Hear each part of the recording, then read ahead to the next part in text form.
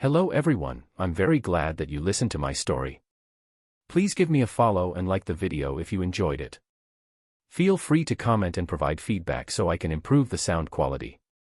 Yes, we invite you to listen to part 5 of the series chapter 197, Calamity Befallen on the 9 St. Demon Gate. 1. The ancient sky city was boiling up with countless existences readying their fists as even more coffins entered the city.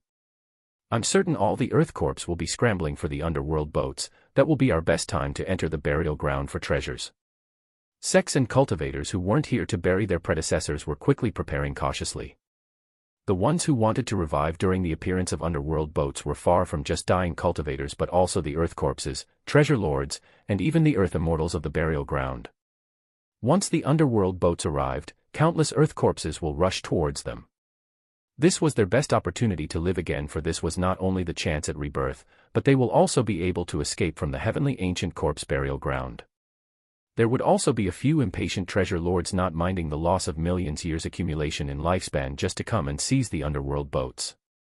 The same case applied to the Earth Immortals. However, their numbers were fewer than the treasure lords, because they already have a more promising rebirth chance due to their dragon veins. So when all the Earth Corpses and treasure lords rushed for the underworld boats, all of the treasures inside the burial ground at that time were coveted by everyone. Even though it was an extremely sinister place, but there were hordes of salivate-inducing treasures such as the treasure metals, godly ores, and sacred woods. More importantly, too many people died at the burial ground, so it was understood that countless life treasures, technique scrolls, and godly items were left behind. Even with the erosion of time causing many lost life treasures at the heavenly corpse burial ground to lose their divine awareness and turn into scrap metals, but those within 300 to 500 years are still usable. Dead Cultivator's universe pouch in this place could also contain unparalleled techniques.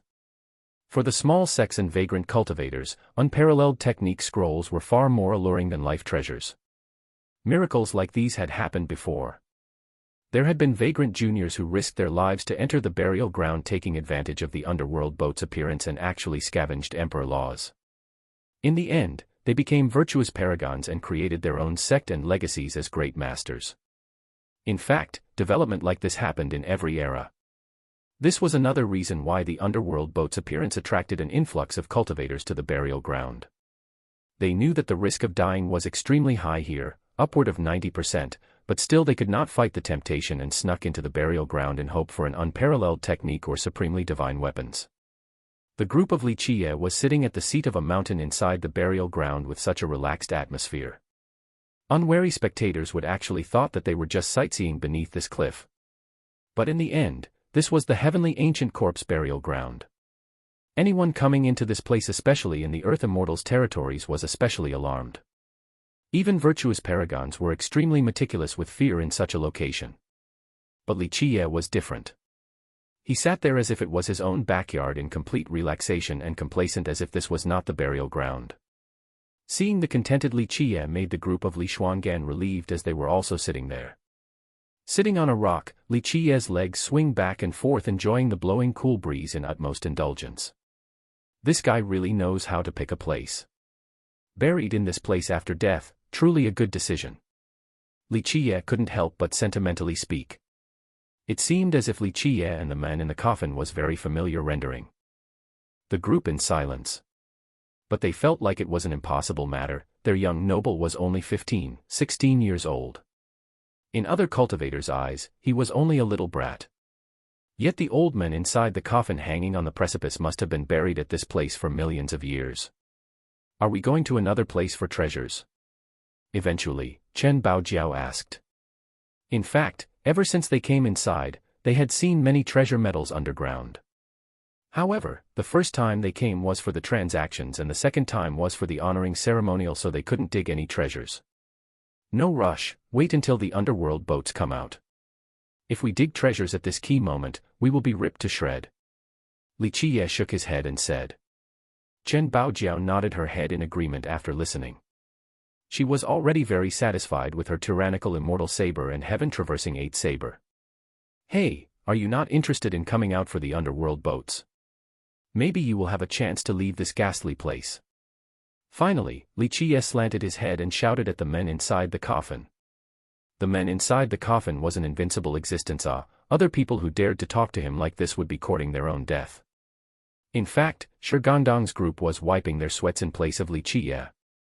If the men inside the coffin became angry, he absolutely was capable of crushing everyone to death with just one hand. However, the men remained silent and did not answer Li Qiye. If you are interested, I can give you a hand. The 500-year spot is already taken by someone. If you want, I will give you a 300-year spot. How about that? Li Qiye smiled and spoke to the coffin. Initially there was no answer, but after a long time, the wooden coffin opened and the man with a hole in his chest finally sat up. Even though his eyes were closed, he still stared at Li Qiye and said, "Are you the type to give out free lunch?" "No. You should know, if we really want to discuss the matters, you still owe me a favor." Li Qiye calmly replied, "But out of pity for your difficult time here, I am already a great person for not asking you to pay the favor." The group of Li Xuangan became speechless. This was a bit too ridiculous. An existence buried for millions of years owed their young noble a favor. However, at this time they understood why this person protected them. "I will give you 300 years, and you will work for me for 100 years, okay? This is a very good deal, much better than you laying here for millions of years." Li Qiye smilingly said. "Not good enough." The man ultimately went back inside and closed his coffin lid. Li Qiye could only shrug and added, "Really, you can do many things in just 200 years. Of course, your wound is also very problematic." After a long moment of serenity, the coffin was opened again. The man sat up and asked Li Qiye, "Can I live for another era?" "If I can live for another era, you can name your price." "Are you joking, huh?" Li Qiye then angrily answered, "Do you think I would still find you if I know how to live for another generation? I would rather keep it for myself, who doesn't want to live for another generation. If I can live for another generation, I will absolutely reach eternality." The old man from the war god temple lived for another era. The eyes-closed man looked at Li Qiye. "Haha, you are talking about the old fellow war god Mu." Li Qiye laughed, heck, of course he was clear about this matter. Naturally, without his aid, war god Mu would definitely not have been able to give for another era. At this point, the crowd of Li Xuangan couldn't help but to glance at Li Qiye. Living for another era, this was indeed a legend. Li Xuangan was even more attentive, because she had heard her master Luan Ri talked about this. War god Mu of the War God Temple did indeed live for another era inside the heavenly ancient corpse burial ground. Living for another era, this chance is too small. I'm afraid there won't be another opportunity in this life. He shook his head and continued on, War god Mu being able to give for another era was merely a gamble, and he actually paid a huge price. In my opinion, wanting to live for another era in this generation, this chance is much smaller than wiping out all the ancient Ming brats. I can wait for the next generation. Having heard this, the man stuck his head back inside the coffin. Haha, wait for the next generation. Li Qiye chuckled and then responded, with just you, I'm afraid you won't be able to live for another era, so why bother caring if there is a chance in the next generation? Since the man in the coffin no longer said anything else, Li Qiye could only shrug and murmured, this personality of yours is still as stinky and hard as manure pit's pebble. The group once again was scared out of their minds because of Li Qiye's words provoking an invincible existence. But what confused them is that the man in the coffin didn't bother to retort, let alone becoming angry, as if he didn't hear what Li Qiye said. Hey, give us a ride, walking out is truly too troublesome. At this point, Li Qiye turned his head towards the man in the coffin and shouted. Such words made the group of Li Xuanan silent and Niu Fen was filled with embarrassment. This was an invincible existence, a preeminent sovereign, who did our young noble think he is? A carriage driver? Or a litter carrier? They were stunned in the moment, for only their young nobles would dare to say such a thing to an invincible existence. During their moment of absence, the man in the coffin held out his hand and lightly shot out a wave with his finger. A godly rainbow immediately appeared and stretched over the heavenly ancient corpse burial ground all the way to its frontier. At this point, the group of Li Xuangan lost control of their bodies as they walked over to the godly rainbow and flew towards the burial ground's frontier. This speed was too fast, for they flew from the Earth Immortal's dragon vein to the frontier in just a blink of an eye. When they reached the frontier, the godly rainbow suddenly disappeared, making the group fell down like potatoes tumbling on the ground. Chapter 198, Calamity Befallen on the 9 Saint Demon Gate, 2, Such a Good Guy. Purposely making me look like a fool. Li Qie murmured after he rolled on the ground. The group of Li Xuangan had nothing but silence. An enlightened being like Shi Gangdang, even if he was 10 times more courageous, he still wouldn't dare to make a comment about such an invincible existence, but their young noble didn't care at all. Bang. When the group intended to return back to the ancient Sky City, there was someone suddenly rushing up and was extremely ecstatic to see them. The person shouted then ran over, but he fell down to the ground before reaching them. Seeing this person, the group of Li Xuangan was quite surprised. He was Zhang Yu of the Cleansing Incense Ancient Sect, but what was even more alarming was that his body was covered in blood. What happened? He was already unconscious while being propped up. Shi Gangdang quickly treated him to wake him up. Seeing his wounds, Li Qie's expression sank as he clearly understood that Zhang Yu was pursued by enemies. Heavenly God Sect. The Heavenly God Sect attacked the resting location of the 9 Saint Demon Gate. Zhang Yu frantically exclaimed as he was gasping for air. Right then, there were more than a dozen people descending from the sky and surrounded Li Qie in a flash. There were an azure energy faintly hidden on their bodies. Seeing Zhang Yu being saved, the leading disciple quickly shouted, "Who are you people?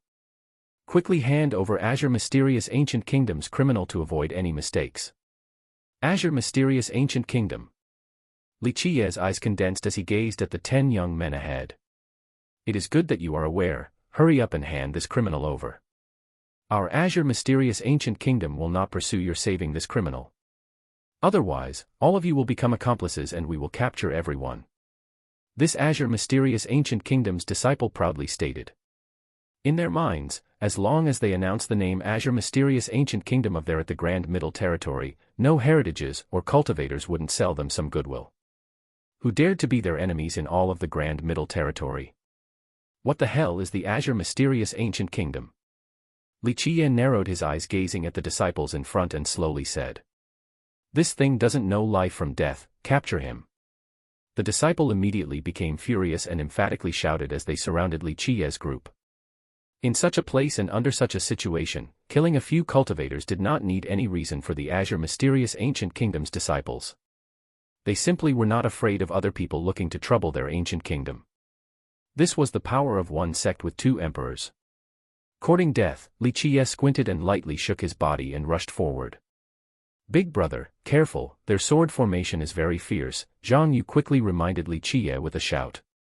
If he didn't escape earlier with the violet diamond cauldron protecting his body, he would have died under the hands of these 10 Azure Mysterious disciples. Even though the 10 ahead had not cultivated for a long time, but their sword formation was very fierce just like a powerful beast. Bang bang bang, noises resonated in the air. Before Zhang Yu could finish speaking, pathetic screams already resounded as the Azure Mysterious disciples were struck flying away as the sounds of their bones broken instilling fear into the hearts of listeners. Li Qie did not use any techniques or merit laws, his body rampaged forward through the life treasures and techniques. Once hit by the hell-suppressing godly physique, everything immediately shattered. The Azure Mysterious disciples like sandbags were knocked away by Li Qie. Many blossoming flowers of blood were spurting high and higher in the air. It was especially beautiful when they fell down. The Azure Mysterious disciples no longer moved after they hit the ground as all the bones in their bodies were broken. Under the impact of the godly physique, it would be a miracle if they managed to survive with such shallow cultivation. Azure Mysterious Ancient Kingdom isn't shit. Li Qie lightly dusted off his collar and calmly said. Zhang Yu with his mouth still open had to recall his words. His apprehension was completely redundant. The Heavenly God Sect got the Azure Mysterious Ancient Kingdom as its backing. Li Xuangan was more worried than anyone else since the 9 Saint Demon Gates resting area was attacked by the Heavenly God Sect. The Azure Mysterious Ancient Kingdom isn't anything. Daring to oppose me, even the soaring immortal sect would still be slaughtered. Li Qie tapered his eyes and slowly said, "Come, we will go back to the ancient Sky City and deal with them." "Big brother," the wounded Zhang Yu quickly called for Li Qie and said, "Big brother too told me that if I meet Big brother, I must tell you to not go back to the ancient Sky City, but find a place for refuge first." The Heavenly God Sect brought many royal nobles, plus, the ancient kingdom also carried a coffin over. I heard that their ancestor could be there. If Big Brother come back to the ancient Sky City, I'm afraid that the ancient kingdom will not let you go. Big Brother 2 implored that Big Brother should still avoid the frontal wind right now. Zhang Yu was able to escape because of Tu Buyu's help. Tu Buyu wanted Zhang Yu to run away just so that he could find Li Qiye and warn him to not come back to the ancient Sky City to meet his death.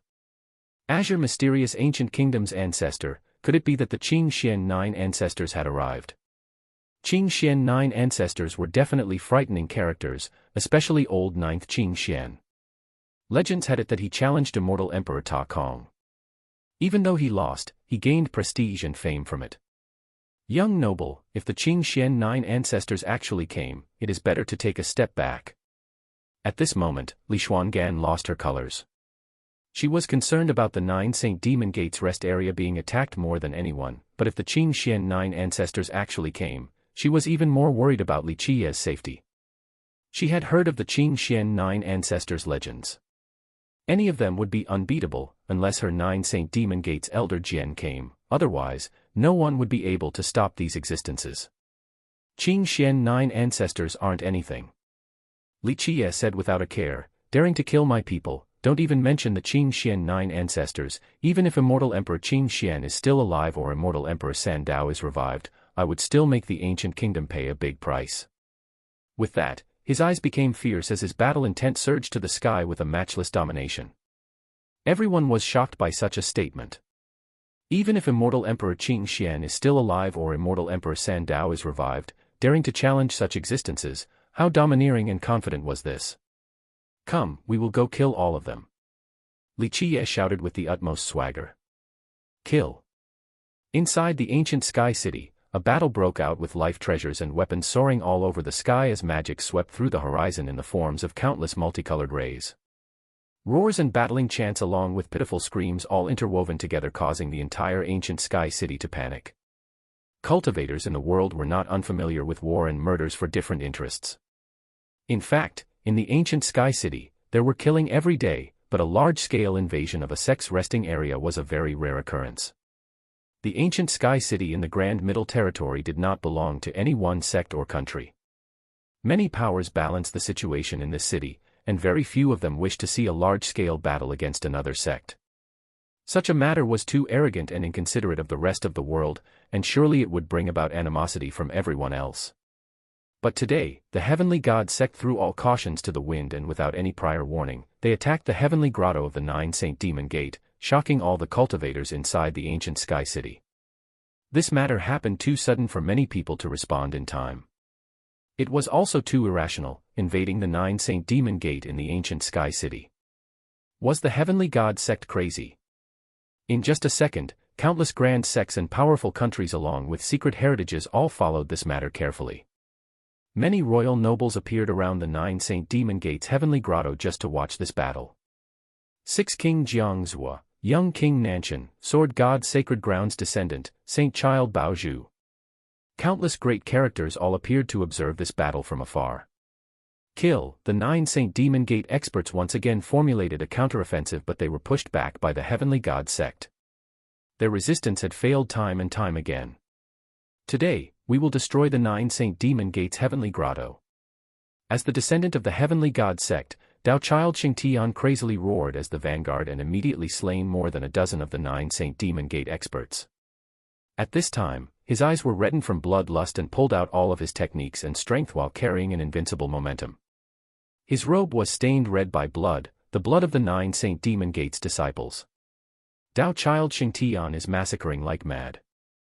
Seeing his savageness, a spectator murmured.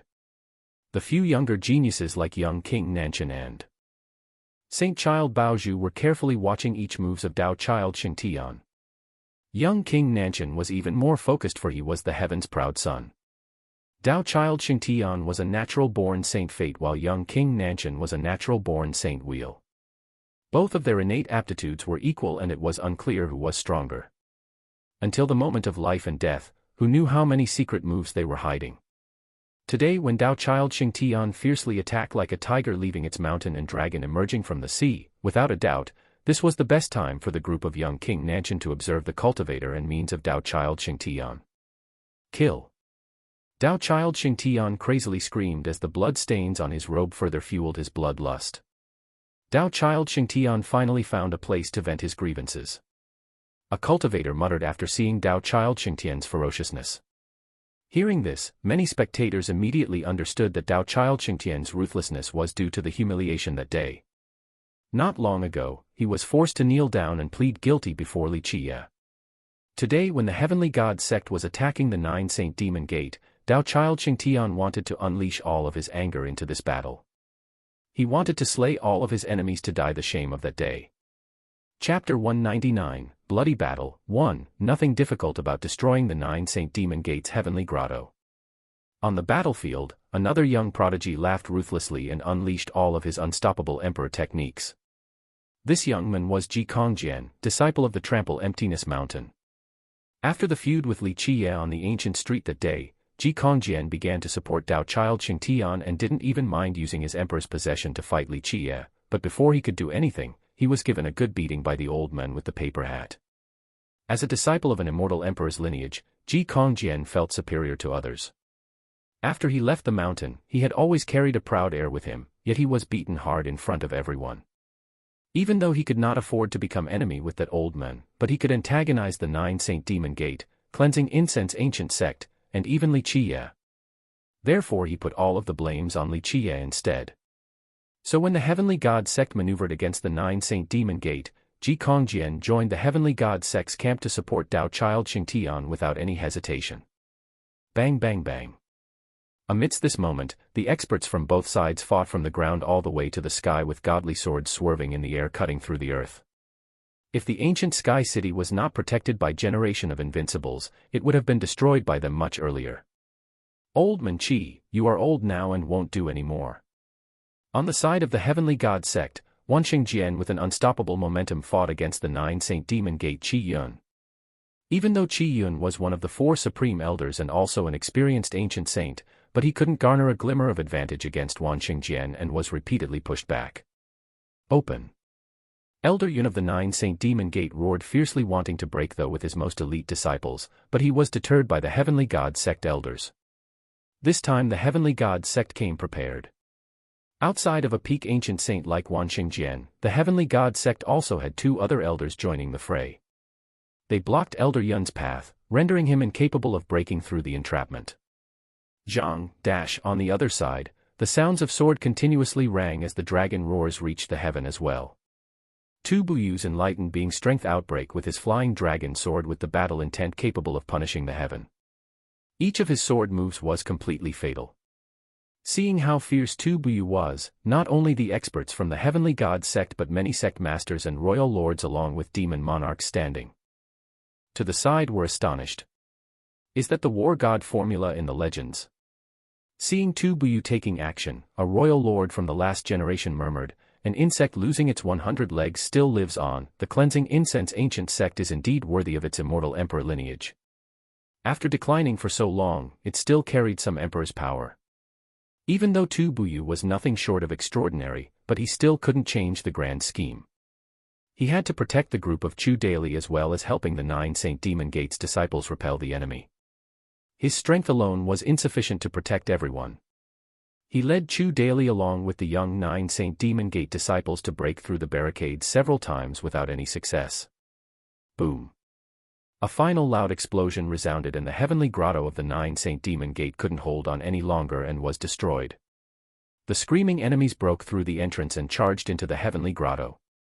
Open the formation, set down the formation stone. Qi Yun roaringly commanded. With his instruction, the heavenly grotto once again thrusted a bright ray forward as the Nine Saint Demon Gate disciples once again activated the formation stone and added a huge amount of refined jades to restore the heavenly grotto's damage. Even this was not enough to make up for the losing situation as the Nine Saint Demon Gate continuously retreated. The Nine Saint Demon Gate had lost its morale, unless there is reinforcement, otherwise they wouldn't be able to hold on to this resting area.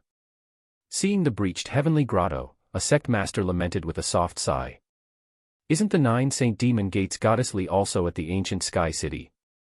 What about that extremely arrogant Li Qiye, didn't he appear recently as well? Seeing the losing momentum of the Nine Saint Demon Gate, a cultivator asked in puzzlement.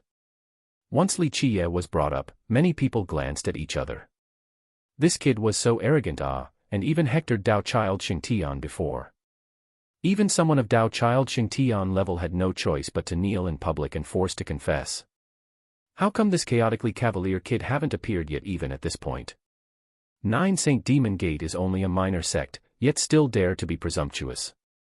At a time when everyone was silent, a bronze chariot appeared on top of the Nine Saint Demon Gate's heavenly grotto. An old man stood on top of the bronze chariot exuding his extremely thick azure aura hovering around his body like a dragon. The bronze chariot below the old man was not pulled by flying beasts but by 4 bronze stallions. The 4 bronze stallions were extremely vibrant, as if they were alive. Moreover, this bronze chariot was extremely ancient beyond antiquity. This bronze chariot was designed for battle, its body was covered with innumerable arrow holes and blade marks.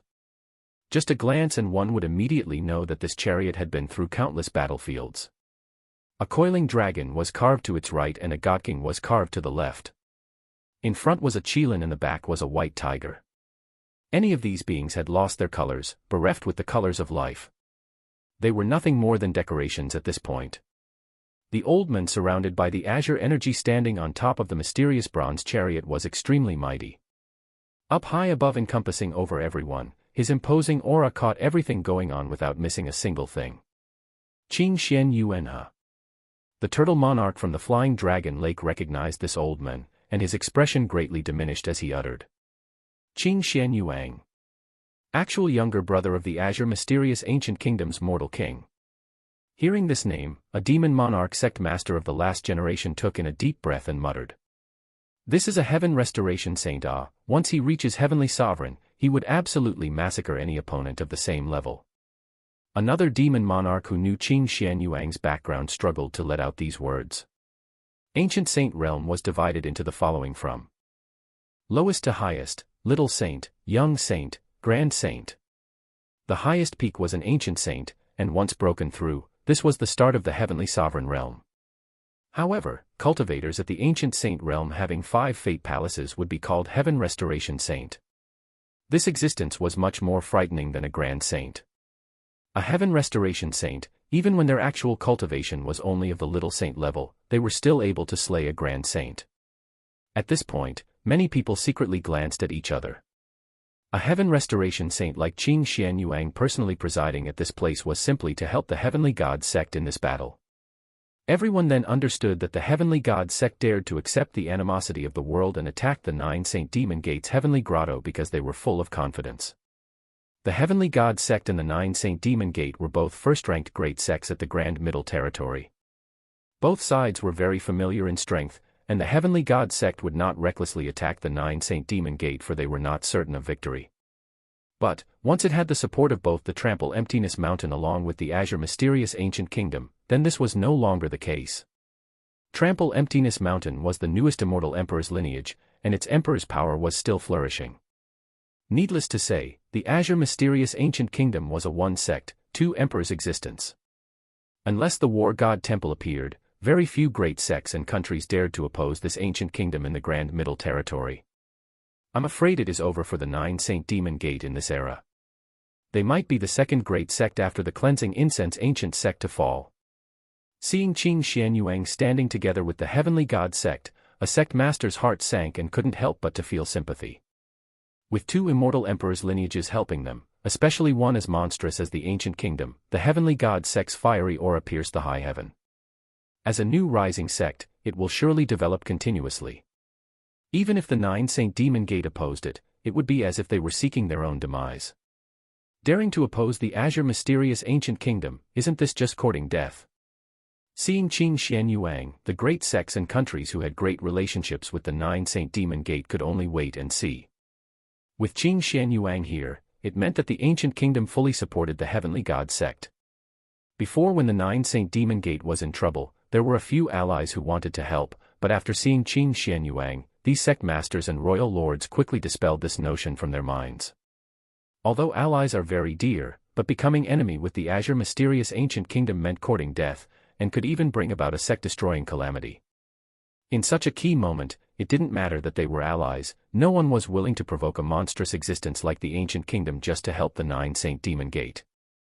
I heard that year at the evil-infested ridge, Li Qie opposed the heavenly prince Qing Xian.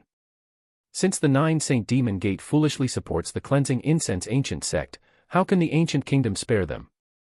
At this point, some people with hidden intentions purposely let out such message in order to incite more uneasiness and chaos.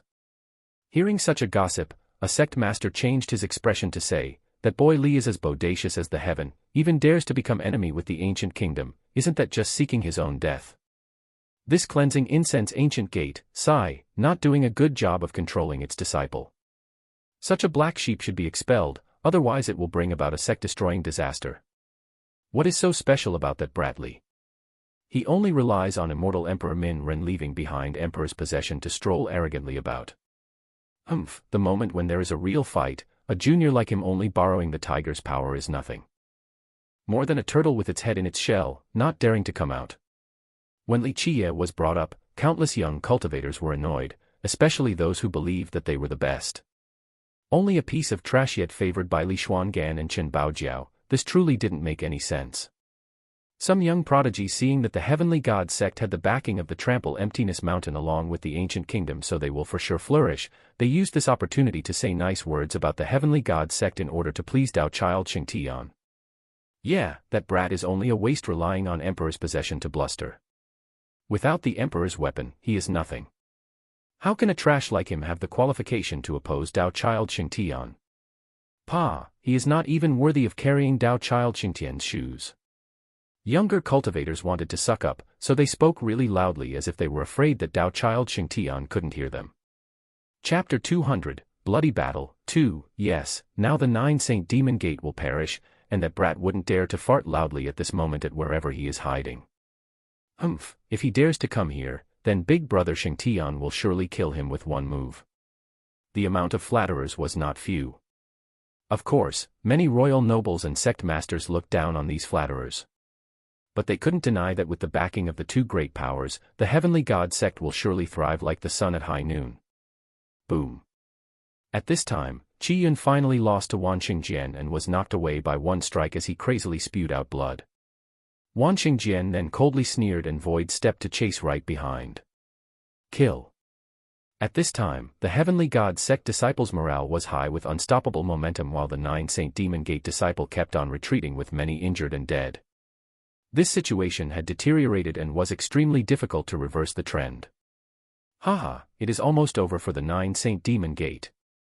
Opposing the heavenly god sect and the azure mysterious ancient kingdom surely will not end well. Seeing the remaining disciples of the Nine Saint Demon Gate with nowhere to go, some cultivators were happily smiling. These flatterers began to speak cold and sarcastic comments, some even mockingly jeered. In fact, not everyone wanted to see the heavenly god sect's ascension. But this was already a foregone conclusion. Heavenly god sect's ancestor was a general under immortal Emperor Ta Kong, so they surely had support from the trample emptiness mountain. Now after climbing up the ancient kingdom, this fortified their inevitable rise. Maybe in this generation, the heavenly god sect will actually become a true kingdom. Where is that haughty and arrogant brat Li hiding at now? The Nine Saint Demon Gate won't do for long, and the brats of the cleansing incense ancient sect over there are finished soon as well. Little Li is probably scared out of his wits and is hiding below his mother's skirt not daring to come out. A young prodigy was very pleased and loudly bursted out in laughter. Bang. But after this young prodigy's words came out, a shadow with unparalleled speed pummeled forward causing him to fly up in the air as blood spurted out like the majestic spring. The crisp sounds of broken bones were heard clearly by everyone nearby. When this prodigy fell to the ground, he was no longer breathing for he was dead on the spot. What about the azure mysterious ancient sect? Do you think such a small sect like this could scare your grandfather? At this time, an unhurried voice rang as Li Qie stepped forward with a cold, high-spirited demeanor looking at the crowd. Li Qie, that brat from the cleansing incense ancient sect. Seeing Li Qie's sudden appearance, everyone couldn't help but became alarmed. Li Qie's cultivation didn't matter. The emperor's possession in his hand alone was enough to make people dread. Li Qie, after seeing his appearance, Dao child Xingtian cried out with a roar. Filled with anger and animosity. Followed his roar was a virtuous paragon's aura shooting up to the sky. Suddenly, all of his blood energy channeled up high in the sky. Tao Child Xingtian wished that he could drink Li Qi's blood and taste his flesh, flaying his skin. He would never be able to erase the humiliation in blood unless he killed Li Qi. So, right when Li Qi showed up, he immediately shouted and took out his virtuous paragon life treasure to directly aim for Li Qi, wanting to kill him before he has the chance to take out the emperor's possession. A declining cleansing incense ancient sect, only an emperor's possession isn't shit. As Tao Child Xingtian was rushing forward, Ji Kongjian also shouted and took out his inkstone with its immediate rolling emperor's power. Tao Child Xingtian and Ji Kongjian had the same thought and both attacked at the same time, wanting to give Li Qi a mortal blow without a chance to take out his emperor's possession. Scram! Before Tao Child's virtuous paragon life treasure could strike down, the separated yin and yang along with the six Tao culminating into a sword traversing the heaven came down with a clank. With just one blow, it repelled the virtuous paragon life treasure. The cry of one sword pulling down the heaven like a flooding waterfall from above came straight down, creating the six Tao sword formation, and in a flash trapped Tao Child Xingtian inside. Opposing my heavenly god sect, your 9 Saint Demon Gate will surely meet its demise. Tao Child Xingtian caught his life treasure and yelled out. At this moment, his life treasure hung above his head and its energy reached the Dipper and Ox constellations above. Li Xuangan naturally wouldn't give Tao Child Xingtian and Ji Kongjian a chance to attack Li Qi together, so her 6 Tao sword immediately slashed straight towards Tao Child. Only a previous loser against me can't reach the apex. Li Xuangan coldly exclaimed like the cold, domineering apricots in the middle of the snow. Kill. Being disdained like this by Li Xuangan caused Tao Child to explode with anger. He shouted and released his life treasure onward. Li Xuangan also roared as her 6 Tao sword traversed the heaven to form a sword formation trapping the heaven and earth along with yin and yang. As the clanking sounds of the sword appeared, the reincarnation cycle of the 6 Tao cut through everything. Li Xuangan wielding the 6 Tao sword had a heavenly oppressive aura. With her sword formation sweeping through the sky, Tao Child Xingtian was still at a disadvantage even with his virtuous paragon life treasure. One had to know that the 6 Tao sword was much stronger than a virtuous paragon life treasure. Boom. With a blink of an eye, the inkstone in Ji Kongjian's hand surged with a deluge of emperor's power and turned into the word subjugate, and it immediately felt as if an immortal emperor striking forward with his spear. An immortal emperor's subjugation shook the heaven and earth, causing the sky and clouds to lose their colors as all beings prostrate in worship. The celestials above immediately lost their glimmers. Zhang, the sound of the zither appeared as Li Qi began to pluck his ancient instrument. The emperor's power intensified, turning into a heavenly sword hanging above the 9 heavens. One swing to destroy all 6 Tao, and one swing to collapse the yin and yang. Boom. Another loud explosion occurred, trembling the entire ancient sky city. One sword versus one spear, blow for blow over millions of miles, creating fiery sparks that were more blinding than even the sun in the sky. As if sun after sun were exploding from the impacts. As the emperor's powers raged above the ancient sky city, countless people's legs became weak as they sat straight down on their butts. Under the emperor's power, even enlightened beings were shaking in fear. Again. After an unsuccessful strike, the arrogant Ji Kongjian angrily roared and propelled the inkstone, causing all the inks inside to immediately turn into the word subjugate. All of the remaining emperor's power amalgamated. Under this one attack. Zhang Li Qi played the zither one more time without holding anything back.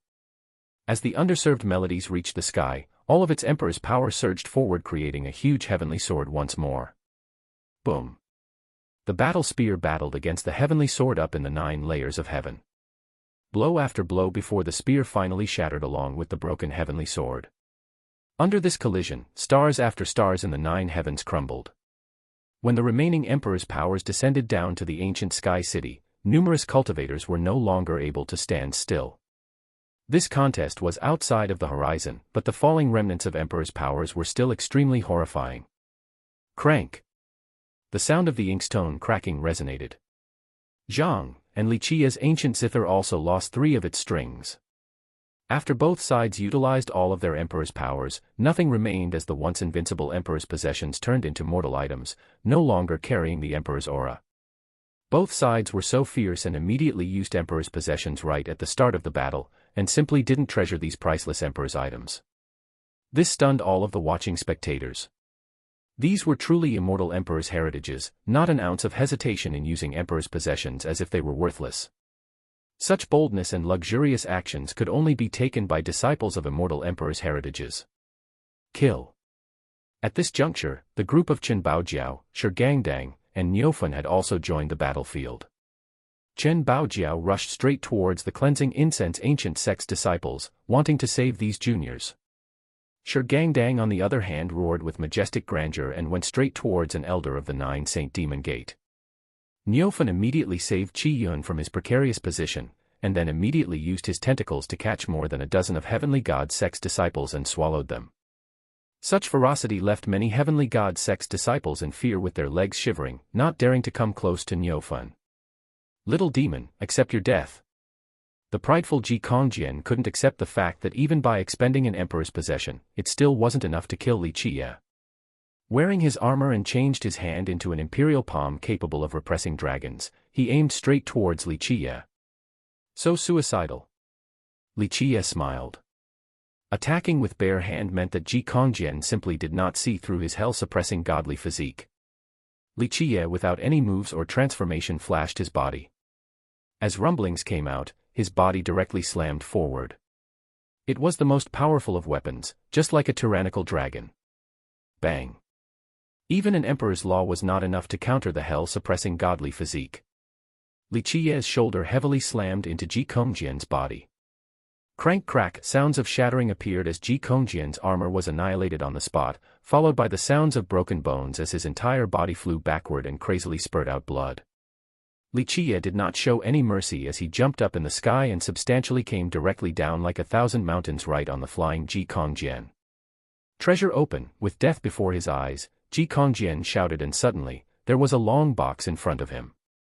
It opened, followed by an immediate flying saber slashing forward. The flying saber's speed was unparalleled. This blade was like the crescent moon in the night sky, pretty and flirtatious yet coldly severe. Boom. Li Qiye's attack was met by the slashing saber, resulting in a loud blast. Blood was spilled as Li Qiye was cut by the flying saber. Even his fortified body was chopped, leaving a deep cut revealing bare bones. This flying saber had a remarkable origin, but the hell-suppressing godly physique was not just for show. Clank, sound bellowed. It did not matter that his body was cut, the thing knocked flying away in the end was still the flying saber. This flying saber with its frightening origin was still suppressed under Li Qiye's physique and became dull without any brilliance. Chapter 201, Tetrawar Bronze Chariot. 1. The shocked crowd took a deep breath at the sight of Li Qiye using his body to block the saber. Who would dare to use their own flesh to block a treasure saber? Li Qiye didn't try to escape and actually hammered the saber. Such crazy valiant despite his injury. Hand me the sword. Li Qiye roared. Li Xuangan at this time was busy trapping Dao Child Xingtian within her sword formation. After hearing Li Qiye's words, she unhesitatingly turned the 6 Dao sword into a bright light which instantly flew into Li Qiye's hand. Kill Dao Child Xingtian, like a ferocious tiger escaping its cage, became even more fierce. With a loud boom, his blood energy soared to the sky as his 4 fate palaces coalesced above his head, creating an endless boundary. Li Xuangan, accept your death. After arranging his 4 palaces into a boundary, he further condensed it into one location. Heavenly Noble, numerous people cried out after seeing the domain formed by the 4 fate palaces, while others took in deep breaths. Even young King Nanshan and Saint Child Baozhu became serious as they gazed towards Dao Child Xingtian. Cultivator's realms were in this order from low to high: Palace Foundation, Palace Expansion, Yun Physique, Provisional Palace, Inner Longevity, Heaven's Mandate, Warrior Canopy, Purified Rebirth, Heaven's Primal, Fertility God, Mysterious Fate. Among these realms, Fertility God cultivators could be bestowed the title Named Hero, Mysterious Fate cultivators could be bestowed the title Royal Noble. Royal Noble also had 4 different levels, from low to high in the following order: New Noble, King Noble, Rebelling Noble, Fate-Destroying Noble. Once Fate-Destroying Nobles reached grand accomplishment, they could step into the Enlightened Being realm. However, this Royal Noble realm was the second time when cultivators can open new Fate Palaces. At the Provisional Palace realm, cultivators would have 2 Fate Palaces. Royal Noble was the second opening period, and new nobles at grand accomplishment would have their third Fate Palace. However, even above this level, if a cultivator possessed extraordinary wisdom or frightening talent, then this person could open a fourth Fate Palace. It was an incredible matter to open the fourth Fate Palace, and that person would escape the 4 levels of Royal Nobles. Once it was opened, then it didn't matter whether the person's cultivation was at the new noble, king noble, rebelling noble, or fate-destroying noble level. They would be called heavenly noble regardless. Only royal nobles with 4 Fate Palaces could be called heavenly noble.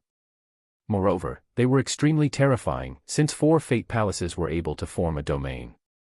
Once trapped inside the domain formed by the 4 palaces, the opponent would be suppressed by its absolute power. After being humiliated by Li Qie last time, Dao Child Xingtian became even more courageous and emotional as he stepped forward to open the 4th Fate Palace recently. 4 Fate Palaces transforming into a domain to achieve the heavenly noble title at last. Even a fate-destroying noble would lose their colors after hearing about this accomplishment. At this time, Dao Child Xingtian had escaped the formation, so he did not hold anything back. He unleashed his endless domain towards Li Xuangan. How could people not be amazed at the sight of a 4 palaces heavenly noble? This was the genius of a generation. Dao Child Xingtian with his amazing Saint Fate aptitude achieving heavenly noble was shockingly outside of everyone's expectation. Right when the 4 palaces domain swept towards Li Xuangan, everyone lost their colors and assumed that Li Xuangan's fate was sealed. Boom. But with a bang, the 4 palaces domain immediately exploded with crack after crack appearing. Suddenly, the celestials shifted as 5 Fate Palaces reached the heaven, shattering the 4 palaces domain. Grand Dao Noble, seeing the 5 Fate Palaces, everyone became overwhelmed with horror as their faces went pale. Needless to mention royal nobles and enlightened beings, even previous generation ancient saints were dumbstruck, including a heaven restoration saint like Qin Xianyuang. Qin Xianyuang lived during the difficult Dao era with transcending talents. But even when he was younger, he had only obtained 4 Fate Palaces. It wasn't until he became an ancient saint that he opened his 5th to become a generational heaven restoration saint. But Li Xuangan was still so young, yet she was able to open 5 Fate Palaces. Qin Xianyuang, a person who can flip over rivers and boil the ocean itself, was appalled. Such a genius would absolutely massacre enlightened beings and decapitate ancient saints in the future. At this time, what else could anyone do but be in awe at Li Xuanyan's achievement? Even geniuses like Dao Child Baozhu, young King Nanchen, and even by Jianzhen, descendant of the sword god Sacred Ground. 4 palaces to form a domain, 8 palaces to form a kingdom, 12 palaces to form the heaven. Higher number of Fate Palaces indicated greater strength with boundless majestic life energy as the true fate controlled the Grand Dao. 5 palaces royal nobles were referred to as Grand Dao Noble, and they were even more powerful than heavenly noble. The 2 exceeded the limitation of the royal noble realm, and a Grand Dao Noble could even kill an enlightened being in battle, and a grand accomplishment Grand Dao Noble could even challenge ancient saints. How could people not turn pale witnessing such a terrible existence? Boom. Dao Child Xingtian's 4 palaces domain faltered completely. Even though heavenly nobles were powerful, but when meeting a Grand Dao Noble, they could only be suppressed. 4 palaces domain could not compete against a 5 palaces domain. After his domain fell, the absolute domain of Li Xuangan like a millstone knocked Dao Child Xingtian flying away on the spot as he spurted out flesh blood. Comparing talents, you are not even close. Li Xuangan exclaimed with her cold eyes exuding overbearingly arrogance and a suppressive aura, like a goddess descending from the heaven, eliciting love and awe from spectators. Everyone gasped at the sight of a Grand Dao Noble. But, on a more careful thought, this was rather reasonable. Li Xuangan was a Saint Fate, King Physique, and King Wheel. Even though Dao Child Xingtian was also a Saint Fate, but he was not comparable to Li Xuangan. In recent years, Dao Child Xingtian was renowned in the Grand Middle Territory only because Li Xuangan had always kept a low profile. Especially after following Li Qie, she appeared even more seldom than before, otherwise, his fame wouldn't necessarily be as great as hers. This monstrous domination made unconvinced people with no options but to be convinced. 5 palaces royal noble. Grand Dao Noble. This qualified her to be domineering no matter where she went. Dao Child Xingtian's face was reddened from anger. His great achievement of heavenly noble was enough for him to be proud, but he didn't think that Li Xuangan, who was also a Saint Fate, would completely dominate him by being a Grand Dao royal noble. Treasure, open. Ji Kongjian once again shouted right when Li Xuangan knocked Dao Child flying away. Since his flying saber injured Li Qiye, he got the opportunity to recuperate, and with his roar, all of his blood energy went into the godly saber treasure box behind his back. A bang sounded as the godly saber treasure box of Ji Kongjian exuded a light as a shadow emerged from it with its one eye closed. However, in just an instant, the solitary eye opened, releasing a light like the godly saber. This one light slashed forward just like a godly saber, cutting through time itself with a tyrannical velocity. A blade that frightened the heart, a blade with such extreme speed startled everyone. This godly saber treasure chest was absolutely an item from immemorial time. Only a solitary gaze divine saber, nothing more. Li Qiye laughed loudly, then he raised the 6 Dao sword in his hand up into the sky and unleashed a 6 Dao slash, first sword of 3, void emotion sword. This emotionless sword was unblemished in the sky. Its extreme purity symbolized uprightness. The heaven and earth possessed the yin and yang was the proper path. First sword of 3, void emotion sword. This was the 3 techniques Li Qiye learned from the 6 Dao sword, and the 3 moves were heaven, earth, and mortal. Before the heavens could show any emotions, the seas would run dry and the stones become soft. 1. Cultivation was a path void of emotions, and the heavens were even more heartless. With this emotionless sword slashing down with boundless majesty, it was not a second-rate murderous Dao filled with vicious cruelty, but it was the pure Dao of void emotion. Under this sword encompassing the sentence of the heavens with emotionless righteousness. Boom. This sword froze the heaven and split the earth. Another terrible thing happened as Li Qiye's Kunpeng rushed out of his fate palace using its dark space transformation to allow Li Qiye's sword to reach a speed that was capable of cutting time itself. This sword was void of any emotions and slashed away any concept of time was still not the most frightening phenomena. Li Qiye's hell-suppressing godly physique erupted with a power that suppressed all existences, even the gods and devils. Using the hell-suppressing godly physique to unleash one slash of the heavenly Dao was truly horrifying. The void was cut open and strange phenomena began to appear. This one sword was not only powerful but struck out with the speed of a Kunpeng, it also carried the supreme immortal power of immeasurable weight. The nether collapsed and there were countless chaotic gaps in the sky as time and space were broken into nothingness. Everyone present felt dismay while witnessing this sword. It was truly tyrannical. Even the sword god's sacred grounds descendant by Jianjin, who used the sword to become invincible, also lost her color. She had went very far on the path of the sword, but seeing this sword of Li Qiye, she was also appalled. This sword already had the style of an emperor's sword. Bang. Even the godly light of the flying saber could not hinder this sword and was split apart. Li Qiye's sword did not deviate from its path as it kept on slashing towards the one-eyed giant. The one eye of the giant immediately emanated a blinding brilliance seeing this sword and turned into a supreme sword Dao as the sword hymns filled the air. In an instant, inside the ancient sky city, all cultivators' swords were singing hymns in resonance. Such a phenomenon surprised everyone. This treasure was truly great. Even causing a royal noble to murmur, "I'm afraid this has to be a treasure of the gods. Just one ray like before yet still dare to be arrogant in front of your father, but this solitary eye is almost worthy." Li Qiye shouted. While the 6 Dao sword hovered above him absorbing all the yin and yang from the sun turning it into the utmost pinnacle of all yang energy in this world. This one sword combined with the heaven and earth's yang power along with all existence's righteousness, causing the heavenly sword of Li Qiye to become tyrannically invincible. This sword was the most extreme of yang, and the technique was supremely righteousness. These two combined into the most powerful stoic sword. The majesty of the Grand Dao and the aura of emperors would not be any more amazing than this. Bang. Even the sword Dao created by the One Eye could not stop this slash from the 6 Dao sword. It shattered the sword Dao and cut through the one-eyed giant followed by many cracking noises. Even though the godly saber treasure box of Ji Kongjian had an amazing origin, but it was far too lacking compared to the 6 Dao sword. TN1, this line is saying that it would be an eternity before the heavens gain emotion/mercy. Chapter 202, Tetrawar Bronze Chariot, 2, Ji Kongjian's blood violently sprayed.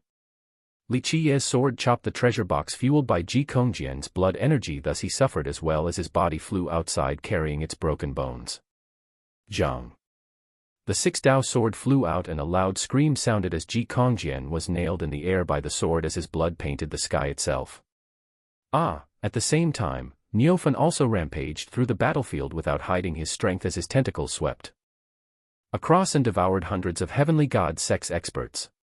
His hand also stretched across the air and ripped apart Wan Xingjian's hand apart from his body. This scene shocked many people, for Wan Xingjian was a grand saint at grand accomplishment with 1 foot into the heavenly sovereign realm. One had to know that without heavenly kings, heavenly sovereigns could rule over all existences. But at this moment, he was being ripped apart by this snail. Everyone drew a cold breath with Ji Kongjian nailed in the air by Li Qiye's one sword as they glanced at the person next to them. This guy had not reached the royal noble realm, and was not even a royal noble, but why was he so perplexingly powerful like this? At this time, young geniuses such as young King Nanshan, Saint Child Baozhu, and even Bai Jianzhen's eyes shimmered. It was not strange for Li Xuangan to be unrivaled as a genius, but everyone knew Li Qiye was a mortal fate, mortal physique, and mortal wheel. Saint Child Baozhu's deep eyes hid his emotions, but his heart was shivering. He knew Li Qiye's physique was amazing and suspected that Li Qiye was cultivating an immortal physique. However, he was not so sure, but if this was the true, then it would be a great threat to him. As for young King Nanshan, his eyes coldly glinted while carrying a solemn expression. His cousin Nanshan Hao died at the hand of Li Qiye. His murderous intent became even stronger today after seeing Li Qiye, for he will surely be a great enemy to him if not nipped in the bud. As for Bai Jianzheng, the descendant of the sword god's sacred ground, her sword intent was surging all the way to the sky. When it came to the sword, the sacred ground had always been number 1. But after seeing Li Qiye's slash, she was excited to try as well. Li Qiye strode forward and looked at the nailed Ji Kongjian in the sky and spoke in an unruffled manner, "One emperor's possession and one godly saber, yet still dare to be arrogant. Bring an emperor's weapon here if you want to play with me. Without an emperor's weapon, you are bringing about your own destruction. Kid, I am a trample emptiness mountain's disciple. If you dare to even touch a hair of mine, we will surely destroy your cleansing incense ancient sect." Ji Kongjian's life was hanging on a thread, being nailed in the sky with his blood staining the horizon. However, he still sternly shouted, "Trample emptiness mountain." Li Qiye smiled and stomped down, resulting in a scream along with the cracking sounds of broken bones, sending chills to all listeners. "Stop." Qing Xianyuang finally couldn't sit idly by any longer and lightly shouted. The chariot's refined jades lit up and the chariot immediately flew forward. By this time, the battlefield was not looking good as cries and shrieks resounded. The 9 Saint Demon Gate had began to reverse its losing swing, especially after the Heavenly God sect lost their main vanguards, Dao Child Xingtian and Wan Xingjian. The overarching situation became increasingly disadvantageous for the Heavenly God sect. Qing Xianyuang immediately came over, looking Li Qiye, then demanded, "Junior, let go of nephew Ji, and I can spare your life." Qing Xianyuang taking action immediately rendered the spectating crowd breathless. To many people, Li Xuangan was a genius, but she was not to the level that could shake ancient kingdoms. Everyone would have to give Qing Xianyuang some face since he represented the Azure Mysterious Ancient Kingdom. Azure Mysterious Ancient Kingdom was a sect with 2 emperors. If they interfered, who dared not to give them face? Both the Heavenly God sect and the 9 Saint Demon Gate were not comparable to the Ancient Kingdom. "What are you?" Li Qiye didn't bother to glance at him. Finished speaking, the 6-dao sword cut Ji Kongjian in half with a zhang. With a pitiful "ah," Ji Kongjian was slashed in half. His skull was split open, so even if his body was restored, he would not be able to live for much longer. Qing Xianyuang was too late to the rescue. Li Qiye's sword was too fast, and even he didn't expect that this kid wouldn't give him any face. Many spectators were stunned with their eyes wide opened. Such murderous determination, not leaving any face for Qing Xianyuang. This was an expert from the Azure Mysterious Ancient Kingdom, the brother of the mortal king Qing Xian. Many audacious geniuses were always arrogant, but at the moment when they stood in front of a giant monster such as the Azure Mysterious Ancient Kingdom, they had to think twice about becoming its enemy. But this 15, 16 years old boy ahead was true to his words. "What are you?" He essentially didn't put the Azure Mysterious Ancient Kingdom into his sight with his level of unbridled haughtiness. "Kid, since you want to die, don't blame me for being ruthless." Qing Xian Yuang instantly became angry, and he shouted, followed by rising saint aura. A group of fate palaces emerged with its boundless domain soaring straight towards Li Qie, aiming to pull him inside. Heaven Restoration Saint's 5 palaces domain would even refine a grand saint once they're trapped inside. Many people couldn't help but gasp. This kid is dead for sure. Even grand saints cannot escape from a Heaven Restoration Saint's domain. A sect master murmured. Be careful. Seeing the 5 palaces domain, Li Xuanyan's group immediately reminded Li Qie in astonishment. XSHHHH, at this juncture of life and death, Li Qie suddenly whistled at a rapid pace. Under this sound were many different, indiscernible musical rhythm and speed. Nay. In this very moment, horses' cries rang. With a boom, the bronze horses charged forward. Qing Xian Yuang, who was standing on top of the chariot, initially wanted to trap Li Qie inside his domain, but at this time, his body was flipped upward for more than 1,000 miles. Even an ancient saint like him could not maintain his stability and prevent the chariot from turning him over. Bang! Qing Xian Yuang was struggling as his body shot up high. Even his techniques couldn't steady his body. The bronze chariot lifting force was capable of overturning the heavens, horizon and grand earth. Bang, bang, bang, with just a blink of an eye, the bronze horse chariot originally sat on by Qing Xian Yuang rushed over towards Li Qie and stood right in front of him. Good little horses, good little horses. Li Qie gently patted on the 4 bronze horses' heads. Each of his pats contained mysterious arrangements. After each pat, a strange magical rune appeared on the horse's head. Eventually, Li Qie stood by their side and whispered into their ears. Nay, nay, nay. The unbelievable matter happened. The 4 bronze horses suddenly flared out their eyes as hissing sounds resonated. At this moment, the eyes of the 4 bronze horses became vibrant and vivid, just like real-life ones. What was even more incredible was that the 4 horses seemed to be alive and used their heads to nudge Li Qie affectionately, as if they had met a loved one.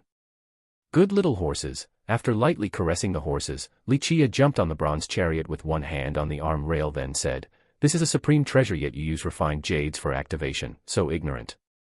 Under a light tap from Li Qie, cracking sounds reverberated. All of the engraved refined jades on the chariot fragmented into pieces and fell down. Boom. Finally, the 4 bronze horses leapt into the sky, pulling along the bronze chariot with a thunderous noise. In this very moment, the true dragon coiled over the empty sky and the divine phoenix soaringly followed. The white tiger was crouching down and silently observing while the qilin was expanding on the Tao. The true appearance of the bronze chariot created a sweeping emperor's aura in the air in all of its towering tyranny. Different images began to appear as if an immortal emperor was departing on an adventure. The chariot carried Li Qie around in a circle before stopping. The 4 bronze horses trampled on the sky in high spirits with a momentum like a profound dragon soaring in the sky or a fierce tiger leaving its mountain, a feeling of vast sea for the fishes to swim freely and a high sky for the birds to fly with liberty. Tetrawar bronze chariot, Li Qie murmured while gently stroking the bronze chariot with endless remembrance. At the same time, the bronze chariot seemed to have its own sentience and emitted pure sounds from Li Qie's touch. The Tetrawar bronze chariot carried countless memories of Li Qie as the dark crow for millions of years, for it used to be his carriage. In many eras, the moment the Tetrawar bronze chariot appeared, the gods had to retreat and even existing immortal emperors had to greet in person. This chariot left Li Qie with too many recollections. It followed his battles throughout the 9 heavens and 10 earths. It fought against gods and devils, and even punished immortal emperors. Countless wars that frightened the world eternally were fought with him riding this bronze chariot.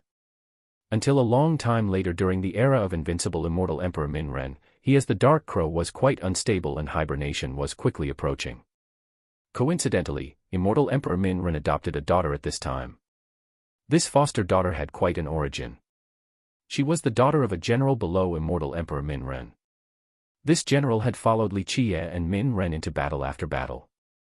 Especially during the last battle for the Heaven's Will, he fought to the very bitter end and died in battle. As the Dark Crow, he promised this general to train his descendants in the future.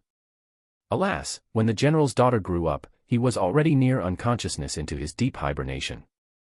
Since he couldn't train her personally, Li Qie left the daughter of this divine general to immortal Emperor Minren, and gave his chariot, his symbol, to her in order to show her status. Immortal Emperor Minren then took her in as a daughter as well, a disciple of the cleansing incense ancient sect. All the way until she passed away, this chariot representing the supreme identity was also left behind at the sect.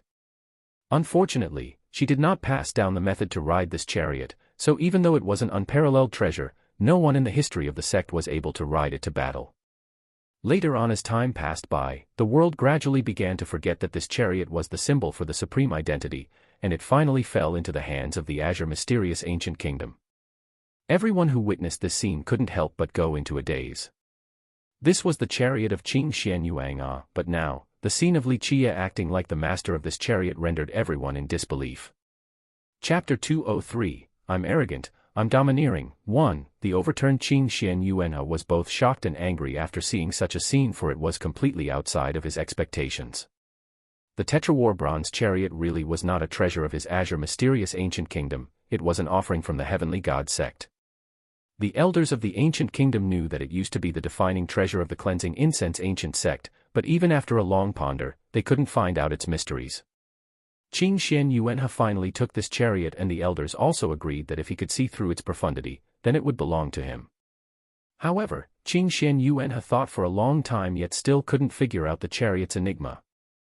Ultimately, he was at a dead end, so he had to engrave refined jades and use them to move the bronze chariot. After owning it for so long, he had never seen such a scene before. Until now, he only thought that the 4 bronze horses were only crafted from godly or into treasures, but from today's sight, this was not the case.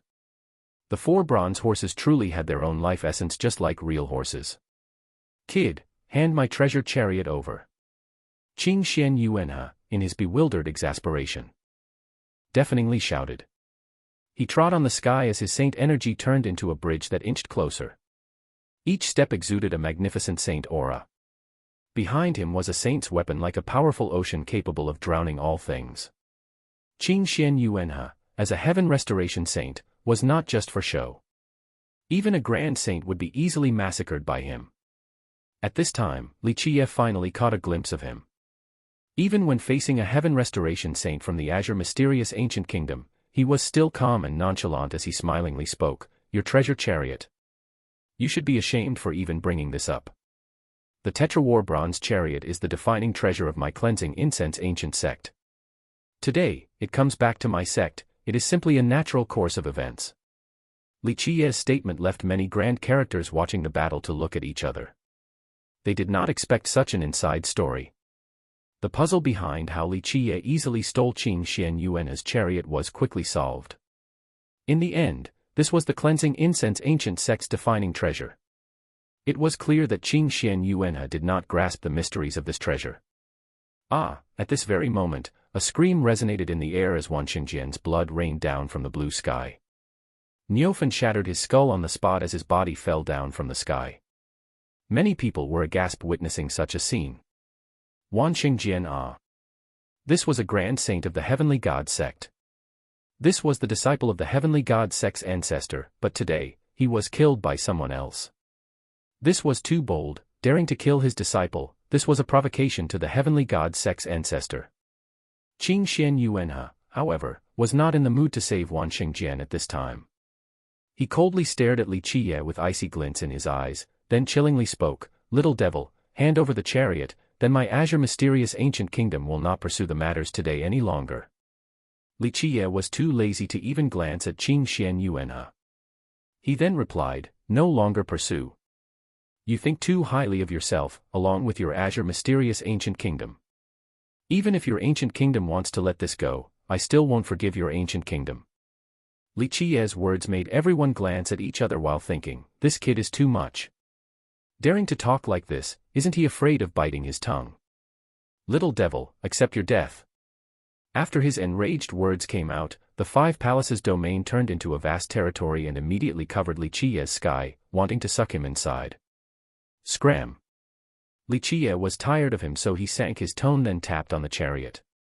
Nay, the Tetrawar bronze chariot smothered the sky as it rushed forward while stomping heavily towards the approaching territory. Boom! After a loud explosion, an incredible thing happened.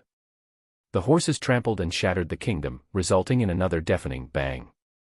There was a huge crack that appeared in the middle of the five palaces domain as the now bloodied Qing Xian Yuanhe was kicked flying away by the four bronze horses.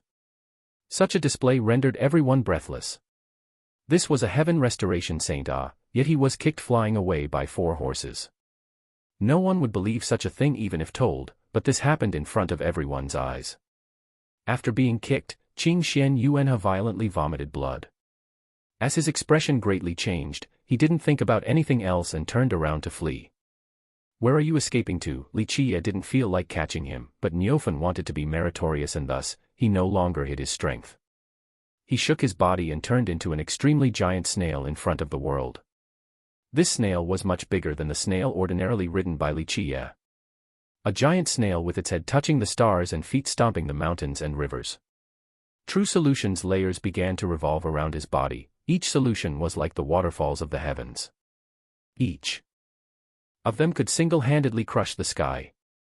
A loud bang shook all of ancient Sky City. The monstrous snail's two hands reached out as if it was swatting a mosquito and slammed together. Qing Xian Yuanhe didn't escape too far before he was smashed like a mosquito as flesh blood spilled in the sky along with terrifying sounds of broken bones. When Qing Xian Yuanhe was dragged back, he was already on his last leg and covered in blood with no chance of escaping even if he wanted to. While horrified by this scene, even though people knew that Li Qiye had ridden a snail before, no one thought that this snail was so heaven-defying like this. A heaven restoration saint was mortally wounded with just one slap like a mosquito. 12th solution connecting with the god. Once Niufen turned back to an old man carrying Qing Xian Yuanhe back, he couldn't help but to grin with excitement. Li Qiye passing the true solutions made him truly feel how terrifying the 18 solutions of his heavenly ancestral snail's first branch was. Their race had a legend that once the 18th solution reaches grand accomplishment, then they could even massacre gods. At this point, he finally got a taste of this god-killing power. "Junior, I am a royal member of the ancient kingdom. If you dare to kill me, you will not leave this ancient city alive." At this moment, Qing Xian Yuanhe was at death's door, but his momentum was still pressing down on others. Truly worthy of being a royal member of an ancient kingdom's clan, always frighteningly aggressive. Qing Xian Yuanhe's words managed to change some people's expressions. This truly was not just an empty threat. The ancient kingdom really possessed this power. Li Qiye, standing on the Tetrawar bronze chariot, simply glared at him as he then slowly spoke, "The azure mysterious ancient kingdom. To tell the truth, I still haven't considered you as a threat." "Haha, young noble, let me tear him to pieces." Niufen grinned and smiled. With one command from Li Qiye, he would immediately tear Qing Xian Yuanhe apart. "You dare?" Qing Xian Yuanhe's face became deathly pale. At this moment, he knew he had met a little demon king. This kid in front simply was not afraid of the heavens nor the earth. "There is nothing that I can't do." Li Qiye smiled and simply waved his sleeve without looking at Qing Xian Yuanhe one last time. No, at this moment, Qing Xian Yuanhe realized that his death had come. After a loud scream, Niufen tore the still-alive Qing Xian Yuanhe into two pieces. In a flash, his fate was destroyed. A generation heaven restoration saint was ripped apart alive. The visual impact of this scene was too devastating to all spectators. A heaven restoration saint was simply killed like this. This was an expert of the azure mysterious ancient kingdom. This was the little brother of mortal King Qing Xian, yet he was still torn apart. Executing a royal family member of the ancient kingdom like this in front of everyone, how domineering was this? This was creating an unresolvable situation against the ancient kingdom. Even a renowned heavenly king in the current generation would not dare to make such a maneuver. However, such a tyrannical move was done by a 15, 16-year-old kid. At this point, everyone started to question whether the cleansing incense ancient sect was really in decline or not. This was a great blow to the heavenly god sect's morale. Such an invincible and high above existence who was impossible to defeat without the involvement of a heavenly sovereign, yet he was annihilated. Their confidence immediately collapsed with all morales plunged. Kill. At this point, countless experts of the Nine Saint Demon Gate began their counterattack as their bloodlust surged. The heavenly god sect's soldiers were now being pushed back. Such a reversal amazed all of the spectators. At this time, Niufen stood by Li Qiye's side without taking any action. And Li Qiye's eyes switched to the battle between Li Xuangan and Dao Child Xingtian, and he saw that Dao Child Xingtian was being pushed back. Even though Li Xuangan was ferocious, the virtuous paragon life treasure hovering above Dao Child Xingtian kept on releasing magical runes to stop Li Xuangan's attacks one after another. Heaven, earth, root. Facing Li Xuanyan's most aggressive attack, Dao Child Xingtian activated his strongest murderous move to stop the sharpest blow from Xuangan. With his deafening shout, the virtuous paragon life treasure on top of his head immediately released a mantra. This mantra blurred the heaven and earth back to the early primordial time. The 3 words mantra acted as a resolute wall of the heaven and earth and stopped one hegemonic sword from Li Xuangan. This is not only a virtuous paragon life treasure, it is also crafted from a 7 runes treasure metal. What's even worse is that 3 of those runes had become mantras. A 7 treasure 3 mantra virtuous paragon life treasure, truly incredible. Seeing the 3 mantra words, a person couldn't help but exclaim. Life treasures were either crafted from heavenly beasts Dao bones or from a grand Dao treasure metal. Grand Dao treasure metals were natural-born Dao runes from the heavens. The more runes there were, the more precious the treasure metal was. If these runes could actually form words or sentences, then the power of this life treasure would double. However, if these runes actually formed the mantra of the heaven and earth, then it was even more amazing. These life treasures would surely suppress others at the same level. Dao Child Xingtian's virtuous paragon life treasure was incredible. It was refined by a virtuous paragon ancestor of theirs from a 7 runes treasure metal. What was even more precious was that 3 of these runes had become mantras. Chapter 204, I'm arrogant, I'm domineering, 2, heaven, earth, root. These were the 3 mantras born from the treasure metal. Their appearances were indeed capable of crushing all oppositions. If Li Xuangan wasn't tough enough as a grand Dao noble, someone who was capable of absolutely suppressing Dao Child Xingtian, then Dao Child could have used these 3 mantras to change the tide. In fact, the sword in Li Xuanyan's hand was not ordinary. This was a virtuous paragon life sword especially bestowed to her by Demon King Luanri. But compared to Dao Child Xingtian's treasure, there was still a big gap. A 3 mantras life treasure. Li Qiye glanced at the battlefield and lightly said, Xuangan, your sword won't be able to break through these heaven, earth, root mantras. Use your heavenly plate. Having heard Li Qiye's advice, Li Xuangan no longer hid her strength as a sacred light pierced the horizon. Boom. Following a loud explosion was the sky being replaced by a new Empyrean. Everything became an illusion as the heavenly sky plate appeared, reigning over the universe. The sky plate poured down stars after stars. The heavenly sky plate was an immemorial treasure with a stunning origin. During the battle of the ancient gods, it had a distinguished reputation, but it disappeared later on without a trace. At this moment, this immemorial treasure had fallen into the hands of Li Xuangan as it exerted its unparalleled sacred power. Heaven, earth, root, seeing the actualization of the heavenly sky plate, Dao Child Xingtian lost his colors and shouted while channeling his undulating life wheel, moving his longevity blood. All of this blood energy fueled his virtuous paragon life treasure and sacrificed for the 3 mantras. In a flash, the 3 mantras turned into the boundless world like the inception of a primal chaos. Boom, an explosion blasted the heaven and earth, even layers of universal laws protecting ancient sky city eroded away. Under this one attack, the sky had been shattered and directly turned into a black hole. As flesh blood tainted the blue sky, Dao Child Xingtian was knocked flying away. Even the 3 mantras of the virtuous paragon life treasure could not save him. His chest was penetrated, revealing a horrible gap that indicated tremendous damage taken. Withdraw, Dao Child Xingtian was gasping for air before shouting. At this time, nothing else mattered to him. He dragged his dying body to immediately escape far away. Even if his flesh was destroyed at this moment, he still wouldn't notice it during his scramble. Li Xuangan wanted to pursue, but Li Qiye waved his sleeve and smilingly spoke, a monk can flee but a temple cannot hide. Kill. After Wan Xingjian died in the battle and Dao Child Xingtian escaped, the 2 remaining elders couldn't handle it and died on the spot. This destroyed the heavenly god sects' disciples' will to fight as they turned around to run. However, how could the 9 Saint Demon Gate disciples give up such an opportunity to attack? If they didn't kill to the end, it would be a crime against their dead brothers. Many loud roars sounded as their morale reached the peak, like the lions and tigers, as they slayed their enemies and traded blood for blood. They would absolutely not spare any disciples from the heavenly god sect. Momentarily after came the sounds of murder. In the end, not many heavenly god sect disciples escaped with their lives.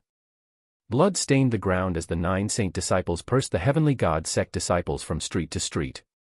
Seeing this scene, all of the observing experts were silent without words. The heavenly southern kingdom, the Jiangzhou clan, the Jewel Pillar Sacred School. All of these powerful sects didn't dare to give out any opinions. The 9 Saint Demon Gate and the heavenly god sects quarrel, this was absolutely a war between monsters. With the azure mysterious ancient kingdom looming as well, no matter how strong one was or how great the sect was, no one dared to be sucked in this vortex of war. Sweep and annihilate the grotto of the heavenly god sect. Just after the battle, Li Qiye swung his hand on the Tetra-War bronze chariot and commanded. As Li Qiye's command vibrated the field, not to mention the juniors like Chu Daily, even all of the disciples of the 9 Saint Demon Gates were ecstatic with their blood boiling. Qi Yun, as the supreme elder, gave his orders, then the 9 Saint Demon Gate disciples immediately soared forward like the wind and clouds towards the heavenly god sect's grotto.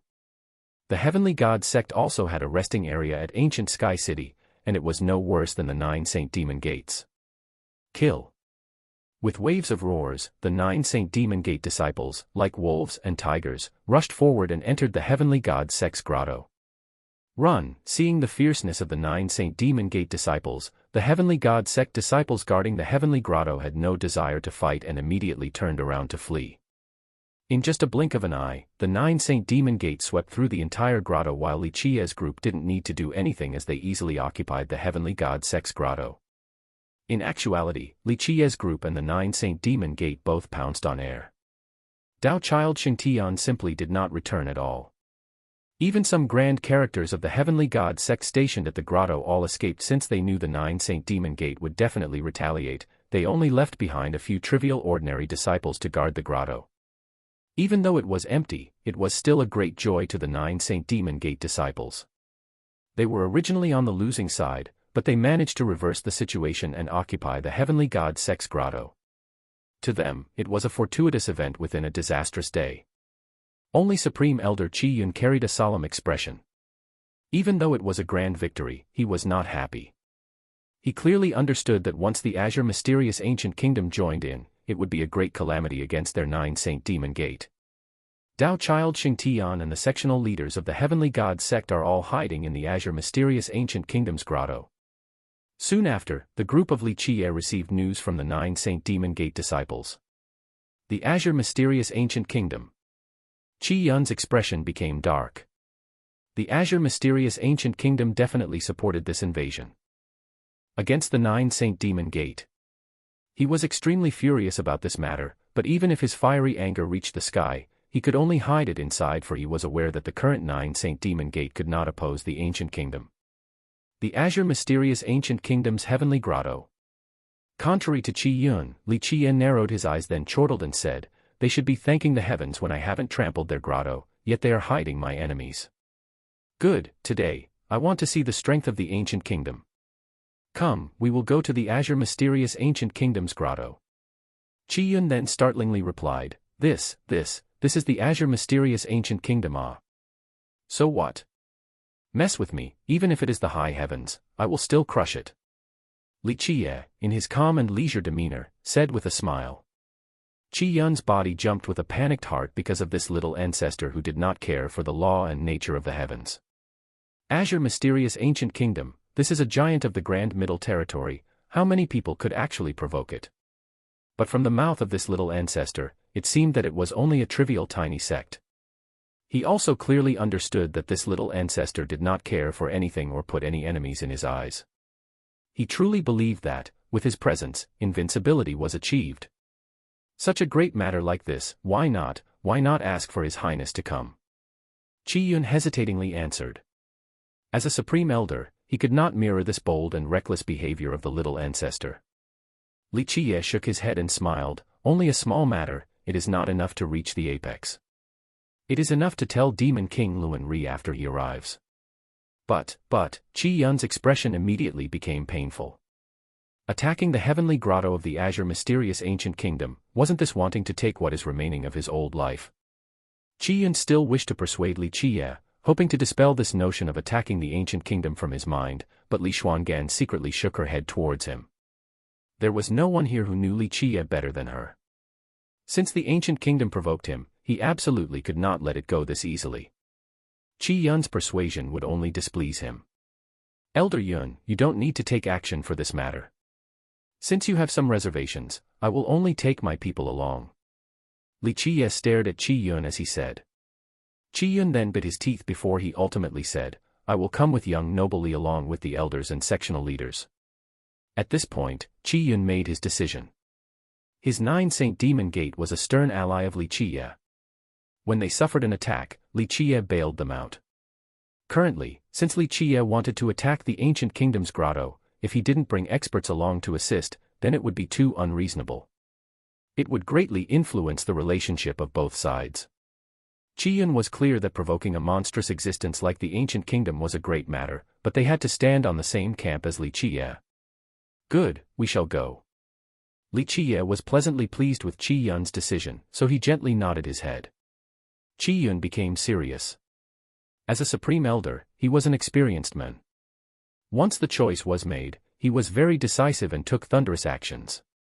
He immediately mobilized the elders, protectors, and sectional leaders inside ancient Sky City, but not the ordinary disciples. Against a monster like the ancient kingdom, ordinary disciples would only go to seek their deaths. It was better to use only the elites and most powerful team to meet the enemy. This grotto, from today on, will belong to the cleansing incense ancient sect. You all watch over it for me for a bit. Before leaving, Li Qiye said such a sentence.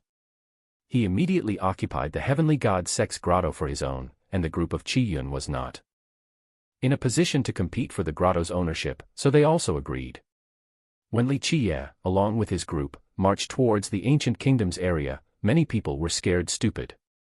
All of the grand sects and powerful countries assumed that this matter was over when the 9 Saint Demon Gate defeated the heavenly god sect. It was already a great victory when the 9 Saint Demon Gate occupied the grotto and the heavenly god sect had to flee. However, within just one day, Li Qiye brought people to embark on another journey which caused many men to become dumbfounded. Crazy. Hearing that Li Qiye wanted to attack the azure mysterious ancient kingdom's heavenly grotto, many sect masters and royal lords of great powers all widened their eyes. Only a fool would attack the ancient kingdom's grotto. This was a direct declaration of war. Declaring war meant that countless royal nobles, enlightened beings, and even ancient saints of the azure mysterious ancient kingdom would be involved. Maybe even the reclusive heavenly sovereign and heavenly kings would also take action. It was truly self-destruction to declare war against the ancient kingdom. Chapter 205, Attacking the Azure Mysterious Ancient Kingdom's Heavenly Grotto. 1. Assaulting the Azure Mysterious Ancient Kingdom's Grotto. Hearing this news, countless people were stunned, including sect masters and temple lords. Even the undying old men living in seclusion all rolled their eyes after hearing such news. This signified the start of a war against the ancient kingdom, and everyone in the Grand Middle Territory knew the result of such a matter: sect annihilation. At the Grand Middle Territory, there were very few heritages that were able to really compete with the ancient kingdom. One sect with 2 emperors in any era would be extremely frightening. Moreover, there was no sign of decline for the ancient kingdom in contemporary times, thus they could be described as the sun during the high noon. In fact, there were ancient sects and hidden schools who suffered losses to the ancient kingdom. Some great sects and countries were destroyed by the ancient kingdom as well, but all of these factions could not do anything about it even if they wanted to take revenge. Bearing these grievances inside their stomach was the only option. Reality was cruel. Opposing the ancient kingdom could only end badly and would often result in sect destruction. No one could escape from this fate once they decided to ignite a war against the ancient kingdom. And so, upon hearing that Li Qiye was leading a group to attack the ancient kingdom, many people became dumbfounded for a while. No matter the cultivation, even if one was a powerful heavenly king, they still wouldn't declare war recklessly against the ancient kingdom. However, this junior of 15 to 16 years of age was arrogant enough to challenge the ancient kingdom's prestige, leaving many grand characters in silence for a long time. As for the younger generation, they had different reactions and thoughts to this news. For young King Nanshan, sitting high in his ancient chamber, his eyes coalesced after hearing such news. His royal aura was suddenly mixed with his blood energy, creating an encompassing sea of blood with vermilion birds flying straight to the sky that had the potential to incinerate all of the 9 worlds. Glinting with terrifying light in his eyes, young King Nanshan slowly exclaimed, "It is a shame that I cannot personally kill this kid." Li Qiye killing Nanshan Hao, who was the cousin of young King Nanshan, this was an unforgivable vengeance to the Nanshan clan and the heavenly southern kingdom.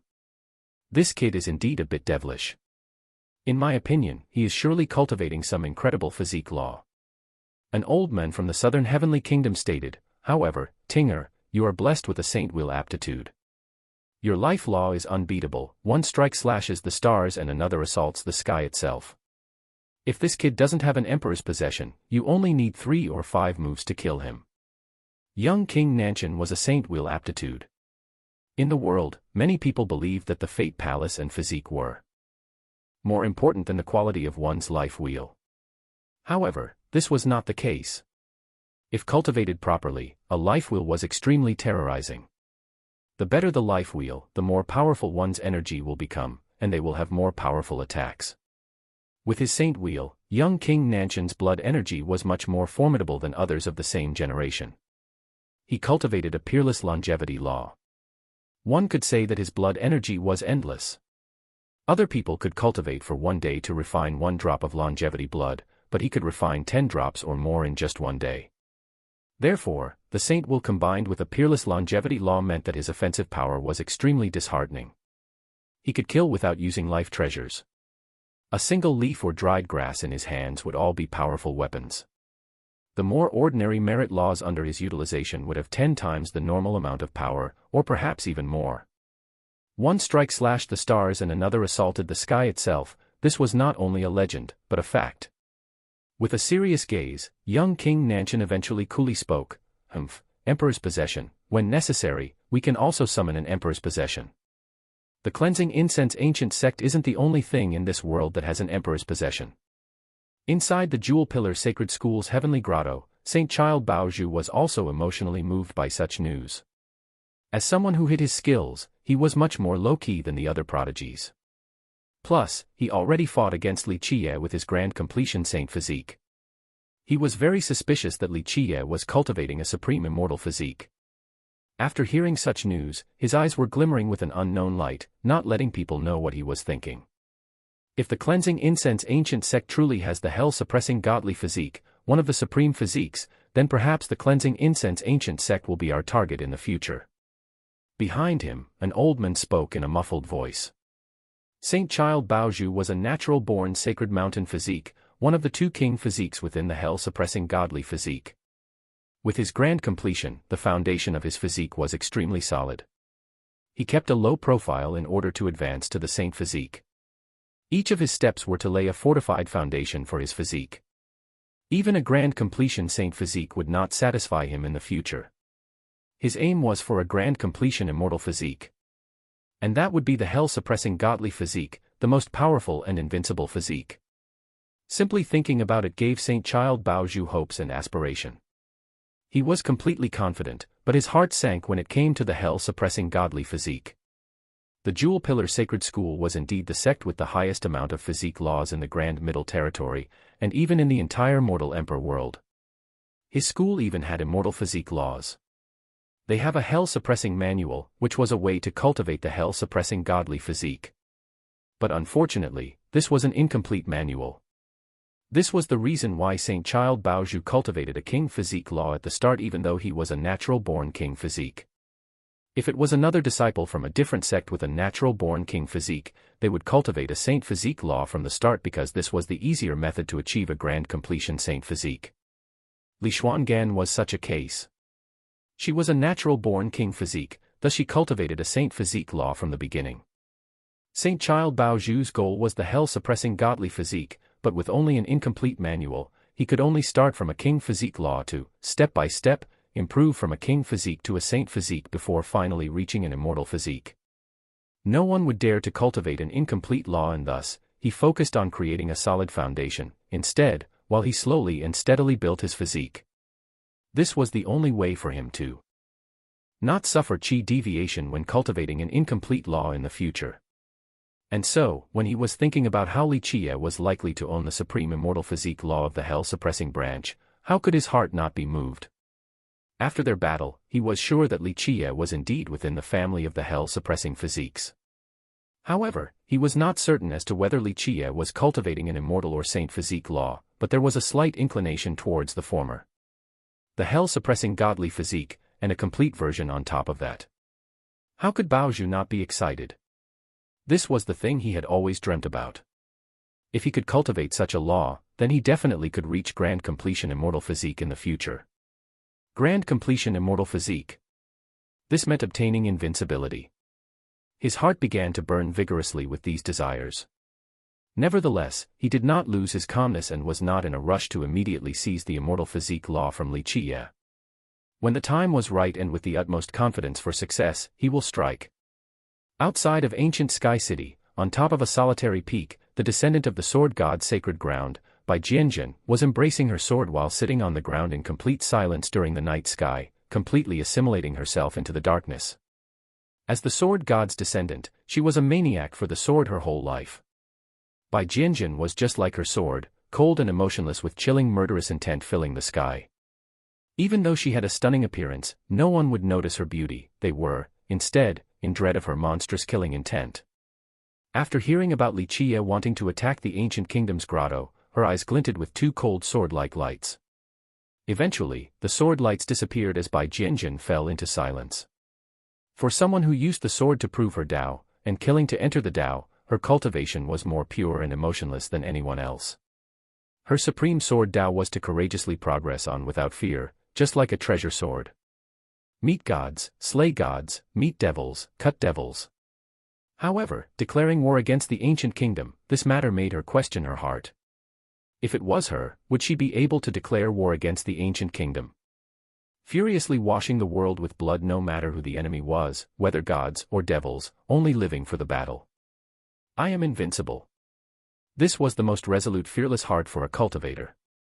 Only with such a dauntless willpower would one be able to reach the highest peak. So after hearing such news, Bai Jianjun spoke to her heart in order to contemplate about this question. In fact, Bai Jianjun was not the only person thinking about this question. Many young prodigies and undying beings all wondered whether they would declare war on the ancient kingdom if they were in the same position. Ultimately, many people only lightly sighed. At least, they would choose to compromise, unlike the arrogant and lawless Li Chia who directly clashed against the ancient kingdom like this. Humph, this thing doesn't know life from death. How could a junior like him shake such a monstrous existence like the ancient kingdom? There were predecessors from the last generation who coldly sneered. In their minds, Li Chia did not know his limits. Chapter 206, Attacking the Azure Mysterious Ancient Kingdom's Heavenly Grotto. 2. Right, that kid, Li, being enemies with the ancient kingdom would only lead to his death. Just wait and see, today, he will not leave ancient Sky City alive. There were some young geniuses with annoyance in their heart who repeatedly sneered and spoke. Inside ancient Sky City, many experts from the strong powers all showed themselves after hearing such news in order to see how this entertaining endeavor would end.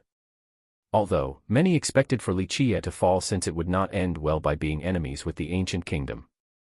However, there were a few who hoped for a miracle, especially the strong powers who were previously bullied by the ancient kingdom. They naturally wanted to see the ancient kingdom suffer losses, but this chance was small enough to be ignored.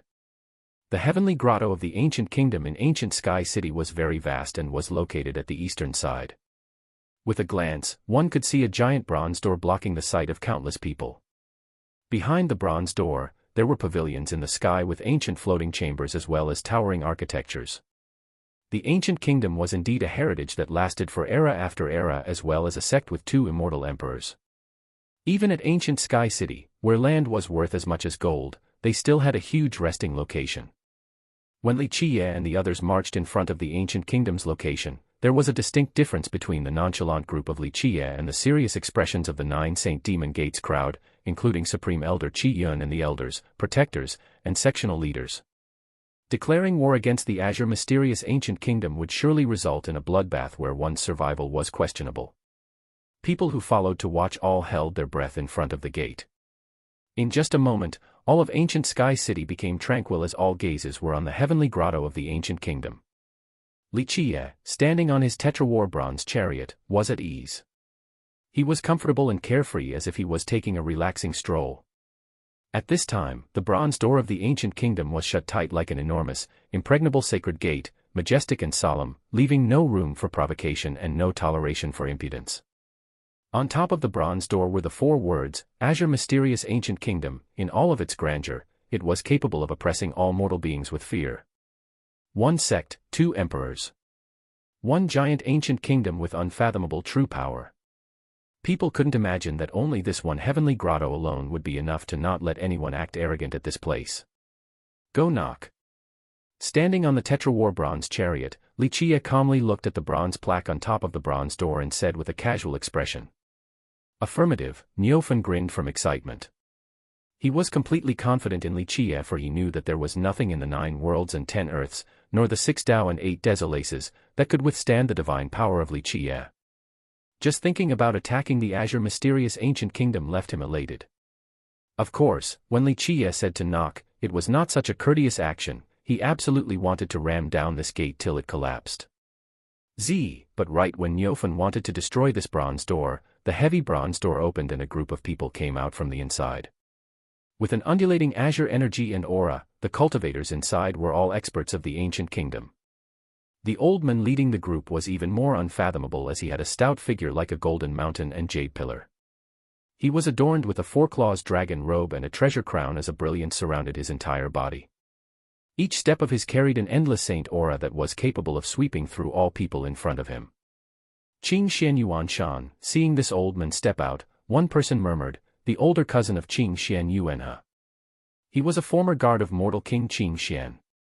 This old man, Qing Xian Yuan Shan, brought along a group of royal nobles and arrogantly looked down at everyone. Well done, Qi Yun, your 9 Saint Demon Gate truly ate the tiger heart and leopard guts. Not only did you kill my cousin, but you also dare to announce attacking my ancient kingdom's mansion. Just wait for your sex annihilation. Qing Xian Yuanshan stared at Qi Yun and said with a harsh disdain. Who is right and wrong? Your ancient kingdom knows clearly more than anyone. Even when facing the ancient kingdom, Supreme Elder Qi Yun still didn't want to act weak and lower his prestige, thus he said drily. Both of Qing Xian Yuanshan's eyes widened, revealing an oppressive ray as he harshly spoke. Who is right and wrong? Killing my ancient kingdom's disciples, this is a capital offense worthy of 9 familials extermination.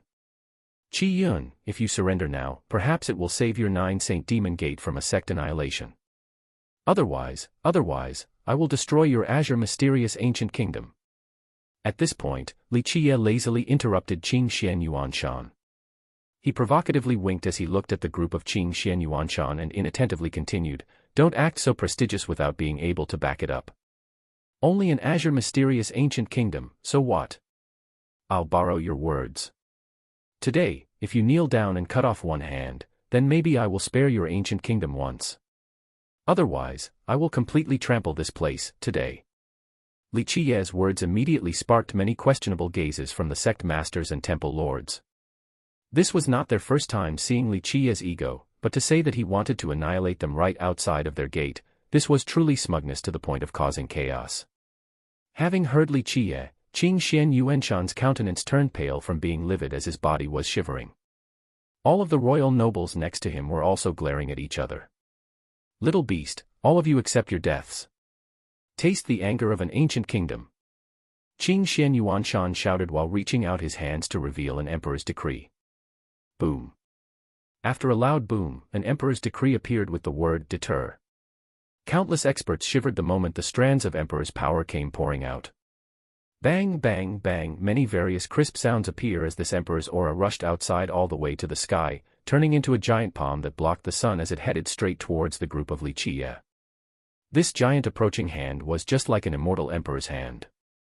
Many 9 Saint Demon Gate experts could not handle such an imperial aura and thus, they shivered in fear as their knees became soft. Open, with a loud roar, Li Qiye was still calmly standing on the chariot without batting even an eyelid. No need for further commands, Niofan leapt to the forefront and turned into a snail, bigger than even a sacred mountain to block the front. Waves and waves of true solutions, like the heavenly rivers, poured down to stop this giant hand. Bang, bang, bang. However, as this giant hand began to clench together, the giant snail also became smaller as it was having a hard time withstanding the emperor's power. Godly solution to open the heavens. Neophan no longer hid his strength and crazily roared. He channeled all of his true solution power explosively. In just a flash, these divine true solutions intertwined together to turn into its original form. In just a blink of an eye, there was a stalwart gigantic image inside. This shadow stepped forward. It was capable of walking alongside the heavens and sitting down equally with even god-kings. It could still hold the heaven and earth in contempt even in the presence of an immortal emperor. Strands of true solutions surrounded this shadow. The most profound true solution was able to communicate with the heaven and earth and channel the original power. Each strand of true solution contained an absolute power no less than the strands of emperor's power. At this time, this arrogant shadow stretched out its hand, that was capable of shouldering the sky, to resist the incoming giant hand. Boom. The two hands collided, freezing the heaven and earth as the celestials began to fall down. Countless cultivators were suppressed down to the ground by the explosion of the invincible auras sweeping by. No matter if one was a royal noble or an enlightened being, all were ants under this force. Both the emperor's power and the arrogant gigantic shadow disappeared after the collision. The gigantic snail, like a huge millstone, was jarred flying away while Qing Xian Yuan Shan, who was holding the emperor's decree, had to take a few thumping steps back. Such a scene robbed everyone of their colors, no matter if they were a previous generation ancient saint or sect masters and royal lords. They were in dismay at an existence capable of stopping the emperor's power. The royal nobles right behind Qing Xian Yuanshan were even more shocked. In their minds, not even gods and devils could stop their immortal emperor's decree. But today, someone managed to block it. Feels good, this is the real power of the true solutions. Neophan quickly rushed back right after. The snail shell of his true body could be said to be the hardest thing in the world. It was not so easy to break it. Neophan was excited beyond words. This was the real power of a true god. The power of a true god can stop the emperor's power. How could he not be excited as his clan possessed an invincible divine power? After Qing Xian Yuanshan regained his stability, he coldly stared at Neophan and finally spoke slowly, "Heavenly ancestral calamity snail. The cleansing incense ancient sect still has such a thing." Heavenly ancestral calamity snail, there were very few people who had ever heard of such a name. In fact, even the previous generation still wouldn't know what it was. Heavenly ancestral calamity snail, the turtle monarch, from the flying dragon lake, who was watching in the far distance exclaimed in horror having hearing such a name, an existence in the legends. It is stated that the cleansing incense ancient sect's divine beast protector was a heavenly ancestral calamity snail, and the world called it the calamity god. According to the legends, during the era of immortal Emperor Min-Ren, outside of immortal Emperor Min-Ren, no one could stop him. Everyone lost their colors in astonishment after hearing the old turtle monarch's words. Calamity god, a generation in this world that dared to be referred to as god, how frightening was this? Even though no one had heard of true gods in this world, but anything daring to have the title of god was absolutely monstrous. Could this be the divine beast protector of the cleansing incense ancient sect? After hearing this, a sect master couldn't help but hastily take several steps back. Many previous generation characters had heard of the cleansing incense ancient sect's divine beast protector. It was an invincible existence, true invincibility. Even Qi Yun was completely aghast. The Nine Saint Demon Gate used to be a subsidiary of the cleansing incense ancient sect. How could he have not heard of the divine beast protector? Even the Nine Saint Demon Gate's progenitor of theirs was one generation below the calamity god even when he was alive. This is impossible. When the cleansing incense ancient sect lost that year, their divine beast protector did not appear. Rumors has it that it had died from old age 50,000 years ago. A royal lord who knew about the battle 30,000 years ago couldn't help not murmur. Chapter 207, True Invincibility. 1. The calamity god is no longer in this world. At this point, Qing Xian Yuanshan stared at Neophan and spoke with a deep tone, "Who are you?"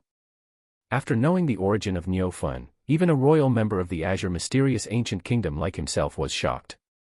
If the cleansing incense ancient sect's divine beast protector was still alive, then the heavenly god sect wasn't anything worth mentioning. Just the calamity god alone was enough to destroy all of the heavenly god sect. If the calamity god was still alive, then even if the heavenly god sect was 10 times braver, they still wouldn't dare to attack the cleansing incense ancient sect. Even though the heavenly god sect's ancestor claimed to be invincible in this generation, he was not on the same level compared to the calamity god. A person referred to as a true god, what kind of frightening and invincible existence was this? When the calamity god was still in this world, even the azure mysterious ancient kingdom wouldn't dare to provoke the cleansing incense ancient sect. Who am I? In response to Qing Xian Yuanshan's question, Niufan's eyes were hanging at the end of his tentacles as he smiled and said, I am nothing but my young noble's mount. Just a little character, not enough to reach any apex. Niufan's words made other people become emotional. The turtle monarch also felt that this was unbelievable as he murmured, This is impossible. That year, even immortal Emperor Min Ren did not have a heavenly ancestral snail as a mount. Legends has it that, with the blood of the true god, they are one of the most powerful existences in this world. They definitely will not become mounts for others. Having said that, the old turtle monarch was shaken as his eyes, as big as beans, widened and stared at Li Qiye in disbelief. Having a heavenly ancestral snail as a mount, this was a miracle. To have one willingly become a mount, how unfathomable was this? Humph! Qing Xian Yuanshan coldly snorted and said, This is not the era of the calamity god, what could one heavenly ancestral snail do? Come and meet your death. Finished speaking, the emperor's decree in his hand once again opened. Niufan initially wanted to rush out, but Li Qiye smilingly shook his head and stated, You haven't reached the 18th solution so you still can't withstand immortal emperor's intents, stand down. Niufan, without saying another word, immediately retreated to the back of Li Qiye. At the same time, the emperor's decree ignited into a flame and turned into ashes, leaving behind only the word deter. In a flash, the whole word deter turned into nothingness as all of its emperor's power, without any reservation, poured out like a rolling divine spring. In this very second, a shadow appeared, encompassing the 9 heavens and 10 earths, a generation of invincibility since the ancient times. Immortal Emperor's intent. All of ancient Sky City shook in this instant as if there was an immortal emperor standing on top of the city, encompassing all beings in this heaven and earth. Suddenly, countless cultivators prostrated on the ground inside the city. An immortal emperor's intent was not something they were able to resist. Facing this shadow of the immortal emperor's intent, even the group of Li Xuangan and Chen Baojiao sank their expressions. Supreme Elder Qi Yun's legs were trembling and becoming weak, he was almost kneeling on the ground. Boom. At this time, this shadow's hand rushed forward. It was as if the entire universe was within the palm of this hand. Enlightened beings and ancient saints were smaller than even insects, they were not enough to reach the apex. Scram.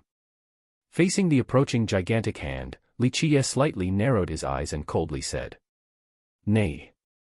The bronze horses thunderously roared and pulled the chariot up to the sky as their hooves ruthlessly trampled on this shadow's face. This scene shocked everyone. This was an immortal emperor's intent, even if he was no longer in this world, his intent was still irresistible. Today, there was someone actually riding the horses to trample on the face of the immortal emperor's intent. This was truly not putting this immortal emperor in his sights. Bang. The hand of the shadow blocked the kicks from the hooves of the horses and then closed, trapping Li Qiye and the Tetrawar bronze chariot inside. Along with the immortal intent, the emperor's power, like the waterfall from the heavens, poured down with the intention of refining Li Qiye.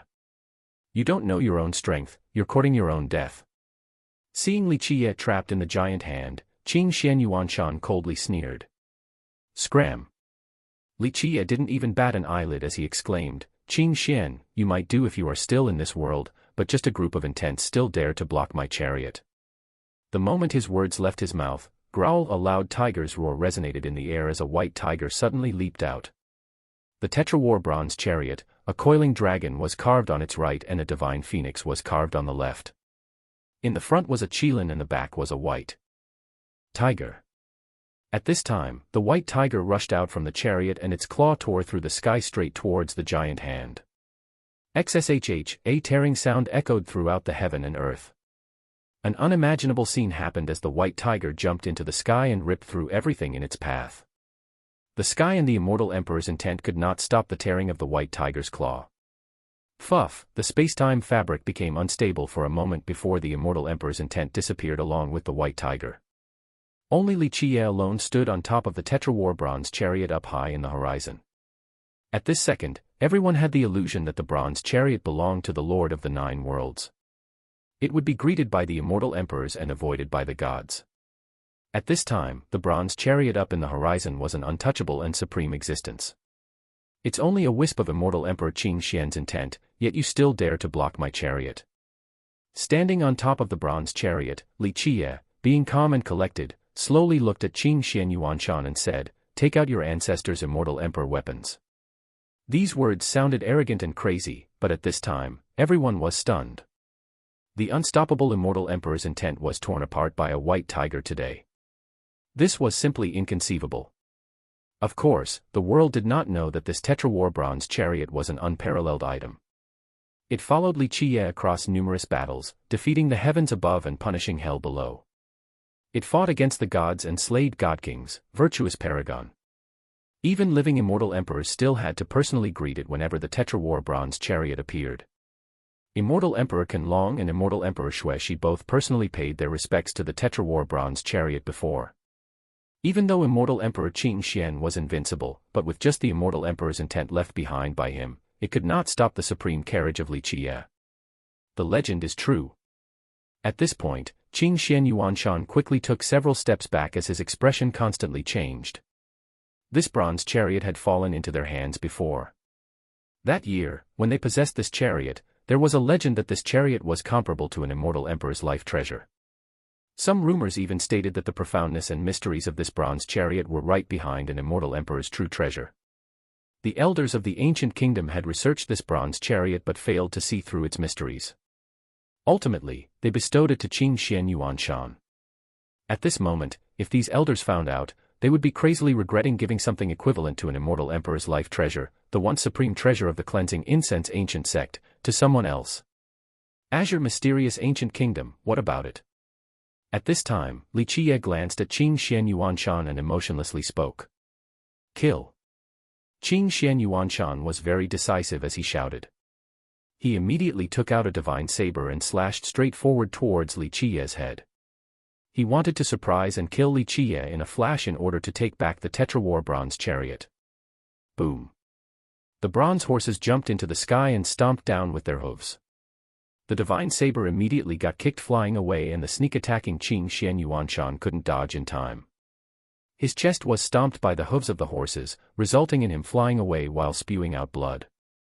Seeking death. You want to sneak attack my young noble? Niufen roared and turned into a giant snail to fly past like a rainbow. Bang, bang, bang. The wounded Qin Xian Yuanshan wanted to stop Niufen, but he was not able to. After waves and waves of pressure from Niufen, his blood crazily spurted out as his bones were broken. As the broken bone noises appeared, no one knew how many bones were completely crushed by this giant snail. Niufen's giant hand then caught the mortally wounded and immobilized Qin Xian Yuanshan in his hand and retreated to Li Qiye's side in a split second. Everything happened so quickly that it caused everyone's eyes to be blurry. Someone as powerful as Qin Xian Yuanshan suddenly became a prisoner. This was such might. It created a total muddled mess of the situation. Young noble, what to do with him? Niufen asked Li Qiye after catching Qin Xian Yuanshan. Kill.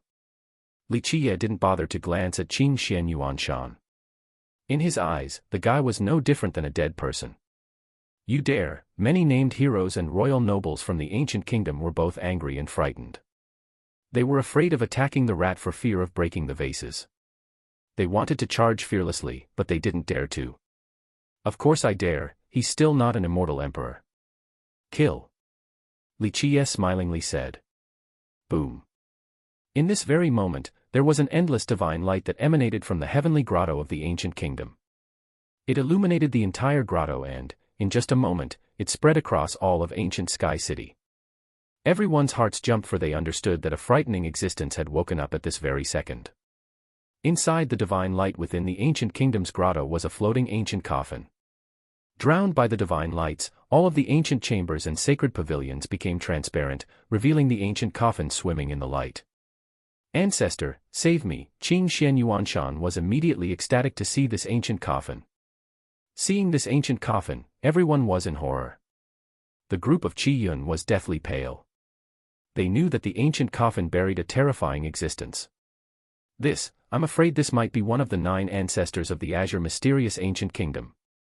At this time, many royal lords and sect masters inside ancient Sky City lost their minds. The legendary 9 ancestors of the ancient kingdom were indeed frightful existences. Let him go and hand over the Tetrawar bronze chariot, then commit suicide in front of the gate. Then, I might spare your cleansing incense ancient sect. An ancient and coarse voice came from the ancient coffin. Even though this voice was decrepit, it carried an irrefutable authority. Momentarily, many grand characters didn't even dare to breathe loudly. It didn't matter that the person inside the coffin was near death, he was still extremely daunting. Such an existence could destroy the heaven and earth with one hand. Only a dying old devil. Li Qie calmly looked at the ancient coffin and continued, "Kill Qing Xian Yuan Shan, I also want to see if this devil will climb out from his coffin or not." Yes. Niofan excitedly constricted his fist. A miserable "ah" rang in the air with the sounds of broken bones heard by many people. Chapter 208, True Invincibility. 2, Little Demon, accept your death. Immediately enraged, the person inside the ancient coffin summoned a treasure. Boom. At this moment, the heaven and earth turned pale as the celestials plummeted. A myriad of Tao were screaming as the heavens will retreated. A treasure flew out, causing numerous people to kneel on the ground. Thunders cracked down in the air, but ancient Sky City's countless universal laws protected the city with the lingering fear that this invincible treasure would create a crater in this area. Immortal Emperor Life Treasure. A pale person emphatically screamed. The moment this treasure appeared, endless rolling Emperor's power and immortal intent surged. Not only ancient Sky City, but countless characters in the Grand Middle Territory felt this vast torrential power. Who is using an Immortal Emperor Life Treasure? At this moment, countless eyes were looking towards ancient Sky City's direction. In the blink of an eye, the power of the Grand Tao in this world was sucked out as the essence of the heaven and earth all supported this Immortal Emperor's Life Treasure. The Immortal Emperor Life Treasure was just like the arrival of an Immortal Emperor. It was not something that an Emperor's possession or an Emperor's decree could compare with. It is over. At this time, the group of Qi-yun turned so pale that they were as white as sheets of paper. They would definitely become annihilated once this life treasure struck down. Even Nyofan's expression greatly sank as he was in a daze.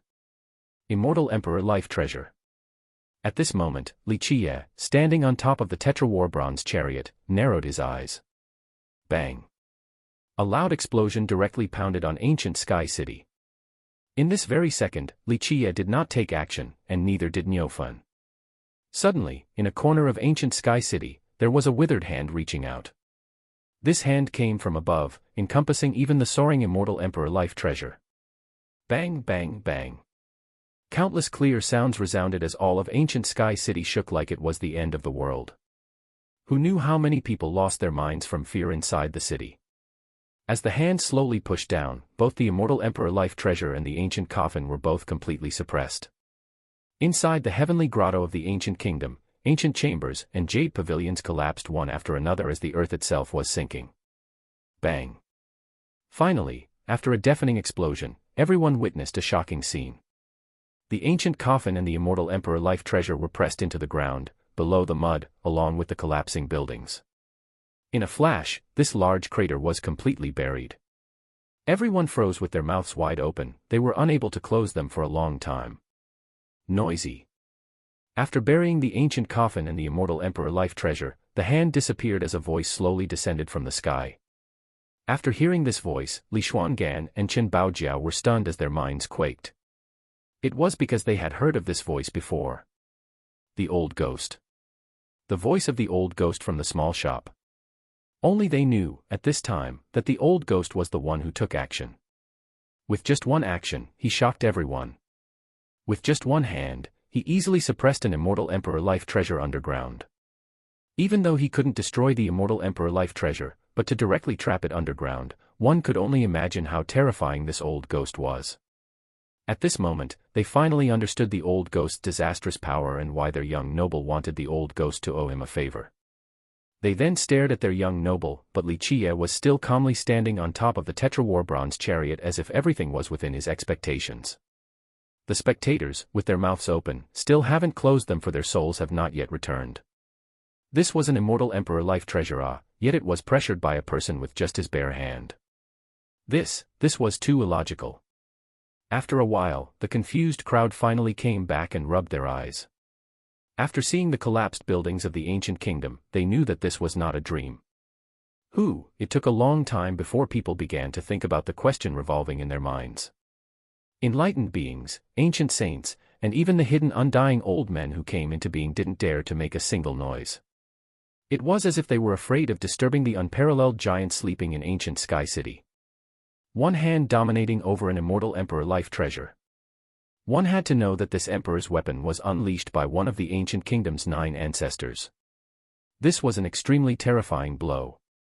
If it was unleashed on top of the Grand Middle Territory, it would be able to sink a massive amount of land. However, this immortal emperor life treasure attack that was capable of killing the gods and decapitating the devils was subdued into the ground by one hand, and the ancestor's fate inside the coffin was unknown as well. At this time, all great characters, sect masters, sacred lords, mortal kings, they all stopped breathing inside ancient Sky City, not daring to make any loud noises out of fear of the unparalleled giant in the city. Just this one word, noisy, was as heavy as millions of gene. This word alone was enough to show the attitude of this sleeping giant. At this time, countless people were only glancing at each other and didn't dare to discuss. This event might just be the most tranquil moment of ancient Sky City within the last 10,000 years. One could even hear the sound of a needle dropping within this huge city. The azure mysterious ancient kingdom was extremely unlucky. Its immortal emperor life treasure woke up a sleeping unparalleled giant, so its treasure and ancestor were both pressed into the ground. An immortal emperor life treasure does not mean invincibility. Even an immortal emperor true treasure is not necessarily invincible. In the end, Li Qiye, standing on top of the bronze chariot, lazily spoke. Li Qiye, being the first to talk again, finally relieved everyone. At this time, they began to breathe again, but they remained extremely cautious. No matter who it was, they were all afraid of waking the sleeping giant. At this time, Li Qiye controlled the bronze chariot and slowly entered the ancient kingdom's mansion. The group of Qiyun also calmed down and quickly followed Li Qiye. The mansion inside the ancient kingdom's heavenly grotto was much larger than it seemed from the outside. This was a naturally formed heavenly grotto. There were not only ancient chambers and heavenly pavilions everywhere, but there were also curving mountain ranges. There were still many ancient kingdom disciples, including royal nobles, enlightened beings, and even ancient saints, presiding inside. This was the power of a sect with 2 emperors. Compared to great sects and countries, it was hard for them to have ancient saints during the difficult Tao era, but the ancient kingdom was able to send ancient saints out to protect the field. Although there were powerful enlightened beings and ancient saints in the grotto, but at this time, they could only watch Li Qiye bring the others inside. Even ancient saints at the level of Grand Saint would not easily take action at this time. The hand from earlier that suppressed their ancestor and immortal emperor life treasure had completely shattered their morale. Even the powerful ancient saints had dread and fear in their minds as they trembled and didn't dare to make any loud noises, afraid of waking up the unparalleled giant one more time. Li Qiye entered this grotto as if he was taking a stroll in his own courtyard, completely relaxed and comfortable. At this time, the hatred of many royal nobles of the ancient kingdom towards Li Qiye permeated deep in their bones, but they didn't dare to do anything. Eventually, an old man quickly welcomed Li Qiye as he bowed down while clasping his fists together and busily said, "This person must be young noble Li."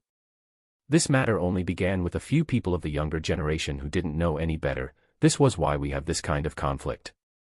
Younger generation not knowing any better.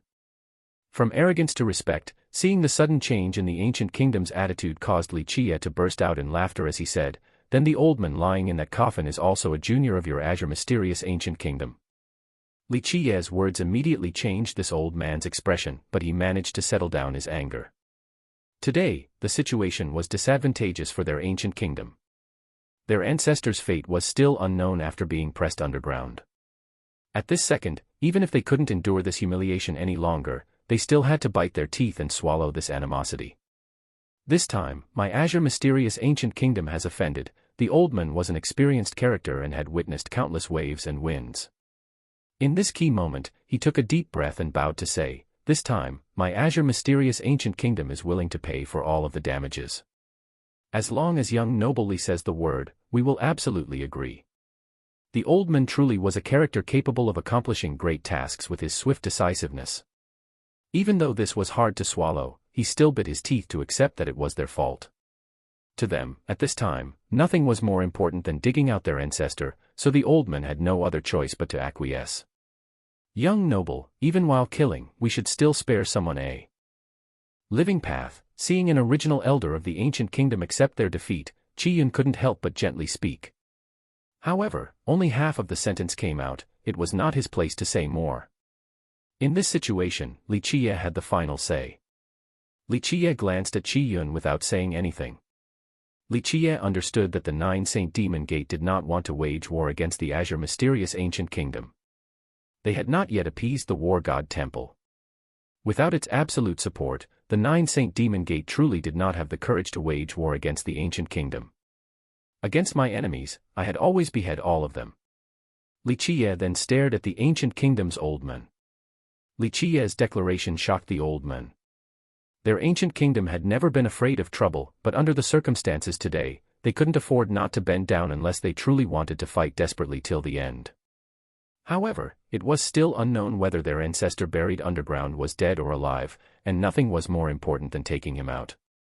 However, since the Nine Saint Demon Gate, as the victim, is willing to let this matter go, it is not my place to say otherwise.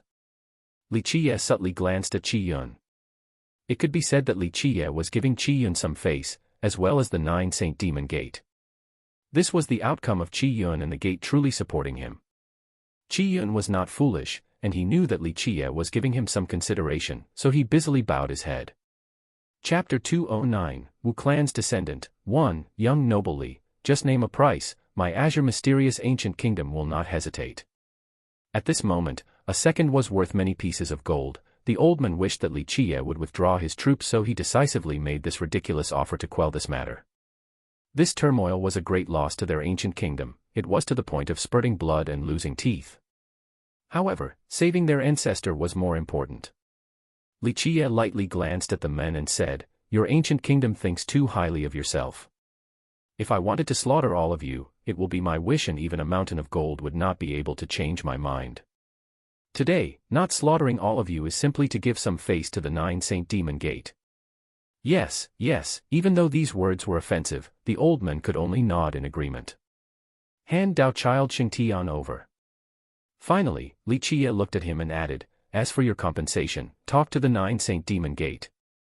Finished speaking, he turned around and left.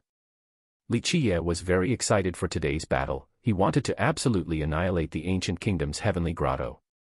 However, since they didn't kill everyone today, it was difficult for him to be happy. Nonetheless, he still gave Qiyun and the Nine Saint Demon Gate some consideration. Since they did not want to wage war against the ancient kingdom, he satisfied Qiyun's wish. Respectfully escorting Li Qiye out of the mansion was not only the ancient kingdom's old men, but also Qiyun. The group of Li Xuangan also left along with Li Qiye. From start to finish, Li Xuangan did not give her opinion. She knew of her young noble's intention to massacre, but he only stopped out of consideration for the Nine Saint Demon Gate today. Not long after they left, the one to blame for this storm, Dao Child Xingtian, was tied up by 5 immortal ropes and handed over by the ancient kingdom, leaving his fate in others' hands.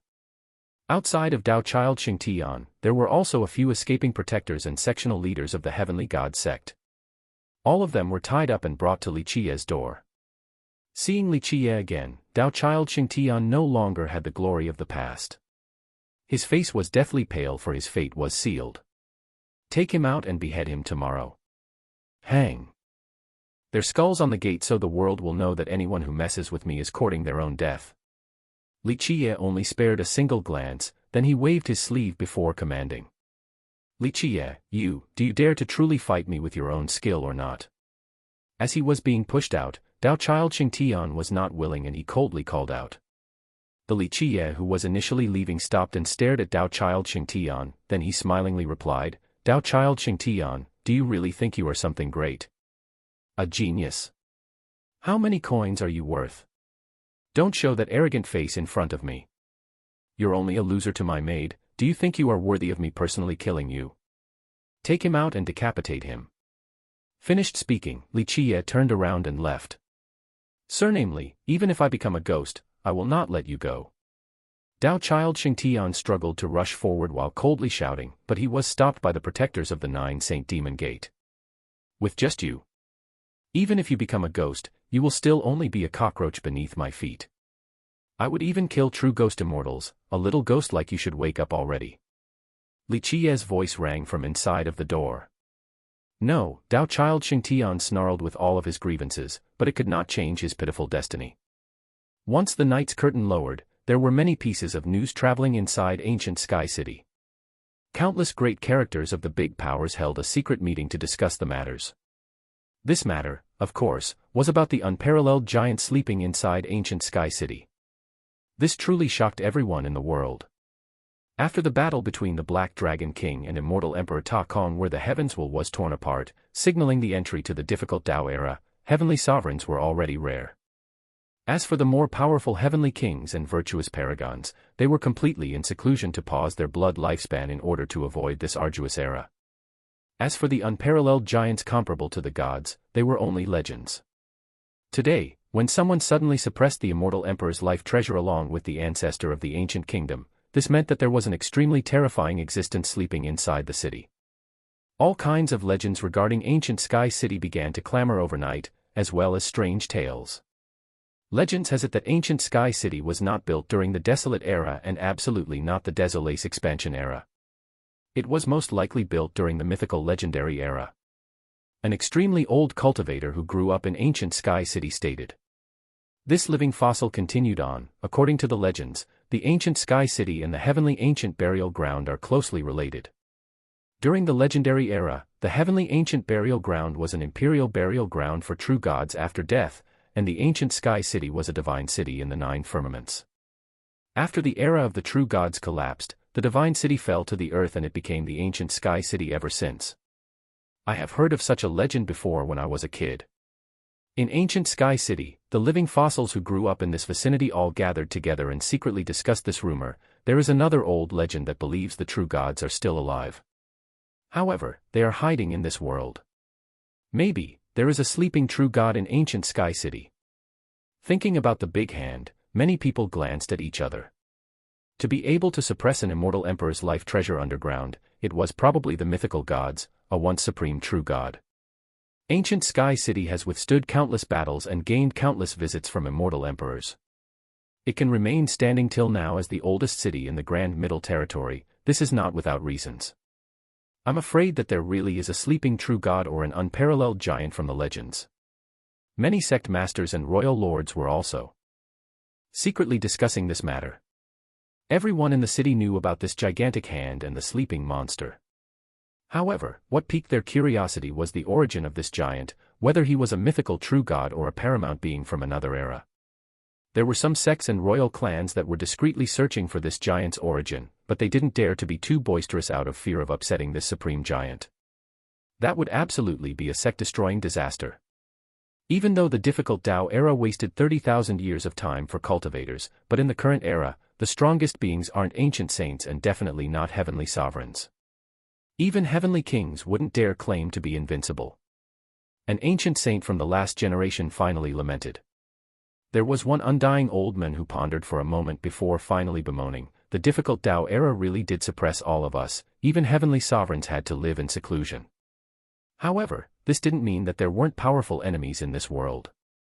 Today, it is still full of hidden dragons and crouching tigers. Even if a virtuous paragon came into being, would he dare claim to be invincible? Above royal nobles were enlightened beings, ancient saints, heavenly sovereigns, heavenly kings, and finally virtuous paragons. Who in this world would know how many heavenly kings and virtuous paragons were halting their blood span? In just one night, countless people secretly discussed this matter, but in the end, it was all for naught. No one actually knew about the origin of this sleeping giant. As for Li Xuangan and Chen Baojiao, the ones who knew that it was the old ghost, they were very curious about his origin, but they couldn't ask about it since Li Qie didn't say much. No matter where the sleeping giant came from, he had become a lingering shadow inside everyone's hearts. Even a few immortal emperor lineages carrying immortal emperor life treasures and even true treasures didn't dare to take any action. The ancestor of the azure mysterious ancient kingdom was the perfect example of what happens when waking up this sleeping giant. Meanwhile, during the night, another piece of news quietly spread. The azure mysterious ancient kingdom withdrew during the night. Even though they were very secretive and kept a low profile during this retreat, people still found out.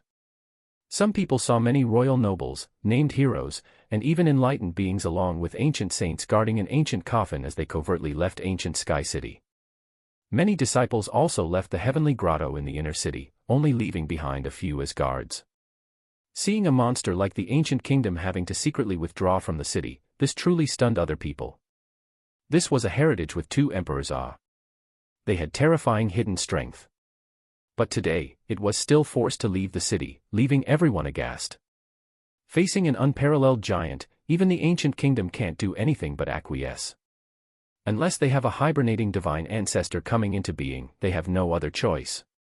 Any heritage would have to retreat in the face of such a monster. A few undying old men softly sighed. Yielding in this manner was far from shame because any sect in this situation would be forced to retreat, for they could not afford to become enemies with such an existence. Some people were secretly ecstatic seeing the ancient kingdom's restraint. Countless sects had suffered in the hands of the ancient kingdom. However, even though they were happy, they did not dare to show it. In the end, this was merely a setback. They were still a standing behemoth, and no one dared to create enmity against them.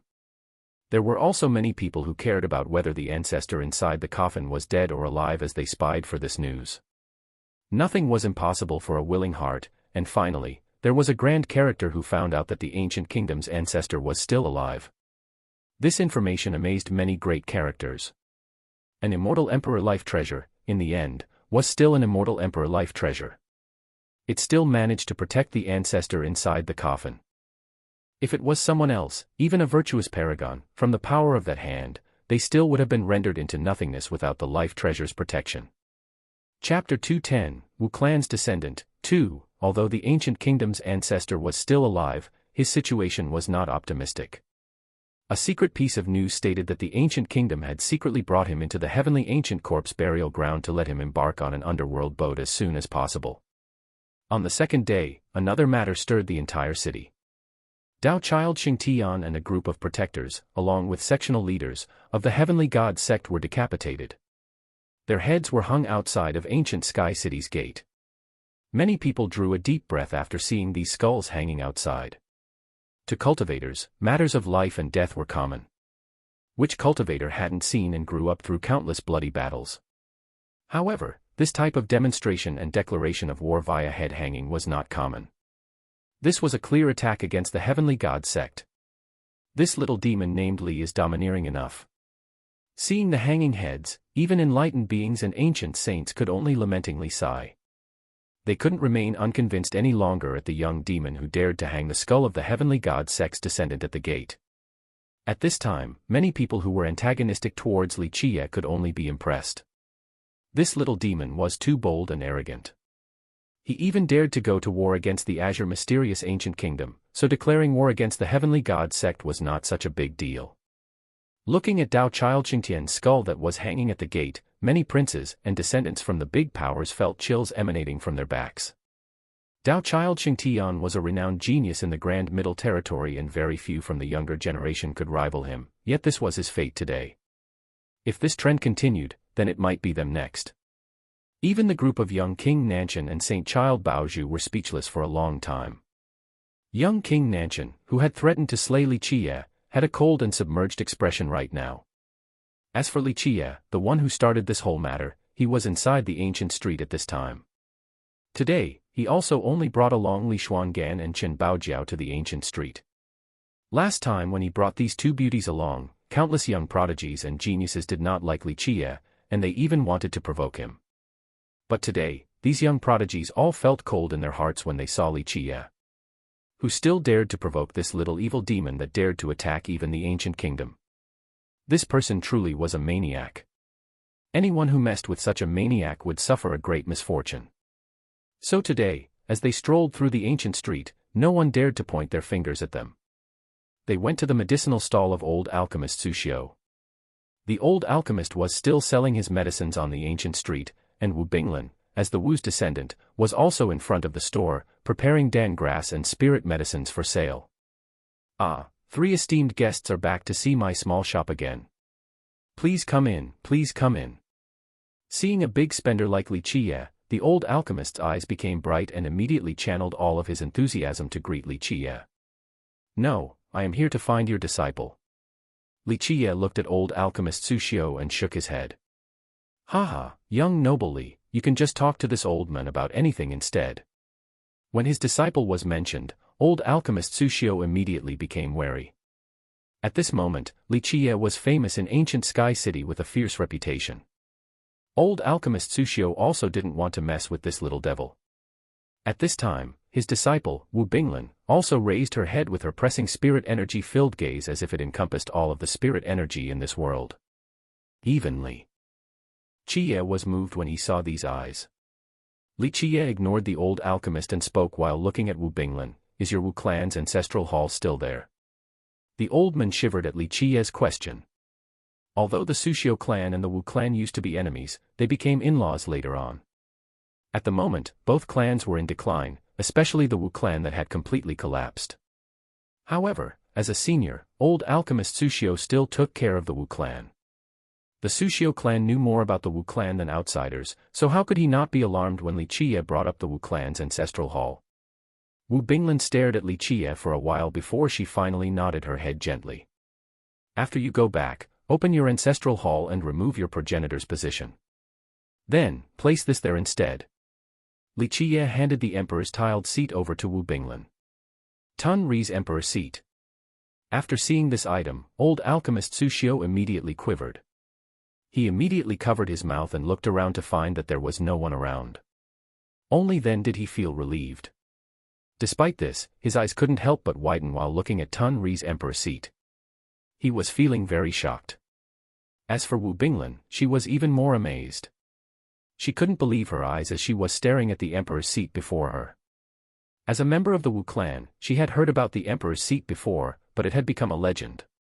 For millions of years, no one from the Wu clan had seen this emperor's seat. This can't be. After regaining his soul, old alchemist Su Xiu gaspingly exclaimed. Wu Binglin didn't dare to believe this.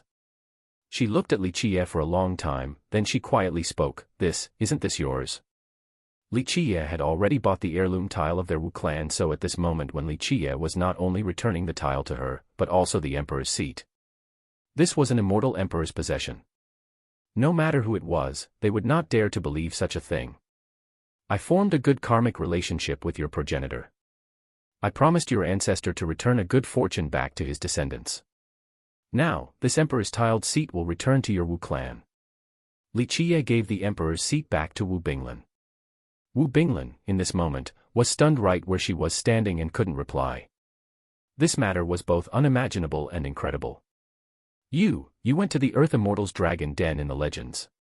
You met the war god. Old alchemist Su Xiu jolted as his eyes, each as big as a green bean, glared. He had heard about the Wu clan's progenitor being buried in the heavenly ancient corpse burial ground. After hearing Li Qiye's words, how could he not be shaken? To be able to return alive after entering a dragon den, this was such an astonishing matter. To meet an Earth Immortal and return unscathed, this was a miracle. Li Qiye didn't answer his question. Instead, he leisurely spoke, since I formed a good relationship with the Wu clan, you need to take good care of her. Otherwise, you better be careful of me destroying your Su Xiu clan in one go. My foster father is a good man. He was almost exiled from the Su Xiu clan for saving us. Wu Binglin spoke in a low voice on the side. As for old alchemist Su Xiu, he wryly smiled, the girl's father and I used to be sworn brothers. Before her father died, I promised to take care of them. You don't need to remind me about this matter, I will do it. Finally, Li Qiye left along with Li Xuangan and Chen Baojiao without saying anything. After he left, the old alchemist told Wu Binglin, we need to return, this matter cannot wait. Maybe we can even cure your strange disease. Wu Binglin helped pack up in silence. She had lost all hope before. In order to cure her, her foster father had spent all of his wealth and even used too many spirit medicines along with immortal grass from the clan. This was why he was almost kicked out. After Li Qiye returned from the ancient street, Qi Yun immediately looked for him and whispered in a serious manner, "The War God Temple's people came with the coffin. They want to meet young noble." Did Demon King Luan Ri come? Li Qiye didn't think much of the news.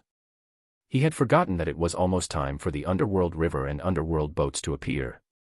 Demon King Luan Ri went to the War God Temple as assurance.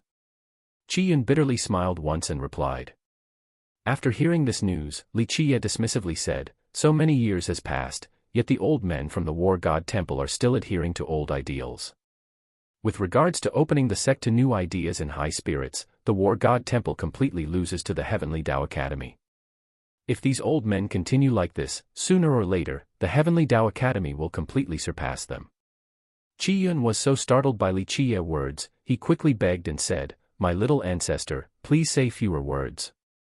What if they change their minds and we can't do this deal anymore?" Although he was a supreme elder of the 9 Saint Demon Gate, he still didn't dare to criticize the War God Temple. "It is only a deal." Li Qiye didn't care and continued on, "I can't even count how many people want me to pick an underworld boat for them, let alone just the War God Temple." Qi Yun had to close his mouth. He couldn't say anything else because, if he did, who knew what other things this little ancestor would do? He couldn't help but to bitterly smile. Anyone would have a headache meeting such a little ancestor. Finally, Qi Yun brought Li Qiye into a secret chamber. Inside the chamber was a seated old man. With a cloak covering his entire head, he was dressed in all black so people could not see his true appearance. "Young noble Li, this is Venerable Jiang." After entering the chamber, Qi Yun introduced Li Qiye.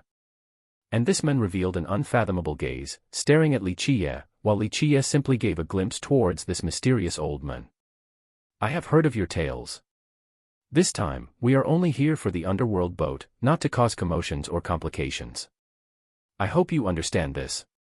The old man opened with a heavy tone. Li Qiye looked at him with one eye and said, "I am simply doing business with you, not selling myself to your War God Temple. I am free and will do whatever I want. Even if I bathe this world in blood and kill all of my enemies, this is still my matter and is none of your War God Temple's concern. The only thing that you should worry about is whether I am selecting the right boat or not. Other matters is my own matter." Li Qiye saying such words immediately caused cold sweat to run all over Qi Yun, who was standing next to him. Chapter 211, Underworld River Secret, 1. At this time, Qi Yun wanted to beg for this little ancestor to stop arguing. He wouldn't be able to handle the War God Temple if they became angry.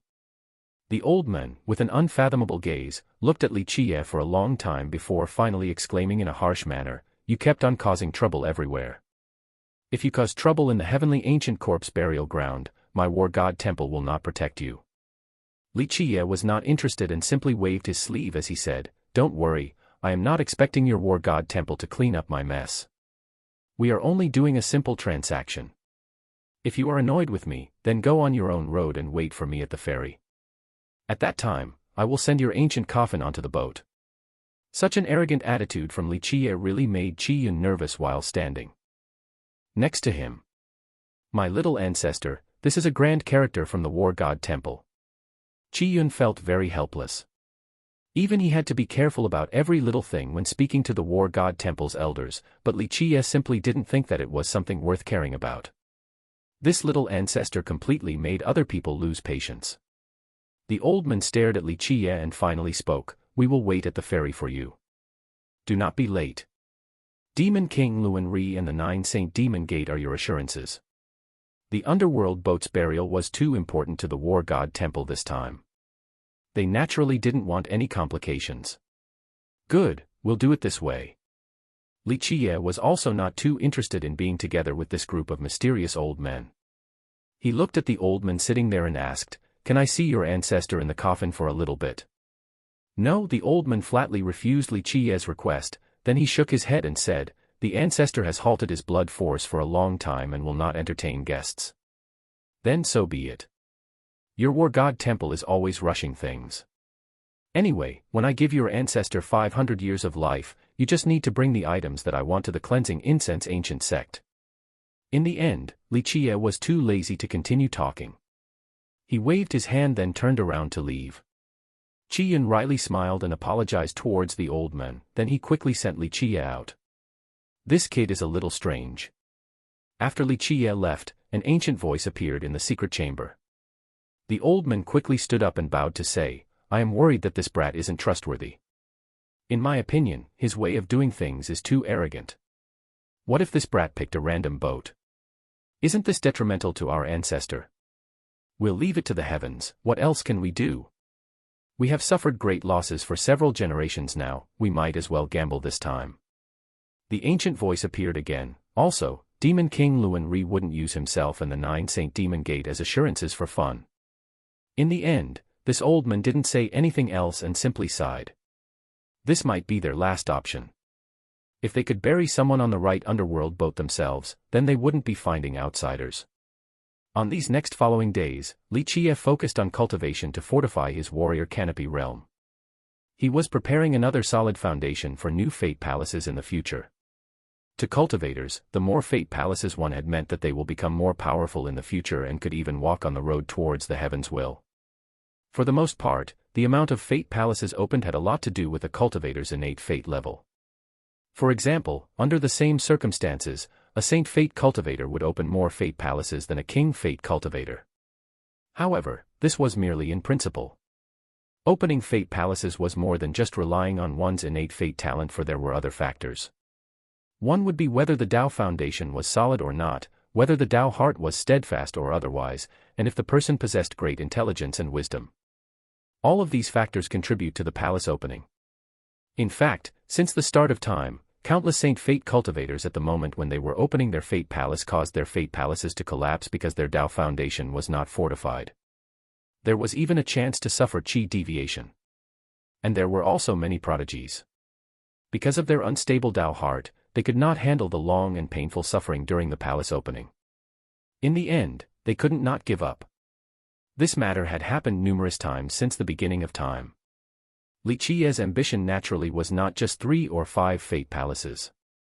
His aspiration was much higher, and thus, after entering the warrior canopy realm, he once again reinforced his foundation. At this time, a misty haze surged from Li Qie's body, as if it was the world of the immortals, as it permeated the entire room. This endless haze was sometimes a dragon and other times a phoenix. Periodically, it was as vast as the sea, and occasionally, it became as imposing as the mountains. Every now and then, the haze rushed forward. And at this time inside Li Qie's fate palace, his true fate was crazily absorbing the world's essence. He borrowed the Kuanpeng's 6 variants to form the Tao foundation, one that wanted to devour all of the energy in this world and turn them into his own in order to cleanse his Tao foundation along with strengthening his blood. At this time, his life will unceasingly rotated as the yin-yang sea of blood up above became even more powerful. It looked as if it had created an independent world on top of Li Qie's head, one with its own sun and moon along with their endless rise and fall cycles. What was even more shocking was that under the effect of the revolving crescent sun merit law, these vortexes of blood energy also appeared on the sun and the moon as they resonated along with the ocean of blood to refine a huge amount of longevity blood that eventually returned to the true fate. Li Qie did not select the revolving crescent sun merit law without valid reasons. It truly synergized with the longevity treasure, the yin-yang sea of blood, and exerted an unparalleled effect. Boom. Boom. Boom. At this point, clear explosions sounded all around Li Qie. He opened his mouth to suck in all of the haze and turned it into the most refined and purest world's essence. When all of the world's essence entered the true fate, it suddenly became blindingly bright as an endless amount of blood energy spewed out. In an instant, the Kuanpeng that haunted the true fate turned into a Tao foundation, into an endless sea of blood. All of a sudden, Li Qie's majestic and substantial Tao foundation, just like the sea of blood, gushed out an endless pillar-like blood energy that soared to the endless firmament inside the fate palace. It was as if it desired to illuminate the entire sky. There was a change that started for Li Qie's fate palace. The master palace had a white jade color flowing through it. At this point, countless Tao patterns in the palace spread out as if a complete grand Tao of the heaven and earth was imprinted within. This caused a change on the external appearance of the fate palace, rendering it to look like a divine palace. The endless paved Tao patterns were unfathomable, it was as if it was the culmination of the most profound mysteries in this world. After the change to the Master Palace, the Tree of Life, the Cauldron of Life, the Spring of Life, and the Pillar of Life inside the palace also underwent great changes. They became even more majestic and were filled with exuberant vitality. After consuming all of the haze, Li Qiye slightly opened his eyes. At this time, his eyes became even more profound as if there was a divine fire burning in the depths. He was already a grand accomplishment first-level warrior canopy at this time. His foundation was fortified at the second level and he was completely prepared to enter the third level. Warrior canopy had 3 levels. They are, from lowest to highest, in the following order: devouring haze, blood soaring the firmament, and resplendent fate palace. In reality, with the advantages of having the revolving crescent sun merit law and the Kunpeng's 6 variants along with the support of the yin-yang sea of blood, his cultivation would not just be at the warrior canopy realm, it could have broken through the 3 realms of purified rebirth, heaven's primal, and even fertility god to become a named hero. After all, the revolving crescent sun merit law was the rarest and most magical longevity law since the immemorial times. It allowed for others to cultivate at extreme speeds. Even a flawed version of the law would enable others to become a royal noble in just a miraculous 5 years. Even with such an advantage, Li Qiye chose not to do so. He did not rush but rather, he, step by step, trained himself devilishly. Each refinement of his body and fate was to lay a solid foundation for himself in order to widen his potential in the future. Second, this allowed for him to open even more fate palaces. And third, it was to arduously temper himself in order for his physique to change. The truth was that there were many geniuses who did not focus on laying a powerful foundation in the small realms of heaven's mandate and warrior canopy. They became named heroes and royal nobles in just a few short years. In their eyes, only by becoming named heroes or royal nobles would they be able to quickly reach the enlightened being and ancient saint realms. Only then would they also become heavenly sovereigns, heavenly kings, and even the proclaimed invincible virtuous paragons. The reality was that after grooming countless invincible generations, Li Qiye understood that these small realms greatly affected cultivators for the rest of their lives. If one could have a strong foundation during these small realms and cultivated them to the extreme without flaws, then in the future, they would be able to open fate palaces beyond the utmost of imaginations. In the future, when facing one's fate adversity and life reduction, one could have an easier time surpassing them with a strong foundation within these small realms. Boom. Just when Li Qiye was about to stop cultivating, suddenly, there was a heavy sound that resonated within his body. At this time, his inner physique turned even brighter. Each strand of universal law paved themselves into a supreme immortal seal in order to suppress this god-fiend of the heaven and earth. Despite this, along with thunder, there was still a black energy surging inside his body. Under the suppression of the inner physique, there seemed to be a god-fiend breaking out from the earth. It was as if Li Qiye's physique was sealing an evil devil that could break out at any time. Li Qiye coldly scowled and used his supreme physique law to channel his inner physique in order to curb this thing that was trying to escape. Li Qiye knew that this was not a devil or anything, it was the physique tribulation. Only by surpassing this physique tribulation would his hell-suppressing godly physique reach minor completion. Once at minor completion, it would become extremely terrifying. This was one of the 12 immortal physiques from Li Qiye's most powerful and perfect physique law of this world. Its absolute power would definitely be able to defeat royal nobles and even enlightened beings. Chapter 212, Underworld River's Secret. 2. Cultivators cannot escape 2 types of tribulations during their lives, life reduction and fate calamity.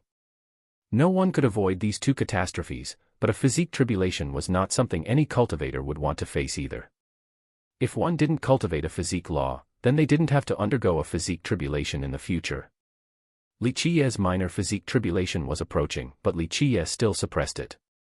If it was someone else, they would try to pass it as soon as possible because the physique tribulation grew in strength with the passage of time. However, Li Qiye didn't take such a course of action because he groomed countless characters and understood certain dilemmas. Even though it was safer to undergo a physique tribulation early on, this would cause an unfinished removal of the physique fiend. With it remaining in the physique, it could directly affect one achieving a grand completion immortal physique in the future. As the tribulation moment was approaching, Li Qiye kept on suppressing it for there was still some time before the perfect moment. Boom. Boom. Boom. Right when Li Qiye took a deep breath and withdrew his merit laws, the world suddenly shook. All of ancient Sky City was trembling as if an earthquake was approaching. With a change in his expression, Li Qiye instantly calculated it in his mind, causing him to be surprised as he immediately rushed outside. At this time, there were many people running outside. Li Xuangan and Chen Baojiao, who were cultivating, also came out as everyone all looked towards the far direction.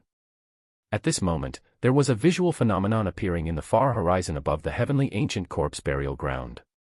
There was a heavenly river flowing down from the sky and onto the heavenly ancient corpse burial ground. The heavenly underworld river descended and turned the burial ground into hell itself. At this moment, above the burial ground were requiems that caused listeners to lament in grieving sadness. In the sky above the burial ground all the way to the source of the river, there were fluttering pieces of paper money as well as ancestors in mourning clothes, burning ceremonial paper. They carried a banner as if an immortal king has fallen, or the death of a true god just occurred. Countless ancestors were sending them off. The underworld river finally came out, everyone lost their colors from seeing such a scene.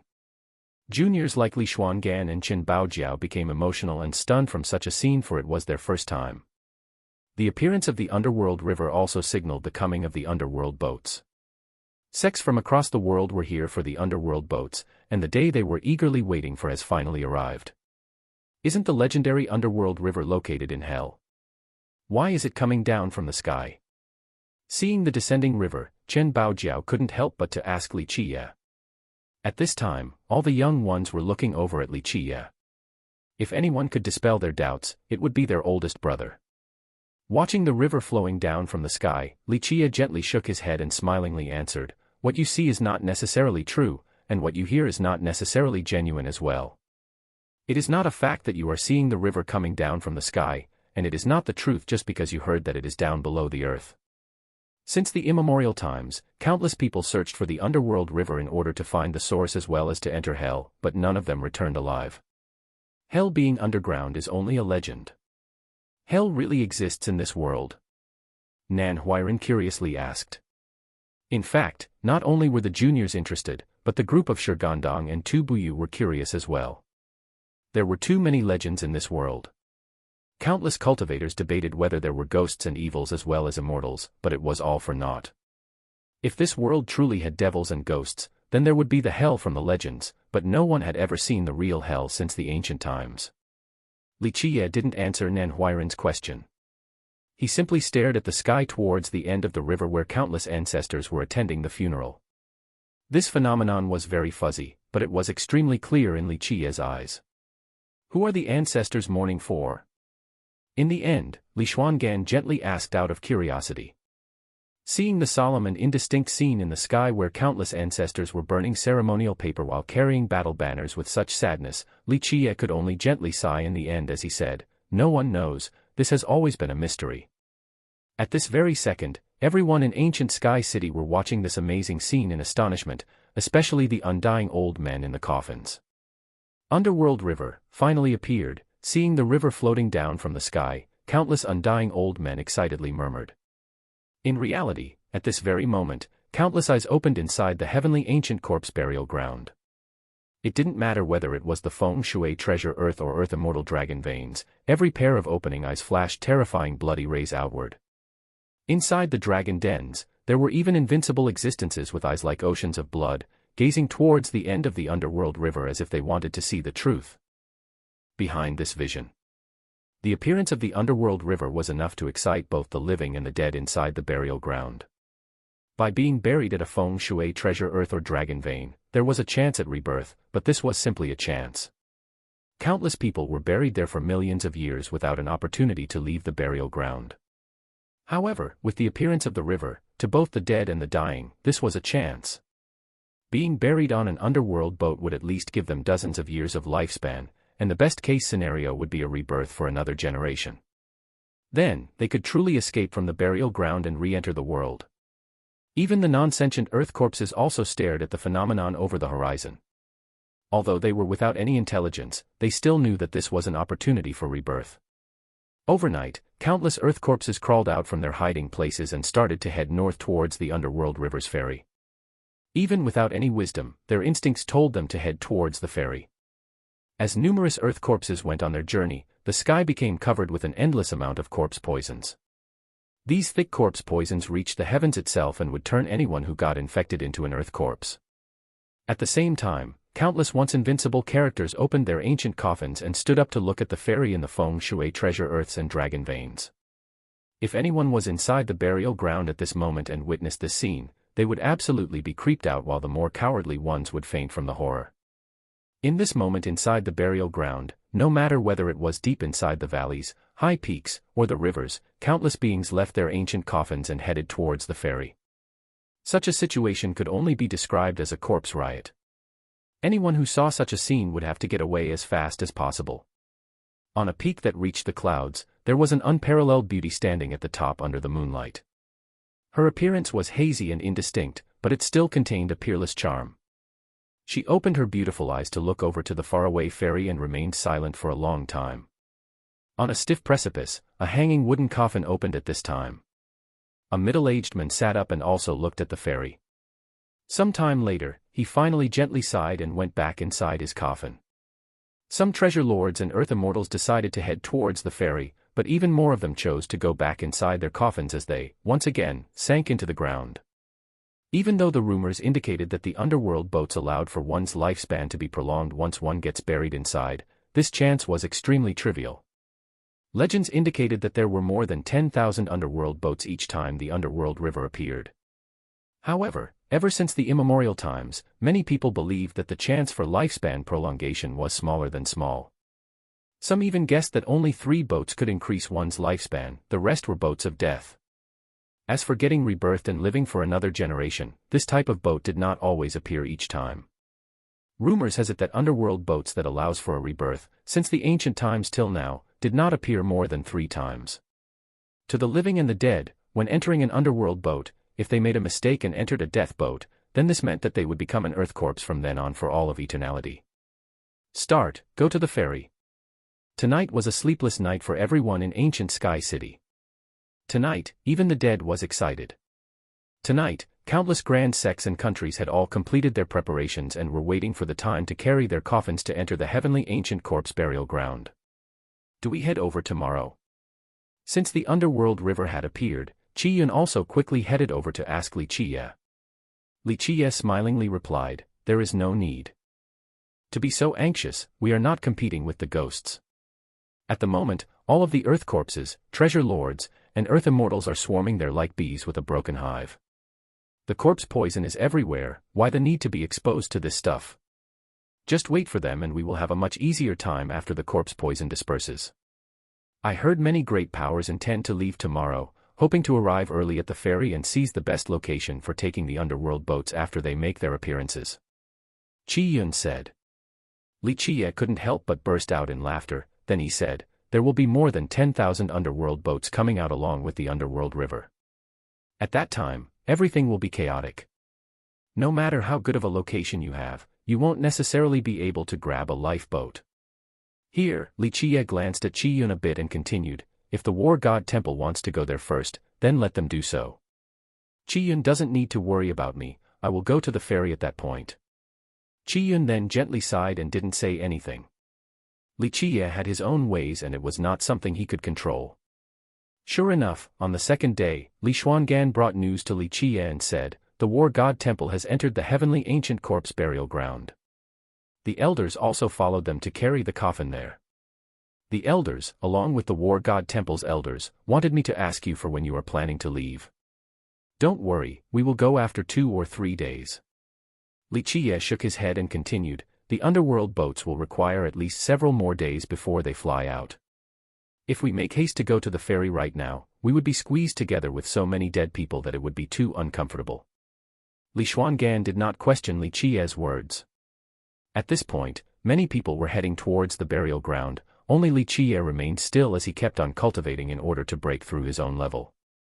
Chapter 213, Thousand Emperor's Gate, 1. On the next day, countless ancient coffins were carried out from the city as the great powers started their journeys into the burial ground.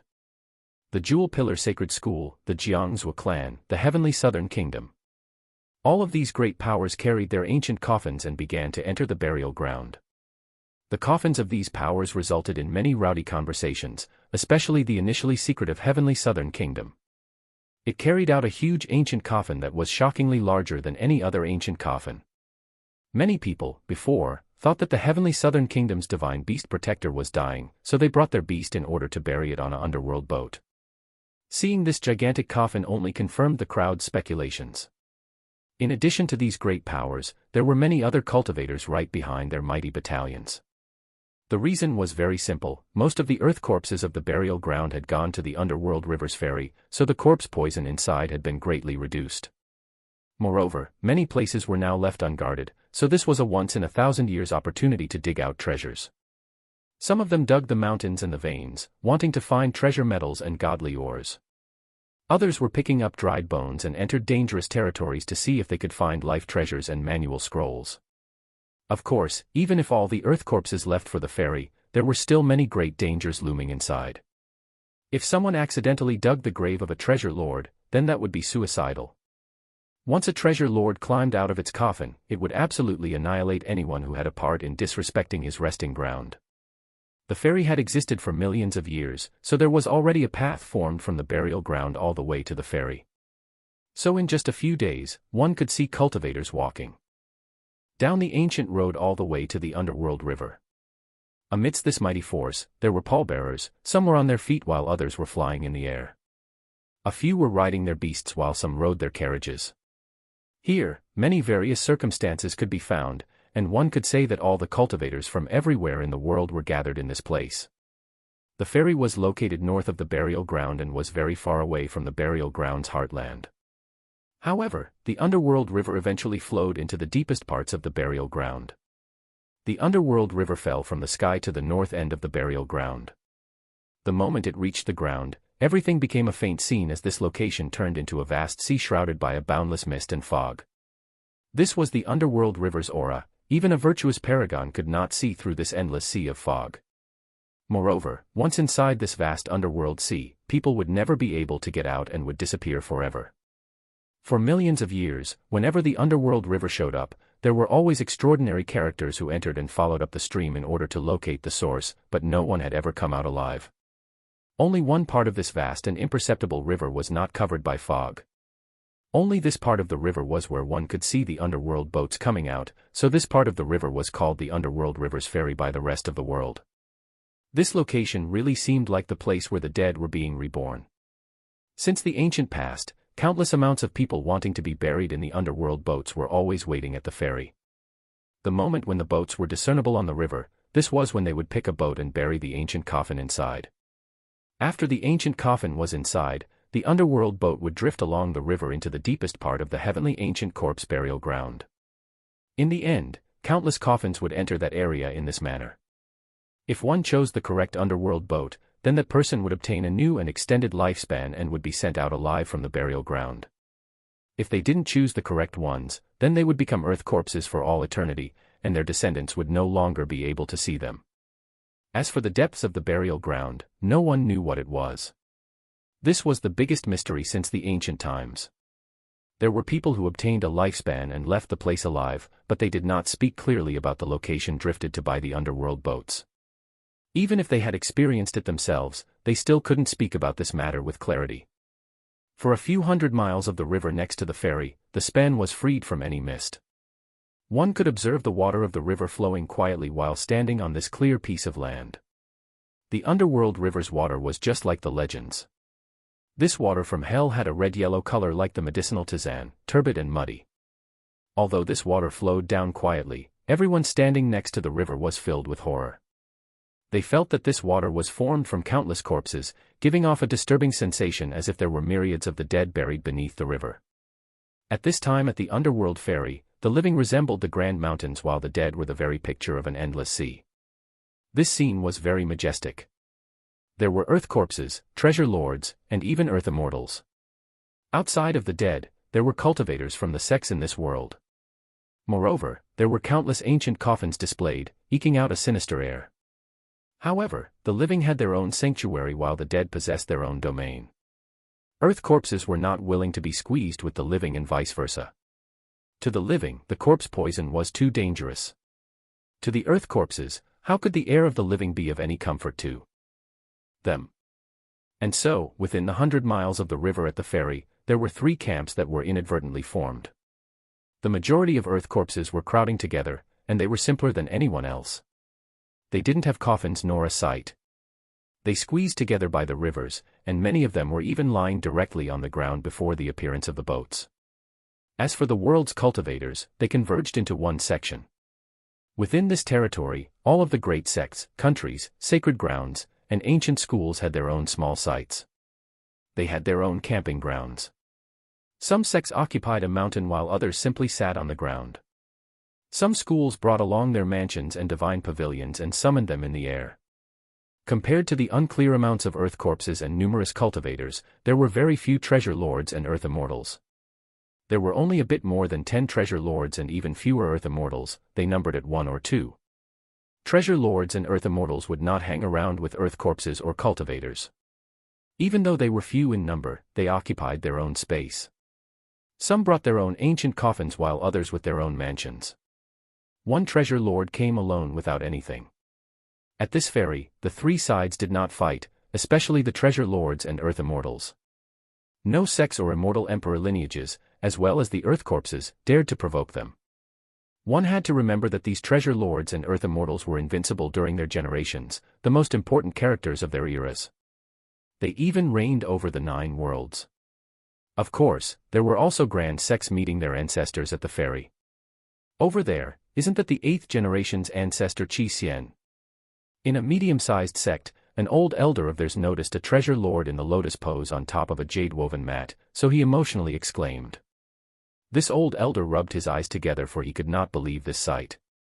In the end, he confirmed for sure that this was indeed an ancestor in his sect, thus it triggered his jubilation. Ancestor Qi Xian.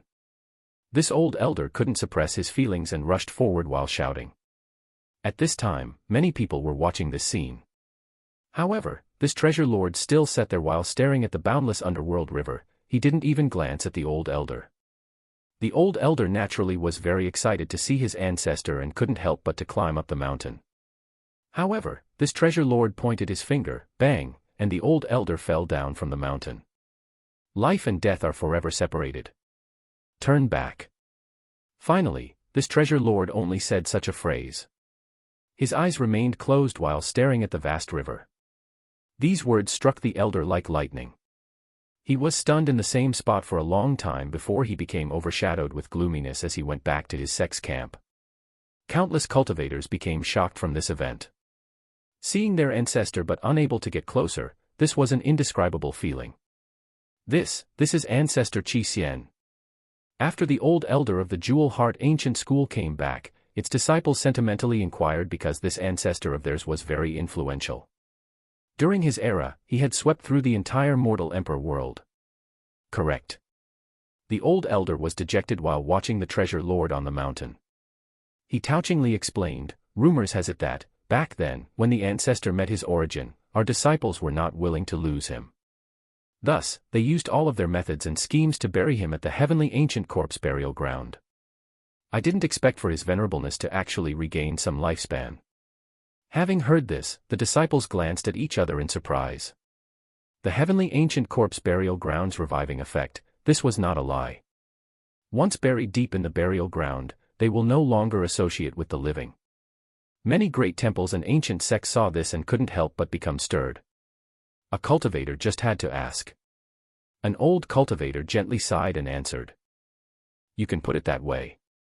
Treasure lords and earth immortals normally do not want their descendants to come close. This is also to cut off their millions of years of remembrance and lingering thoughts. Chapter 2:14, Thousand Emperors Gate, 2, There really is no other way to become close again to their ancestors. A cultivator couldn't help but ask.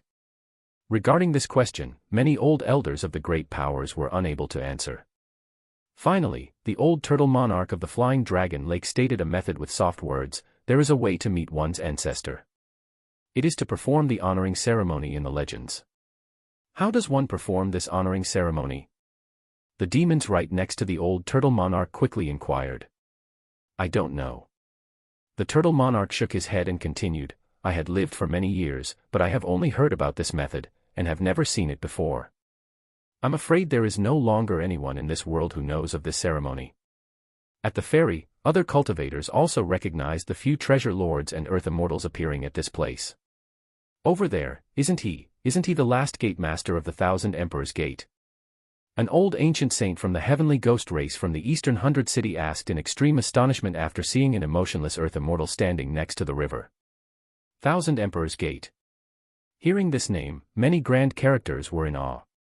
Even immortal emperors' lineages lost their colors after hearing such a name, as if it was a forbidden taboo. Is the 1,000 Emperors Gate that frightening? A junior noticed the shock on his master's face, and curiously asked. One gate, 4 emperors in a row. The enlightened beings and the ancient saints of the previous generation with dignified expressions explained to their disciples, 1,000 Emperors Gate, 4 immortal emperors originated from this sect. Moreover, these 4 immortal emperors came one after another continuously. No other sects were able to successfully break through and steal the heavens will from them.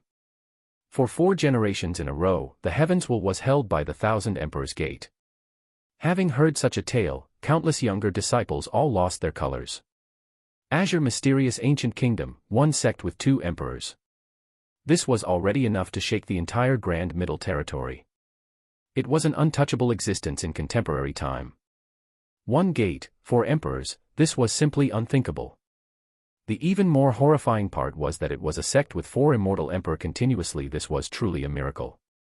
A miracle never before seen, and a miracle that would never happen again.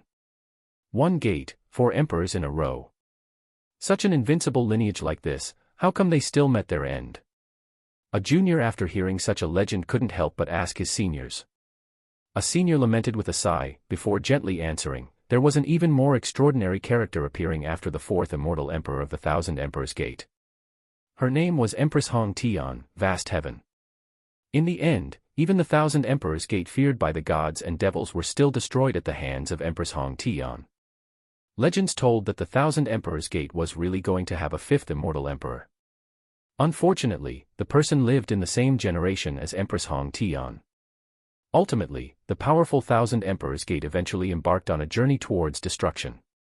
Hearing the name Empress Hong Tian, this left an unravel mark on all the young generations. An empress destroying a 4 emperors lineage, how heaven-defying was this, how invincible was this? After so many powers had left for the underworld ferry, the calm Li Qie finally started his departure. Everyone, stay back in the ancient sky city. As they entered the burial ground, Li Qie told the juniors. Li Qie this time did not want to bring along the juniors, not even the group of 2 Buyu. Only Li Xuangan and Chen Baojiao came along. In reality, the group of Nan Huiran really wanted to go to the ferry as well, but they could only let go of this thought. After hearing Li Qie's command. This time is a bit special. We are not digging treasures, we are simply helping the war god temple bury a coffin. Li Qie continued, which is why everyone shouldn't go this time. In the end, this is not a treasure hunt. At the ferry, if you provoke an earth corpse, I won't be able to help in time. The juniors didn't question it since they didn't want to bother Li Qie. Li Qie eventually set off with Li Xuangan and Chen Baojiao on top of the Tetrawar bronze chariot towards the ancient road into the underworld ferry. Li Xuangan looked at Li Qie and felt that he had some things on his mind.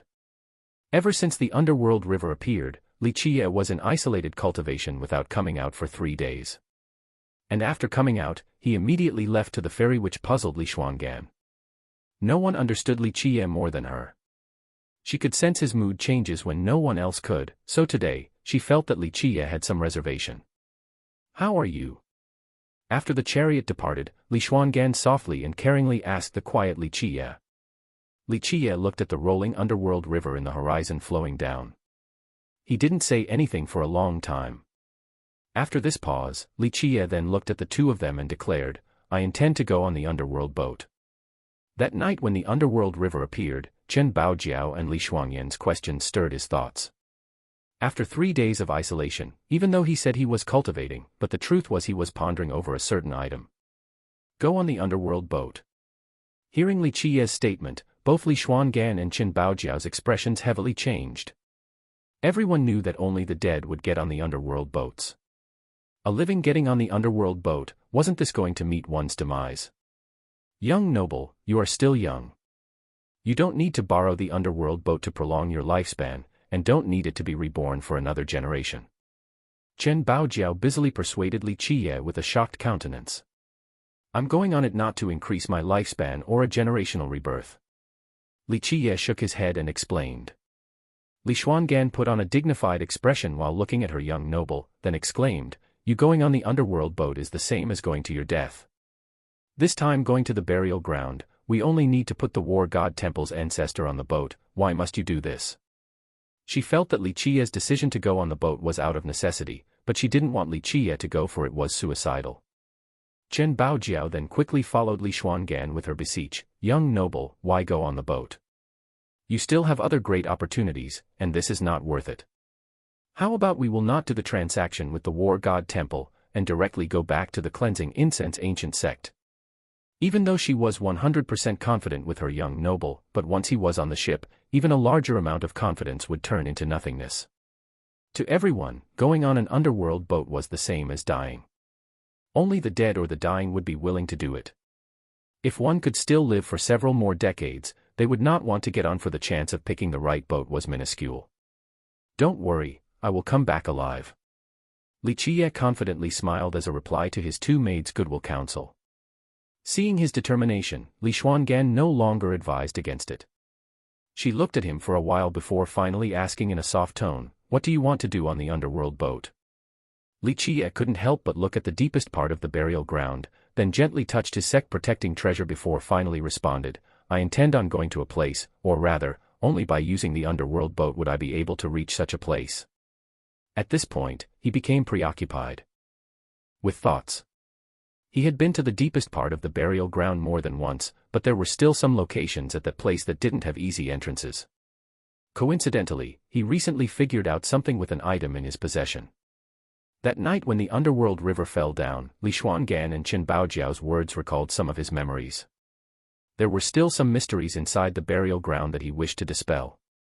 Be careful, make sure to come back alive. In the end, Li Xuangan could only let out a caution. Compared to heaviness in Chen Baojiao and Li Xuanyan's minds, Li Qiye on the contrary was very relaxed. He smilingly spoke, I still have two maids with supreme grace.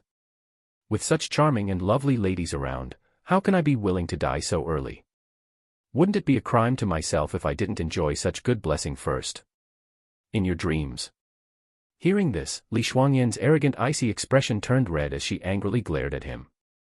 As for Chen Baojiao, she simply chuckled.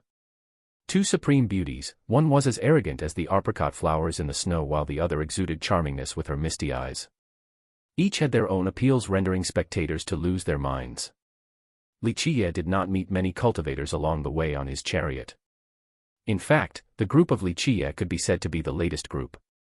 It could be because all the earth corpses headed to the ferry, or because of the appearance of the underworld river, but the corpse poison along the ancient road was extremely weak to the point of negligible. Even a weak cultivators could still walk among the ancient road without being affected by the poison. On an ordinary day, they would have turned into earth corpses. When Li Qiye was about to arrive at the ferry and could see it from the distance, they were stopped by someone. A person blocked the path above the ancient road, and clearly aimed for the group of Li Qiye. This person didn't stop anyone else, but only the Tetrawar bronze chariot. A young girl with peerless elegance, but also had a sky-piercing murderous aura. Anyone who saw her would not notice her beauty, for they are horrified by the murderous intent on her body. The young girl was dressed in black while hugging her black sword. She stood above the ancient just like an unsheathed bloody sword as killing intent filled the air, painting a sanguine scene. Anyone who saw this scene would certain run for their lives. One or two cultivators who were lagging behind wanted to follow Li Qiye's Tetrawar bronze chariot, but after seeing the young girl blocking the road, they immediately ran away in shock. Bai Jianjun, descendant of the sword god's sacred ground, owner of a peerless, elegant beauty, but no one had ever cared for her looks before. Bai Jianjun suddenly blocking the way of Li Qiye garnered much attention from other people. In just a moment, many cultivators at the ferry suddenly came to watch Bai Jianjun. Seeing the girl dressed in black, the geniuses from any heritages all lost their colors and didn't want to mess with this goddess of death. To many cultivators of the young generation, Bai Jianjun was not the most powerful genius, but she was absolutely the most terrible genius. The moment her sword was unsheathed, it must taste blood. Her frightening murderous intent was capable of casting all away. Chapter 2:15, Bai Jianjin's Three Swords. 1. Due to Bai Jianjin blocking the path, it suddenly brought a big crowd, especially the younger cultivators. They were excited and secretly glad to see Li Qiye mess with such a death goddess. Recently, Li Qiye's name became too well known. Not only did he humiliate Dao Child Xingtian, but he also slayed him. He provoked the Azure mysterious ancient kingdom so, all of a sudden, his fame was thunderous with a presence comparable to any young genius. How could the great sects and countries not be annoyed by this? At this moment, Saint Child Baozhu, young King Nanshan, and Princess Xiaosei, all the famous geniuses in the Grand Middle Territory were all clamoring to watch in the distance. The descendant of the sword god's sacred ground found someone to compete with in sword arts. Seeing Bai Jianjin blocking the way, a person murmured. In just a second, many people were whispering because recently, Bai Jianjin had been finding people to test her sword. No matter if it was an ancient saint of the last generation or a young genius, as long as they had some achievement on the sword Dao, she would go to their doors. As for the geniuses who didn't cultivate the sword Dao, she wouldn't even give them a glance. Bai Jianjin was indeed worthy of being the descendant of the sword god. Her sword Dao was invincible and had a merciless offensive style. The majority of her opponents were always wounded or even died under her sword. Very few people could escape unscathed from her terrifying black sword. Li Qiye narrowed his eyes at the Bai Jianjin who was blocking their path. He was all smiles as he said, "There is a really good proverb, a good dog does not block the way. I don't care if you are a giant character or a descendant of whatever. Roll to the side instead of blocking my path." Li Qiye's rude words silenced many of the nearby spectators. This little brat was truly a little devil, he was always arrogant no matter who he was speaking to. Bai Jianjin was the sword god's descendant, but she herself was even more terrifying. A goddess of death whose hands were stained with blood. An emotionless sword along with a merciless offensive style that would make all spectators speak to her with respect for fear of provocation. However, this brat's first words immediately offended Bai Jianjin. "Be more of a gentleman. Your words are too vulgar." Chen Baojiao gently scolded Li Qiye with an enchanting charm. As for Bai Jianjin, she didn't have the slightest bit of reaction. Icy as a sword and cold as steel. Like an unsheathed sword with a chilling murderous intent, she had the intention of devouring humans. She looked at Li Qiye as if he was a dead man, not knowing that she resembled one herself. "Take out your sword," Bai Jianjin coldly said. Her initially pleasant-sounding voice was now as cold as a heartless ice that entered the hearts of others, causing them to shiver. Her beautiful jade-like eyes chillingly glared at Li Qiye as she mercilessly spoke, "I will let you pass if you can block 3 of my swords." Li Qiye glanced over towards her and replied, "If I take out my sword when you tell me to, isn't this a loss of face? Who the hell are you? Why would I want to take out my sword? Don't you consider yourself invincible? So, today, you suddenly don't dare to fight? Is it because of your lacking abilities?" At this time, young King Nanshan, who was observing on the sidelines, sneered and slowly urged. The atmosphere became strange as everyone nearby heard what he said while giving him a glance. Young King Nanshan was handsome and elegant with a pressing aura. He originated from a royal family and was truly the proud son of the heavens.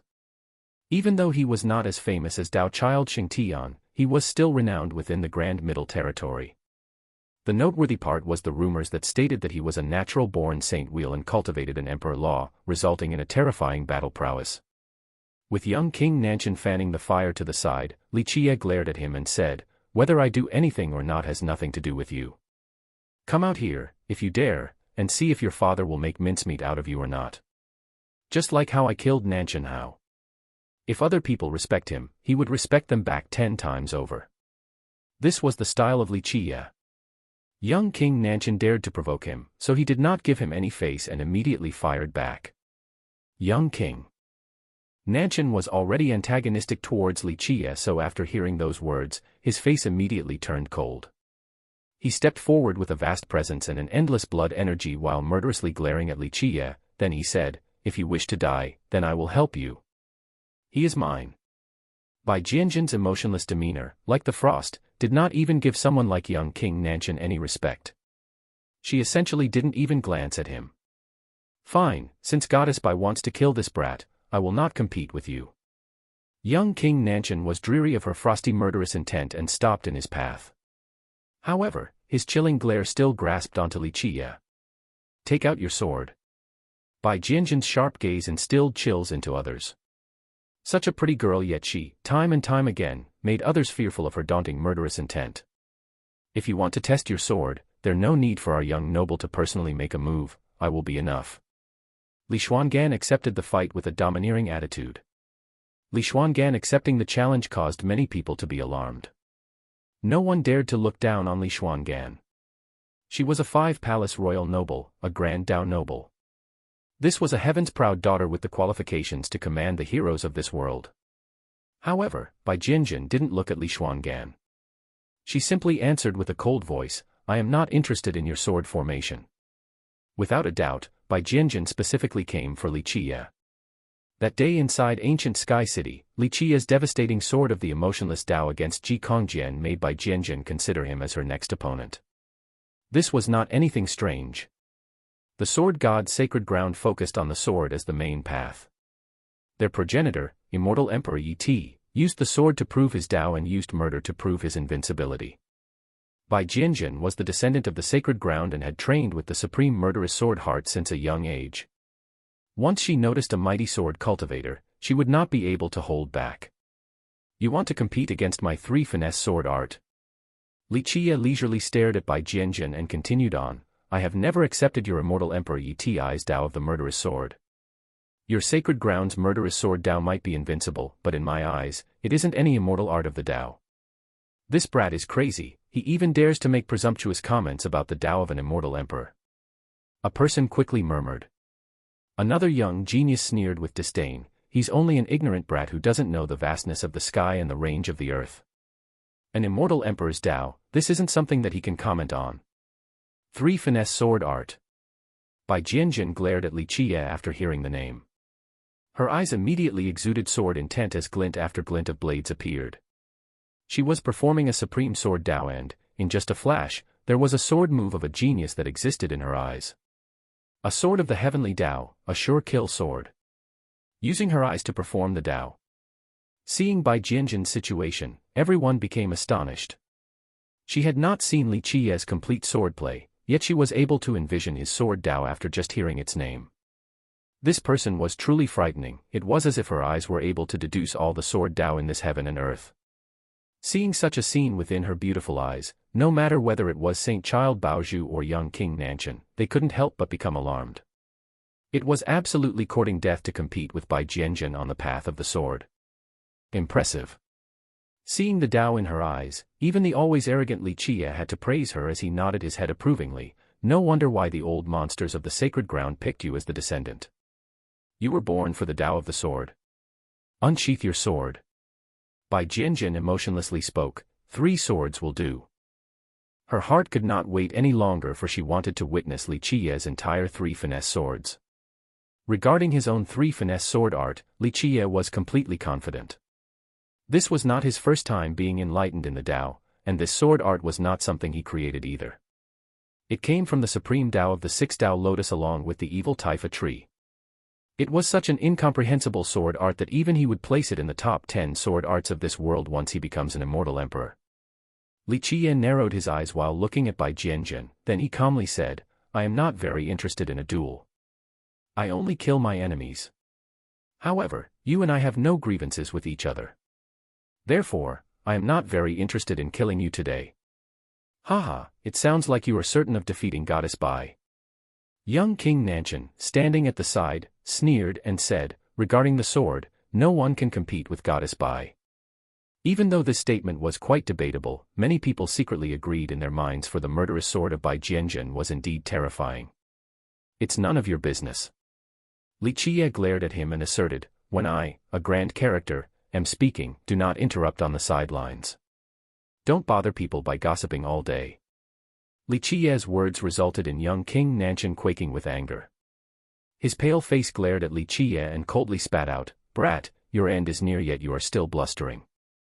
Li Qiye ignored him, then he looked at Bai Jianjin and calmly smiled, since your sacred ground is so confident with your sword Dao. Fine, I will play with you this time. However, I have one condition. What if you lose? The sharp glare of Bai Jianjun pierced straight through Li Qie. Her cold stare resembled cold steel, causing others to be stung with pain. Many were afraid to look straight at her eyes. She chilling proclaimed, "You will lose. You have enough confidence, I like it."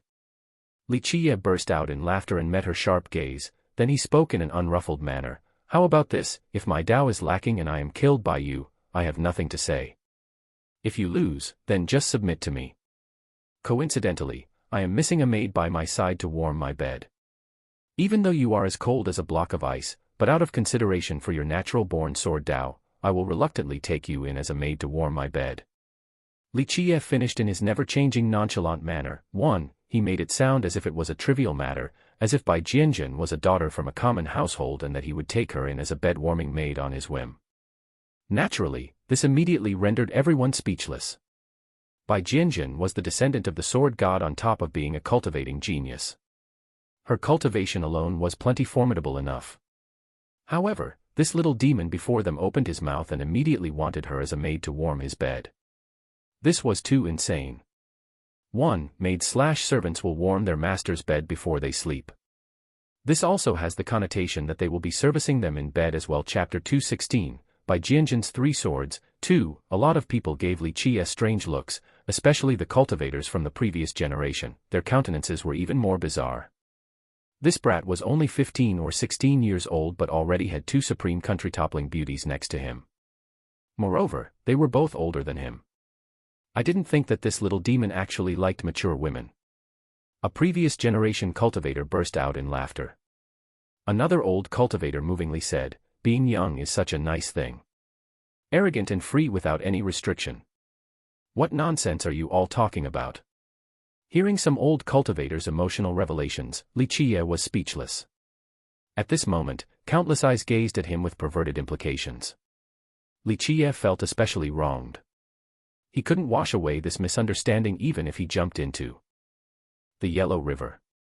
Even though Li Xuangan and Chen Baojiao had followed him for so long, he really haven't done anything to them. A bunch of perverted old men.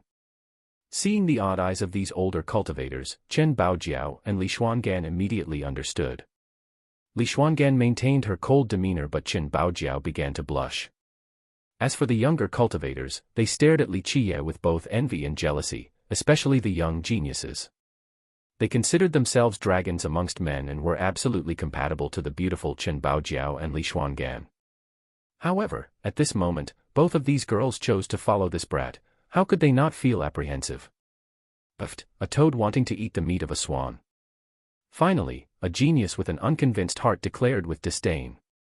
As for Bai Jianjun, her gaze remained cold and piercing. It was still as menacing to spectators as before. "So, are you not completely confident in yourself?" Li Qie leisurely said. Seeing her steaming murderous intent, he suddenly felt an urge to tease her. He then smilingly spoke, "Furthermore, I am the one suffering here. You are as cold as a block of ice, I'm afraid you can't even warm my bed. A girl lacking feminine charm will have a hard time finding a marriage. I am sacrificing myself here to take you in." Listening to these words made the others curse at Li Qie for pretending to be a good person. Even Li Xuangan and Chen Baojiao couldn't help but scowl.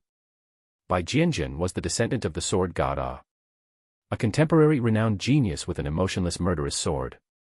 No matter whether it was her origin or cultivation, no one from the younger generation would dare to tease her like this. This brat. Arrogance and boldness are part of his nature. Even the older cultivators smiled wryly. They thought about it for a second, and they wouldn't dare to tease Bai Jianjun like this even if they were younger. The sword god's sacred ground was a group that killed people without blinking an eye. Who would dare to provoke them? As for the victim, Bai Jianjun, she did not become angry for she was as calm as a tranquil well. Her cold, murderous expression along with her sword-glinting glare seemed as if it wanted to penetrate Li Qie's heart. In the end, she coldly replied, "Why not?" She didn't even bat her eyelashes while answering. There was no change in her mood as if the topic was not a major event that concerned the rest of her life. Dumbfounded, this was the reaction to Bai Jianjun's answer. In just a second, everyone glanced at each other. This didn't make any sense. No one would think that Bai Jianjun would actually agree to such a condition. As a toad, my favorite thing to do is to eat swan's meat. At this time, Li Qie lazily looked at the person who sneered at him earlier, and leisurely continued, a dragon or phoenix eating a swan, this is not skillful at all. But a toad eating a swan, this is true ability. Your uncle doesn't have any other skills, but my ability to leech off women is absolutely peerless in this world. So. Not convinced ah? Come bite me then ah? The young genius who openly ridiculed Li Qie earlier immediately turned livid with anger and snorted. For the rest of them, they could only stay silent. To cultivators, they all looked down on such shameless leeching, but this brat actually announced his leeching with such pride. As for Li Xuangan and Chen Baojiao who knew Li Qie well, they didn't know whether to laugh or cry. If their young noble was a leecher, then what words could be used to describe the rest of the men in this world? Nonsense, unsheath your sword. Bai Jianjun coldly spoke as her murderous presence rose like a cheetah watching her prey. It seems like this girl is in a hurry to be my bed-warming girl. Li Qie clapped his hand and laughed, then he said, sword, come. Clank. Li Xuangan, who was hugging the six-dao sword, did not take any action. The six-dao sword left its sheath and fell into the hand of Li Qie. The moment the sword was in his hand, Li Qie immediately had the presence of a master. The flirtatious and bodacious expression from earlier towards Bai Jianjun was nowhere to be found. Grasping his sword, he stepped out of the tetrawar bronze chariot and glared at Bai Jianjun with a serious expression and vast momentum. Clang! At this time, Bai Jianjun also unsheathed her sword.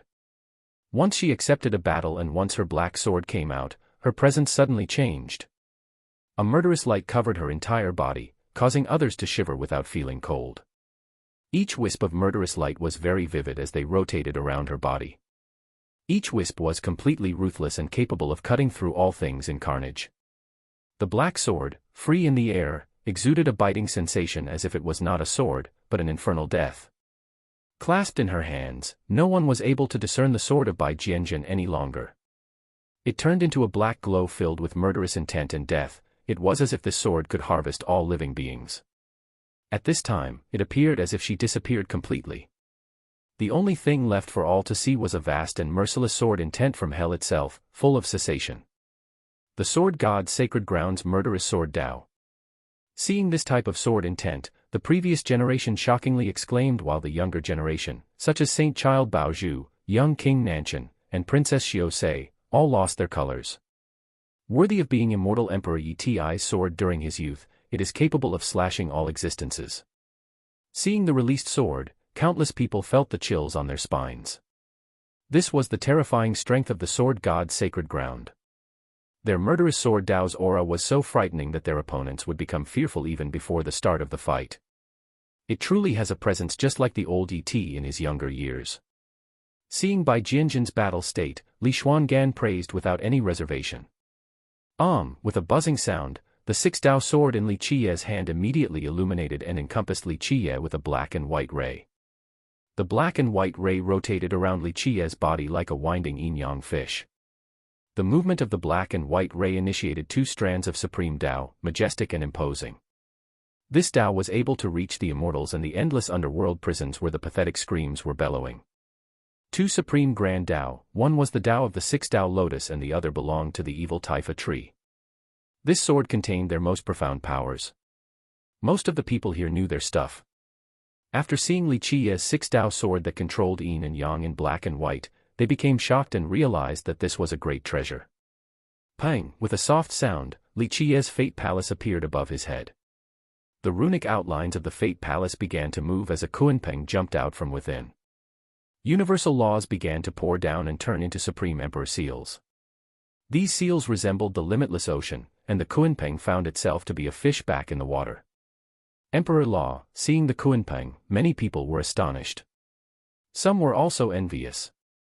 An older cultivator murmured, in the legends, the Kunpeng's 6 variants was one of immortal Emperor Min Ren's strongest arts. The heavens is emotionless. Li Qie roared and, right when his words ended, a sword appeared amidst the sky, one of the 3 finesse swords, heaven finesse. In the blink of an eye, the six Tao sword created the endless heavens Tao and used the heavens as the sword with boundless righteous yang energy. Countless white lights torrentially poured down and turned into many heavenly swords. Each heavenly sword was hanging high above the 9 heavens. Each of these heavenly swords were able to slice the mountains and rivers by itself. However, the power of Li Qi's one sword move did not stop here. In a flash, there was an infinite, exalted ocean behind Li Qi as the rolling waves made their mark. This colossal ocean drowned the sky and turned the heaven and earth's essence into its own. The Kunpeng Sea transformation turned into an immense ocean that absorbed the world's energy and power of the Grand Tao. With this, the power of Li Qi's sword doubled. The heaven was heartless and the righteous yang was impartial. The three-finesse sword was a supreme Tao. One sword carried the tremendous power of the six Tao. It was capable of slicing the celestials and ending the sun along with the moon. This one sword jolted even enlightened beings, let alone royal nobles. Such a sure-kill sword with the utmost lack of emotions. This sword would surely taste blood and amaze all spectators. Zhang. In this instant, Bai Jianjun made her move. Within this constraint of time and space, there was no Bai Jianjun nor the black sword, for there was only a flashing sword brilliance. Just this sword brilliance was enough to cause everyone's hearts to jump. This sword pierced through the six Tao to annihilate all existences. This sword actually struck the weakest part of Li Qi's heaven sword. In between the explosions, Bai Jianjun used an unfathomable speed to grasp the incalculable gap within Li Qi's sword technique. This was truly the ultimate genius of the sword Tao. Between the flashes, Li Qi was surprised. Everything happened so fast and he used the most unthinkable quickness to change his sword move. This sword dimmed the stars as time stood still. Pluff! Bai Jianjun's sword pierced the entire sky as blood spilled out. Li Qi flew backwards as his chest was met with the sword. Boom. Boom. Boom. Li Qi took several steps back as blood stained his chest. This sword drilled through his chest and nearly went through it completely. One had to know that Li Qi had the hell-suppressing godly physique. Ordinary attacks essentially could not destroy his fortified flesh, but under this sword, there was still a gaping hole in his chest. Chapter 217, Sky-Shaking Truncheon. 1. Such a sudden variation greatly changed the expressions of Chen Baojiao and Li Xuangan. They didn't think that Bai Jianjun's sword was so terrifying. Everyone trembled from the sight of Bai Jianjun's sword piercing through it all, penetrating Li Qi's defenses. It was not because Li Qi's sword art lacked profundity, but because Bai Jianjun's sword was too formidable. They shivered at Bai Jianjun being able to see through the weakness in another person's sword Tao in an instant. Such a person was born for the sword Tao. Everyone witnessed the power of Li Qi's sword. Not to mention ancient saints, even heaven restoration saints and Tao restoration saints would not be able to find Li Qi's weakness amidst all the commotion. This heaven sword was truly peerless and profound with its righteous yang. It was easier said than done to defeat such a sword. However, Bai Jianjun was able to do such a thing. Her understanding of the sword Tao had exceeded countless people, including cultivators of the previous generation. Humph, you don't know your own capabilities. Just try and brag now. Regaining their wits, a cultivator gleefully said with a smile. However, Li Qi didn't care for such a person. He stared at Bai Jianjun as a smile bloomed. It seems as if I have underestimated you. You are walking on the Tao of breaking, not the Tao of the murderous sword. The blade nearly pierced through Li Qi's chest and blood stained his outfit red, but Li Qi didn't even frown. It was as if this sword had penetrated someone else's body. Bai Jianjun, while tightly gripping her sword that was dripping blood, remained as emotionless as ever. Good, I want to see just how you will break this. Li Qi smiled and stepped forward. Boom. The earth itself trembled. The hell-suppressing godly physique came out to suppress the gods and devils as well as the heaven and earth.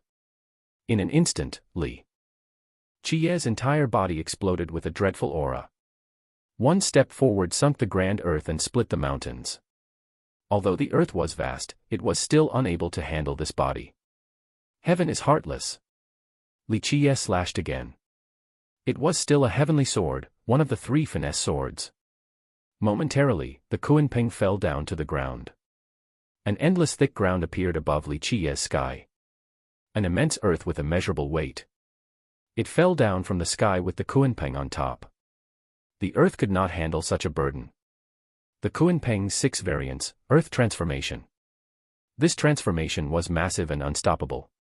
Bang, dash, with an immenseness that this world could not handle, Li Qiye's body unleashed thunderous explosions as it seemingly changed into heaven itself.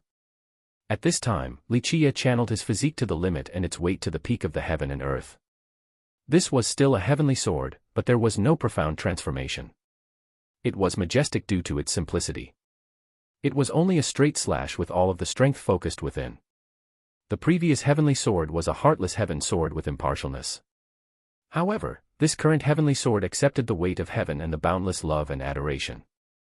Simple and natural, only one slash to divide black and white, to separate yin and yang, then to transform into the heaven and earth.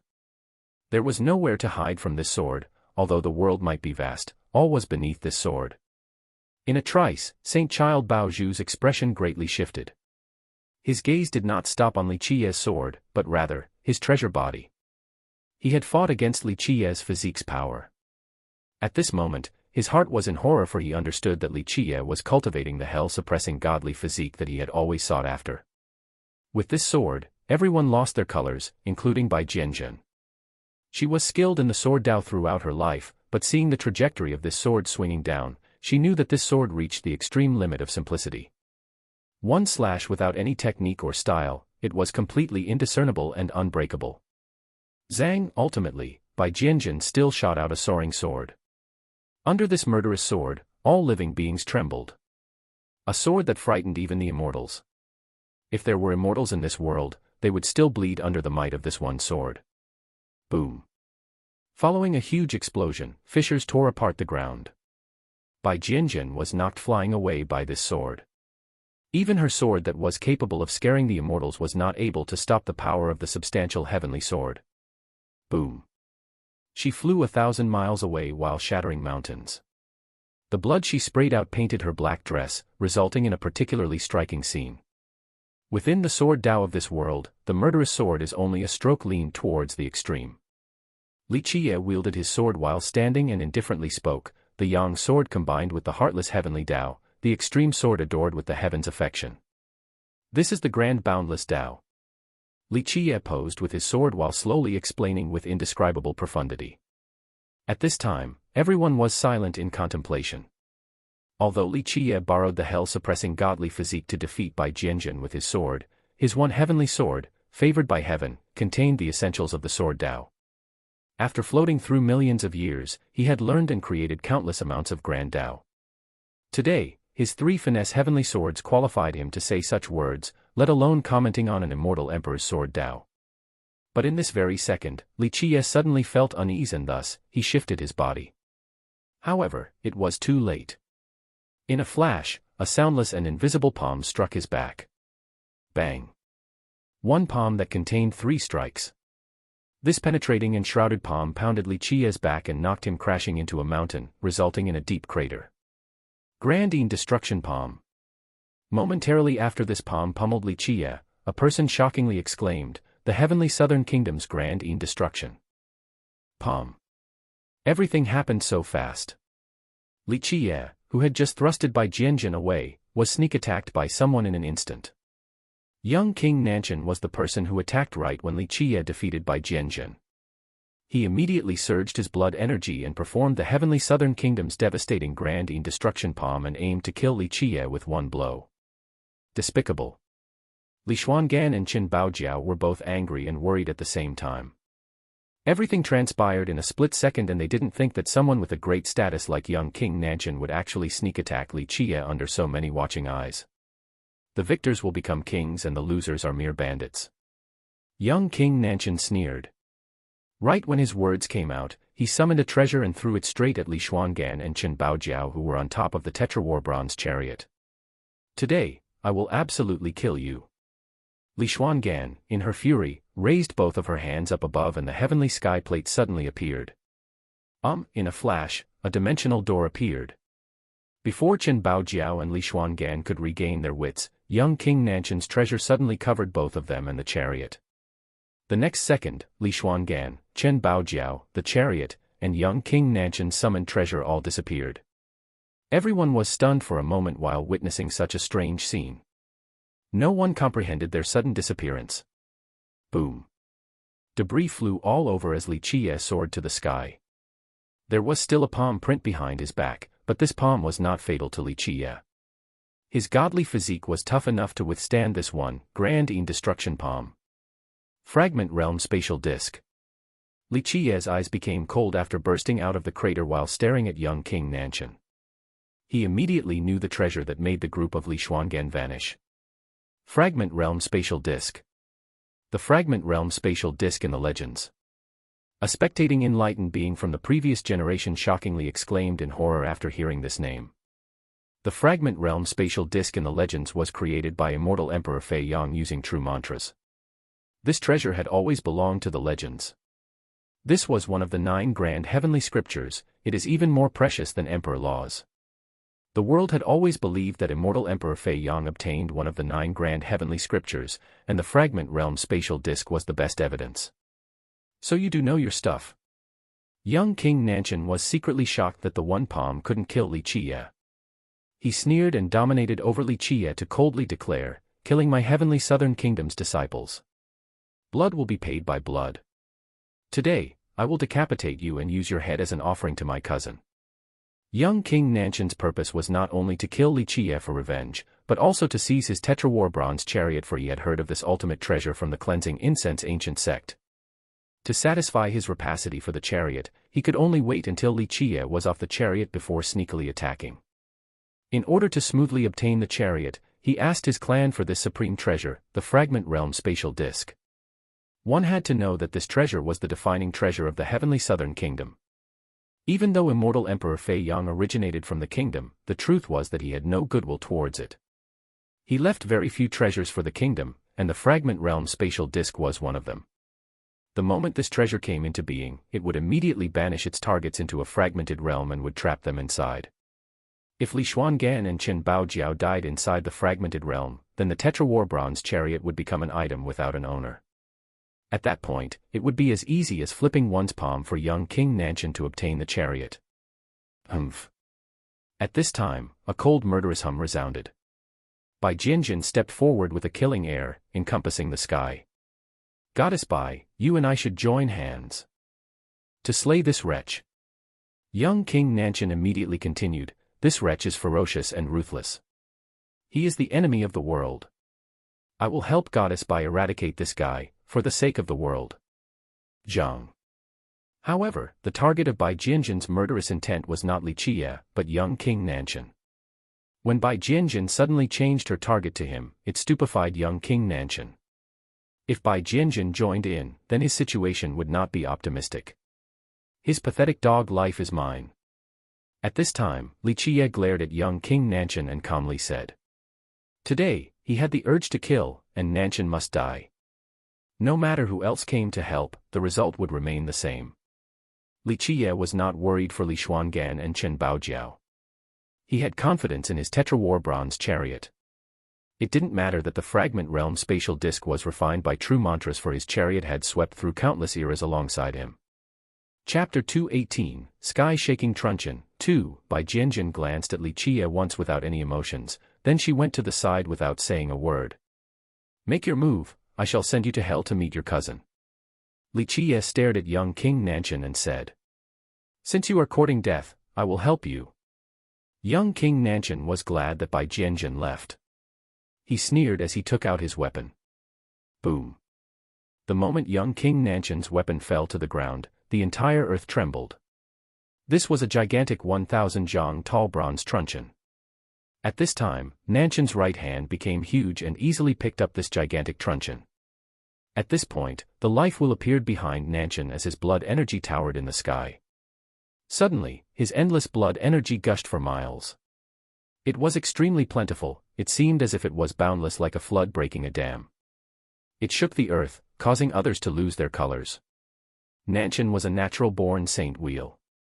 His blood energy was too great and no one in the same generation could compare to him. Even though he was a royal noble, he had the endurance of an enlightened being. His blood energy was catching up to ancient saints. This was his formidability. Sky-Shaking Truncheon. Seeing Nanshan wielding such a huge bronze truncheon, a previous generation cultivator recognized it and murmured, "A once famous heavenly sovereign true treasure of the heavenly southern kingdom." Heavenly sovereign true treasure. Hearing this, the younger generation cultivators were all stunned for a while. They all felt that a heavenly sovereign weapon was not worthy for someone of young King Nanshan's status. One had to remember that even Dao Child Xingtian used a virtuous paragon life treasure. Even though life treasures and true treasures were on the same level, a life treasure was far from being comparable to a true treasure. There are a few ancient saint true treasures that could even defeat heavenly sovereign life treasures. This particular true treasure has a great history. It followed a heavenly sovereign of the heavenly southern kingdom during his conquest. An older cultivator explained after seeing the weapon. There was a genius in the heavenly southern kingdom who was also a natural saint fate. He coincidentally obtained a true fate godly Oregon. This type of ore was the essence of heaviness, and after it was crafted into the bronze truncheon, it carried 1,000,000 pounds of weight. Not everyone could use such a true treasure. Only those with powerful blood energy could wield it freely. This was the reason why the sky-shaking truncheon was passed down to young King Nanshan. Even an enlightened being would exert all of his strength just to carry it, but it appeared to be nothing in young King Nanshan's hand. It goes to show just how exuberant his vitality was. "Eat this!" Nanshan shouted with the sky-shaking truncheon in his hand. This truncheon struck down with an unparalleled speed. Although there was no technique behind it, the weight, along with the speed, created thunderous roars and crackling lightning. "Open!" Li Qie screamed and swung his hands powerfully to meet the striking truncheon. Ignorant fool, seeing Li Qie using his bare hands to stop the truncheon, Nanshan sneered. The truncheon weighed 1,000,000 pounds. His one strike was more than enough to destroy mountains and rivers. An explosive boom reverberated. The area Li Qie was standing on immediately sank as the earth shattered, resulting in a crack as Li Qie's body was smashed down into the earth. This power opened everyone's eyes wide. Such a weight would strike anyone into a pulp. Even an ancient saint would not dare to use his body to block such a strike. This little brat was too arrogant. He was only seeking his own death. A spectator sneered after seeing the exchange. Even the earth turned into small pieces, so everyone here assumed that Li Qie was dead for sure this time. Rumble. However, at the same time, debris flew everywhere. Li Qie got up from the pit. At this time, his hair was dusty while his arm was bloodied. Without a doubt, he was wounded by the sky-shaking truncheon. Impossible, seeing that only Li Qie's arm was bloodied, young King Nanshan's expression greatly changed. He knew very clearly the strength of his earlier attack. Even an enlightened being blocking it with his flesh would be rendered into mincemeat, but Li Qie only had a bloodied arm. Even his hand remained attached. What kind of unthinkable body was this? Seeing such a scene left many people breathless. What kind of physique must this be in order to be able to block the strength of millions and millions of pounds? This physique was too abnormal. Saint Child Bao Zhu, who had fought Li Qie before, couldn't stop staring. Even though he tried to suppress it, he could not hide his deep jealousy. At this moment, he understood that Li Qie was absolutely cultivating the hell-suppressing godly physique. This was his goal, his pursuit in life. "My turn," Li Qie resoundingly shouted. He spread out his arms that spanned to 1,000 miles and clung onto a towering mountain peak. He used all of his power to clench it and, after a snapping sound, the heaven and earth spun. The entire lofty peak was carried by Li Qie's gigantic hands. Go! In a flash, the giant mountain was thrown by Li Qie with the most dominating momentum. It was not a difficult matter to throw a mountain with his godly physique. "Arg!" With a shocked expression, young King Nanshan shouted and powerfully swung his heavy truncheon. Boom! Mud and rocks cascaded down from the sky like a waterfall. Young King Nanshan got knocked away like a fly for a very long distance. He heavily hit the ground and created a pit where the bottom was nowhere in sight. Everyone became dumbfounded. This was a little too ridiculous. Young King Nanshan used a truncheon as his weapon, but Li Qie was even more tyrannical and used a mountain as his weapon. A while later, Nanshan rushed out from the deep pit. He coughed up blood while his battered body was covered in blood. His physique was not as heaven-defying as Li Qie's. Even though his truncheon blocked Li Qie's attack, his body hit the ground and many bones were broken. At this point, young King Nanshan's true fate appeared and absorbed the world's energy to shower his injury. He was a royal noble, and his true fate had formed into the heavens' primal soul.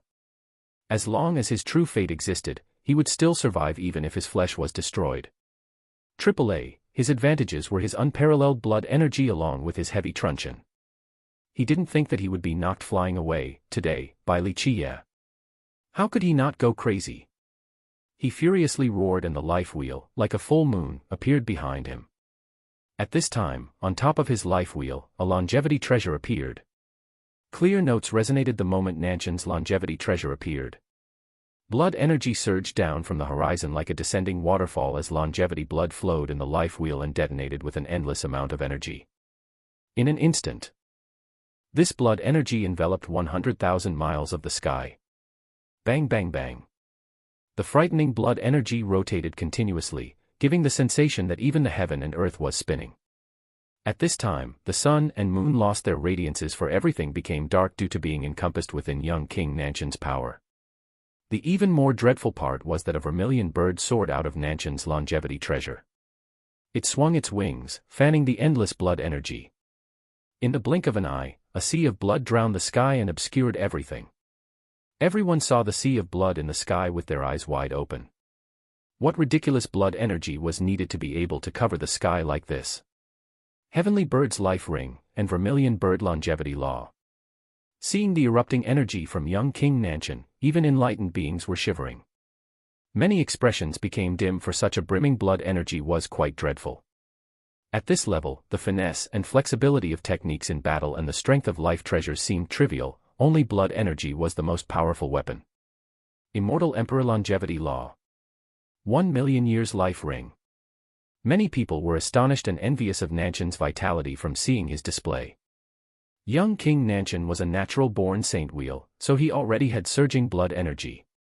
What was even more extraordinary was that he had a Heavenly Bird's life ring for his ancestral heirloom. This life ring was refined from a 1 million-year-old heavenly fiery bird. One could only imagine how grand and powerful the life ring of a 1 million-year-old longevity spirit was. Moreover, young King Nanshan's longevity law was also an immortal emperor merit law, the Vermilion Bird longevity law left behind by immortal Emperor Fei Yang. An immortal emperor's law combined with Nanshan's innate saint talent was simply adding wings to a tiger. The more shocking part was that the Vermilion Bird law and the Heavenly Bird life ring matched perfectly and infinitely amplified young King Nanshan's vitality. Die. Being knocked away by Li Qiye was extremely humiliating, so young King Nanshan roared and slammed his sky-shaking truncheon forward. This powerful strike shattered the fabric of space and created an image of substantial mountains, bearing down on the sky. An endless amount of blood energy turned into the most powerful force, making it possible for young King Nanshan's attack to kill ancient saints. The power of this truncheon sucked the colors out of all the spectators. Today, people finally understood the terrorizing aspect of a saint will talent combined with a supreme longevity law and life ring. Such a person was simply the Son of God. Li Qiye, in turn, crazily roared as well. He picked up a mountain and fiercely smashed it forward. The battle at this time did not rely on techniques, instead, there was only absolute weight that was capable of smashing all universal laws. Bang bang bang. Both sides unleashed 3 blows at each other. The sky-shaking truncheon brutally collided with the mountain peak, causing the world to change its shade as the stars fell. Suddenly, mud and rocks fell down from the sky like a spring. Li Qiye was not using a weapon, so he was at a disadvantage. Even though the mountain was huge, it was not comparable to the truncheon. Suffering strike after strike from the truncheon, the mountain finally completely collapsed and a heavy blow struck Li Qiye's body. Li Qiye was smashed away, plunging like a falling star through 3 mountains. Finally, his body was pummeled inside the last mountain. Seeing such a domineering scene caused everyone to become despondent. Super strength and blood energy covering the sky, it couldn't become any grander than the current scene. Regardless of status or the kind of genius, anyone would feel threatened by such a display. Chapter 219, Grand Tao Saint. 1. You don't know your own limits yet you still dare to fight me. The sky-shaking truncheon in young King Nanshan's grasp heavily fell down to the ground, causing an earthquake as the surrounding 100 miles immediately sank. One blade of grass beheading the stars. 1. Flower petal striking the sun and moon, there can't be another scene more befitting of this phrase. A saint will talent is not any weaker than a saint fate and saint physique. An old enlightened being murmured. There was a common misperception amongst cultivators that stated a saint will was not comparable to a saint fate and saint physique. Within these three saint aptitudes, people would value saint fates and saint physiques much higher. Today, young King Nanshan's exhibition made people more aware that the potential of a saint will was no less than the other two. Rumble. Just when many people thought Li Qie was dead, he climbed out from the mountain and coughed out a mouthful of blood. Even though he was entirely covered in blood, he was not seriously injured. This wound was not comparable to Bai Jianjin's sword that pierced his chest. Motherfucker, what is this physique? It is too unbelievable. A previous generation cultivator couldn't help but swear after seeing how Li Qie managed to survive after such a blow that swept him away. Didn't someone say that this kid had a mortal physique? Can a mortal physique be this dazzling? A person couldn't help but question the rumors that Li Qie had all mortal innate talents. Could a mortal physique be this astonishing? Managing to survive after such a smash, this type of mortal physique defied logic. Young King Nanshan's expression turned ugly at this time. He realized that Li Qie cultivated a terrifying physique law. With a buzzing sound, young King Nanshan's life will crazily rotated. The vermilion bird flew up in the sky while flapping its wings, creating rising tides of blood with one wave higher than the previous.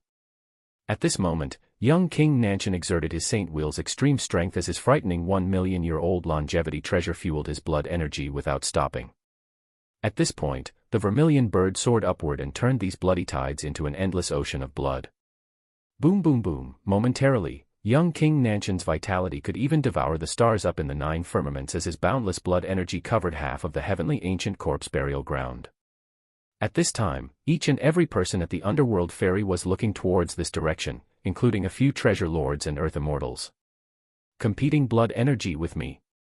Li Qie sneered and furiously screamed. Boom. A gigantic explosive noise resonated as the yin-yang sea of blood immediately appeared. In the blink of an eye, this endless sea of blood enveloped the heaven and earth. A bloody moon and bloody sun gradually rose up from the sea of blood. In a split second, Li Qie's life will constantly spun as the revolving crescent sun merit law pulled this endless vitality and exerted a frightening power. It did not matter that this sea of blood was endless, the law was still able to pull everything so that this endless blood energy would enter Li Qie's body. Clang clang clank. At this time, Li Qie's entire body issued out clanking noises as chain after chain of substantial universal laws locked up his body. The power of the yin-yang sea of blood was too tyrannical. If it was any other physique, it would absolutely burst into nothingness at this moment. However, Li Qie's hell-suppressing godly physique was capable of withstanding such pressure. Bang! Li Qie then stomped on the ground, and the earth below him shattered. The immediate vicinity turned into ruins as all of the mountains came crashing down. Bang bang bang! Li Qie's energy was endless for, at this time, the yin-yang sea of blood turned into a world of fresh blood as blood energy crazily poured out like a prehistoric fierce beast. In this moment, Li Qie's vitality covered the heaven and earth as his body immersed itself in the sea of blood that had a thick and indissolvable energy. This. What kind of longevity treasure is this? Could this be an immortal emperor longevity treasure? Facing Li Qie's terrorizing vitality, everyone became stupefied.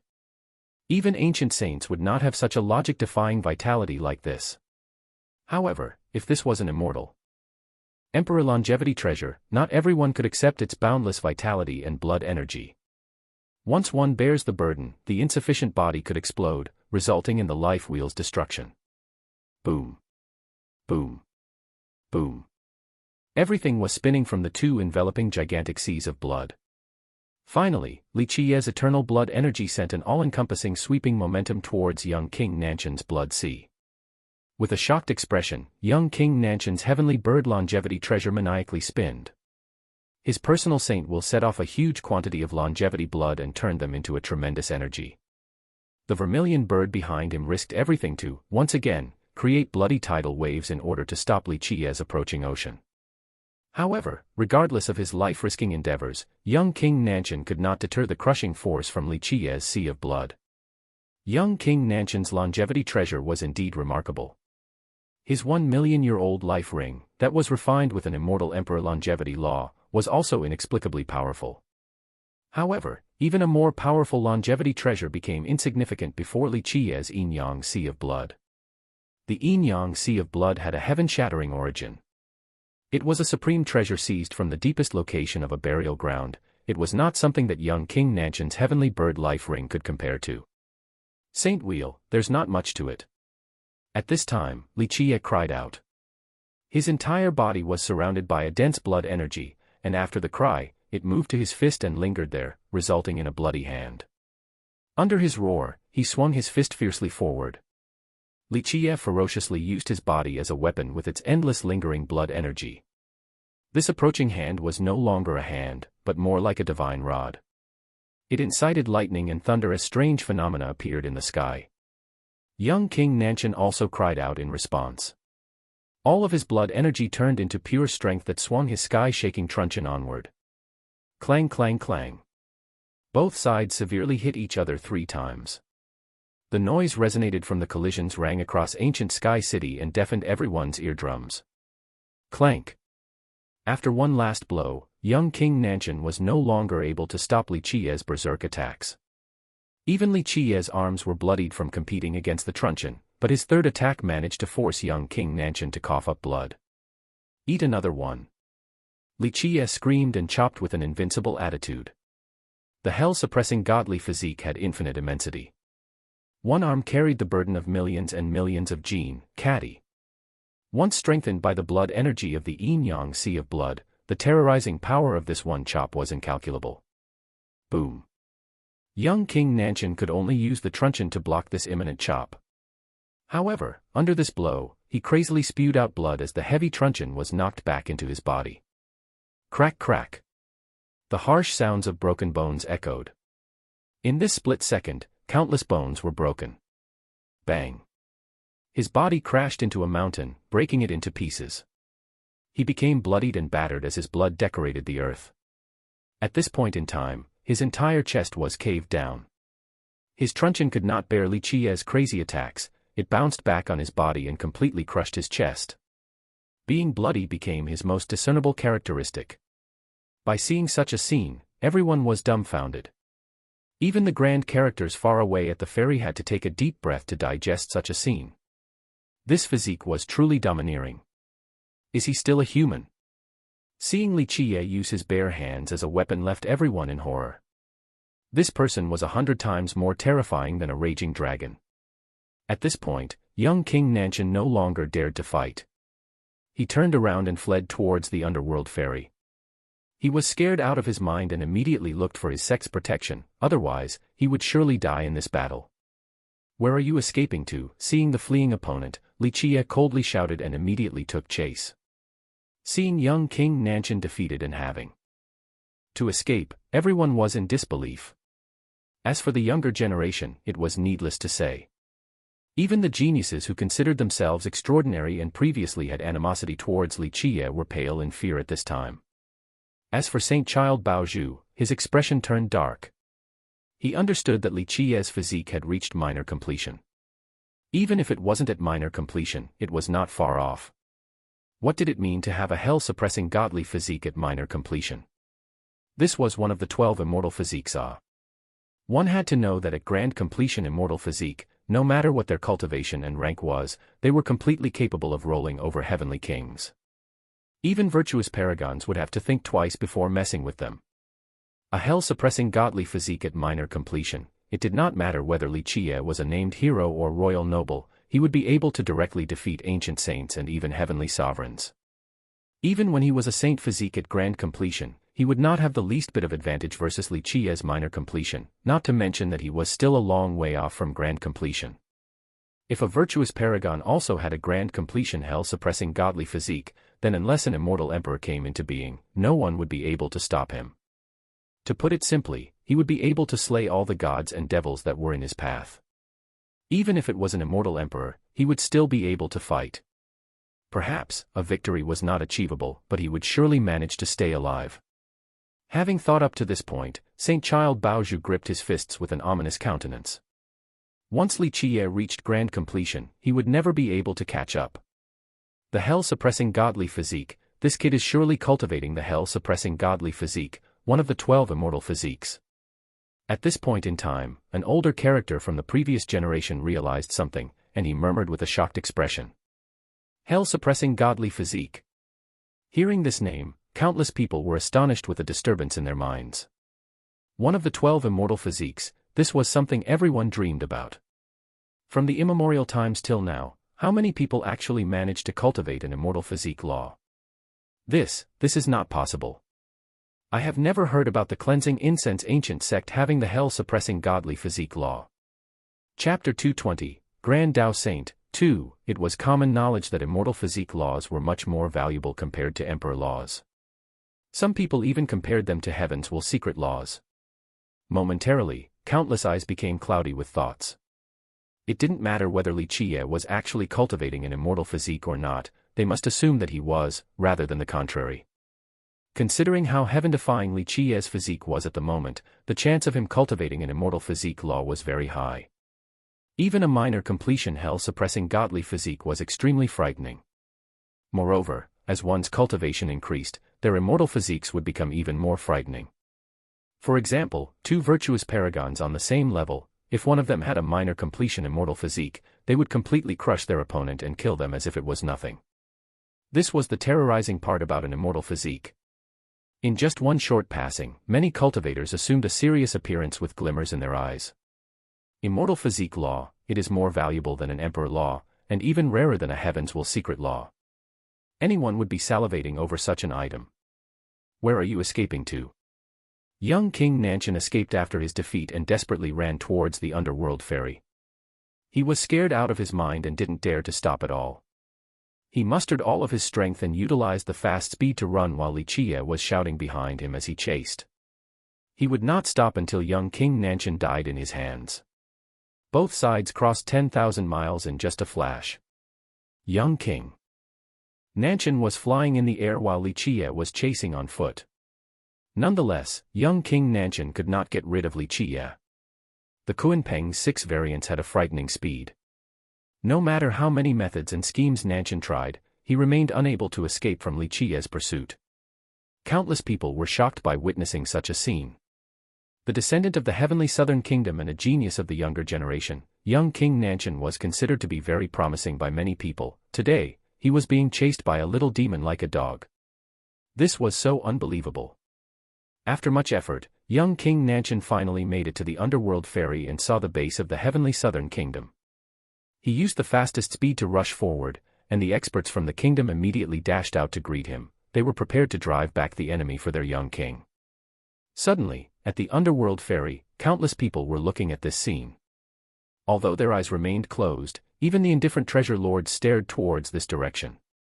After chasing to the ferry in one breath and seeing the boundless underworld river, Li Qie sneered and immediately followed Nanshan, who escaped to his base. Before Li Qie could reach the heavenly southern kingdom's base, dozens of their experts met him and immediately shouted before surrounding Li Qie.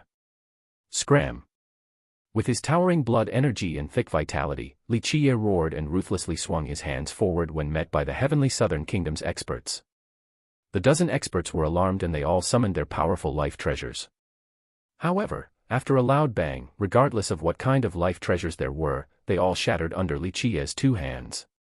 A group of experts crazily spewed out blood and rocketed outside as the earth was nearly crushed.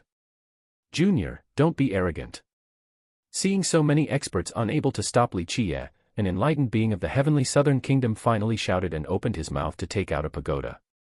The pagoda flew up in the air and immediately became as large as a huge mountain. With his life will moving, the yin-yang sea of blood set off a tide of blood thousands of zhang high and submerged the heaven and earth in a second. The light in his inner physique was extremely bright as the hell-suppressing godly physique erupted wave after wave of divine aura. Scram!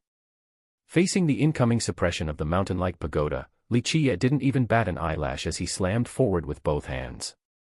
Such a domineering gesture attracted many gasps from others. This was a 5 celestials enlightened being, and his pagoda was a heavenly sovereign life treasure. It acted as a prison of the world, something capable of suppressing all royal nobles. Clank! His arms landed a heavy blow on top of this pagoda, smashing it back towards the enlightened being. Frightened, the enlightened being decided to use an incantation in order to stop his pagoda. Boom. The enlightened being was not able to stop his pagoda, and he was knocked away while spraying blood.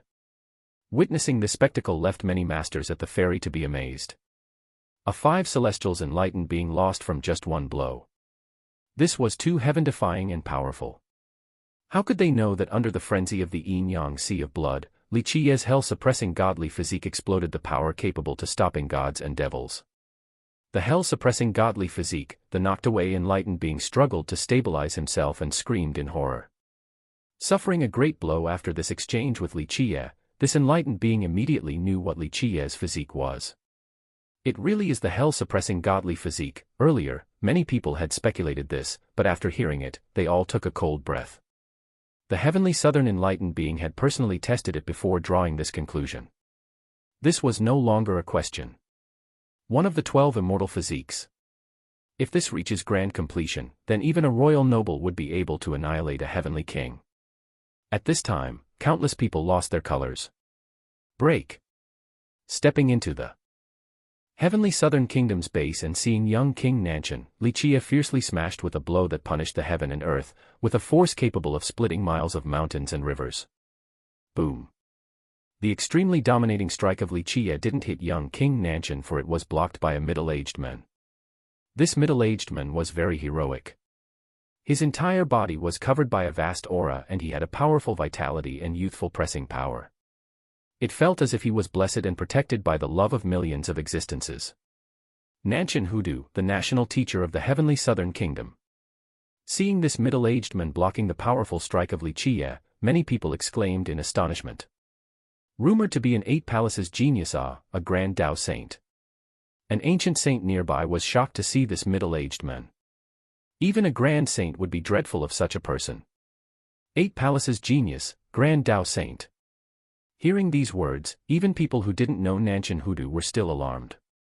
Cultivators, throughout their lives, had 3 chances to open fate palaces. One was the provisional palace, the next was the royal noble mysterious fate realm, and then the ancient saint realm. However, at the ancient saint realm, experts capable of opening 4 palaces and up were no longer little saint, young saint, or grand saint. Even if their cultivation was within these 3 realms, ancient saints with 5 palaces were called heaven restoration saints, 6 palaces were called Tao restoration saints, 7 palaces were called heavenly saints, and 8 palaces were called grand Tao saints. 8 fate palaces, countless people lost their composure after hearing such a thing. It was not an exaggeration to call people with 8 fate palaces a genius within geniuses. There was a saying in the cultivation world, 9 extremes to become a sovereign, 10 completions to reach flawlessness. A 9-palace cultivator will be praised by the world, but with 10 palaces, it was reaching the pinnacle of perfection.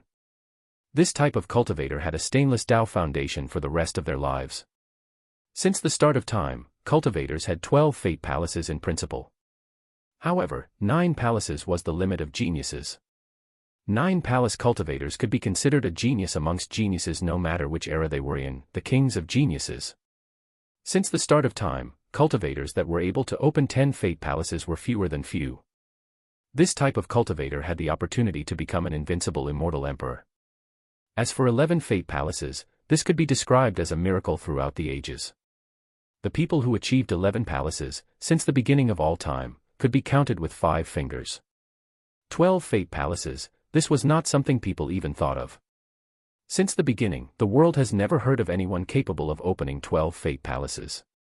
Its existence had always been a legend. 8 palace cultivators were already extremely exceptional.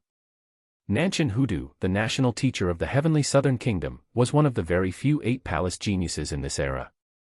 Rumors has it that he had cultivated for a very short time, only 5,000 years ago.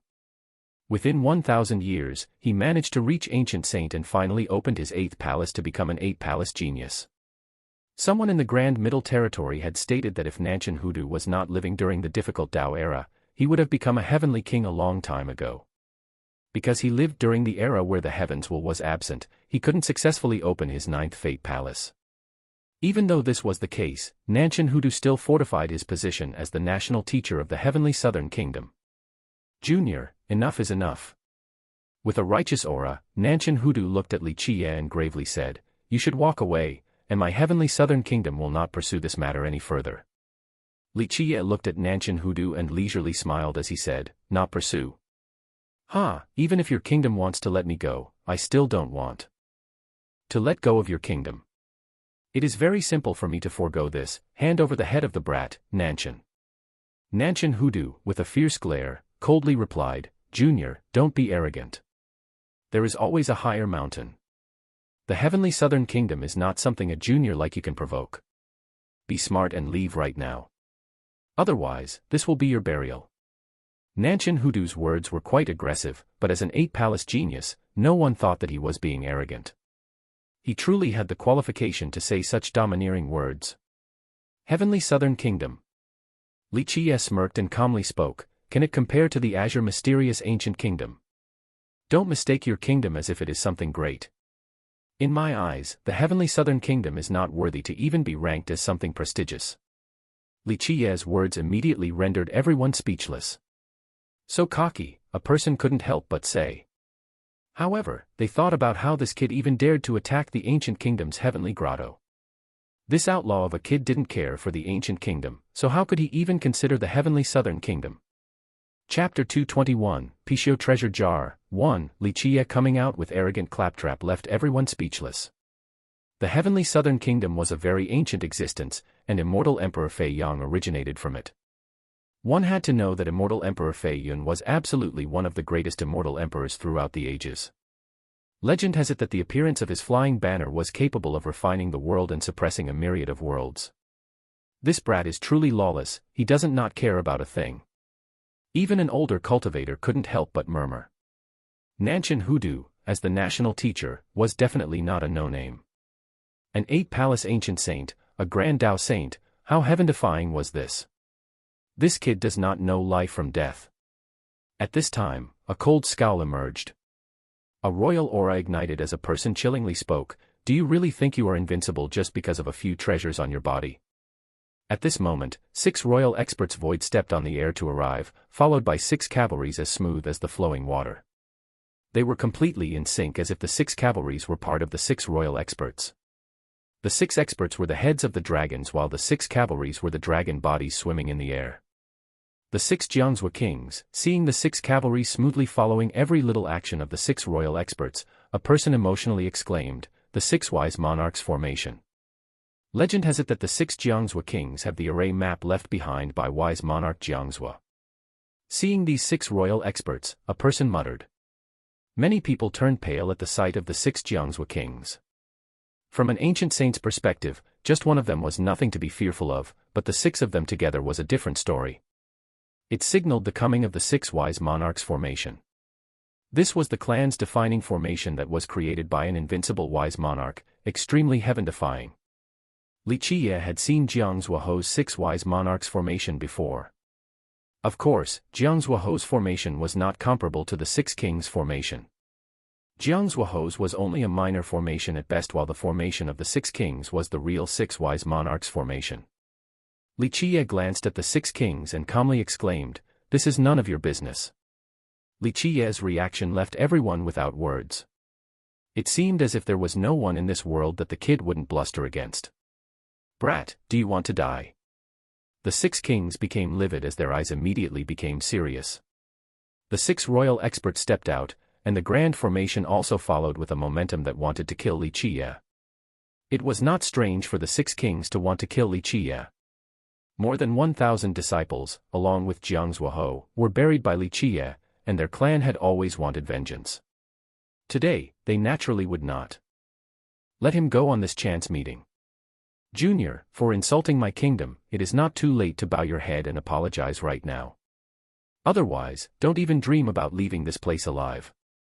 At this time, Nanshan Hudu chillingly glared at Li Qiye with an oppressing aura. In his eyes, Li Qiye was already a fish caught in a net. Nanshan Hudu's words left annoyance in the hearts of many cultivators and small sects, along with criticisms. Young King Nanshan clearly backstabbed Li Qiye first, but he was not Li Qiye's match. Now, Li Qiye had to apologize. Even though they were agitated, they couldn't do anything. The big sects and powerful nations had always protected their own. To them, right or wrong did not matter. Death was the only option for their oppositions. Li Qiye then smirked and said, "It is not difficult to make me leave. Hand me little brat Nanshan's head, then I will leave without saying a word." Young King Nanshan was absolutely livid with anger as he was being treated to the side while his entire body was shaking all over. He was a genius of the Grand Middle Territory, the paragon of the younger generation. He was incomparable to anyone. Today, his life and death sounded like such an insignificant matter from the mouth of Li Qiye. How could he not be vomiting blood from anger? "Teacher, why waste words with him, just capture him." Young King Nanshan gravely continued, "Let him understand that there is only death for provoking our kingdom's prestige." Nanshan Hudu then towered over Li Qiye and proclaimed, "It is too late for you to leave now, unless you cripple your arms and legs along with your cultivation. My kingdom will then be benevolent and spare your life. Your bullshit is full of stench." Li Qiye uttered a long roar with his surging blood energy. He swung his two hands downward with an incalculable power like the suppression of many sacred mountains. "Cease!" Nanshan Hudu also shouted as his palace gate opened wide and moved to cover over Li Qiye. Boom!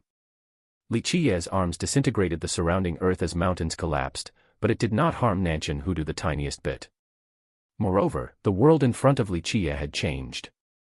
There was no heavenly ancient corpse burial ground nor the underworld river. Before him was a vast world, and his powerful blow earlier struck on top of this endless expanse. And at this time, 8 fate palaces appeared on top of Nanshan Hudu's head. The Master Palace was the largest, and the other 7 fate palaces revolved around the Master. The 8 palaces were able to form their own world and kingdom, and it sucked Li Qiye inside in just a flash. Li Qiye's attack only struck the inside of this world and could not hurt Nanshan Hudu. 8 palaces forming a kingdom. Seeing such a scene, everyone became horrified. This was the frightening part of an 8-palace ancient saint. Cultivators had 3 chances throughout their lives to open fate palaces. This meant that once they reached the ancient saint realm, they would have 4 fate palaces. This was an absolute requirement for becoming an ancient saint. But to the geniuses, 4 fate palaces was only the bare minimum. The more fate palaces one had guaranteed more power and a higher path in the future. Perhaps, it will be a path where they could shoulder the heavens will and become an immortal emperor. 4 palaces formed a domain, 8 palaces formed a kingdom, and 12 palaces formed the heavens. People feared 8-palace ancient saints because they could slay their enemies without doing anything. The 8-palace Grand Tao saints were heaven-defying. Their kingdom formed from the 8 palaces would obtain the kingdom's power to defeat their enemies without using treasures and merit laws. 8 palaces forming a kingdom, resulting in a power capable of repelling 10,000 enemies, truly frightening. An ancient saint from the previous generation exclaimed after seeing Li Qiye sucked inside the 8 palaces world. Against such a powerful opponent like this, even he himself couldn't do anything except run away. Trapped. Inside the kingdom, Li Qiye looked around to see the magnificent scenes with mountains and rivers, and endless vitality. It was as if there were countless living beings inhabiting and worshipping this expanse. "Brat, today is your funeral."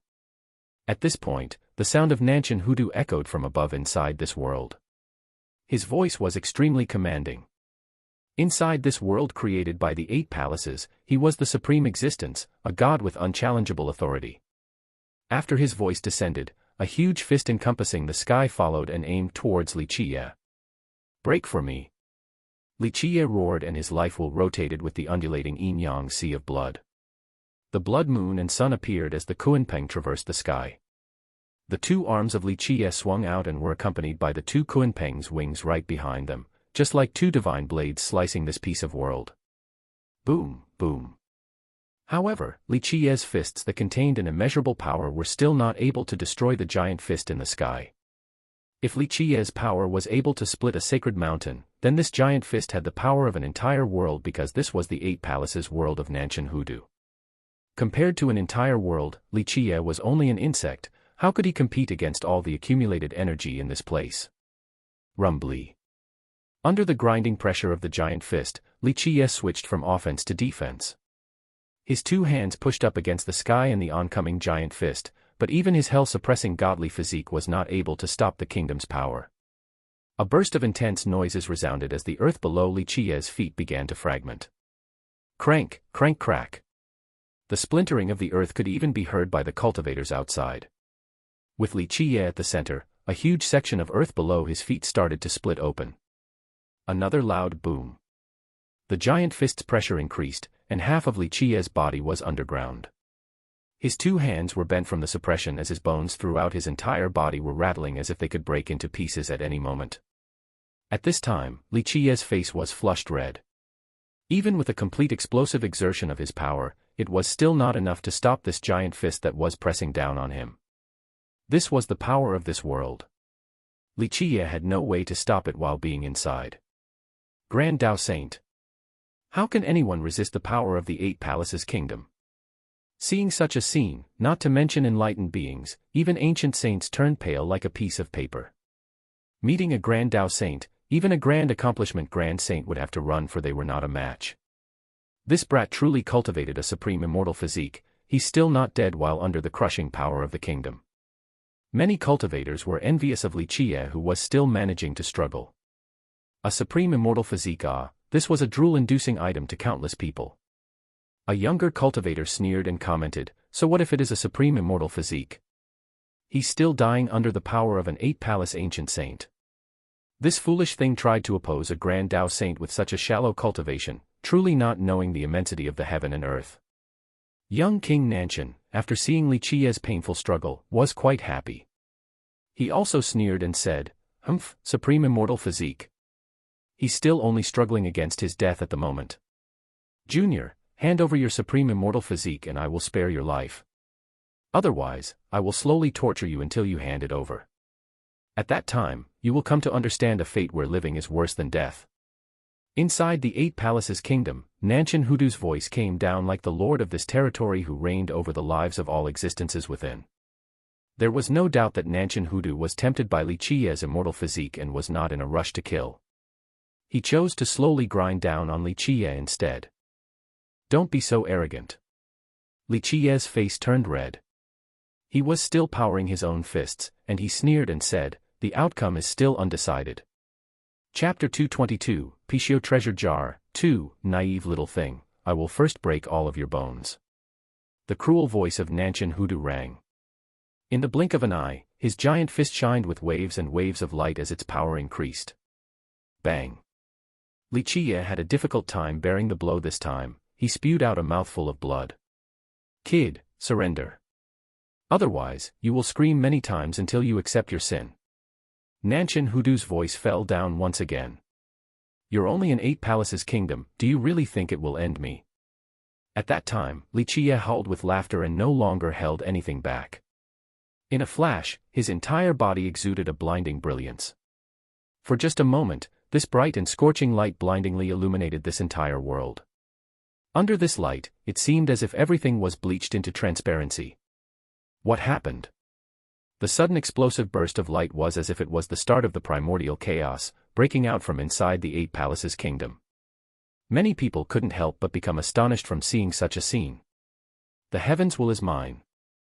Li Qiye let out a loud roar. Not to mention the kingdom, even the world outside suddenly dimmed down. It was as if the stars were falling, as if the supreme heavens was pouring down an endless energy. In a split second, it seemed as if all the lights in this world gathered on Li Qiye's body. Boom! A deafening detonation destroyed the world. Finally, a crack was torn from inside the Eight Palaces Kingdom. Li Qiye flew backwards out of the kingdom. Even though there was still a smidge of blood on the corner of his lips as he had a distressed look, at this moment, his body was emitting an endless amount of light. At the present time, stars hovered around Li Qiye's body. These stars were around the size of a thumb and floated around him along with an undulating sun and moon. These celestials formed into wisps of silver lights as they ceaselessly revolved. The even more frightening part was that there was a piece of blue sky with a profound and deep shade. The heavens was rooted inside as it was reigning over all the world's laws and the united myriad of Tao. Heaven's secret law. Seeing Li Qiye's situation, someone drew in a cold breath and exclaimed in amazement, "Immortal Emperor Min Ren's daylight sky immortal secret from the legends." Having heard this, everyone turned emotional. Heaven's secret law, this represented the highest accomplishment within the life of an invincible immortal emperor. Although immortal emperors might create many emperor laws during their lives, in the end, the real invincibility was within the Heaven's secret law. It could only be created after shouldering the heavens because, along with its power, it contained the mysteries of the heaven itself. Some emperor laws were created at a young age, and they were strengthened by the emperor's Tao after achieving immortal emperor to finally become real emperor laws. However, without shouldering the heaven's will, it was impossible to create a secret law. There was nothing comparable to the most powerful secret laws in this world outside of the 9 grand scriptures. But to the world, the scriptures were only part of the legends. Nanshan Hoodoo couldn't help but become alarmed after seeing the secret law. Come, open my eyes and show me just how powerful an 8-palace ancient saint is.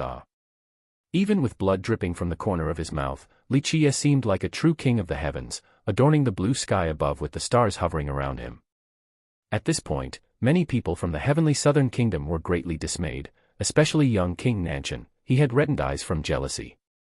This brat was already cultivating a covetous immortal physique, but he actually trained a secret law as well. Isn't the legendary heavens will secret law of the cleansing incense ancient sect lost? Seeing the secret law created by immortal Emperor Minran appearing from Li Chia, a person couldn't help but ask quietly. Heavens will secret law. Nanshan Hoodoo's expression turned cold as he sneered, with your cultivation, even the secret law cannot change your fate. Only death lies in the end. Finished his jeering, he summoned a treasure pot jar. Divine Beast Protector, come out. Nanshan Hoodoo roared and suddenly, all of his blood energy rushed into the treasure jar. In this second, an endless fierce beast aura soared from the jar. Bang, bang, bang. Bursts of thunderous noises resounded. The treasure jar sank into Nanshan Hoodoo's 8 palaces kingdom. In a flash, the power of the kingdom, along with the blood energy, entered the jar. Ngao, oh, at this time, a loud roar of a beast appeared. This beast roar not only shocked the nearby cultivators, rendering their legs weak, but it also alarmed many of the tightly packed earth corpses in the far distance. A gigantic beast jumped out of the treasure jar, creating mayhem amongst the spectators.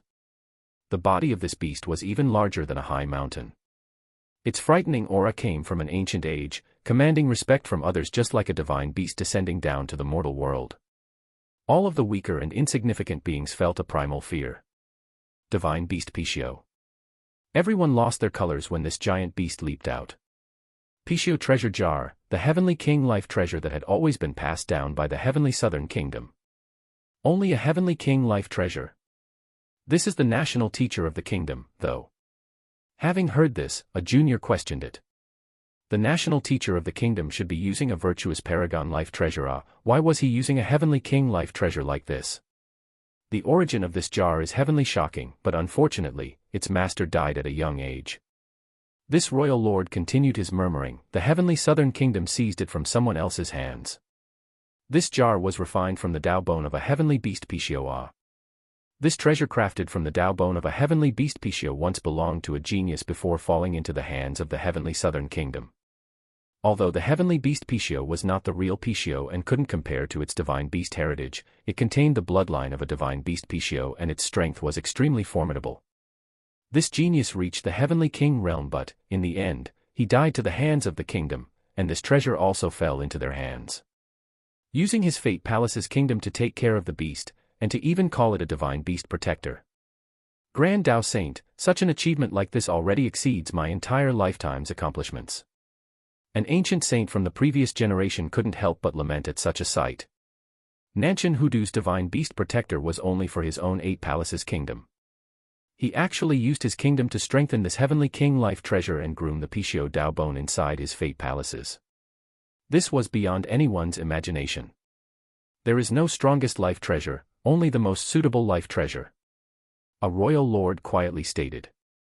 Even though people said that the higher the rank of a life treasure, the more powerful it was, however, this was only in principle. For example, one could be a royal noble but could only use 30% of a virtuous paragon life treasure, or even only 10 or 20%. They would also need a huge amount of blood energy to activate a treasure of this level. This Pishio treasure jar was a great match for Nanshan Hoodoo and his 8 palaces kingdom.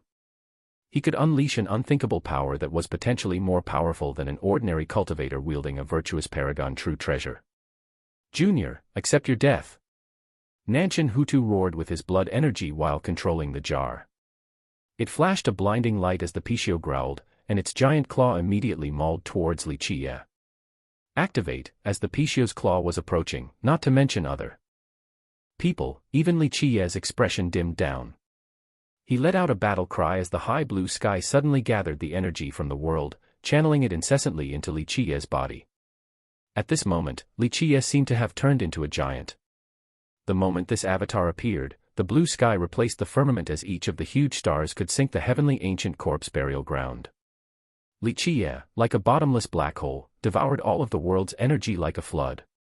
All of the grand Tao power also attached to his body. Point 1. The worst part was that Li Qiye's yin-yang sea of blood was endless like the blood energy of the gods. It poured into his body, causing his battle power to surge torrentially with a boundless vitality.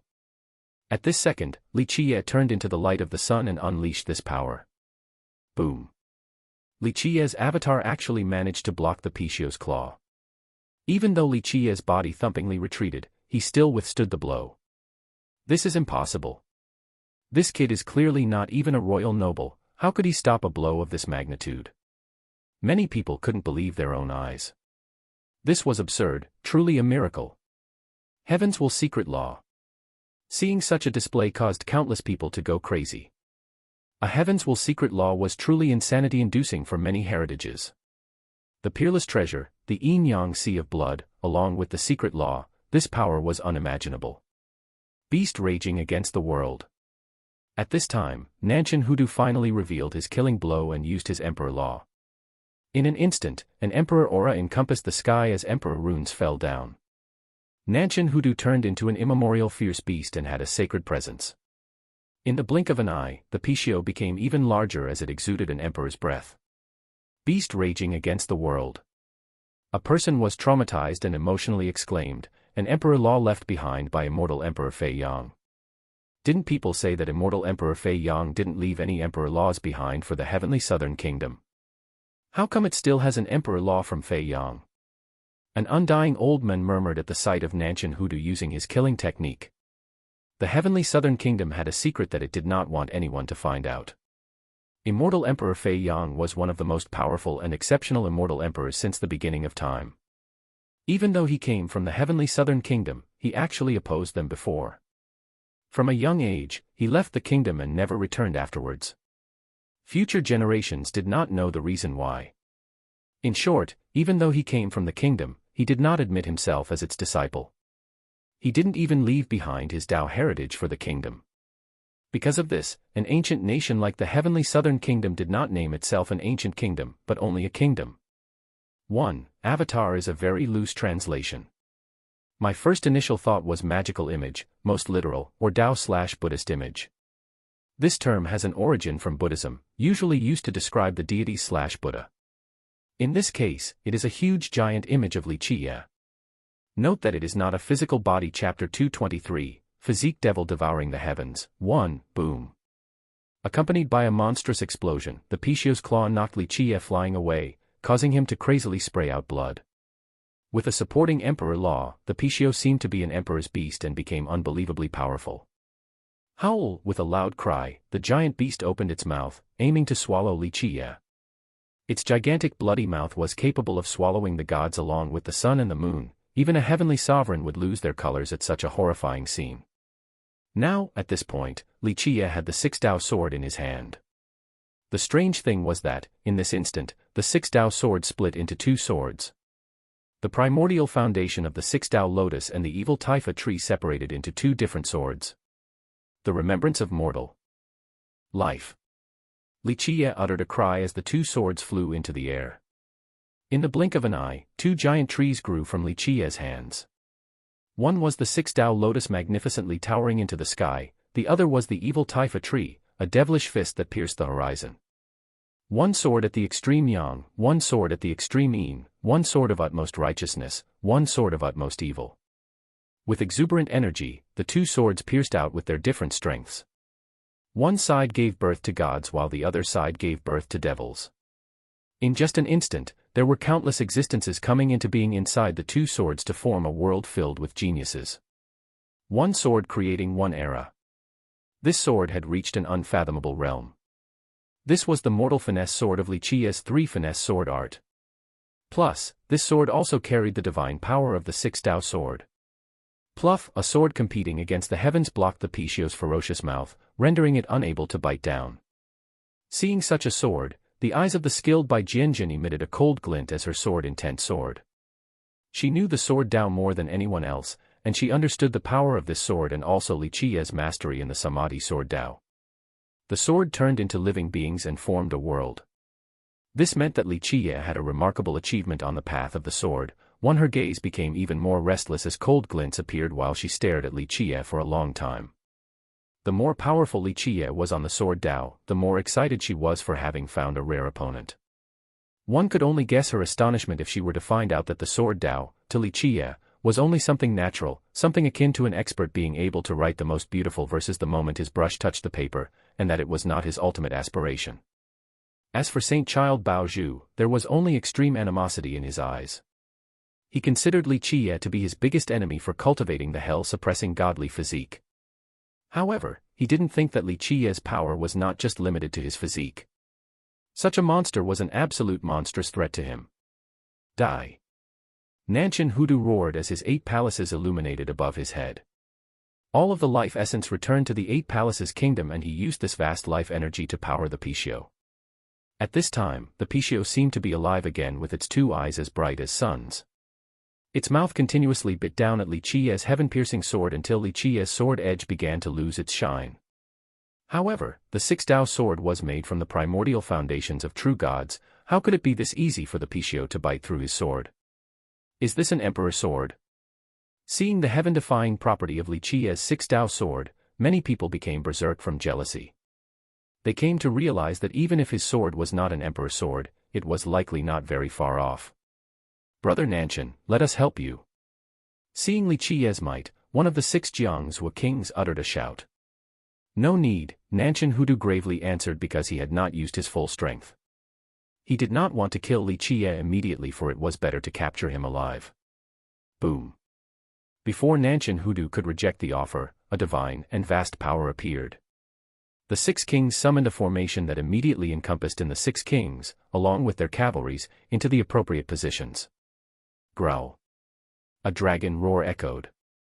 At this time, a huge azure dragon entrenched itself in the sky. This azure dragon covered many miles and was extremely massive. Each and every piece of its scales emitted a cold and azure light. The wise monarch's formation. Seeing such a scene, a temple lord shouted in dismay. This is one of the transformations of the wise monarch's formation. Dragon. Countless people were horrified by seeing the giant azure dragon circling in the air. Boom. A huge explosion rang. A dragon claw the size of a thick mountain vein mangled towards Li Qiye and clasped him in an instant. The heavens will is up to me. Li Qiye mustered a cry as the endless hovering stars around his body shone splendidly. Each star seemed to turn into a vast sky, forming its own world to stop the dragon claw from grasping Li Qiye. However, the power of this dragon claw was no less than the Pishio's bite. Under its grip, the heavens will secret law still couldn't break free.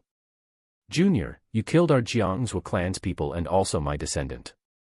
Your blood is stained with our children's blood. If you surrender now, we will mercifully spare your life. The azure dragon opened its mouth, and from there came the voice of one of the 6 kings. Once the 6 kings revealed their intentions, Nanshan Hudu's expression greatly darkened and scowled as he had dissatisfaction in his heart. However, he couldn't openly point it out at this second, for their formation was difficult to deal with. In fact, everyone noticed that Nanshan Hudu didn't use all of his strength because he wanted to capture Li Qiye alive.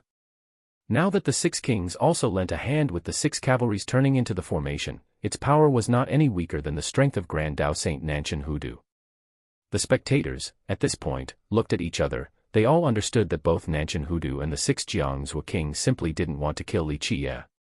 The 6 kings' flowery words proclaimed that their intention was for vengeance, but the truth was most likely that they wanted to capture Li Qiye, and the same notion applied to Nanshan Hudu.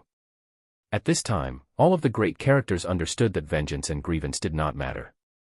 The only integral fact was that Li Qiye carried a heavens will secret law and a supreme immortal physique law.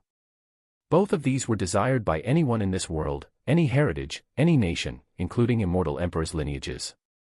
Today, even if they captured Li Qie, the declined cleansing incense ancient sect would not have the power to save him. At that time, wouldn't it be an easy task to force out the secret law and physique law? In a trice, it was not just one or two people who were tempted. The hearts of many great sect masters and sacred lords were thumpingly beating. Even a few old undying beings had frightening glimmers in their eyes.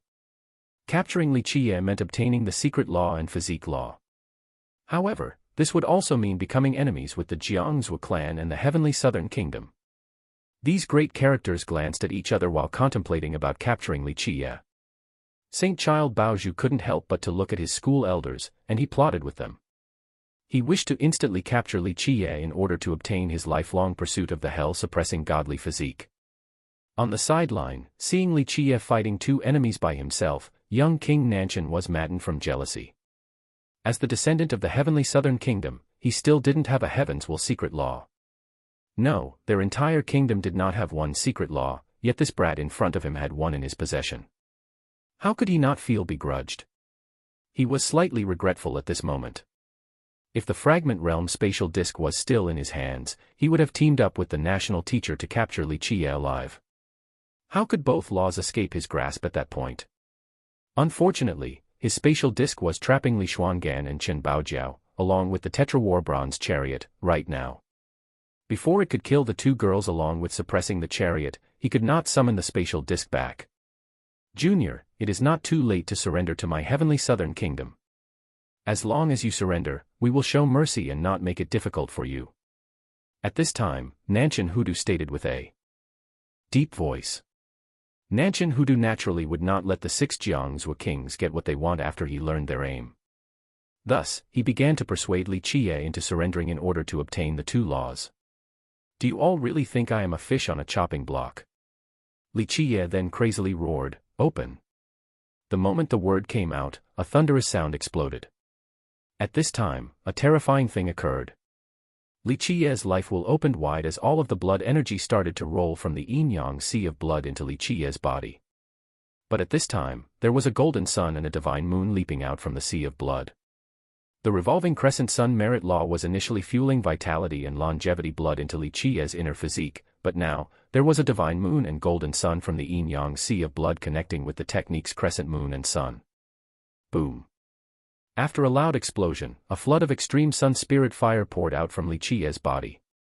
At the same time, the divine moon hanging over the heavens while blue sky gushed out endless streaks of moonlight. Bang, bang, bang, the golden sun and divine moon harmonized at the same time, causing the energy from the yin-yang sea of blood to multiply several times while pouring into Li Qie's physique. This caused Li Qie's battle prowess to frantically soar. Boom. The mortal finesse sword also resonated with Li Qie's soaring battle power. It was initially one sword creating one world, now, it was one sword creating two worlds, and its power increased several times. Meanwhile, the blue sky above Li Qie's head poured down even more stars all around Li Qie's body. His body, at this point, exuded endless strands of circulating starlight that began to force open the dragon claw. 1. Samadhi. The term samadhi derives from the root samadhi, which means to collect or bring together, and thus often translated as concentration or unification of mind. Easy way to think of it is just enlightenment in the sword Tao.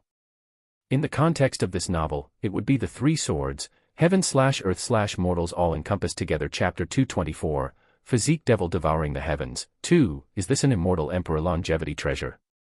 Many grand characters were alarmed after seeing the power of the yin-yang sea of blood. Bai Jianjin's eyes flashed with a cold gleam. Seeing Li Qie's yin-yang sea of blood, she knew that Li Qie was not using his full strength during their fight, he was holding back, just like her. She was also surprised since only an immortal emperor longevity treasure would create such a visual phenomenon. This she was clear on, for a longevity treasure was also of the immortal emperor rank. Bang, bang, bang. Wave after wave of explosions rang out as Li Qie was about to escape from the entrapment of the Pixiu and Azure Dragon. Junior, this is you seeking your death. Nanshan Hudu shouted loudly. Buzzing sounds blared as a life wheel accompanied by thunderous sounds rose from behind him. A virtuous paragon longevity treasure floated up and down inside his life wheel, and it poured down blood energy at this time. In a flash, a virtuous paragon power immediately erupted from Nanshan Hudu's body. Grohl, the Pishio that was biting Li Qiye, became even more powerful with the surging Emperor energy. After some crackles, Li Qiye's one sword forming two worlds technique gradually became unable to support itself and slowly shrank in size. Boy, let's see how much longer you can hold out for. At this time, the Azure Dragon's entire body was also bursting with azure light along with formational runes. Its dragon's aura was rolling furiously as if it was a real Azure Dragon. Explosions resonated as the array of stars hovering around Li Qiye's body began to shatter from the dragon claws thrashing. Boom. Under the pressure of both Nanshan Hoodoo and the Six Kings, Li Qiye's three finesse sword and Heaven's Will secret law were overwhelmed. The only things left were 3 feet left of the one sword, 2 worlds, and the endless stars.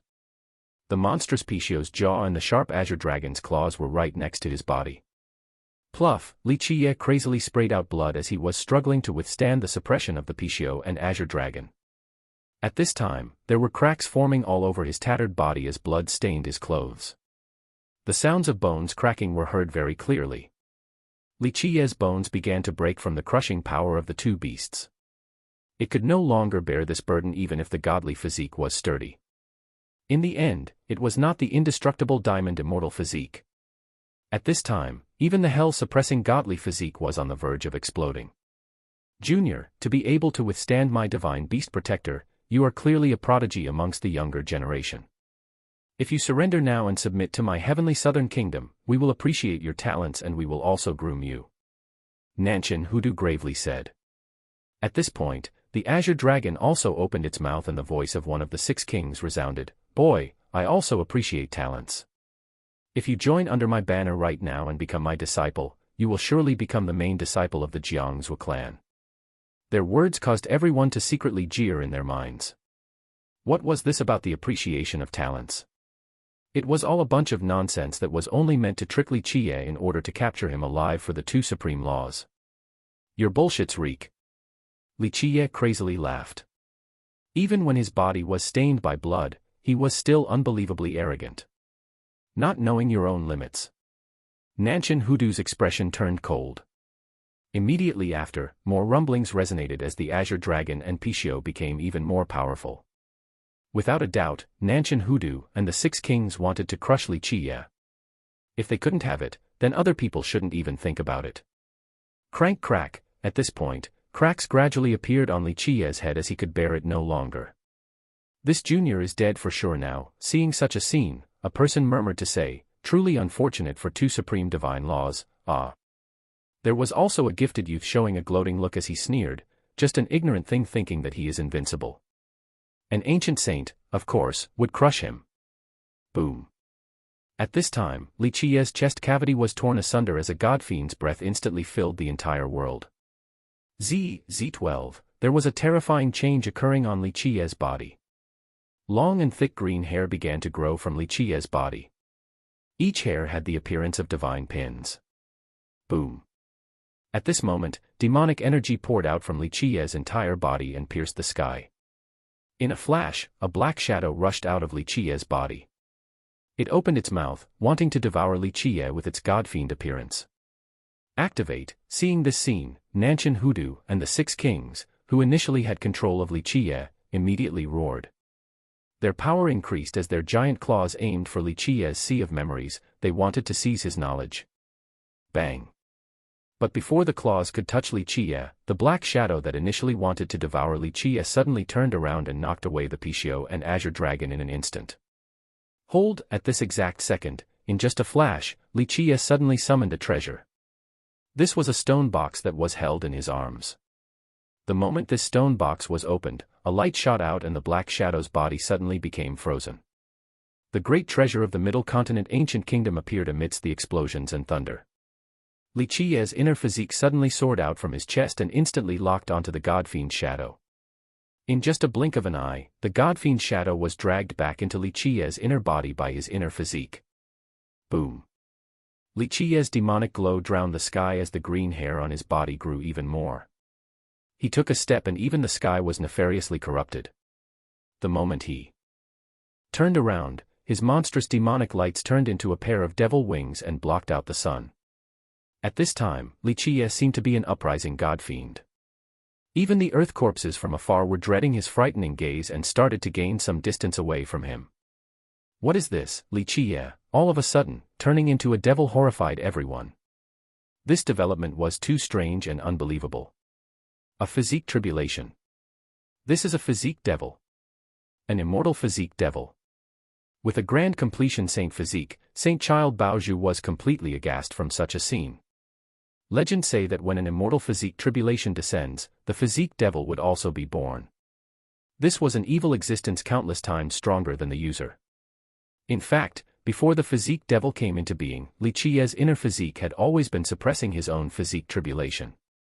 However, the moment Nanshan Hudu and the 6 Jiangzhou kings crushed his body, the inner physique could no longer suppress the physique tribulation. Thus, the physique devil was born and Li Qiye's tribulation finally came.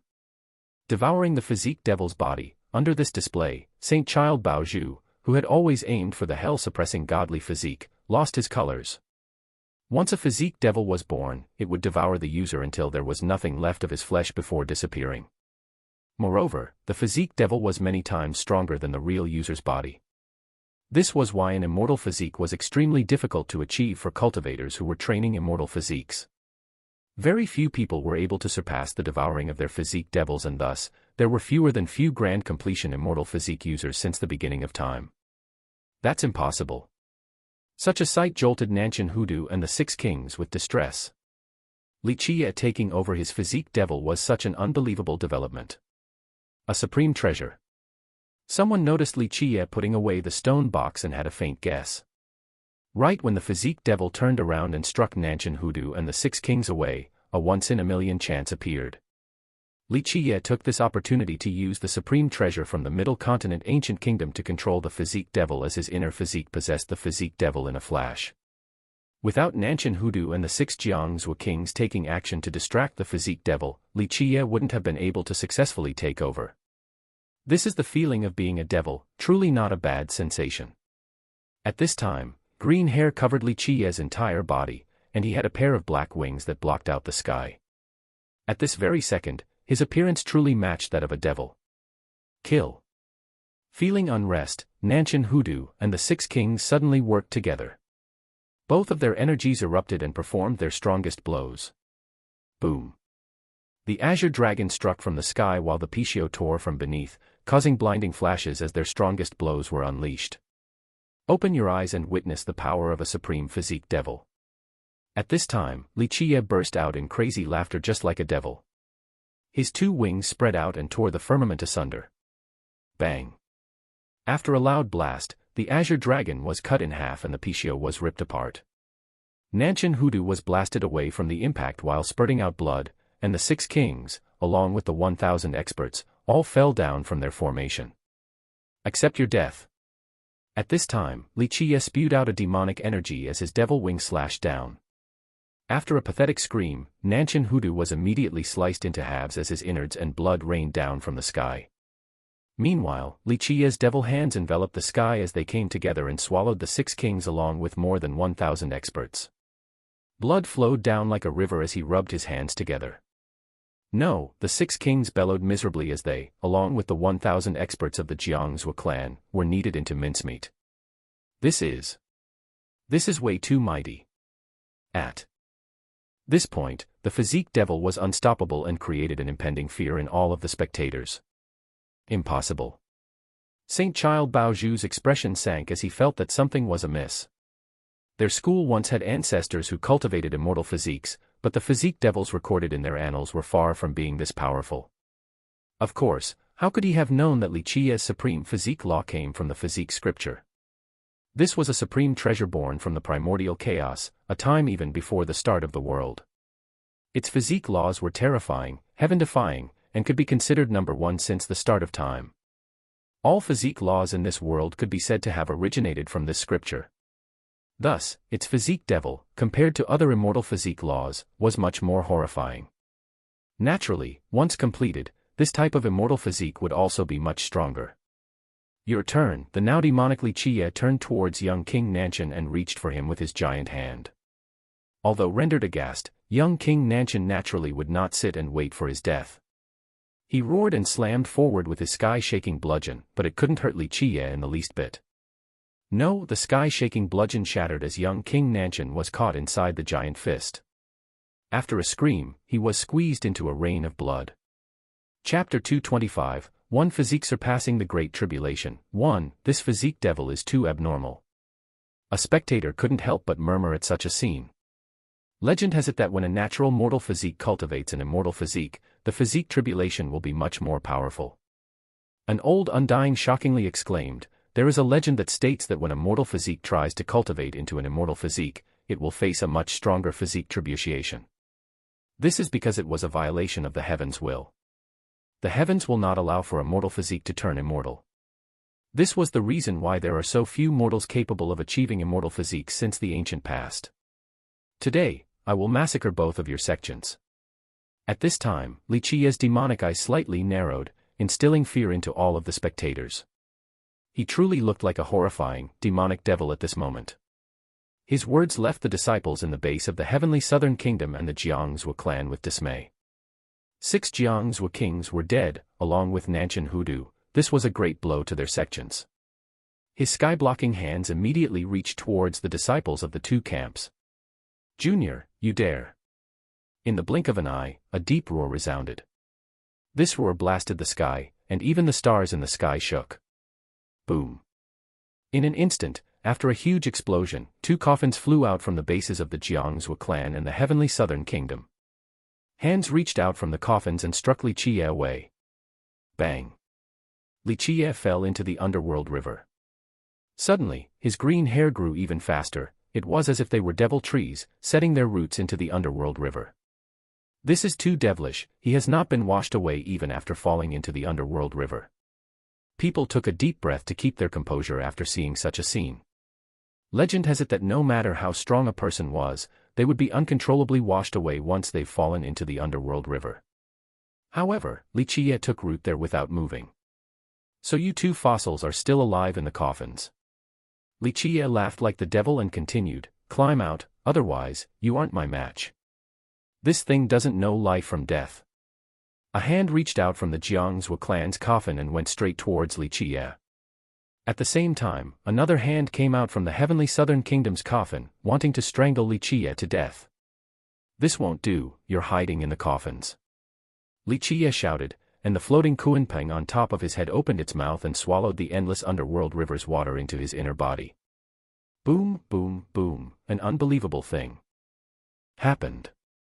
Once Li Qiye swallowed an indiscernible amount of underworld water, his body, all of a sudden, grew from the ground up and turned into a giant.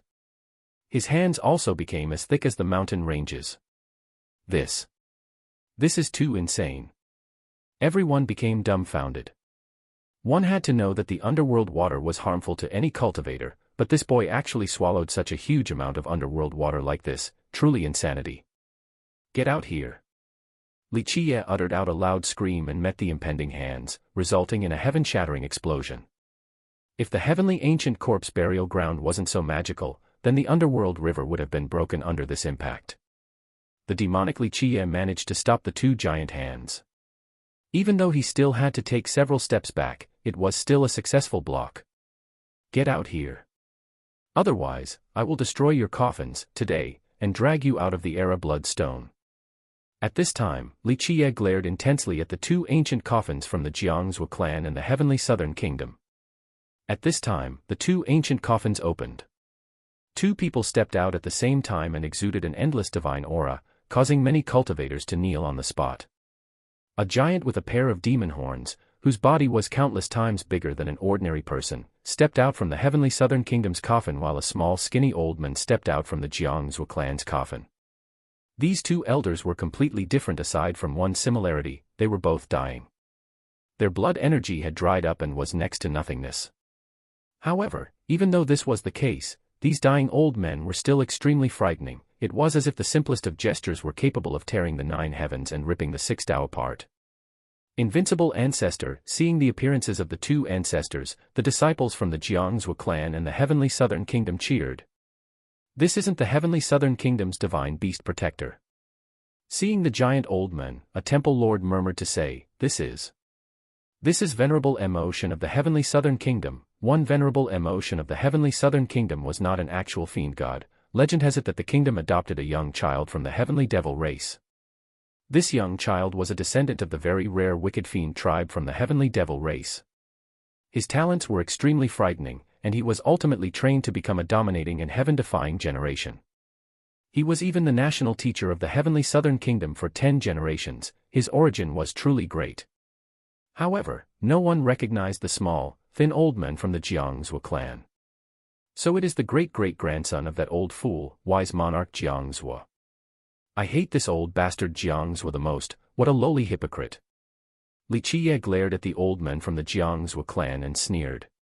Everyone was astonished to hear Li Qiye's words. The great-great-grandson of the wise monarch still lived on to this day. This was too horrifying. They were truly worthy of being an ancient clan. They were able to still have such an undying existence like this. Junior, since we have come into being, you should recognize and accept your death. At this time, Venerable Mo Shen and the wise monarch's descendant did not waste words. They wanted to win as fast as possible. To them, who only had one breath remaining, wasting time would only bring them closer to their demise. In a flash, these once invincible characters were wielding their treasures and slashed straight down with a force capable of stealing the brilliances of the sun and moon and slicing the six Tao. Go! The monstrous Li Qiye crazily shouted as his wings swept by. Boom, boom, boom. Explosions went off continuously as blood filled the sky. The devil wings were not able to stop the attacks from the two invincible existences and were cut apart. Truly frightening, worthy of being called invincible existences during their generations. Seeing the two old undyings managing to cut the devil wings down, everyone became shocked. Meanwhile, the disciples from the heavenly southern kingdom and the Jiangzhou clan were celebrating. Boom. In a flash, a treasure appeared next to Li Qiye. It was the myriad heavenly cauldron. At this time, the myriad heavenly cauldron poured down spirit energy to wash Li Qiye's flesh. 13:12. An incredible thing happened as the energy from the myriad heavenly cauldron tempered Li Qiye's body. All of the green hair on his body started to fall down. Rumbly. At this time, Li Qiye's inner physique emerged. His body appeared to be a giant whale that swallowed the underworld water, and the water flowed endlessly throughout his body. At the same time, the myriad heavenly cauldron poured down an endless amount of refined flame and scorched the underworld water. Once it was completely evaporated, strands of underworld fire went into Li Qiye's inner body and frantically refined his physique. With a loud boom, Li Qiye's fate palace opened wide above his head as the cauldron of life, tree of life, pillar of life, and spring of life appeared. In an instant, an endless amount of essence of life descended down. The unbelievable thing actually occurred as the pillar of life and tree of life suddenly took root in the underworld river and crazily swallowed the underworld water. Splash, splash. It felt as if the underworld river existed just for him as the endless energy from the underworld river poured into his body. Pa, pa, pa, with explosive noises of joints crackling, Li Qiye's body suddenly sprung up from the ground, becoming increasingly bigger and taller. In the end, his head was as high as the stars, causing everyone to become dizzy. Washing the body and advancing the physique through the inner physique. This is the second tempering of the body. This is too insane. The realm of this boy is still only of the fertility god realm. An old man was amazed with his eyes wide open. Everyone took in a deep breath to calm down. The fertility god realm was when cultivators refined their bodies the second time. Cultivators of this realm were barely considered powerful, but Li Qiye at this realm was able to kill royal nobles, defeat enlightened beings, and challenge ancient saints. This type of realm-surpassing battle prowess was completely unfathomable. Surpassing a realm in a flash. Venerable Mo Shen and the wise monarch's descendant coldly scowled. Their life treasures turned into a torrential storm and aimed for Li Qiye. There were 3 levels in the fertility god realm, but today, Li Qiye wanted to complete the 3 levels along with the physique tribulation in one breath, rendering everyone dumbfounded. Pluff, pluff, pluff, the 2 life treasures slashed Li Qiye's body, causing blood and flesh to fly everywhere. However, the endless flames formed from the underworld water refined Li Qiye's body as it crazily grew bigger and bigger. No matter how fierce the life treasures were chopping, even a chopped hand would instantly grow back out again. Li Qiye simply ignored them and their attacks. Once his body grew big enough to where his head became unseeable, Li Jie opened his mouth and drank the rolling underworld river that was pouring down from the 9 heavens. Finally, Li Jie's body grew to the sufficient size. Suddenly, there was a ferocious growl emanating from Li Jie's chest. It was as if the godfiend was not willing. His inner physique became extremely bright. It seemed as if Li Jie was about to turn into a god and ascend into an immortal. Universal laws began to descend along with majestic hymns. Not good, he wants to steal the heaven's fortune. The expressions of venerable emotion and the Jiangsu clan's descendant greatly sank as they glanced at each other, then they roared, "Kill!" In an instant, drop after drop of longevity blood gently fell into their life wheels that had just appeared. Before, they were saving their blood energy and did not exert their true strength. Blood energy was very valuable, and since they were near death, they had very little longevity blood left. There was only a few drops. Like this. 1. So this name here can be confusing when translated to English. It can be Lao Moshan as a proper name, but I doubt Lao here is a last name, or old/venerable emotion. Mo equals demon/evil, and Shen equals god. So technically I could translate this to demonic god or fiend god as well, but I don't think this character is befitting of that title. Note number 2, never mind, the very next sentence explains that he is not a fiend god, but I'll leave this note the way it was for a little fun insight into translating too. Great-great-grandson in Chinese is only 2 words with 2 syllables, while great-great-grandson is a mouthful and it doesn't look good in text, especially with the preceding wise monarch. I'll change it to descendant unless someone comes up with a better substitute in the comments. 3. This was the Wan heavenly cauldron. Wan means 10,000 or numerous because it is only one, and I couldn't come up with a good name for it before, so I left it as Wan. I found myriad to be a much better name since it doesn't carry an explicit quantitative connotation at first glance, so it will be myriad heavenly cauldron from now on. Chapter 226, 1 physique surpassing the Great Tribulation, 2, 1 blood drop, 10,000 years. Legend has it that 1 drop of immortal emperor longevity blood could give a mortal 10,000 years of lifespan. The moment the longevity blood drops fell into the life wheels, the blood energy of the 2 old men immediately became as vast as the sea. It encompassed the entire heavenly ancient corpse burial ground with thunderous, rolling oceanic waves. At this moment, the appearances of the 2 old men changed. In just a blink of an eye, they were highly spirited, as if they were 1,000 years younger, as they had a sweeping and domineering momentum. Everyone, including enlightened beings, shivered, for they could not withstand such a surge of invincible blood energy, and thus, they all knelt on the spot. Bang! The 2 old men waved their hands with a strength capable of bearing the myriad of Tao and shouldering the grand world. Their waves initiated a bloody rain, for Li Jie's giant towering body was bombarded. Hole after hole, wounds began to appear on his flesh. There were even parts that were completely penetrated. However, Li Jie did not worry about it. In his gigantic eyes, no matter how heaven-defying the 2 old men were, they could not deliver a fatal blow to him. The most lethal thing, at the moment, was his current situation. Boom, boom. In the blink of an eye, at the deepest part of the 9 heavens, the source of the underworld river suddenly released endless amounts of violet lightning. The flashes of lightning became limitless like the ocean, and they all struck Li Jie's body. XSHHH, bang, bang. In a trice, Li Jie's entire body was flooded with violet lightning as they pulsed all over his body. They were gigantic and continuously punished Li Jie's body, resulting in a fragrance of cooked meat. The terrorizing violet lightning had roasted Li Jie's body. Run! At this time, venerable Mo Shen and the descendant of the Jiangsu clan had recognized the danger. They shouted and immediately retreated. Too late, I was waiting for this moment. Li Jie's voice boomed down from the sky. In the blink of an eye, Li Jie clapped his hands together. Boom. In just a second, the endless thunderous arcs turned into an enormous electric field. Both venerable Mo Shen and the Jiangsu descendant were both trapped inside this immense electrical trap. Kill! At this point, they realized the horror and summoned all of their treasures. Each of these treasures was of incomparable strength and could easily slay ancient saints and heavenly sovereigns, but they couldn't break through. What is this? At this moment, everyone was aghast. They had never seen such a thing before. Controlling the devil physique and swallowing the endless underworld river to bring about the violet lightning, this was truly a miracle from the legends. No one had ever attempted such a suicidal approach, but today, it was accomplished by a junior. Even the last gate master of the 1,000 Emperors Gate opened his eyes that had bloody glimmers.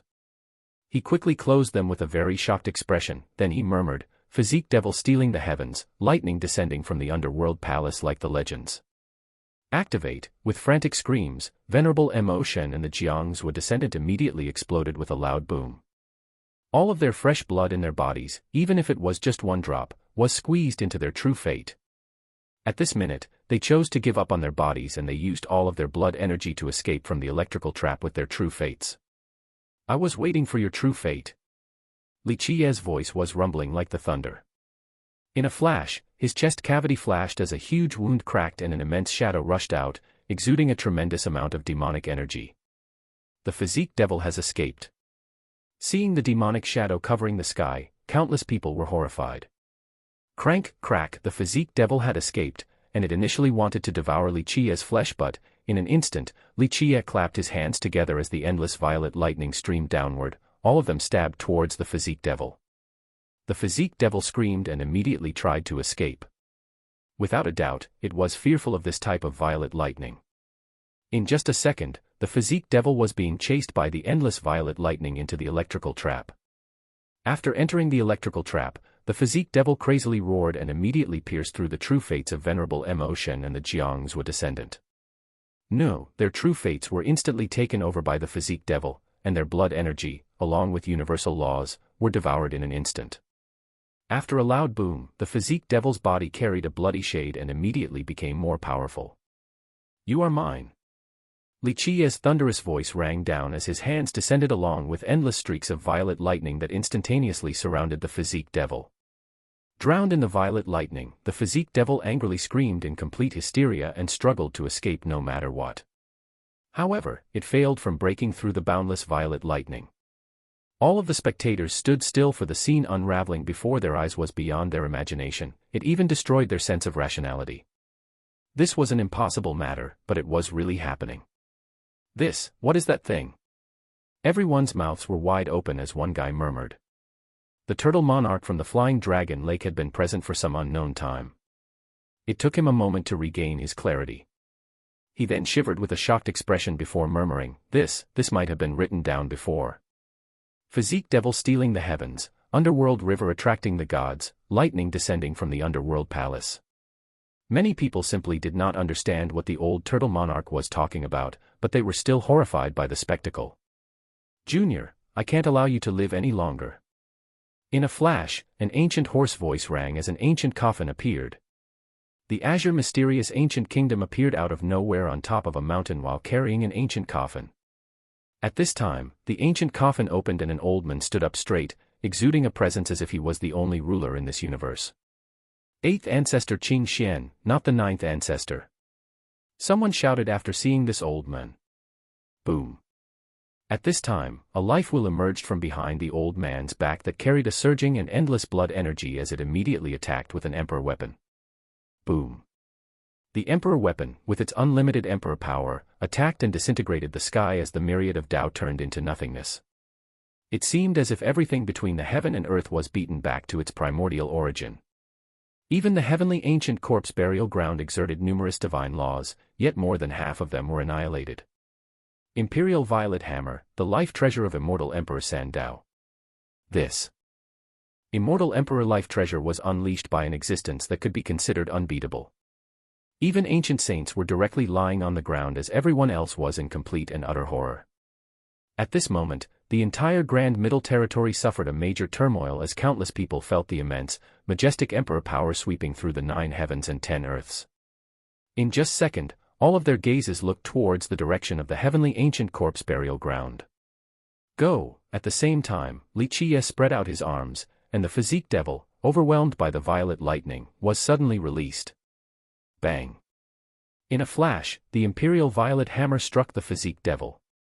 With a miserable scream, the physique devil was slain by the imperial violet hammer and the violet lightning surrounding it also turned into a violet, clear liquid, floating in the sky.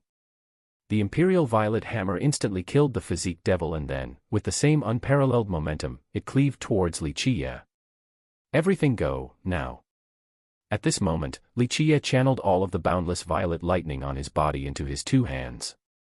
In the blink of an eye, a terrifying amalgamation of lightning formed between his hands. He then reached out to stop the imperial violet hammer like a mad dragon. Insanity. Using his bare hands to stop an emperor weapon. All became aghast at such a sight. Using one's bare hands to meet an emperor weapon, even a virtuous paragon wouldn't dare to do this, let alone a junior. This was absolutely suicidal. Bang. The power of the imperial violet hammer was capable of drying the sea from its penetration. Under this invincible blow, the violet lightning, as vast as the sea, was still shattered and dried up.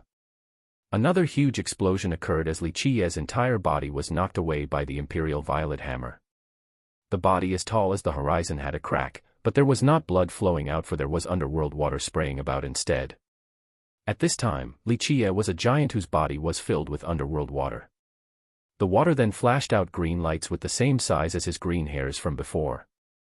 In just a moment, they sewed up his wound the size of a valley. Kill. Even the old man couldn't believe that one emperor weapon attack was not enough to kill a junior. He recalled the imperial violet hammer and once again unleashed another murderous attack with a boom. The second attack of the emperor weapon frightened all beings as they prostrated on the earth. I refuse to exist together with your azure mysterious ancient kingdom. Li Qie's expression sank as the imperial violet hammer struck down yet again. He, very slightly, opened the stone box again. A mysterious light soared to the sky and hit the imperial violet hammer. Thump. The imperial violet hammer was knocked away by this mysterious light and flew away all of a sudden. This scene shocked everyone because the hammer was an actual immortal emperor life treasure. Bang.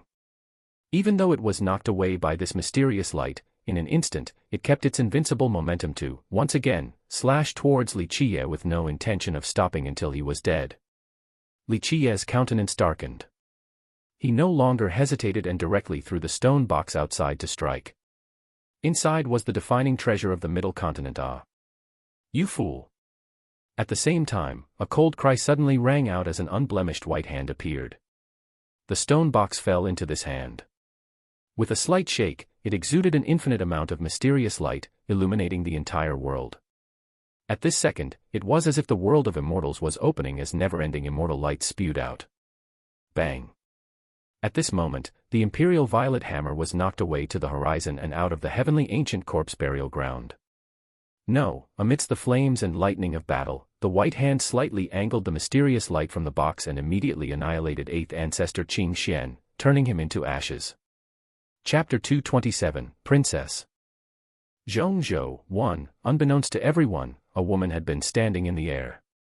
She had a peerless elegance that would be considered rare in all the ages.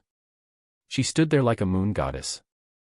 With an extremely ancient style of attire, it immediately let people know that she was not born in the contemporary times. This woman, with her eyes shut while holding the ancient box, did not look at anyone. However, this did not diminish her beauty in the least. Earth Immortal, seeing this woman, shock was inevitable for all spectators. Even a few other Earth Immortals at this place changed their expressions. The last Gate Master of the Thousand Emperors Gate also lost his colors as he murmured to say, "It is her. Princess Zhongzhou." A treasure lord that had dealt with Li Qie before, an extremely mysterious woman. While looking at her, no one ever thought that an Earth Immortal would lend Li Qie a hand. 1. You came at just the right time, you saved me from using a piece of immortal writ. Li Qie smiled and said elegantly after seeing Princess Zhongzhou. Bang bang bang. At the same time, in the highest reaches of the heavens up above, the underworld river started to flow from its source again, carrying howling thunder as the endless violet lightning began to form once again. You stole the underworld water of hell, it will not let you go. Even though her eyes were closed, Princess Zhongzhou still glanced at Li Qie and said, "Return the underworld water back to hell." Li Qie and his gigantic body stared at the violet lightning in the sky, then he shrugged and said, "So stingy." Finished commenting, he opened his mouth and spewed out the endless underworld water towards the sky and eventually, it disappeared up in the 9 heavens. The surprising thing was that once Li Qie returned the underworld water, the violet lightning overflowing from the 9 heavens suddenly disappeared. Li Qie's body gradually turned smaller once the water was released and finally, he went back to his original appearance. This thing is truly too cheap. Each time someone tries to steal some underworld water, it always invokes a lightning tribulation. Li Qiye begrudgingly continued, I initially wanted to refine this underworld water into a little nice something for the next physique devil tribulation. But now, this thing demanded me to give back the underworld water like a miserly god. Isn't it only underworld water? Li Qiye's crazy words left others speechless. This boy was a bit too demonic and scary. Wanting to store such a large amount of underworld water in his inner body, this was truly insanity. Return. At this time, a bright light surged from Li Qiye's chest cavity and his inner physique arched towards the sky to absorb the purple liquid. This liquid was initially the devil physique that was encompassed in violet lightning and killed by the imperial violet hammer. The inner physique slowly sucked in the purple liquid back into his chest. Moments later, clanking sounds rang out as chains of universal laws appeared on the inner physique like tree roots wanting to suck the purple liquid dry. In a trice, the inner physique's light reached its maximum luminosity as the universal laws morphed into an armor on Li Qiye's body. At the same time, the inner physique floated up and down inside his chest cavity, giving him the appearance of a god that was capable of illuminating all worlds and suppressing demon kings from all eras. The hell-suppressing godly physique at minor completion. Witnessing such a display caused Saint Child Baozhu to quietly whisper. There was no doubt that his remark came with spiteful jealousy. This was something he had aspired for his whole life, yet it was achieved by a mortal physique and was cultivated all the way to minor completion. How could he not become enraged with jealousy? The physique devil went back to its origin while carrying along its essence back into its body. Grand overflowing abstract profundity, truly perfection. Li Qiye was very pleased with his physique tribulation, but he still had a lingering sentiment. The old villainous heaven truly does not allow for a mortal physique to cultivate into an immortal one. If it wasn't for these old devils lending me a hand, then this physique tribulation would have been a bit troublesome. He used the group of emotion to defeat his physique devil, surpass the tribulation, and even reach the state of grand overflowing abstract profundity while surpassing his physique tribulation perfectly. Hearing Li Qiye's words, the old turtle monarch couldn't help but to take a step back further away from Li Qiye. At this point, he understood that this kid, from the very start, had schemed against Venerable Mo Shen, the descendant of wise monarch Jiang Zhuo, and the eighth ancestor of the ancient kingdom. As long as they took action, it would be equivalent to helping him surpass the physique tribulation while he used this tribulation to kill all of them. The old turtle monarch turned gray with his hair standing on end. This kid was truly frightening. He even dared to scheme against an invincible existence like the azure mysterious ancient kingdom's eighth ancestor. I better stay away from this kid in the future, otherwise, I would die without knowing the reason why. The other demon monarchs next to the old turtle also became shocked as their blood ran cold after hearing this. This kid was truly terrifying. Have you always been shameless like this? Princess Zhong Zhou stared at Li Qiye with her closed eyes while giving off the feeling of dissatisfaction towards him. This is called calculating, not shamelessness. Some things couldn't be helped, and a few other things were only misunderstandings. Li Qiye forced a wry smile. Only he and her understood this conversation, for it was related to some secrets of previous years. Li Qiye then changed the subject and smilingly said, since you already took action, would you be so kind as to help me all the way? Help me kill the rest of these old fools from the ancient kingdom, then I will give you a great fortune. Princess Zhong Zhou opened her eyes that flashed a bloody light, then she closed them again. At this time, she turned towards the azure mysterious ancient kingdom's base. Despite their setback in ancient Sky City, the ancient kingdom did not give up their plans to bury their ancestor on an underworld boat. They simply became more low-key. However, when their ancestor noticed Li Qiye's immortal physique reaching some success, with their hatred rekindled, they immediately tried to kill Li Qiye. They absolutely couldn't allow for this kid to leave this place alive, but they didn't know that it would end with their own demise. We are the disciples of the azure mysterious ancient kingdom. If you dare to touch us, the ancient kingdom will absolutely not let you get away with it.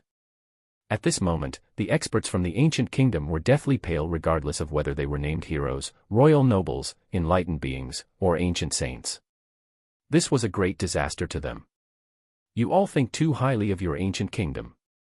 Li Qiye leisurely smiled and added, to her, your ancient kingdom is nothing. When she was alive, she would still dare to destroy your ancient kingdom. At this point, Princess Zhongzhou opened her fair hand and turned it towards the direction of the ancient kingdom's disciples. The ancient kingdom's experts became distressed in horror and turned around to flee. However, under this fair hand, no one was able to escape. No, the unwilling disciples of the ancient kingdom screamed and were finally crushed into a rain of blood. Awesome, awesome. Li Qiye clapped his hands while smiling, but Princess Zhongzhou didn't care for him.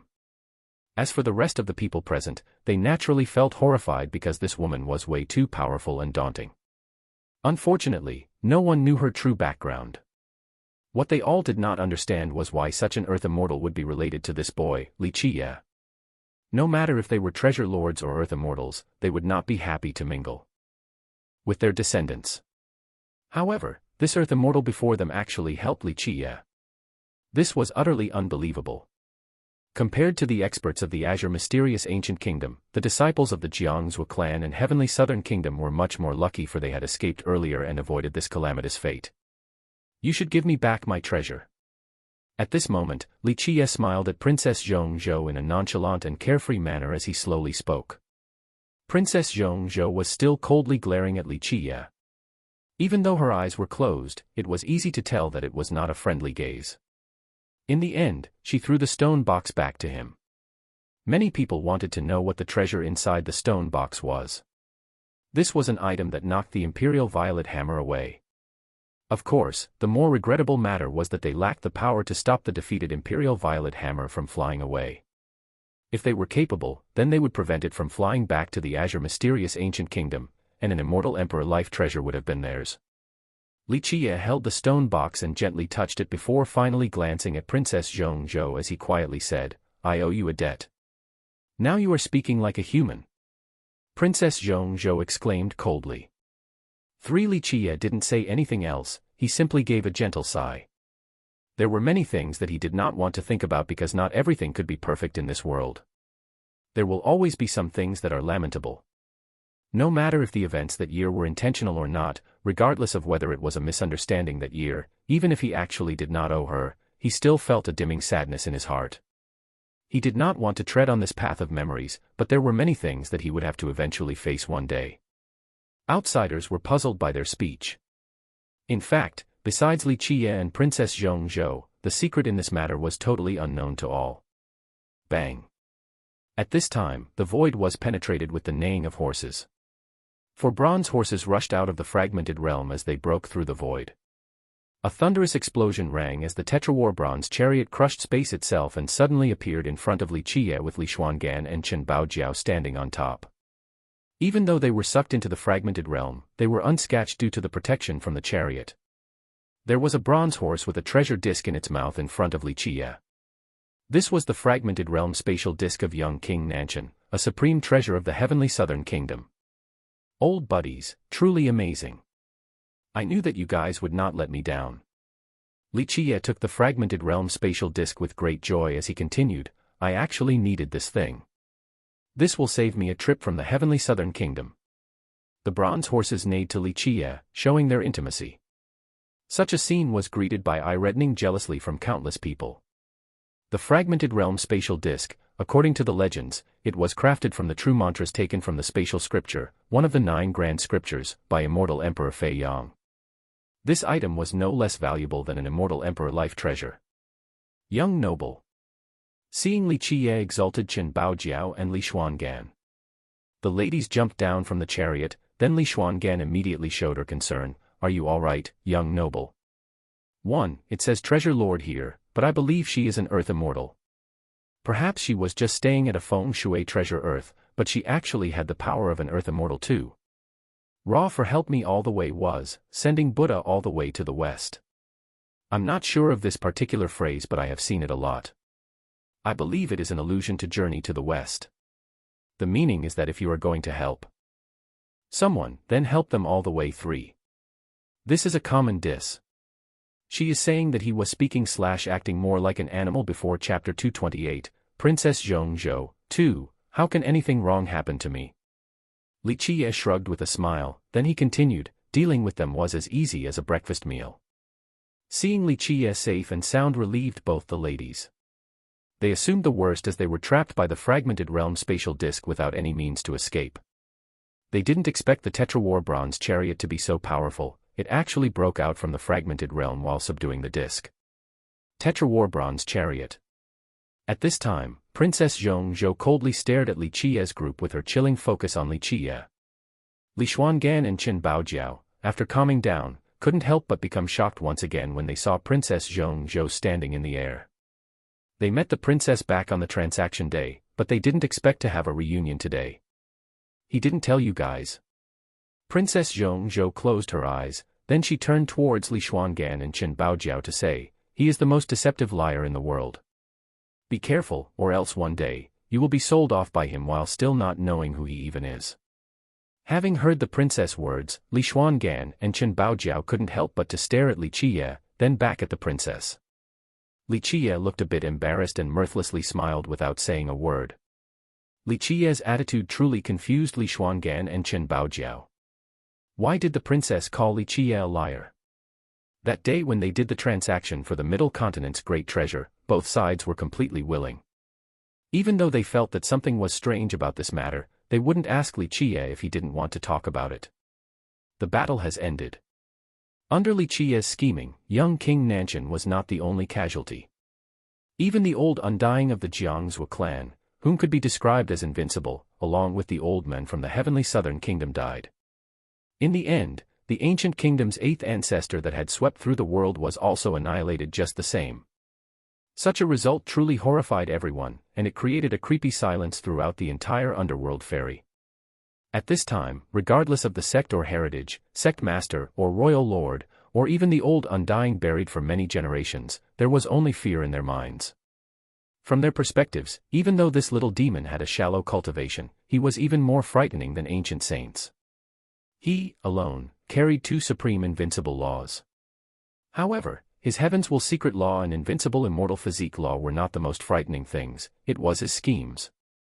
With regards to cultivation, even though he cultivated both of the laws, he essentially could not compare to the ancient kingdom's eighth ancestor.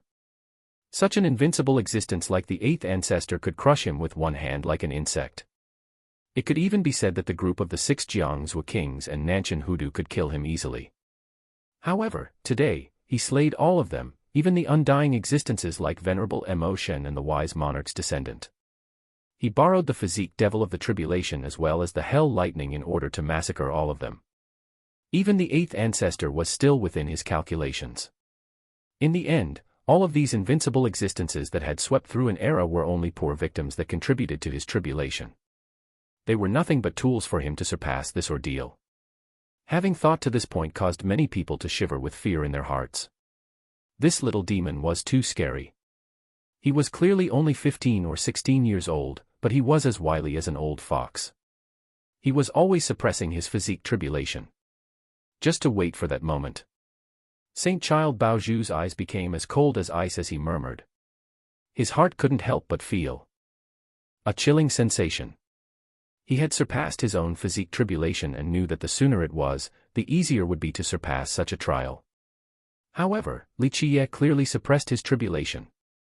Maybe he was waiting for the underworld river and wanted to take advantage of the underworld water. With this thought, Saint Child Baoju felt terror in his heart.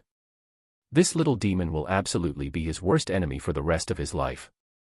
After everything settled down, Qi Yun, from the 9 Saint Demon Gate, came out from a corner of the ferry and went towards Li Qiye to speak in a low voice, "Young noble Li, the elders of the War God Temple want to meet you." With that said, he couldn't help but to look at Li Qiye one more time. However, there was nervousness in his heart for he was very dreadful of Li Qiye. He had witnessed the earlier battle with his own eyes. He understood Li Qiye's monstrousness as he schemed against the old Undyings of the Jiangsu clan and the heavenly southern kingdom. When Li Qiye glanced at him, he shivered uncontrollably. Li Qiye gently nodded his head and followed Qi Yun. There was a sand beach at the underworld river. At the end of it was a cluster of rocks, and the elders from the War God Temple were hiding at this place. Their base and formations were far away from other sects and cultivators. Compared to the other great powers, a giant like the War God Temple was very secretive at this underworld boat's burial event. They did not show the slightest ostentatious gesture. Without a doubt, this person being buried was very crucial to them. Perhaps they even had a heaven-frightening status, and the war god temple did not want others to know who they were burying. In fact, the person being buried this time affected their future rise and fall. Thus, the war god temple couldn't afford not to be cautious. In their camp, all the elders of the war god temple were sitting on the ground. All of them wore black robes and hats that had long curtains to completely hide their faces. They formed a circle on the ground with an ancient coffin in the middle. The style of this coffin was not particularly special, it was as if it was just a burial of an ordinary disciple. This was most likely the war god temple deliberately lowering its specialness in order to dispel any possible guesses from outsiders. Qi-yun left after Li Qiye entered. Even as a supreme elder of the Nine Saint Demon Gate, he was not qualified to be present at this place. Li Qiye arrived and quickly glanced at all the elders sitting on the ground. All of them were very mysterious, and they tried their best to suppress their own energy so that others could not detect their surging and howling strength. Truly low profile. Li Qiye looked at all the elders before his glance fell onto the ordinary coffin, and he said, "Give me a little bit of time to guess who the person in this coffin is." He's claimed to be an ancestor of the war god temple, but would an ancestor force all of you to be here at this place right now? The whole thing about burying the ancestor was just nonsense. With your war god temple's way of doing things, if I am not mistaken, the person in this coffin must either be the divine protector of your temple, or the old man from the hidden immortal hall. The moment his words came out, all eyes suddenly fell on him. If people described glares to be as sharp as swords, then the glares of these old men would be even more terrifying than divine swords. It seems that I was right, there is more than just one ancestor of your temple here. Your temple truly has many good items for life prolongment, many old men that should be rolling in their graves are still able to hold on to their time. Li Qiye leisurely smiled as he stated. If Qi-yun was here, he would be broken from fear due to Li Qiye's words. The war god temple's ancestors were all invincible existences, and there was more than one. They had lived through countless moons, and there were some ancestors that had lived in an extremely ancient era who were still alive under the ground to this very day. Who wouldn't be respectful to characters of this caliber? However, Li Qiye did not put them in his sight. The younger generation will surpass us in time. At this moment, a voice finally rang out from the coffin. It was an ancient and archaic voice, it sounded as if it came from the past all the way to the present.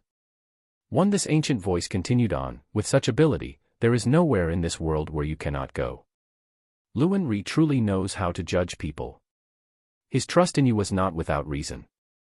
So it is the old man from the hidden immortal hall. Hearing this voice, Li Qiye immediately knew who it was. Besides the people present, there were no contemporary outsiders who knew more about the war god temple than him. Li Qiye leisurely added, "You are truly alive. Even old men who could not pass the heartlessness of time, yet you are able to. I have to admit that your will is as hard as steel." At this point, the gazes of the elders on the ground became frightening. The ones sitting here to guard this coffin were the reclusive ancestors from the war god temple. Some of them didn't even mind leaving their era bloodstones just to come here in order to send away this coffin. Since Li Qiye immediately revealed their secret, if it was necessary, they would not hesitate to kill him. In the end, the hidden immortal hall was extremely important to the war god temple. This was also one of the reasons why they could stand strong for millions of years. Don't even think about killing me to hide the secret.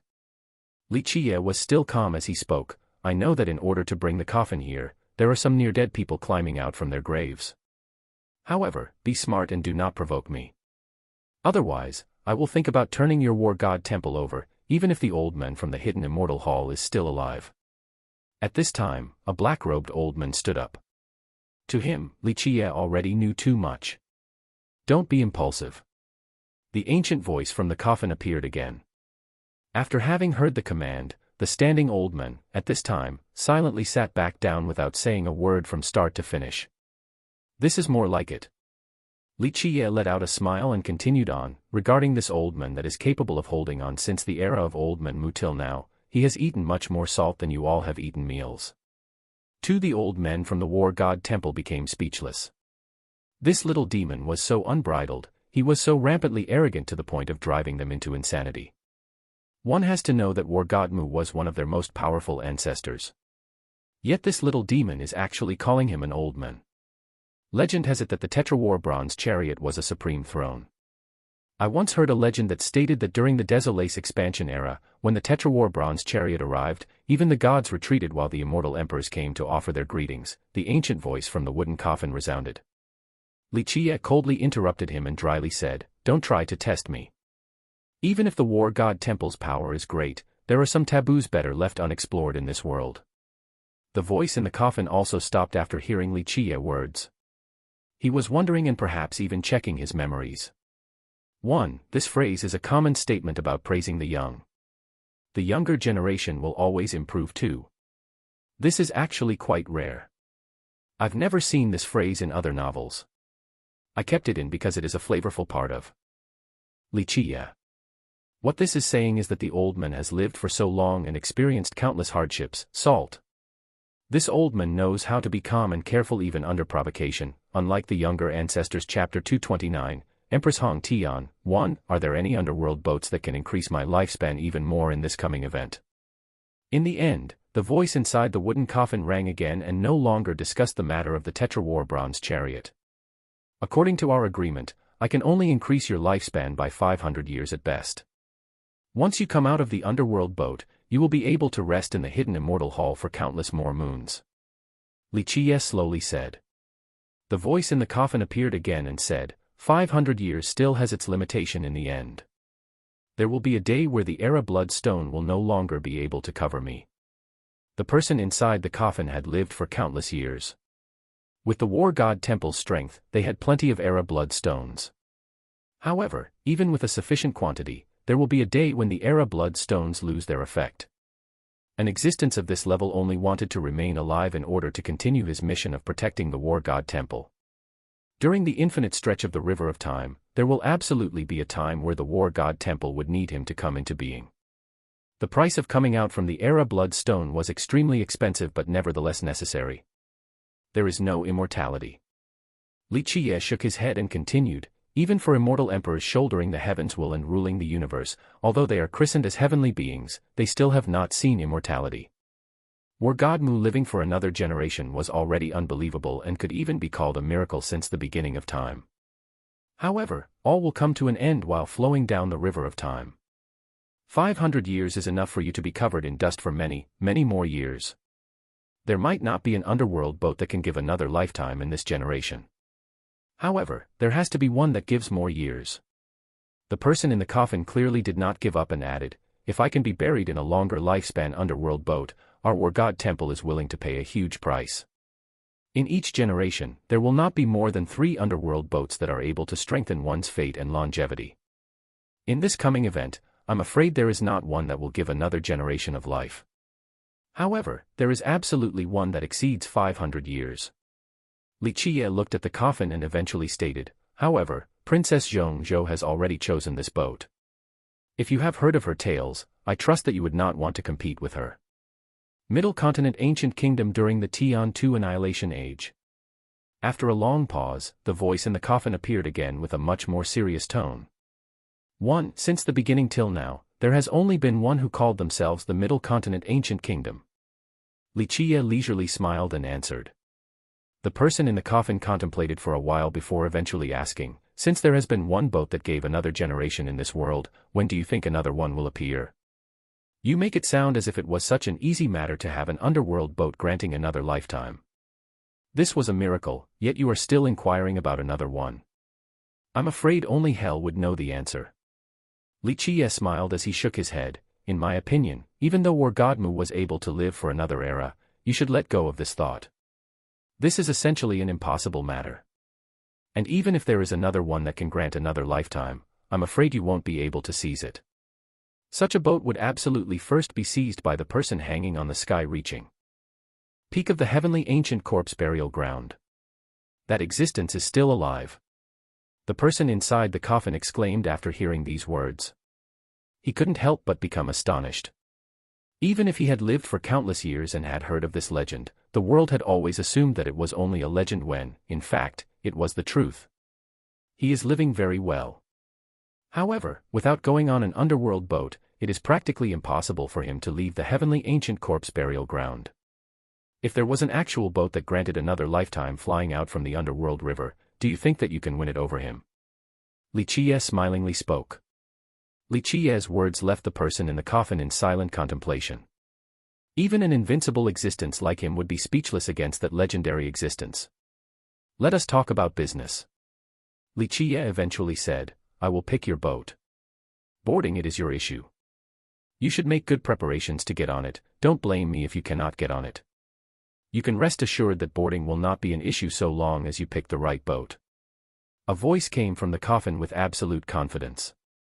Li Qiye only shrugged and didn't say anything else. Then, he turned around and left. He didn't want to continue staying with a bunch of stubborn and conservative old men. This kid is too arrogant. After Li Qiye left, an old man sitting on the ground couldn't help but speak. The voice in the coffin appeared again to say, don't provoke him. He is not someone who is ignorantly arrogant. Him daring to act like that means that he has the abilities to do so. Having heard his forefathers' warning, even someone with an amazing status like this old man shuddered as he retracted his audacious intentions. Forefather, if there is an underworld boat better than 500 years, can't we think about it a little bit? An ancestor couldn't help but ask. Don't go competing with Princess Zhongzhou, that would just be asking for trouble. We will pick the 500 years underworld boat. The voice in the coffin replied. The elders of the war god temple couldn't help but become surprised after hearing their forefathers' words. One had to know that their forefather could be called invincible, so what was the background of this Princess Zhongzhou? The Middle Continent Ancient Kingdom, an ancestor murmured this name before becoming shocked and exclaimed, the Middle Continent Ancient Kingdom from the Désolé expansion era. Legend has it that before Tian II became an immortal emperor, the Middle Continent Ancient Kingdom had the highest chance of defeating his lineage. In the end, the Middle Continent Ancient Kingdom chose to join Tian II's banner instead. The Middle Continent Ancient Kingdom chose their own demise.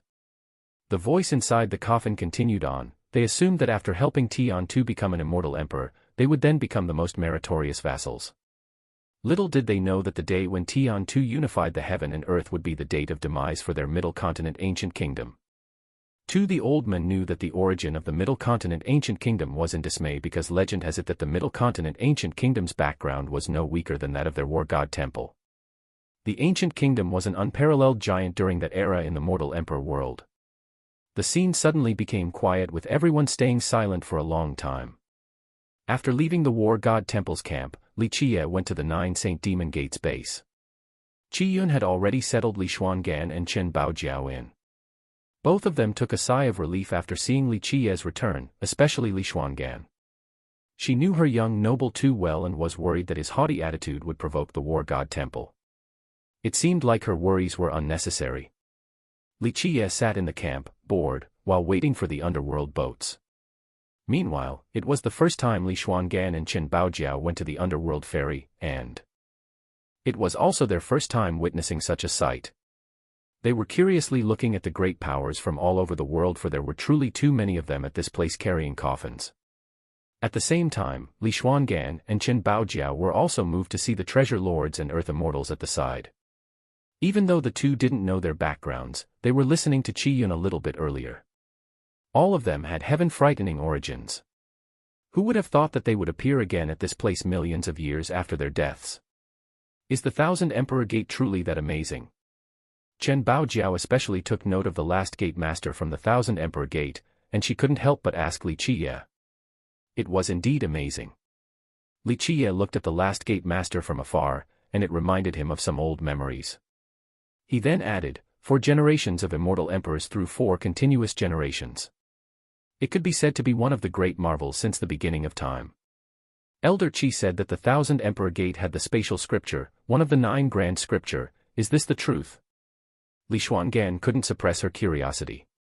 She was only told by Qiyun from earlier, and Qiyun only heard it from some of the discussions from the great powers.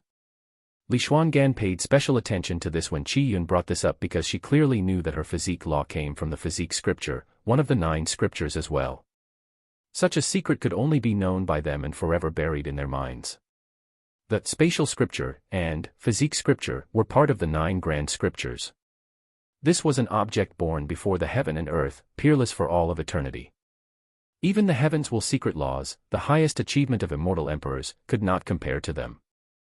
Having cultivated the supreme void imperfection immortal physique, Li Xuangan naturally took interest in the legendary spatial scripture. Li Qiye came back from his recollection and gently nodded. To be exact, they only obtained a small part of the spatial scripture. It would have been wondrous if they actually obtained the full spatial scripture. With their unbeatable power of that year, maybe they could have even created an entire world. In that case, this world would not be the 9 worlds, but rather, the 10 worlds. But Elder Qi also said that the invincible Thousand Emperor Gate was ended by Empress Hong Tian. Just how powerful was Empress Hong Tian? Chen Baojiao couldn't help but ask. Li Xuangan then replied, I have heard of legends relating to Empress Hong Tian. People later on placed her on the same level as Immortal Emperor Jiaoheng. Immortal Emperor Jiaoheng was the first immortal emperor of the human race, and he was undefeated in his entire life.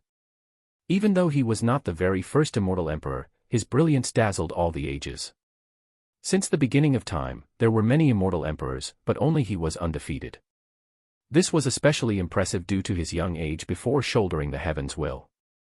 Perhaps mere words did not do his achievement justice. Placed on the same level as Immortal Emperor Jiaoheng, Chen Baojiao was quite astonished. In the hearts of many humans, Immortal Emperor Jiaoheng was the #1 emperor. What kind of frightening existence was Empress Hong Tian to be placed on the same level as him? Since the immemorial times, there were far more than just one female immortal emperor, but there was no other who could enjoy such a great reputation. Empress Hong Tian, hearing this name, Li Qiye couldn't control himself from being stunned. There was once such a girl on the long and winding path of time. 3. There was once an era when a dark crow carried this girl to far and faraway places. There was once a dark crow under the brilliance of a supreme empress that secretly guided her to higher and higher aims. Unfortunately, because of a certain matter, the two of them went on separate paths in the end. Ultimately, they were as far from each other like the edges of the heavens. 1. Tian 2 is an immortal emperor of the ancient Ming race 2. Note how no one is calling him Immortal Emperor Tian Tuesday. This is not me being lazy here. 3. Hong Tian is the only female immortal emperor I know that uses the word empress. Other female immortal emperors are still all immortal emperors plus their titles. If I start using empress to differentiate male and female immortal emperors, it would create some confusion. For example, with a new immortal emperor's name that I don't know if she is a male or a female, I would call them immortal emperor. But if I've set up a precedence of distinguishing between male and female, then all readers would assume that it was a male. Chapter 230, Empress Hong Tian. 2. Li Qiye couldn't help but become lost in a daze while thinking of Empress Hong Tian. As the dark crow traversing through infinite moons, he personally trained many immortal emperors, and Immortal Emperor Minren was not considered the most brilliant. Empress Hong Tian was definitely not the most naturally gifted, but she was one of the greatest immortal emperors. When they swept through the heaven and earth to reach the apex, she cried with tears of joy. During the torturous moments of suffering, she wept in sorrow. No matter if it was during their conquest or time spent for the Grand Tao, there was always a secretive shadow accompanying her in both happy and sad times. There was a time when all of this laughter of happiness, along with cries of anguish, was embedded in their memories. Unfortunately, they eventually went their separate ways and even nearly turned into enemies. Everything turned into nothingness in a flash, becoming scattered ashes and dispersed smoke. The most painful thing in this world was not watching your loved ones die, but to break into a life or death feud with each other. Thinking about the past, the bygones, and the moments forgotten by time, Li Qiye was lost in a daze for a long time without being able to regain his composure. Empress Hong Tian. Millions of years had passed. No matter whether it was that year or the present, he did not blame her. There were some things that were against his wishes, but he had to make a decision. No matter if it was the most difficult era or the most miserable year, he, from beginning to end, always had a bottom line. He always persevered no matter what happened. Empress Hong Tian. A distant memory of their fight was still clear in his mind. Even when it was millions of years later, Li Qiye still couldn't help but become sullen in the end. Young noble, what is wrong? Chen Baojiao and Li Xuangan wondered about the strangeness in their young noble's demeanor. Li Qiye then regained his mind. He let out a smile and shook his head to say, "It is nothing." Afterwards, he became silent. The two girls looked at each other. They felt that their young noble's mind was preoccupied with heavy thoughts, and it didn't look like he was worrying about the matter of the underworld boat. The underworld boat still did not appear after 2 or 3 days. There were very few sects that arrived during this time. The sects that were going to make it were already present, while those absent would most likely not make it in time. However, in the last 2 or 3 days, more than 10 treasure lords along with 3 earth immortals arrived. They were all extremely frightening existences that were invincible during their own eras. In the end, these treasure lords and earth immortals could not resist the temptation of the underworld boat, even though they hesitated for a long time before coming. Leaving their feng shui treasure earths and dragon veins meant that they were using their lifespan that had been accumulated from countless years. They had no backup plan. The two options were to either successfully increase their longevity and leave the burial ground, or to become earth corpses forever in the future. Treasure lords and earth immortals were different from earth corpses, for they had their own intelligence and awareness. Even though a few of them were buried after their deaths, at this moment, they could still be considered living beings. All of the earth corpses were squeezed into their own group, far away from the living. They were true corpses without awareness and intelligence. Their only instinct was to board the underworld boat. The treasure lords and earth immortal occupied their own area without any interactions with the others. They all carried solemn expressions, for this was their last battle. If successful, they could gain a few hundred years or even a few thousand years of lifespan to leave the burial ground and escape from its chains. However, if they were to be unsuccessful, becoming an earth corpse for all eternity was a worse fate than death. Legend has it that the dead can still enter the reincarnation cycle, but earth corpses will never have that chance.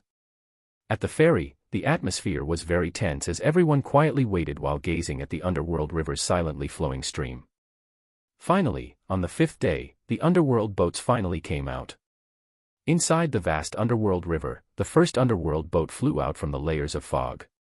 An underworld boat. When the first boat came out, the entire ferry became rowdy because no one could sit still at this time.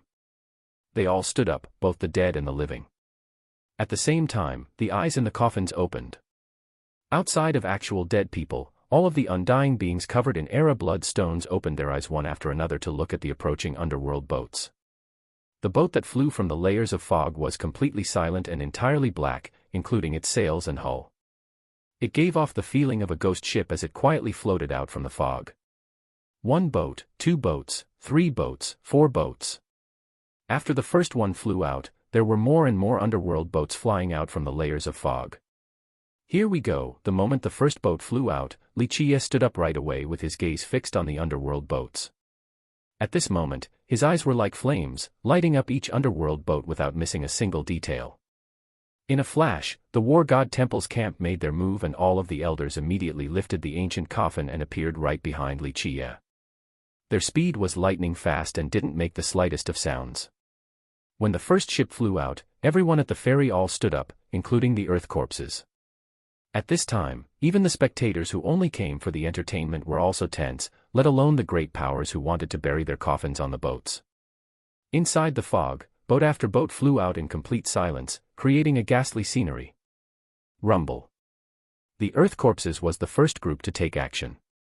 Countless earth corpses, like dumplings jumping into a steaming pot, all rushed towards the underworld river. Keep in mind that the underworld water was very harmful to most cultivators, especially those with ordinary physiques.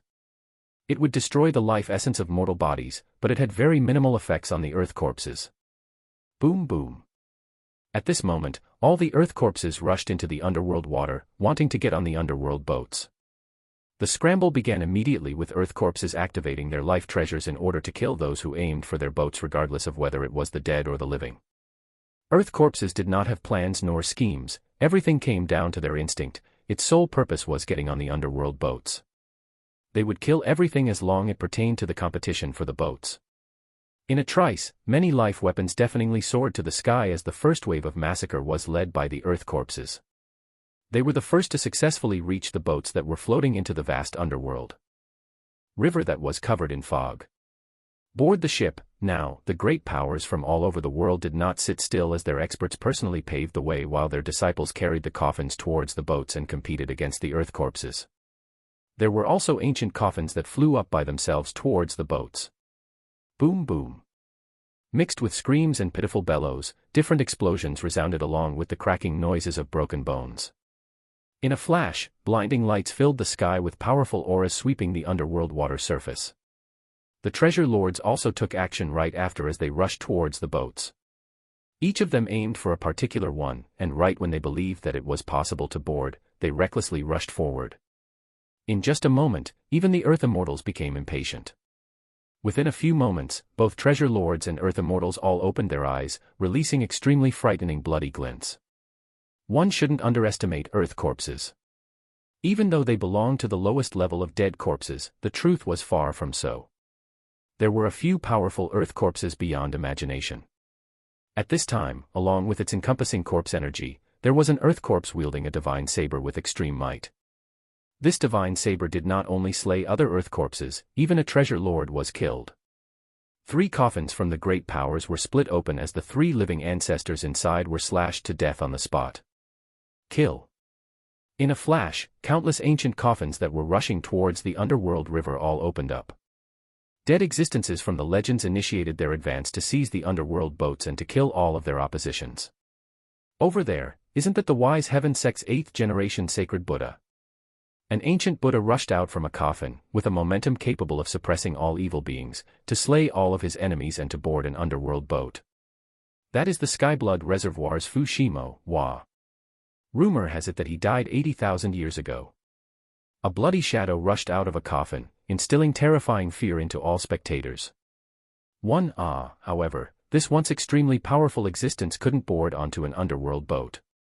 Another treasure lord descended from the sky and slashed him into 2 halves, then he used this unbeatable momentum to board as the boat gently wafted along the underworld river. Fush! At this time above the underworld river, an old woman fought in the sky with another treasure lord, shattering everything in their path. Both sides wanted to seize another boat. The life treasures of these 2 caused all creatures to tremble the moment they swept through the world. Damn! This old woman is the protector of the sacred river mountain. She actually managed to stay alive till now. Her opponent is the legendary treasure emperor Junsheng from immortal Emperor Tun Ri's era. They are both invincible existences from their eras. Witnessing the earth-shattering battle between the 2 caused a spectator who recognized their backgrounds to exclaim in horror. Finally, the old woman, with a tyrannical and unbeatable aura, slayed the treasure lord and boarded an underworld boat. 1. Shimo equals generations evil/demon 2. Junsheng equals spirited saint/sacred steed. Chapter 231, Contention for the underworld boats. 1. At this moment, both the dead and the living were competing for the underworld boats. As the battle became more heated, more and more people died pitifully in the underworld river. Even Earth Immortals and treasure lords were no exceptions. Many experts, including treasure lords, fell into the underworld river. This river was very ghastly. Not everyone could do what Li Chia did with his green hair taking root in the underworld river. Some experts no longer came out once they fell into the river, they simply floated downstream until they disappeared in the layers of fog. The earth corpses had a great advantage in this regard. It was as if they were especially blessed by the heavenly ancient corpse burial ground. They could climb up from the underworld river much easier compared to other cultivators and treasure lords. At the end of the day, they were the dead and thus, they had a much higher affinity with the river. One peerless treasure lord channeled the entire universe in his palm. He wanted to use this invincible momentum to pull an underworld boat towards his direction. However, the moment the boat became separated from the underworld river, it became the size of a palm. In addition, it was only a rotten wooded plank. There was no resemblance of a boat at all. Moreover, when this piece of rotten wood left the water, it immediately turned into dust and floated along the breeze down into the underworld river. Such a scene surprised everyone, including the undying old men, treasure lords, and even the unbeatable Earth Immortals. They all had one question on their minds: just what on earth are the underworld boats? There were more than 10,000 underworld boats floating on the vast underworld river. In the end, Earth corpses were the most successful in boarding these boats. At this place, they had the numbers advantage along with powerful strength. And not to mention, they did not fear the underworld water. As the dead, they had an advantage that cultivators and treasure lords could not compare to.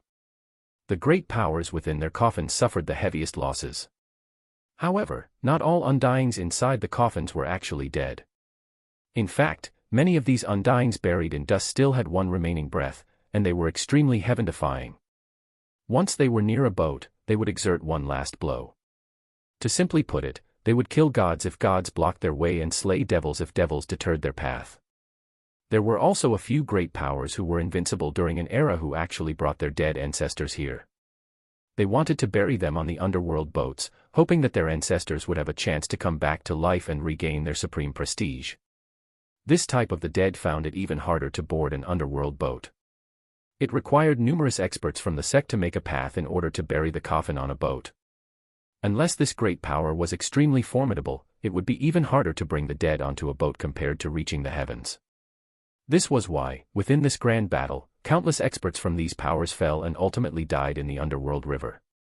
After waves and waves of killing cries amongst endless merit laws in the sky and ringing universal laws, one treasure after another rode the wind. A bunch of legendary characters crawled out of their coffins, causing many spectators by the ferry to be lost in this spectacle.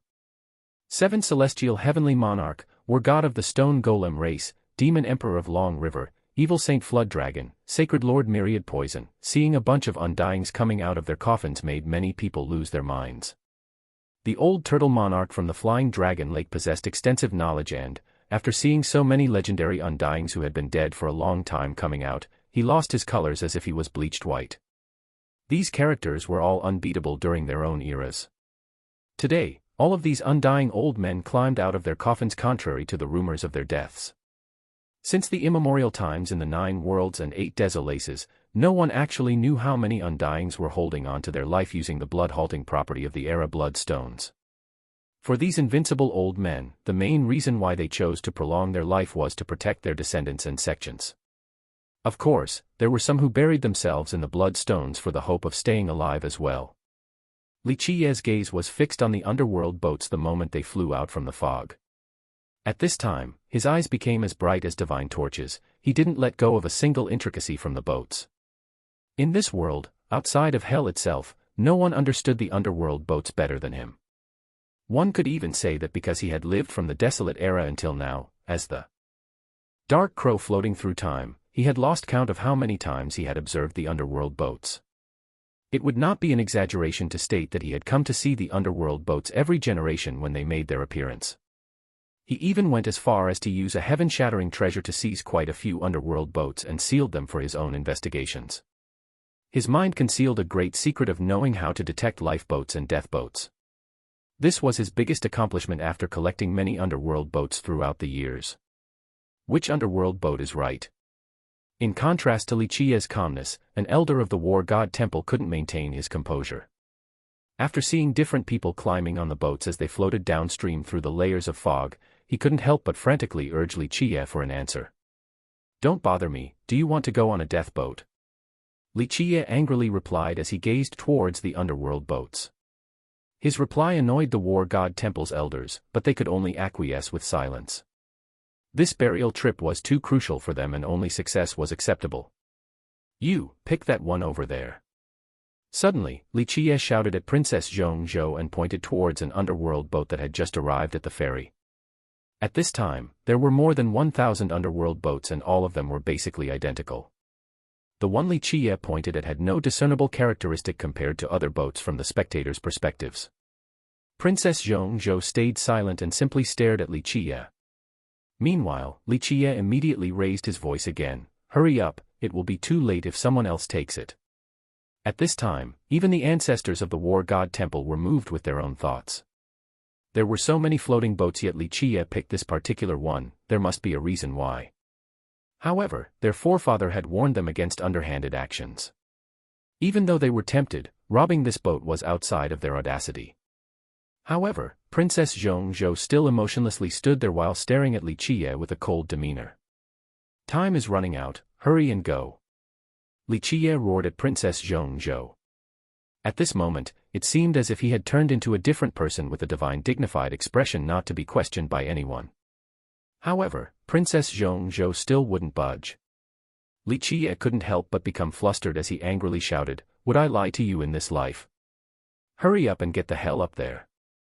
At this time, there were so many people who wanted to board this ship, how could Li Qiye not become insane from the rush? In the blink of an eye, Princess Zhongzhou shifted her body and stepped towards the underworld boat. With a loud detonation, everyone who tried to seize the ship all exploded. No matter whether they were the Undyings invincible in their own eras, the treasure lords who were reigning over their own generations, or the fearless earth corpses, in the blink of an eye, everything that approached the ship all burst into nothingness without a trace remaining. Her heaven-defying power caused everyone to take a deep breath, including the ancestors from the war god temple. They all shuddered at the strength of this woman. Just who on earth is she?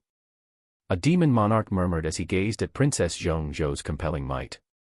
At this time, another person took action. He was the last gate master of the Thousand Emperor Gate. With a quick maneuver and just a flash, he aimed for the same underworld boat as Princess Zhongzhou. Compared to the other Earth Immortals and Treasure Lords, the last gate master was very lucid. He had always been staring at this underworld boat. After seeing Princess Zhongzhou attempt to board this ship, he became determined to also seize it. Zang, in a split second, Princess Zhongzhou opened her eyes as two bloody rays shot out. With an unbelievable speed, the two bloody rays turned into two supreme divine spears that God-killingly pierced the sky and the six Tao. The sharp gleams of the two divine spears chilled everyone's hearts. These are truly monstrous divine spears. The approaching divine spears shocked even the last gate master of the Thousand Emperor Gate. He immediately dodged and returned to his initial place. Poof! The divine spears struck the air and created a black hole. The fabric of time and space was shattered by the divine spears and became a void. If struck by these spears, even the old invincible Undyings would turn into nothingness without a chance to even become ashes. Such a mighty display rendered everyone speechless. This person was too monstrous and could even annihilate time and space. She was simply in existence at an abnormal level. After returning to his spot in a flash, the last gate master no longer took action for that underworld boat. Without a doubt, he was very dreadful of Princess Zhongzhou. At this point, even the war god temple's elders were amazed. Even though the Thousand Emperor Gate fell at the hands of Empress Hong Tian, its power was beyond the imagination of mankind. The last gate master of the Thousand Emperor Gate was absolutely an unparalleled paragon. However, he was still so cautious against the princess like this. After the princess boarded the ship, she did not immediately enter and simply stood at the bow. Standing there, she opened her beautiful eyes, with flashing glimmers, to look at Li Qie at the far distance. Looking at the princess from afar, Li Qie gently sighed and finally mustered his voice, "The heaven and earth is eternal. One day we'll meet again." After watching Li Qie for a while, Princess Zhongzhou eventually went inside the boat as it floated downstream. Meanwhile, Li Xuangan and Qin Baojiao were puzzled and thought that their young noble and this Princess Zhongzhou seemed to be former acquaintances. Chapter 232, Contention for the Underworld Boats. 2. Li Qie remained silent while focusing his gaze on each boat as they came out. Just a moment later, the last gate master of the Thousand Emperor Gate finally made his move. He quickly stepped on top of an underworld boat. The moment he took action, everyone could clearly hear the crisp and clear sounds of bones breaking. Everyone who competed with him for the boat was grinded into mincemeat. Such a domineering scene caused everyone's hearts to shiver. Truly worthy of coming from the Thousand Emperor Gate. Even the ancestor of the war god temple murmured in astonishment. As the boats floated out, there were more and more people who aimed for them. However, there were too many earth corpses. Even when more than 10,000 boats came out, each one was still highly contested. The truth was that it was a huge gamble to climb up on an underworld boat. More than 10,000 boats flew out in every generation, but they were essentially death boats. The legendary lifeboats numbered at no more than 3. Moreover, each of them prolonged one's life for a different amount of time. A few gave dozens of years while others gave several hundred or even several thousand years. There was even a legendary one that flew out from hell and granted an entire lifetime. That one. Finally, Li Qie selected a boat for the war god temple's forefather and immediately shouted towards the person inside the ancient coffin. After Li Qie's words came out, with a whoosh, the wooden coffin rushed out and soared towards that underworld boat. This underworld boat was also contested by hundreds of people, with the majority being earth corpses. Zhang, the person inside the wooden coffin, did not climb out. Instead, he only slashed a sword light outward. This sword light illuminated the 9 spheres with a "foosh" sound. The brilliance of this single sweep of the sword annihilated all undyings, treasure lords, and earth corpses as the wooden coffin flew towards the boat. Stars in the sky sword. A grand character recognized the origin of this one sword after seeing the sword light. This sacred lord, with a shocked expression, exclaimed, "It's the war god temple." Upon hearing the words, "War god temple," everyone felt a shiver inside. The war god temple. This could be said to be one of the oldest existences in the mortal emperor world, for its inception was during the Desolate Era. It still stood strong and had secret ties with many immortal emperors. It was both mysterious and powerful and had an unshakable foundation in this world. Around this time, numerous people looked at the group of men dressed in black who were standing behind Li Qie. They finally understood that Li Qie was working for the war god temple and helping their matter of burial. At the same time, many intelligent men were interested in the low-profile attitude of the war god temple. Just who was the person being buried from the war god temple? As the boats gently floated downstream, Li Qie finally told Li Xuangan and Chen Baojiao, "This is my time to board. Both of you, along with the 9 Saint Demon Gate, should go back with these old men. No one will dare to cause trouble with them around. If I don't come back in half a month, go back to the Cleansing Incense Ancient Sect with Neophan's group. You don't need to worry about me." What? There were 10,000 words and questions in the minds of Li Xuangan and Chen Baojiao, waiting to be spoken. They naturally didn't want their young noble to board the underworld boat, but there was no way to persuade him. "You want to go on the underworld boat?" At this time, even the ancestors of the war god temple had their mouths wide open. Was this brat going insane? Only people near their death, with no other choice, would board the underworld boats. Everyone was aware that going on the underworld boat was akin to dying. The chance for life prolongment was truly minuscule, it was 1 out of 10,000. However, this brat at such a young age actually wanted to board a ship. This was truly insanity. "I should go now." After seeing the last underworld boat fly out, Li Qie spoke. Meanwhile, Chen Baojiao and Li Xuangan did not want to leave. They completely wanted to change Li Qie's mind, but the words would not come out. They were aware that no piece of advice would deter their young noble. "If I die, then you guys are free. The sky will be high and the earth will be vast again, feel free to remarry." Seeing the two girls' reluctance to leave, Li Qie made a joke. "One mouth of a black crow." Chen Baojiao couldn't stop herself from exclaiming, "You will surely come back alive." Having said this, her eyes became teary. Li Xuangan showed her cold as ice demeanor. The thousands of words waiting to be spoken in her mind only came out as one phrase, "I will wait for you to come back. Go, wait for my triumphant return." Compared to the two girls' dejected sad states, Li Qie, on the other hand, was quite lively. He shouted and commanded the Tetrawar bronze chariot to fly towards the last underworld boat. At this point, even the last boat was being competed for by others.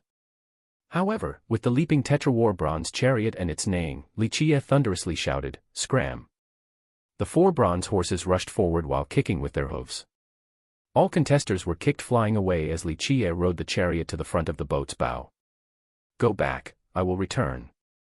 On the bow, Li Qie waved towards Li Xuangan and the others as he smiled out loud. "Have a good trip." In the end, the beautiful eyes of Li Xuangan and Chen Baojiao were filled with mist as their noses were feeling sore. They then waved back towards Li Qie. With a gallant laugh, Li Qie drove the chariot into the boat as its doors slowly closed. After he embarked on the underworld boat, everyone became stunned. This was an unthinkable matter because everyone who went on these boats were near death. These people had all taken a large amount of longevity drugs and treasures along with immortal medicines.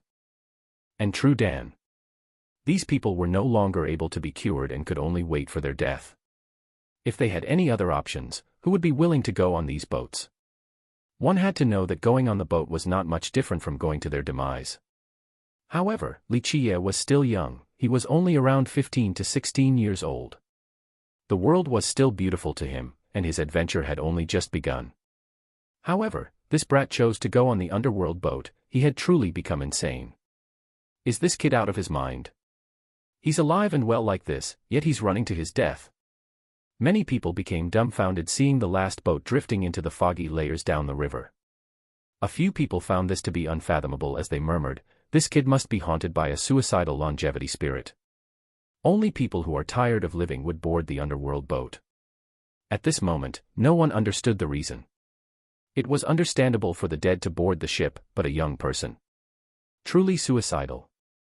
Saint Child Baozhu, with bright flashes in his eyes, was very excited. Li Qiye simply seeked his own death by boarding the ship. If Li Qiye didn't come back, then that would be one less powerful enemy for him. What was regrettable was that this brat carried the supreme immortal physique to die. Bai Jianjun, the descendant of the sword god's sacred ground, was still cold and emotionless as always. She stared at the last ship floating down the river and couldn't help but contemplate. This matter was really strange. Meanwhile, Li Xuangan and Chen Baojiao dejectedly sighed. They silently prayed for their young noble and hoped that he could return safely. They believed that he would be able to work a miracle and come back alive. In fact, they were just as lost as the others. No one knew where the end of the underworld river was. Once one boarded an underworld boat, only the people on the lifeboats would come back alive, the rest will never return. People began to evacuate after the end of the underworld boats because the heavenly ancient corpse burial ground will soon recover its energy. If they did not leave now, then maybe they would die inside the burial ground. Of course, many experts at their time of withdrawal started treasure hunting one last time before the burial ground recovered its strength. Naturally, many of them still died at this time, for the burial ground was still a dangerous location even when all the earth corpses had not returned. A great power was unlucky, for they looted treasures on a treasure lord's territory. One could only imagine the outcome. A treasure lord climbed up from the ground and annihilated everyone, causing heavy losses to this great power. As for Li Xuangan and Chen Baojiao, they went along with the 9 Saint Demon Gate and the War God Temple's elders to leave the burial ground, to return to ancient Sky City to wait for Li Qiye. The underworld boats floated silently, and they were completely soundless inside as well. One did not know where they were floating. Even if they opened the door, they couldn't see the scenery outside. It was a vast nothingness with no visuals. Even the other boats were nowhere in sight. It was as if there was only one boat gliding above this endless river and all the other ones had disappeared. Inside the underworld boat, there was nothing else besides a bed. Li Qiye sat on it with a calm demeanor as if it was his own home. Li Qiye then took out an item from his fate palace. This was a stone tablet that was not too large, however, it was extremely heavy. The tablet had many holes and complicated runic lines were carved on top. These were completely undecipherable by others. This stone tablet was taken by Li Qiye from the treasure armory of the cleansing incense ancient sect. Its elders did not know the usage nor effects of this stone tablet. The truth was that no one knew what it did, where it came from, or who took it. Everything was unknown ever since the historical annals of the sect were created. The moment he obtained it, Li Qiye immediately knew that this stone tablet's origin was frightening.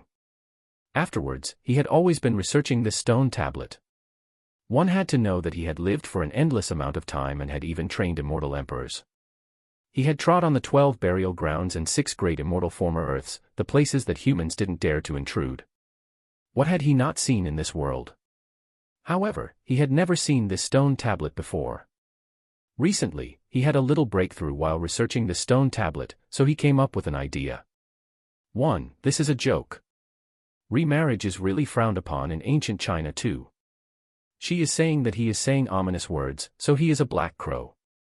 I find this amusing because he is actually a dark crow. Chapter 233, Myriad Star Water. 1. Li Qiye contemplated and observed these runic lines engraved on the stone tablet for a long time. These patterns were extremely rare, but he had seen them before at a certain place, the heavenly ancient corpse burial ground. As the dark crow, he had entered the deepest area of the burial ground not just once since the start of time. One could even say that he was the authority in this regard, but he could not connect this stone tablet together with the burial ground's deepest area. That night, when the underworld river came out, Li Xuangan and Chen Baojiao's conversation sparked a few lights in Li Qiye's mind. At that time, he had a bold conjecture. This stone tablet was related to a legendary place, a place that even he had not been to before. One could even say that no one had ever been there since the beginning of time. The appearance of the underworld river signals the rise of rebirth. Countless people have heard this phrase in the mortal emperor world and had long been familiar with it. This referred to the fact that the chance for rebirth was possible with the arrival of the underworld boats. However, very few people knew that this was not the complete phrase. In fact, the completed version was, underworld appears, rebirth begins, heaven's path revealed, divine stone initiated. Entered heavenly coffin, achieving myriad old. Awakened corpse earth, heaven bringing eternality. This phrase was the actual complete version. However, there were not many people in the contemporary times that were aware of this complete version. No one knew from which era did it begin to circulate. However, Li Qiye knew that this phrase could be traced back to the mythical legendary era. The truth was that during the Desolate era, the Desolace expansion era, and even the Emperor's era, many people tried to understand this phrase. However, people could only understand the first half, and that was, the appearance of the underworld signals the rise of rebirth. Both of these things had happened before. The underworld boats would appear each generation and would grant people a chance to rebirth. However, the latter half of the phrase, the path to heaven debuts the way to the divine stone, enter the heavenly coffin to obtain eternality, awaken the corpse earth to achieve the everlasting blessing of the heavens. This was still mystifying because more than half of it referred to things that had never been seen before. No one had ever seen the heaven's path or met this thing called the divine stone, nor did they see the heavenly coffin along with whatever unbeatable existence that was inside. As for obtaining eternality and the corpse earth to achieve everlastingness, these were simply ethereal rumors. What Li Qiye thought about was that perhaps the underworld boat did not simply prolong one's lifespan. The crucial part was whether one had a divine stone or not. Thus, Li Qiye came up with an outrageous thought. What would happen if one traveled with the underworld boat while having the divine stone? Because of this bold speculation, Li Qiye formulated a crazy plan to board the underworld boat.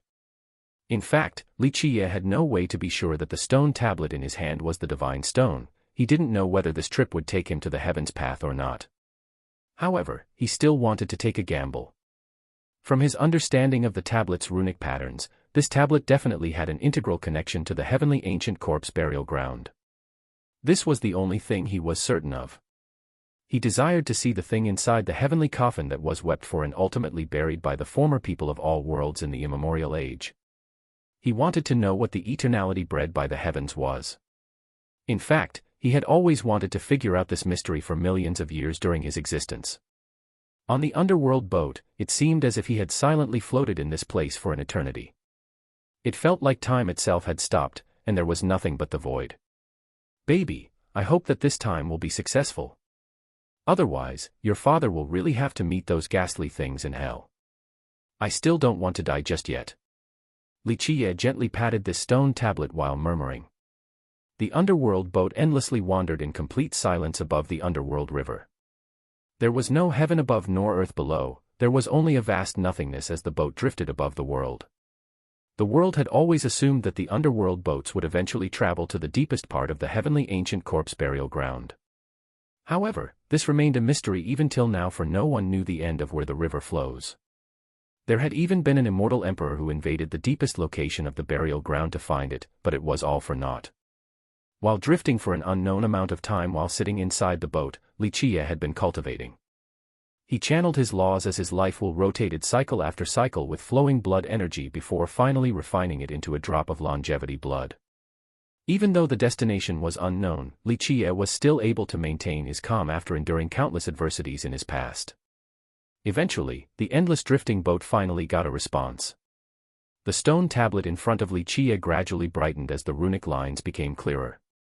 It was seemingly brimming with vitality and slowly moved like the flowing river branches or a network of blood vessels.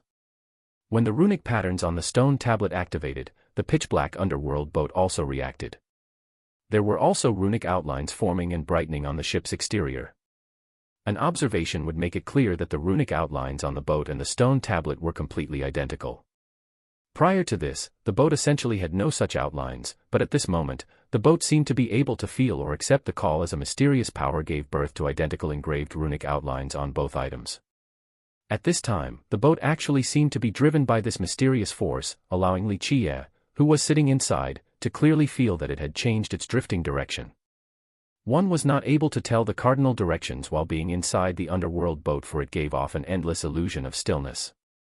But at this moment, Li Qiye was certain that the underworld boat changed its direction. However, Li Qiye was unable to tell where it was going. It seems like this gamble was a success. Li Qie murmured with happiness after clearly feeling the change in direction of the boat. It drifted even longer towards the new destination as the runic outlines on both the stone tablet and the boat became increasingly brighter. In the end, it was as if a dazzling splendor shot out from the patterns and intertwined together into a heaven and earth's written clause. Li Qie meticulously gazed at this worldly clause, but he could not understand its true content right away. Keep in mind that with countless years of experience, Li Qie was more adept at interpreting universal law clauses than anyone else. No matter whether it was the ancient Ming's chapters in the legends or languages from the mythical legendary era, he had seen them all.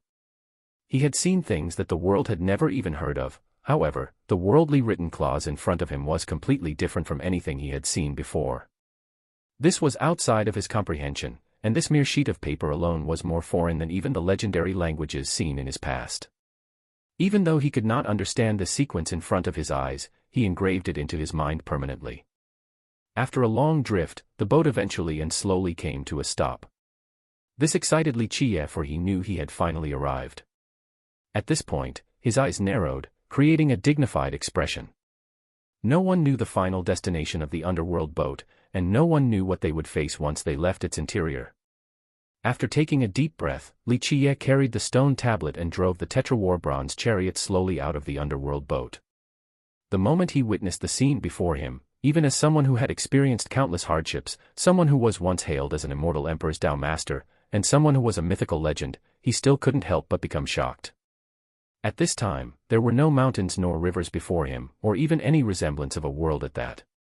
There was only an empty and endless void, deprived of any life forms. Let alone a blade of grass, there was not even a trace of any essence of life. In front of him was a path leading straight up to the heavens. It seemed as if it was built by brilliant pebbles that were emitting a gentle yet eternal light. The path was seemingly endless as it reached towards an unknown destination. He turned around and noticed that the boat was no longer drifting on the underworld river, but rather, a resplendent river of stars, winding and coiling from a boundless unknown source. This is just like my expectations. Li Qie murmured in astonishment at the scene unfolding before his eyes. He was very excited, for he could be the first one to arrive at this place since the beginning of time. The appearance of the underworld signals the rise of rebirth, the path to heaven debuts the way to the divine stone. Enter the heavenly coffin to obtain eternality, awaken the corpse earth to achieve the everlasting blessing of the heavens. Underworld appears, rebirth begins, heaven's path revealed, divine stone initiated. Entered heavenly coffin, achieving myriad old. Awaken corpse earth, heaven bringing eternality. This was the complete legendary phrase. Over the years, many people, including immortal emperors, predicted that only by climbing on top of the heaven's path would one be able to see the divine stone. However, the truth was far from this. The divine stone was not inside the heavenly ancient corpse burial ground, and it was not at the end of the heaven's path. What was called the divine stone had always been hidden in the mortal world. The stone tablet in Li Qie's hand could very well be the divine stone. Only with this tablet would one be able to ride the underworld boat to reach the heaven's path. For eons, many people tried to find the heaven's path, including immortal emperors and even Li Qie. At this moment, it seemed like the heaven's path was not necessarily inside the burial ground, and the same applied to the divine stone. Li Qie took a deep breath, then he slowly drove his chariot upward along the heaven's path. The moment he exited the boat, it turned into a piece of rotten wood and dispersed with the wind. This meant that Li Qie was on a path of no return without an underworld boat. 1. This is the English version and my own interpretation of the phrase. The appearance of the underworld signals the rise of rebirth, the path to heaven debuts the way to the divine stone. Enter the heavenly coffin to obtain eternality, awaken the corpse earth to achieve the everlasting blessing of the heavens. This whole thing is meant to be hard to grasp, so I tried my best to leave it in the original Chinese structure. Even the English version is surely not 100% accurate, for the raw itself leaves a lot to the context/imagination, which is the author's intent too. I used the Chinese version here to reiterate the mysticism of this moment. Chapter 234, Myriad Star Water. 2. As Li Qie was driving the chariot along the heaven's path, his eyes maintained a careful focus, for no one knew what would be at the end of this path. It could be the heavenly coffin or something else entirely. Underworld appears, rebirth begins, heaven's path revealed, divine stone initiated. Entered heavenly coffin, achieving myriad old. Awakened corpse earth, heaven bringing eternality. Li Qie kept on thinking about these words. The reality was that the heavenly coffin might not necessarily be at the end of the heaven's path. Li Qie rode his chariot for a very long distance and an unknown amount of time before finally reaching the end of the heaven's path.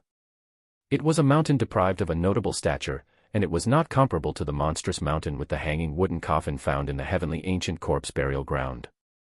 However, this particular not-so-mighty mountain was befriended with the sun and the moon with hovering stars and galaxies encircling it. It was as if this mountain was the center of the sky, or the beginning of the heaven and earth.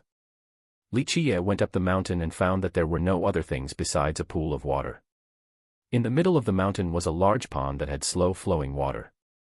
A spurting spring existed at the middle of the pond. It did not spray high as it was only around 3 feet up. Li Qie was shaken the moment he saw the water in the pond. Its water was not much different from common water, but with a more meticulous observation, one would find that this water was not ordinary. This tranquil water had a faint shimmer, but with a careful glance, this faint shimmer was not from light. Instead, they were stars along with suns and moons. The Grand Tao accompanied each of these shimmers. To simply put it, this was its own heaven and earth. Inside the glossy lights, these heavenly bodies were hundreds of times smaller than a speck of dust. This was the reason why they looked like faint shimmers from a quick glance. Myriad star water. Even Li Qie was astonished at the sight of this pond. After living for such a long time, what type of treasures had he not seen? Even the treasure considered number one in the world by mankind had been bestowed with his gaze. Li Qie had only seen the myriad star water once, and it was a long time ago.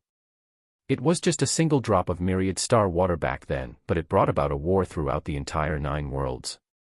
At that moment, immortal emperors and immortal physiques at grand completion tried to seize this one drop of myriad star water, and it brought about an immortal emperor-level war. Li Qie took a deep breath as his gaze fell upon the spring in the pond. The spring was only 3 feet high. It was as if it was raising a piece of treasure metal. This treasure metal was filled with primordial chaos as if it was born during the inception of the heaven and earth. Its voice was very, very indistinct, yet it sounded as if an immortal king was preaching the scriptures with the hymns of true gods. They exuded a majestic brass sound of majestic drums, allowing listeners to be enlightened with perfect wisdom.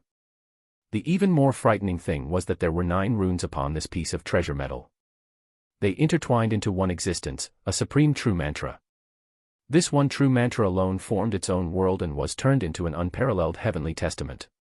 However, this was only the first form of the heavenly testament. It was not yet at grand completion. Li Qie's eyes shot out a blinding brilliance to analyze the golden runes within the metal, resulting in his body shaking. In a flash, he clearly read the golden runes within this piece of metal. Pristine worldly metal. With a shocked expression, Li Qie took in a cold breath and couldn't help himself from murmuring. Li Qie had seen so many treasures throughout the ages. Regarding Grand Tao treasure metals with innate runic words to create life treasures, a 9 Grand Tao golden rune metal was the most valuable. However, a Grand Tao treasure metal with 9 Grand Tao golden runes was not the most invaluable. There was a saying amongst cultivators, treasure metals with 9 runes were not as great as treasure metals with 3 runes and 1 true mantra. If 1 Grand Tao treasure metal contained 9 Grand Tao golden runes, but if these golden runes were just fragmented pieces, it could only be considered a treasure metal reaching its own limit regarding golden runes. However, if this Grand Tao treasure metal contained 3 Grand Tao golden runes that were able to turn into 1 true mantra, in the eyes of many people, its value would be much greater than a 9 runic Grand Tao treasure metal. The reason was very simple. When these Grand Tao golden runes are able to form into a true mantra, its power would double. The power of 3 runic true mantra would be no less than a 9 runic Grand Tao treasure metal. Therefore, some people referred to these golden runes that were capable of forming true mantras as mantra treasure metal or true metal, and they even placed it above immortal metal. Since the immemorial times, Li Qie had seen many true mantra treasure metals, 3 runic true mantra metals, and even 6 runic true mantra metals. However, this particular treasure metal was 9 runes forming a true mantra. The more terrifying fact was that these 9 runic mantras were considered to be the first supreme true mantra of the heaven and earth. And the most monstrous aspect was that these 9 runic true mantras had combined into one and turned into a supreme heavenly testament. Golden runes forming 9 worlds, and 9 worlds turning into a true mantra, while this true mantra culminated into a heavenly testament. This was its most terrorizing characteristic. Even though it was just in its early form and far from being a true heavenly testament, it was already very horrendous.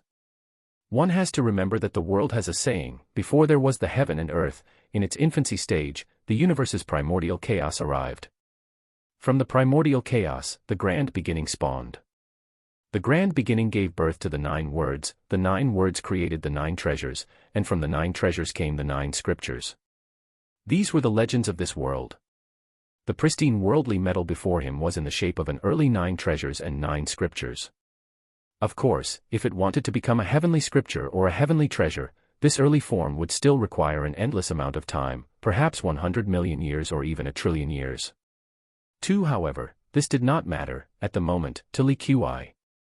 He couldn't wait for this pristine worldly metal to turn into a heavenly scripture or heavenly treasure.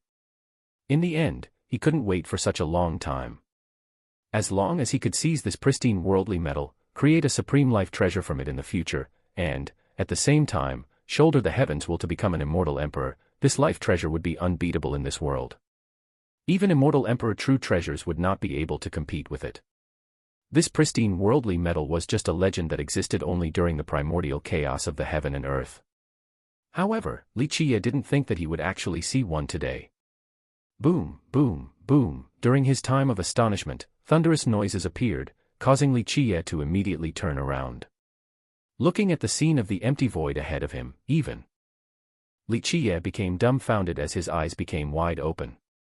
Ants, one after another, were carrying a coffin from the mountain forward into the void.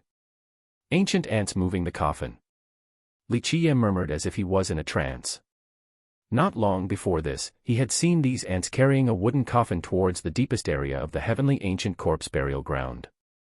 And that time was not the first time he had seen this phenomenon before, either. He just didn't expect to see these ants again at this time and place. Li Qi was certain that these ancient ants were the same ones that he had met not long ago. Such a situation even caused Li Qi, who had seen many strange things, to be stuck in a daze. Li Qi felt an urge to chase after and open the wooden coffin, but he managed to calm himself because he had heard of a different legend, a legend with a bad ending. The moment the ancient ants and the coffin disappeared into the void, Li Qi finally regained his wits and looked at the pond ahead. After taking a deep breath, he took out an item and aimed it towards the water in the pond, then he shouted, "Go!" However, the water in the pond did not move in the slightest. One had to know that the jade bottle in Li Qi's hand was a universe pouch. Not to mention a pond of water, it could even hold an entire river. But at this time, there was not the slightest hint of movement. Regardless of how he tried to suck in the myriad star water with his jade bottle, it was all for naught. At this moment, Li Qi realized that this water was not something that could be carried by his jade bottle. One had to know that every small drop of this water carried a star, sun, or moon. How could an ordinary universe pouch be able to hold such a thing? At this time, he thought about an item, so he took it out, the myriad heavenly cauldron. After taking it out, he didn't do anything else. The myriad heavenly cauldron flew out from his hand and, with a boom, it fiercely swallowed a big mouthful of myriad star water. However, the myriad heavenly cauldron did not drink a huge amount of myriad star water to store for Li Qi, it recklessly tried to digest the water. In the blink of an eye, it emitted a faint brilliance and many tiny stars appeared. It was actually undergoing a transformation. However, when it digested almost half of it, the cauldron was like a drunkard as it shifted back and forth before finally falling flat to the ground with a plop. Damn, this is too messed up, you're devouring such a treasure for only yourself. Li Qi was speechless and had no choice but to recall the myriad heavenly cauldron. This guy was not trustworthy at all. It ate a large amount of the water and essentially left nothing for Li Qi. Since it was impossible to rely on the cauldron, Li Qi thought about a different item. He took out one immortal writ and folded it into a small cup, then he used it to scoop the myriad star water. Truly worthy of being called an immortal writ, it is definitely matchless since the ancient age, Li Qi was ecstatic that the immortal writ was able to accept the myriad star water. Li Qi, once again, folded another immortal writ, wanting to store even more water. However, this time, the folded paper cup was not able to load the water, not even the tiniest bit. It seems like this water has its own consciousness. Even the immortal writ could only load the water once, and only a small cup at that, before it was no longer effective. This caused Li Qiye to understand that this water had its own sentience. 1. I'll sum this up. True mantra metals and GT, regular runic metals too. This sentence just means that it is a really long, incalculable time. Chapter 235, A Stone.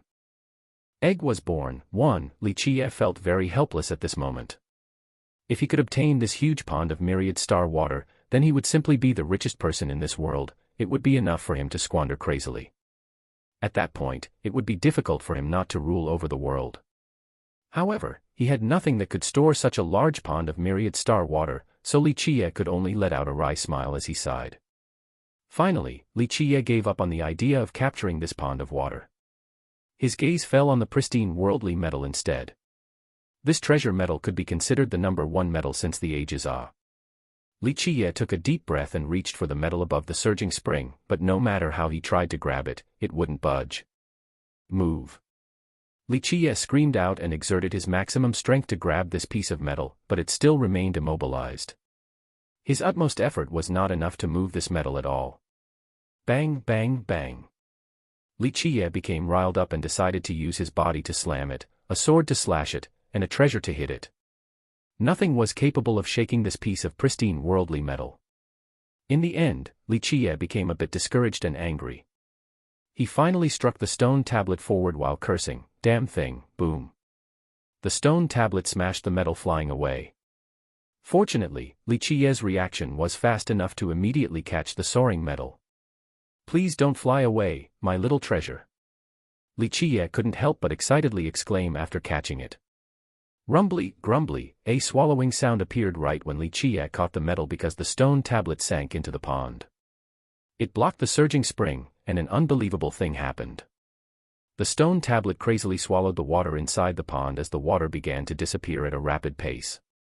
What the hell? Li Qiye was dumbfounded while watching the stone tablet sucking up the myriad star water. His myriad heavenly cauldron had a frightening origin, but it couldn't handle drinking the water, yet this stone tablet was able to crazily devour it.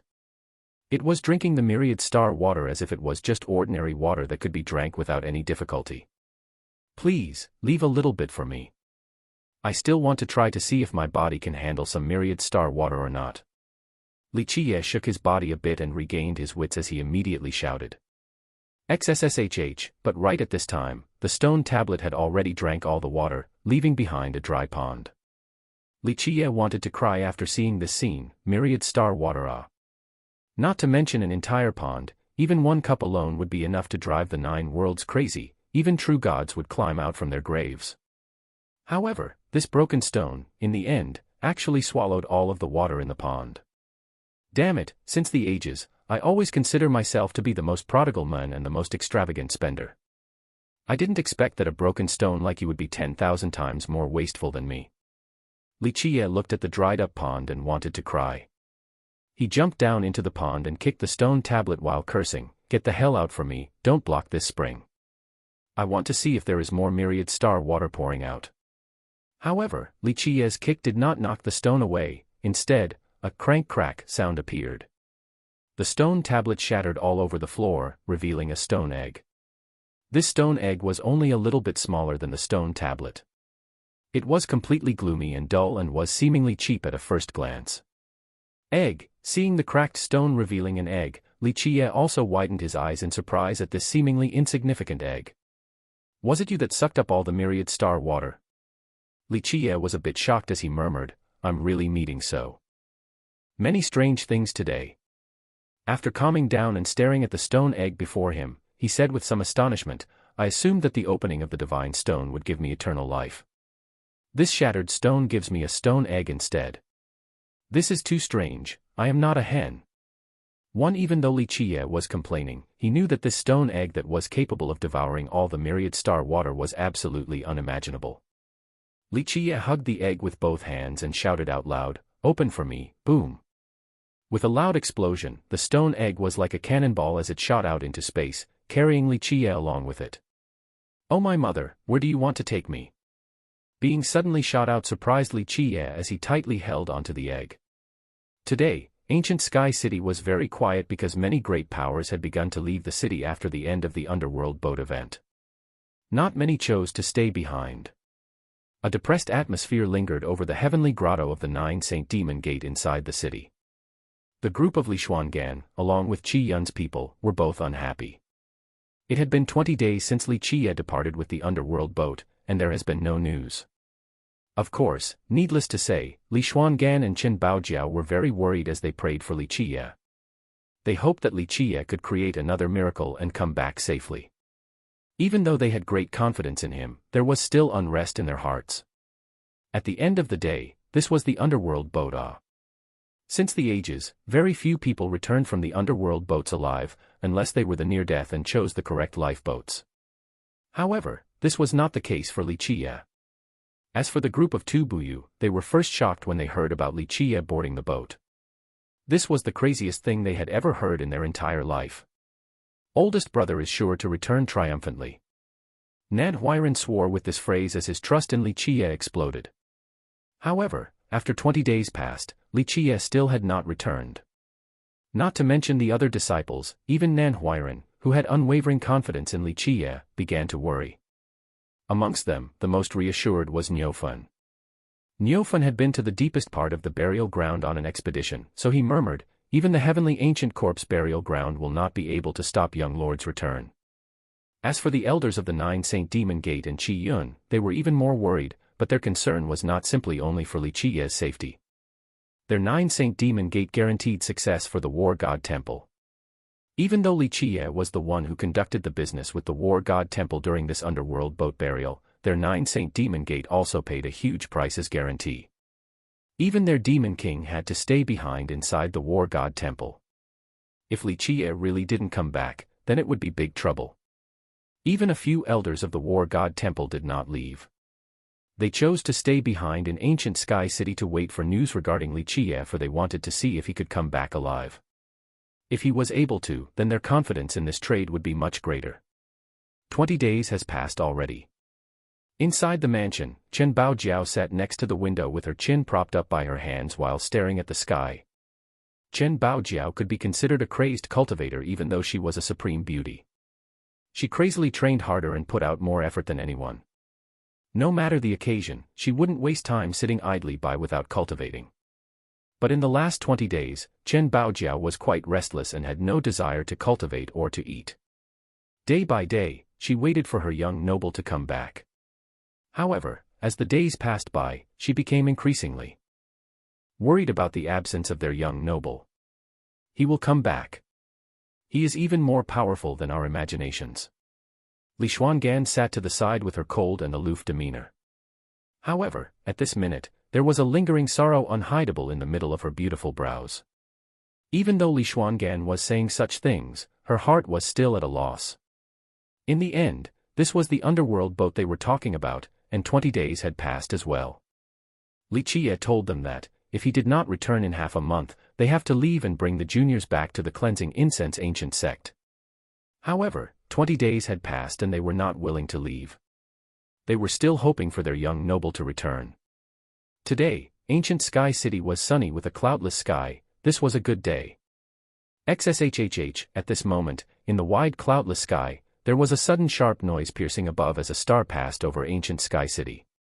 Meteor, many people looked up and said, "No, it is not a meteor, it is a person."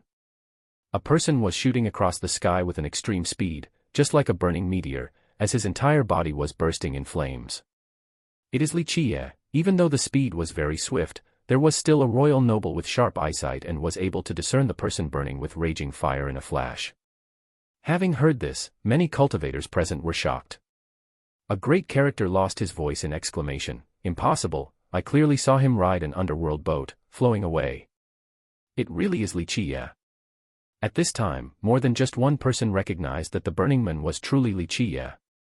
Momentarily, many great characters were amazed that Li Qie came back alive. This kid is truly too scary. No matter whether they were royal lords or sect masters from the previous generations, or even some secluded undyings, all of them were greatly alarmed. Being able to come back alive after riding the underworld boat, this is extremely devilish. In just a second, countless people glanced at each other and felt that this matter was impossible. Boom. With a loud knock, the heavenly grotto of the Nine-Saint Demon Gate was pierced through, frightening everyone inside. What happened? The group of Qiyun jolted because, after the attack from the Heavenly God sect last time, the Nine-Saint Demon Gate became more vigilant. Countless disciples rushed to the scene of occurrence. 1. He meant that he isn't a hen to incubate and hatch the egg. Chapter 236, a stone egg was born. 2. Inside the compound was a huge hole that extended for quite a bit of distance, resulting in a chasm. At this second, everyone went to look at the hole, and they only saw black smoke that carried a burnt smell. Inside the hole was a person whose body was burnt to a black crisp. It was as if he was thrown inside a furnace. This burnt person was holding a stone egg tightly in his chest. At this time, everyone was amazed. Where did this guy that was burnt to a dark crisp come from? Fuck, it really cooked me. I will sooner or later break the heavenly ancient corpse burial ground. At this moment, the burnt person inside the large hole swore loudly. Young Noble Li, hearing this familiar voice, Qiyun, along with the elders, were suddenly shocked on the spot. Young Noble, at this time, the group of Li Xuangan had also just arrived along with Tu Buyu and the juniors. After hearing the familiar voice that couldn't be any more familiar, Li Xuangan almost cried and immediately rushed down to the large crater and picked up Li Qie, who was carrying the stone egg. Young Noble, it really is you. After helping him up, Li Xuangan and Chen Baojiao couldn't contain themselves from hugging him with teary eyes. Two great beauties, as your young noble, I naturally do not mind your passionate advances. However, I am already burnt to a crisp. If you both hug me like this, then would I not be burnt even more by desires until I become ashes? Li Qie spoke with an indescribable grace and calmness with his blackened body. At this time, the extremely emotional Li Xuangan and Chen Baojiao finally calmed down and realized that countless eyes were on them. This caused them to blush and couldn't help but cry out. After Li Qie was carried up, Tu Buyu, along with the 9 Saint Demon Gate's elders, couldn't believe their eyes. Returning alive and kicking after boarding an underworld boat was truly an amazing thing. Ha ha. Oldest brother, I knew you were invincible in this world. The underworld boat is nothing, even hell itself would not dare to take you. You will surely mess everything up down there if it takes you. Seeing Li Qie returning alive, the juniors of the Cleansing Incense Ancient Sect were ecstatic, especially Nan Huiran, who exclaimed with laughter. The blackened Li Qie smacked his neck with a playful scold. Stop sucking up, I was almost burnt like a roasted duck. Hey, young noble, this kid speaks the truth. Only young noble is invincible in this world. To be able to come back alive after boarding an underworld boat at a young age, this could be said to be a miracle throughout the ages. Niufen couldn't help but say with admiration. Young noble Li, you are truly extraordinary. I'm afraid that you are the number one person of the younger generation, you're the only person to come back from an underworld boat. Qiyun also couldn't help but add.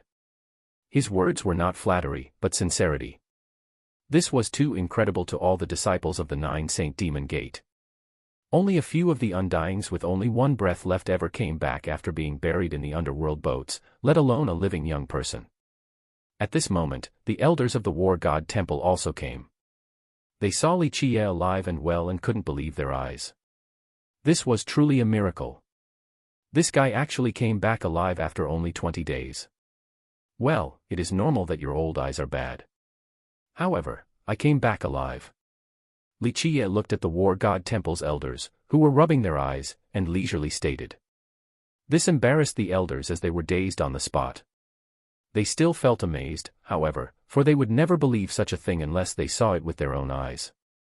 Both the 9 Saint Demon Gate and the Cleansing Incense Ancient Sect were celebrating with excitement. Although I know everyone means well, you should at least let me take a bath, I am almost a roasted duck over here.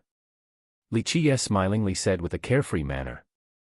Eventually, everyone left and Li Xuangan, along with Chen Baojiao, prepared a bath for Li Qie. After the bath, Li Qie changed into a set of clothes with a newly rejuvenated spirit. However, nothing else mattered to him right now outside of understanding this stone egg. Do you need to be this focused on just a stone egg? Seeing their young noble in a trance caused Chen Baojiao, who was taking care of him, to coquettishly complain with peerless charm. With such an enchanting beauty along with an alluring expression was irresistible, people would have no choice but to lose their minds. However, Li Qiye paid it no mind as his eyes were focused on the stone egg. Girl, you don't know. This egg is truly unfathomable, very unfathomable. Li Qiye gently petted the stone egg as if he was gently caressing a lover. He wanted to feel the pulse of this egg, but there was not the slightest response. One having heard him refer to her as a girl, Chen Baojiao immediately glared at him with soul-capturing charm. Really? Li Xuangan couldn't help but to take a second look at this stone egg. After his return, their young noble never let go of this stone egg and always had it with him. He even gave it a bath as he was taking his own. It was as if this was his baby. Li Qiye glanced at the two of them once before he smilingly replied, "Of course. I will not even trade it for an immortal emperor true treasure." After hearing this, both of the girls were astonished. An immortal emperor true treasure was the most powerful weapon in this world. They glanced at it again and touched it, but they still couldn't see through the mysteries of the egg. This was simply a dull, gray stone egg, nothing more. This looks like an ordinary stone egg, is it really worth so much? Chen Baojiao was quite suspecting. No matter how one looked at it, it didn't have any extraordinary characteristics. You don't understand. Li Qiye smiled. If the world knew that this stone egg swallowed a pond of myriad star water, then they would be scared to death. Even an immortal emperor would have their mouth wide open in shock after hearing such a thing. There was most likely no one or any existence that had swallowed more myriad star water than this egg since the start of time. What Li Qiye didn't understand was why there were no changes after it swallowed so much myriad star water. He had seen many divine items. If this stone egg had any life, then it absolutely should be undergoing changes after swallowing so much. His myriad heavenly cauldron was quite amazing with a heaven-frightening origin and could be considered the #1 cauldron in the world. However, it became drunk after just one big gulp of myriad star water. Yet this stone egg swallowed an entire pond without any reaction. He started to wonder if this egg had any life essence at all. If it truly had some life in it and swallowed a pond without any reaction, then it was too terrifying, he didn't even dare to imagine it. If this was the case, then what kind of existence was this?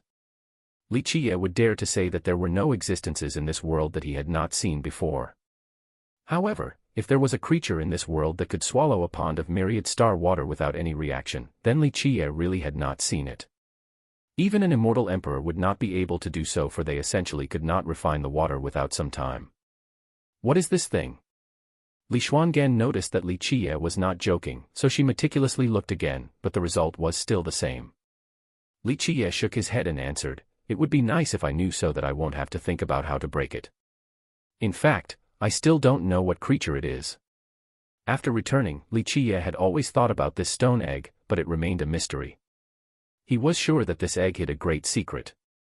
It did not have any relationship with the burial ground, but with hell instead. However, this was the only thing he could come up with. Underworld appears, rebirth begins, heaven's path revealed, divine stone initiated. Entered heavenly coffin, achieving myriad old. Awakened corpse earth, heaven bringing eternality. Li Qiye kept on recalling this phrase and wanted to connect the stone egg with it, but he still didn't have a clue at this moment. On the second day since his return, Li Xuangan told Li Qiye, "An ancestor of the war god temple wants to see you." "See me?" Li Qiye batted his brows a bit before saying, "Let him come. Does he actually want me to go and see him? It is him asking me for a favor, not the other way around." Li Xuangan became a bit speechless. Not to mention her, if the world heard this, they would be quite stunned. A war god temple's ancestor was an invincible character. Even a virtuous paragon would not dare to act recklessly when facing this ancestor, but their young noble was an arrogant mess. In the end, the war god temple's ancestor actually came. The truth was that the war god temple didn't have just one ancestor. This ancestor stayed behind while the rest all went back to the temple. He came in and sat down. This time, he did not wear black and was dressed in a hemp robe instead. He suppressed his blood energy so that he was just like an ordinary old man. In fact, when one was at an invincible level like him, blood energy could be freely controlled. This old man's name is Mu Chen. Even though this ancestor was not arrogant, he was still a bit reserved.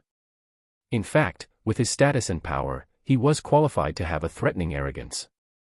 Mu Chen. If others heard this name, they would piss their pants from horror. Don't even mention existences like the Heavenly God sect, even an ancestor of the Azure mysterious ancient kingdom would lose his colors. Li Qiye's eyelids simply lifted a little bit while looking at him. He was just a bit surprised. You being alive is outside of my expectations. That year when the old war god Mu was buried, I heard that you were one of the pallbearers. Old man Mu had always thought highly of you. Li Qiye's words shook Mu Chen. Even the disciples of the war god temple did not know of such a tale, let alone an outsider. This was an extremely ancient matter. Besides the living ancestors, no one else knew about this matter. It was only through the usage of an era blood stone to last till now. Mu Chen spoke. If it wasn't for bringing their forefather to this place, he would not pay such a monstrous price such as leaving the era blood stone. At this point, Mu Chen looked at Li Qiye and said, even though forefather Mu lived for another generation, he couldn't make it to the present. Li Qiye waved his hand and said, don't try to test me. The old man from the hidden immortal hall didn't dare to inquire, do you really want to take this gamble? Mu Chen immediately turned silent. The truth was, to both him and the war god temple, Li Qiye was too devilish. He felt that Li Qiye wasn't only something as simple as the prime disciple of the cleansing incense ancient sect. However, their forefather had talked about this, so he no longer dared to try searching for Li Qiye's background after Li Qiye's warning. War god Mu had lived for 2 generations, plus he buried himself in the era blood stone for a long time. This was already heaven-defying. The old heaven had soon not tolerated him. It was already a miracle to live that long. It is already good that the old man from your hidden immortal hall is now buried on the underworld boat, so don't be too greedy. Li Qiye glanced at Mu Chen once, then he continued on, your war god temple is great in all aspects, but its conservative air is too heavy. This has a lot to do with having too many old men alive. Li Qiye's words caused Mu Chen to contemplate silently. Their war god temple had been standing strong since the desolate era until now, and it was due to 2 reasons. The first was because there were many great geniuses that appeared, the second was because they always had ancestors who were willing to be buried in the dark in order to protect the temple. The younger generation created the future while the old generation protected the heritage. Because of this, the war god temple continued to exist until this day. Well, we will not waste time. If you have something to say, go ahead. Out of respect for your war god temple's great contribution to the human race, I will let you know certain things as long as the situation permits. Li Qiye slowly said. Li Qiye's words, once again, shook Mu Chen's heart. These words were not simple. He became serious and looked at Li Qiye to say, I want to ask young noble Li, the end of the underworld boat, what is that place? Could young noble Li describe the circumstances and details regarding the drifting boats? 1. This girl here is a lot more playful and a bit more demeaning in this case. One would refer to a maid as this word, girl. However, adults also call young girls girl as well.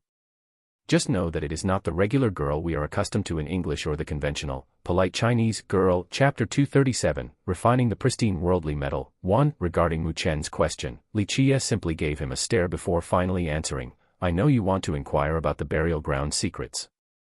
Unfortunately, I do not know the answer either. As for what I saw at the end of the underworld boat's destination, I'm afraid I can't tell you. War god Mu used to think highly of you. Did he tell you about the matters regarding the underworld boat and how he was reborn for another life? I'm afraid that he didn't tell you what he saw at the end of the trip. Mu Chen was shocked because Li Qiye spoke the truth. The heavenly ancient corpse burial ground, the other 12 burial grounds, and even the 6 grand ancient immortal grounds, there are too many taboos.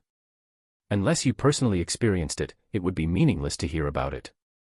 There are also a few matters that you wouldn't believe just by listening because they would break your common sense. Li Qiye slowly explained. Mu Chen could only gently sigh after hearing Li Qiye's words. He understood that Li Qiye was not willing to tell him. Where is our forefather? In the end, Mu Chen asked, for this was the most important matter to him.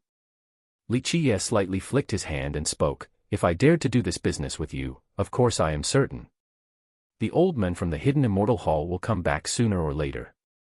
1 year if fast and 2 years if slow, but he surely will return. At that time, remember to bring me the items I want.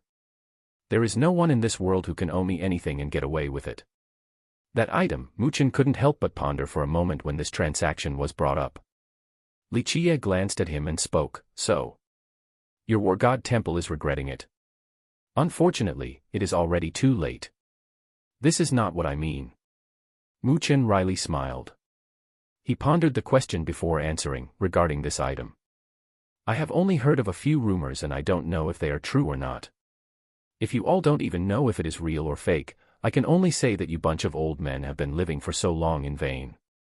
Li Qiye continued, "You and the Heavenly Tao Academy should have worked together sooner.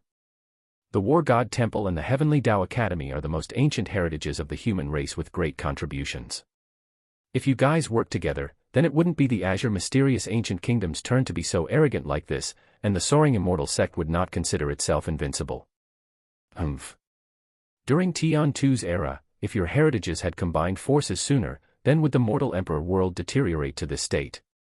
Mu Chen's expression greatly sank when Li Qiye brought up the words, "Heaven Massacre," because this was the event that the mortal emperor world did not want to bring up the most. "You are all a bunch of conservative, stubborn old fools hindering all progress." That year, the Heavenly Tao Academy was also the same. However, after Wang Yuan, this matter changed a lot with many reformations. Today, the Heavenly Tao Academy is even more dazzling compared to the War God Temple. Even though War God Mu's achievement was peerless at that time and influenced the 9 worlds, but truth be told, Old Man Mu was not as great as Wang Yuan. Wang Yuan completely changed the Heavenly Tao Academy, but what about Old Man Mu? He had the power to change your War God Temple, but alas, he did not do so. Your War God Temple is still using your decrepit style of management. Li Qiye continued on, "One day, your War God Temple will disappear in the river of time if this trend continues. There are many things that you should just let die, don't hold on to them forever. A bunch of old men might be important, but your temple has expended too much in this respect as your hands became chained. It would be a different era if your temple had just let them go. The grand tree of the War God Temple might be monstrous, but its leaves are too old and cost too much to nurture." Mu Chen's heart was shaken. The world knew about how powerful and mysterious the temple was, but no outsiders understood what kind of heritage it was. However, Li Qiye was able to point out the situations of both the Heavenly Tao Academy and the War God Temple. This was not something privy to a junior, so it came as an unbelievable astonishment to Mu Chen. "Go back. If the old man from the hidden immortal hall comes back, tell him that he has lived long enough. 500 years is more than enough. Even true gods and immortal emperors cannot reach immortality, let alone him." In the end, Li Qiye gently waved his sleeve and continued, "Today, I have said too many things. It is out of respect for your War God Temple's unravel contribution to humanity. If it was a lineage like the Azure Mysterious Ancient Kingdom or the Soaring Immortal Sect, I would not waste my breath on them." Mu Chen sat there silently for a bit before standing up to leave. "The War God Temple and the Heavenly Tao Academy, all of you know that not just one immortal emperor learned from your places, but ultimately, the group of immortal emperor being you didn't come from your true heritages. Both of your factions were able to personally groom immortal emperors, and not just one. But what was the end result? They, in the end, were just honorary students of your War God Temple and Heavenly Tao Academy, nothing more." Right when Mu Chen reached the door, Li Qiye continued on, "Regarding this, both of your factions' plans and insights were far less potent than the old men from the Soaring Immortal Sect." Mu Chen by the door couldn't help but become suddenly stiff. "I will stop here out of love for your temple's contribution. Think about it carefully, what did you all give up so many opportunities for?" In the end, Li Qiye sighed softly and finished. After Mu Chen left, Li Qiye only shook his head. The War God Temple had been through countless storms across the eras. It became even more conservative in the present day compared to its desolate era days. For millions of years, he, as the Dark Crow, had a great relationship with the War God Temple. He even gave them many exceptional seeds, such as the group of immortal Emperor Bingyu. Unfortunately, the War God Temple did not grasp this opportunity tightly. Even though they had great relationships with some immortal emperors, they did not train any of the emperors after the start of the Emperor's era. Ancient Sky City was clamoring in excitement everywhere after Li Qiye came back alive from the underworld boat. The matter about Li Qiye buzzed everywhere throughout the secret channels. However, Li Qiye didn't care for these matters. After staying at Ancient Sky City for a few days, he immediately prepared to depart from the city back to the cleansing incense ancient sect. The elders of the Nine Saint Demon Gate sent him off while the War God Temple was not present. Qiyun told Li Qiye that the remaining War God Temple's group had already left one day before Li Qiye. Li Qiye coming back alive increased the Nine Saint Demon Gate's trust that this transaction would be successful. One had to remember that they paid a great price for this deal between Li Qiye and the temple. If it was successful, then the Nine Saint Demon Gate would not only earn the temple's support, but also its protection. Through the warping of the Tao Gate, the group of Li Qiye quickly returned to the cleansing incense ancient sect in a short time and was greeted in person by Gu Tiesho and the other elders along with the protectors. All of them were quite ecstatic to see everyone come back safely. Of course, they also wanted to know the result of this trip. However, Li Qiye was not in the mood to discuss it, so he left everything to Tu Buyu and said, "Junior Tu, you report everything to the elders." Tu Buyu accepted this trivial matter and didn't want to bother Li Qiye. However, Li Qiye only noticed that the elders and protectors were present. His circumstantial master, who happened to be the sect master, Su Yonghuang, was not. He asked with some surprise, "Where is the sect master?" "The sect master is in secluded cultivation." Sect master said that her physique tribulation was approaching, so she is carefully preparing for it. Gu Tiesho quickly explained to Li Qiye. Under the strong support of Li Qiye, Su Yonghuang's position at the sect became well established. In fact, it was a joyous event for the sect to accept this sect master from the outside as well. One had to remember that Su Yonghuang was a natural-born saint physique. Such a talent had unparalleled potential. Any natural-born saint physique would be competed for by all the great powers. In fact, with the status and power of the current cleansing incense ancient sect, it essentially did not have the ability to recruit such a talent. Today, the sect was even more appreciative after accepting such a talent. Natural-born saint physique, truly amazing. Li Qiye also complimented as he nodded approvingly. Even though Su Yonghuang did not cultivate the solar physique like immortal Emperor Min Ren, the extreme yang physique was not any weaker than the solar physique. Li Qiye and Gu Tiesho chatted for a bit before Li Qiye retreated back to his place. Gu Tiesho and the others knew that Li Qiye had his own matters, so they didn't bother him. They spoke to Tu Buyu, instead, to inquire about the situation. The first thing Li Qiye did was to take out the pristine worldly metal. This was the #1 metal throughout the ages. He must refine such an item into a treasure. If this pristine worldly metal became a life weapon, then it would absolutely be the #1 weapon in the world in the future. This metal floated inside Li Qiye's second fate palace. At this moment, it was still surrounded by the primordial chaos along with the hymns of the Grand Tao that were like the preachings of immortal kings and true gods. One could faintly see an immortal scripture being excavated, causing Li Qiye to become praisingly astonished. Such a metal was indeed supremely peerless. At this time, Li Qiye channeled his law and activated the cauldron of life inside his palace. In the blink of an eye, the cauldron's fire blazingly struck down and began to refine the pristine worldly metal. Cultivators had many different techniques to refine their treasures. However, most cultivators chose to use the cauldron of life's flame in order to refine their treasures, especially those made from Grand Tao treasure metals. However, the moment Li Qiye wanted to refine it with his flame of life, the pristine worldly metal suddenly flashed a glint of brilliance and immediately suppressed the flame of life. Not even a trace of flame remained. Li Qiye was a bit taken aback. Such a good treasure, truly supreme, it had its own awareness. At this time, Li Qiye channeled his merit law along with his divine sense in order to communicate with this metal. However, the metal ignored him as if it was an existence at the apex and didn't care for Li Qiye's divine sense. No matter how much Li Qiye tried to communicate, the metal didn't react at all.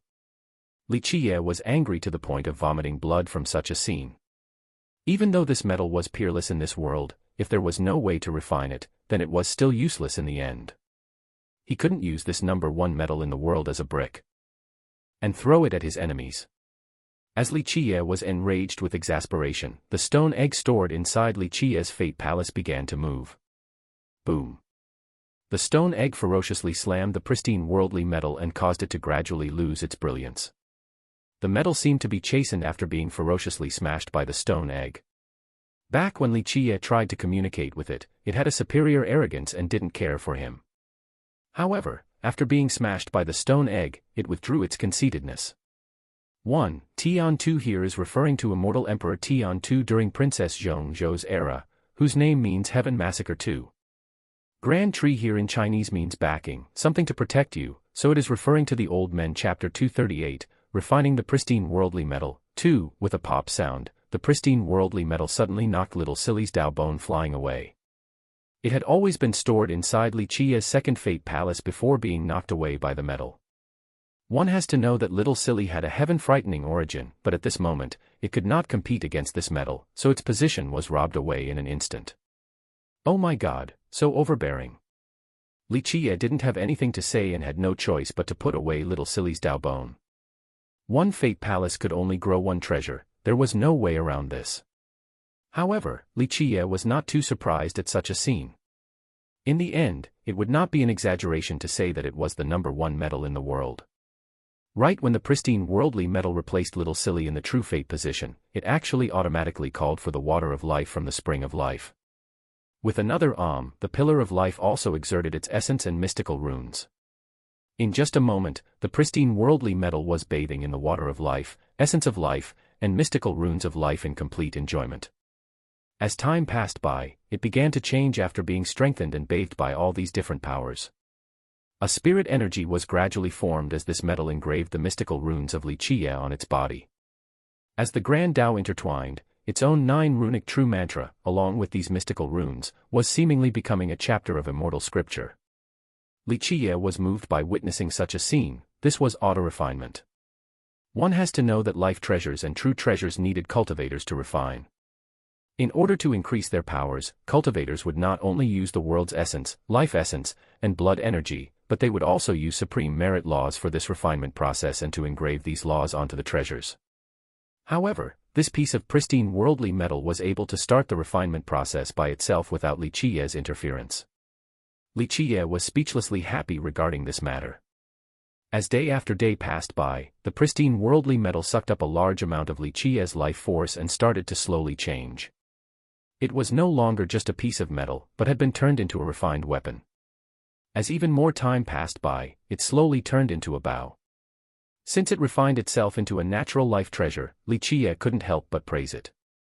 It will absolutely be unfathomable once it formed. It will be the best weapon in the world in the future once he shouldered the heaven's will and became an immortal emperor. Li Qia couldn't contain his excitement thinking about how the utmost pinnacle of weapons will come from his hands in the future. He had lived through the ages witnessing immortal emperor true weapons and true gods' arsenals, even the more mythical and ancient mysterious treasures were seen by him. Since the ages, many weapons were praised as the world's ultimate weapon under the heavens, such as immortal Emperor Guchun's bronze sword, immortal Emperor Fei Yang's banner, immortal Emperor Bujan's spear, or even Tiandu's flag. But in Li Qia's opinion, once he shouldered the heavens will and ascended into an immortal emperor, this bow of his will absolutely surpass all weapons in the world and take the throne. As the pristine worldly metal was refining itself, Li Qia was also devilishly training his own cultivation. At this moment, Li Qia had entered the heaven's primal realm.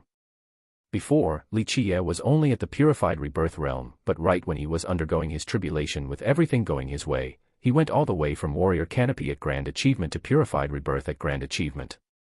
One could even say that Li Qia surpassing one grand realm in one day was a miracle never before seen throughout the ages. Li Qia had always believed in taking it one step at a time even though he had the revolving crescent sun law along with the Kunpeng's 6 variants, a supreme longevity law along with an immortal emperor fate merit. He initially had a way to quickly increase his cultivation, but he chose to consolidate his foundation step by step. However, at the purified rebirth realm, he was able to break through an entire realm. This was truly the fastest speed this world had ever seen. However, it was only because of the perfect circumstances with controlling the devil physique and stealing its fortune along with the underworld water. It could be said that this purified rebirth realm at grand achievement was quite perfect. Even Li Qia, who believed in taking it slow and meticulously, was satisfied with such a soaring jump. However, Li Qia understood very well that such a thing could not be repeated because a favorable circumstance like that, under the heaven and earth, was unlikely to happen again. Now that he was in the heaven's primal realm, he went back to his step-by-step training process for a solid foundation. Heaven's primal was a boundary for cultivators. Once one reaches this realm, one could be considered an expert. Many cultivators over the years believed that anyone lower than heaven's primal would only be ordinary disciples and cultivators. However, they became experts the moment they reached heaven's primal. The most important thing regarding heaven's primal was the refinement of one's heaven's primal, or true fate. Once the true fate reached grand achievement, it would be called the heaven's will primal soul, which is also the origin of the name, heaven's primal. Once a cultivator's true fate reached grand achievement and became a primal soul, one could recreate their flesh. For example, if they meet a powerful enemy and their flesh became disabled or destroyed, as long as their primal soul still existed, then no matter if their fate palaces were destroyed along with a shattered inner physique, there was still a chance for survival. The quality of the primal soul correlated to one's future in cultivation. It could even be said that the quality of the primal soul directly affected whether one would be able to reach immortal emperor and shoulder the heaven's will or not. After heaven's primal was the soul creation realm, then the mysterious fate realm. Cultivators of these two realms were referred to as named heroes and royal nobles, respectively. In today's world, named heroes and royal nobles were the main force, especially royal noble cultivators. They had a prominent position in today's society. Heaven's primal had 3 levels. From lowest to highest, they are in the following order: wisdom opening, fate tempering, and bridge creation. When cultivators reached the bridge creation level, they would be able to soar through the span of thousands of miles without the need for any treasure. This was the foundation for cultivators to reach the sky and enter the earth in the future. They would be able to pillar the 9 heavens above and explores the 9 worlds below. During his cultivation, Li Qiye used the revolving crescent sun law to channel his life will, while the Kunpeng's 6 variants turned into a Tao foundation to raise his true fate. At this moment, this Tao foundation resembled a supreme Tao chapter. As it opened, magical runes started to move, and it seemed as if this Tao chapter was preaching the immortal scripture to the true fate. As the essence of the heaven and earth was poured in with the tapping of the fate merit, sounds of the grand Tao resonated within the true fate, taking the shape of a Kunpeng. However, Li Qiye did not imagine that his 4 symbols and his fate palaces themselves were all affected by the pristine worldly metal. When the fate palace was growing, the metal that was filled with primordial forces also affected the fate palaces. Unknowingly, Li Qiye's fate palaces were filled with primordial power. This scene left Li Qiye in shock. This was a symbiosis process, as his fate palaces and the pristine worldly metal were working together, exchanging life essence for primordial power. Otherwise, Li Qiye's life force would not be able to nurture the immensity of the pristine worldly metal by itself. In the end, if a life treasure was too powerful, then a fate palace would not be able to nurture it. If a life treasure absorbed way too much life essence, then it would be a lose-lose situation, just like a fisherman draining the pond to get to the fish. At this moment, Li Qiye's fate palace was growing this metal, while the metal returned primordial energy back to the fate palaces. This was a win-win situation for both sides, as they both reaped the benefits. Li Qiye cultivated non-stop once he was back at the cleansing incense ancient sect. He did not care about foreign affairs. In the end, his cultivation was not powerful enough. Even if he had many schemes to destroy his enemies, the true and correct path was to have a powerful self-cultivation. Of course, Li Qiye was not the only one practicing hard back at the sect. At the moment, the sect's atmosphere was great. All of its disciples, especially the younger generation, were extremely diligent.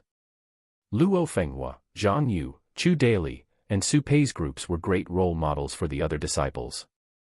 Zhang, waves of melodious music rang back at the Zither Pavilion, formerly known as the Ghost Pavilion.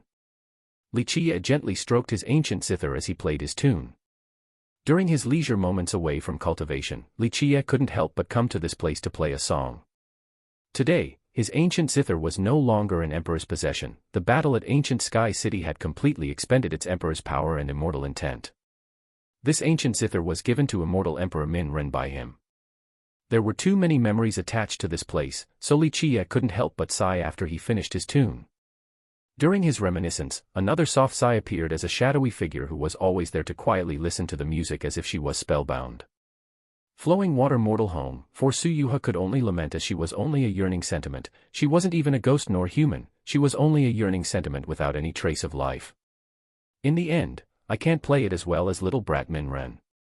Li Qiye finished playing and smilingly spoke. Su Yuha was melancholic as she replied, "The immortal emperor only felt pity for me. Your excellency is different, you are supreme for all generations, so your song is different from the immortal emperor's song." Li Qiye gently shook his head and said, Why must you do this? It has been too long, there is no need for you to suffer like this. Su Yuha, a yearning sentiment, became silent and didn't say anything. Never mind, Li Qiye gently continued on, how about this, I will go to the eastern 100 cities and take your remains. Just let everything dissipate. 1,000,000 years of being neither ghost nor human. Even if little brat Min Ren was here, he wouldn't want to see you like this. Thank you for fulfilling my wish. Su Yuha prostrated and said, if I could be buried under the peach tree, I will no longer have any yearning sentiment. That year, I buried you under the yearning lunar peak. Your fateful connection with Min Ren was also because of me. Li Qiye said with some helplessness, now, I will bury you under the peach tree, and this could be considered the end of your fateful connection. This is a lamentable connection, so it should just end in peace. Yuha will not be able to repay your excellency's benevolence. Su Yuha very gratefully replied. Li Qiye gently waved his sleeve and sighed before speaking, this started because of me, so it should end by my hands. You should rest after being buried under the peach tree to avoid eternal lamentation. Little brat Min Ren, he didn't say anything else at this point. He didn't have much to say about immortal Emperor Min Ren. He had trained many invincible existences. One could say that little brat Min Ren had always supported him no matter what. Immortal Emperor Min Ren had never questioned him and absolutely stuck with him to the end. 1. Guchun's sword official name is Guchun sword of course and same with the other ones, but I avoided the repetition. Guchun equals ancient purity, Fei Yang equals soaring, Bujan equals march to battle, and Tiandu is heaven massacre. Notice how Tiandu is never accompanied with immortal emperor even though he is one. 2. Might be a bit confusing here, but a lot of words have identical meanings. Fate and soul are nearly identical, which is understandable. Heaven's primal just means the origin, so one's soul. Let's just say that all of these refer to one's soul/fate to make it easier to understand. 3. 4 symbols equals pillar, cauldron, tree, and spring 4. The name of the tune, played back in chapter 73 as well. Chapter 239, Heaven Protector Goddess, 1. The only thing Li Qiye regretted was little brat Min Ren being in love with someone he shouldn't have fallen for. There were too many women in this world. In that era, he could have matched Min Ren with any peerless beauty even when Min Ren had yet to shoulder the heaven's will. Unfortunately, this little brat only loved that woman. What was even more damnable was that that pure woman was blind to the point of stupidity and loved that hypocrite, virtuous monarch Jiangzhou. If immortal Emperor Min Ren didn't beseech him that year, he would have already brought his invincible generals to massacre the Jiangzhou clan. The truth was that among the geniuses trained by Li Qiye, despite immortal Emperor Min Ren not being the most exceptional, he had the highest evaluation from Li Qiye, even to this present day. One could even say that in order to train immortal Emperor Min Ren, he had to steal the fortune from heaven and earth itself. Immortal Emperor Min Ren had always shown the utmost respect to Li Kai for being his teacher. The only barrier between the two was that woman. Li Qiye wanted immortal Emperor Min Ren to forget about the unsavable pure woman, but it was also impossible to change immortal Emperor Min Ren's mind. His heart was hellbent on loving this woman, and he never married anyone else in his life because of her. Also, because of this woman, General Su, who had always been in love with immortal Emperor Min Ren and held utmost loyalty towards him, left for the heaven's edge. This matter had almost caused the master and disciple to become enemies. One could say that immortal Emperor Min Ren respected Li Qiye throughout his entire life, but because of this event, a great feud had arisen between them. And since Li Qiye didn't want to care for Min Ren's mess, by the end of it all, he chose to enter his hibernation early. Immortal Emperor Min Ren sacrificed too much for a foolish woman. If it wasn't for her, how could virtuous monarch Jiangzhou have had the qualifications to compete against immortal Emperor Min Ren for the heaven's will that year? Li Qiye, as the Dark Crow, should have killed that hypocrite much earlier, but unfortunately, immortal Emperor Min Ren did not want to hurt that woman. And so, under immortal Emperor Min Ren's request, Li Qiye showed mercy and did not slaughter every last one of them. In that era, the divine generals under him could have turned over the sky. How could a meager Jiangzhou clan dare to oppose them? He could have killed their entire clan at any moment.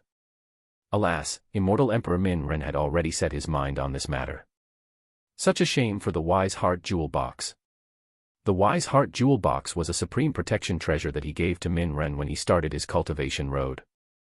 Unfortunately, immortal Emperor Min Ren, as if possessed, gave this treasure to that simple woman for her protection.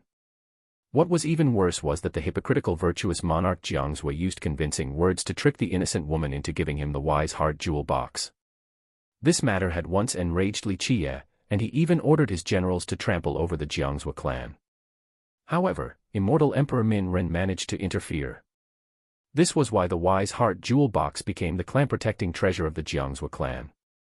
Damn, one day, I, your father, will massacre the entire Jiang Zhui clan. Such a waste of my wise heart jewel box. At this moment, Li Qiye was very upset. If he had not been sentimentally considerate regarding immortal Emperor Min Ren's love, then he would have sent people to destroy the Jiang Zhui clan in later generations. As for Su Yuha listening to Li Qiye's cursing, her mood became melancholic. She was the one who had stayed at the cleansing incense ancient sect for the longest, and she knew one or two things about the matters that year.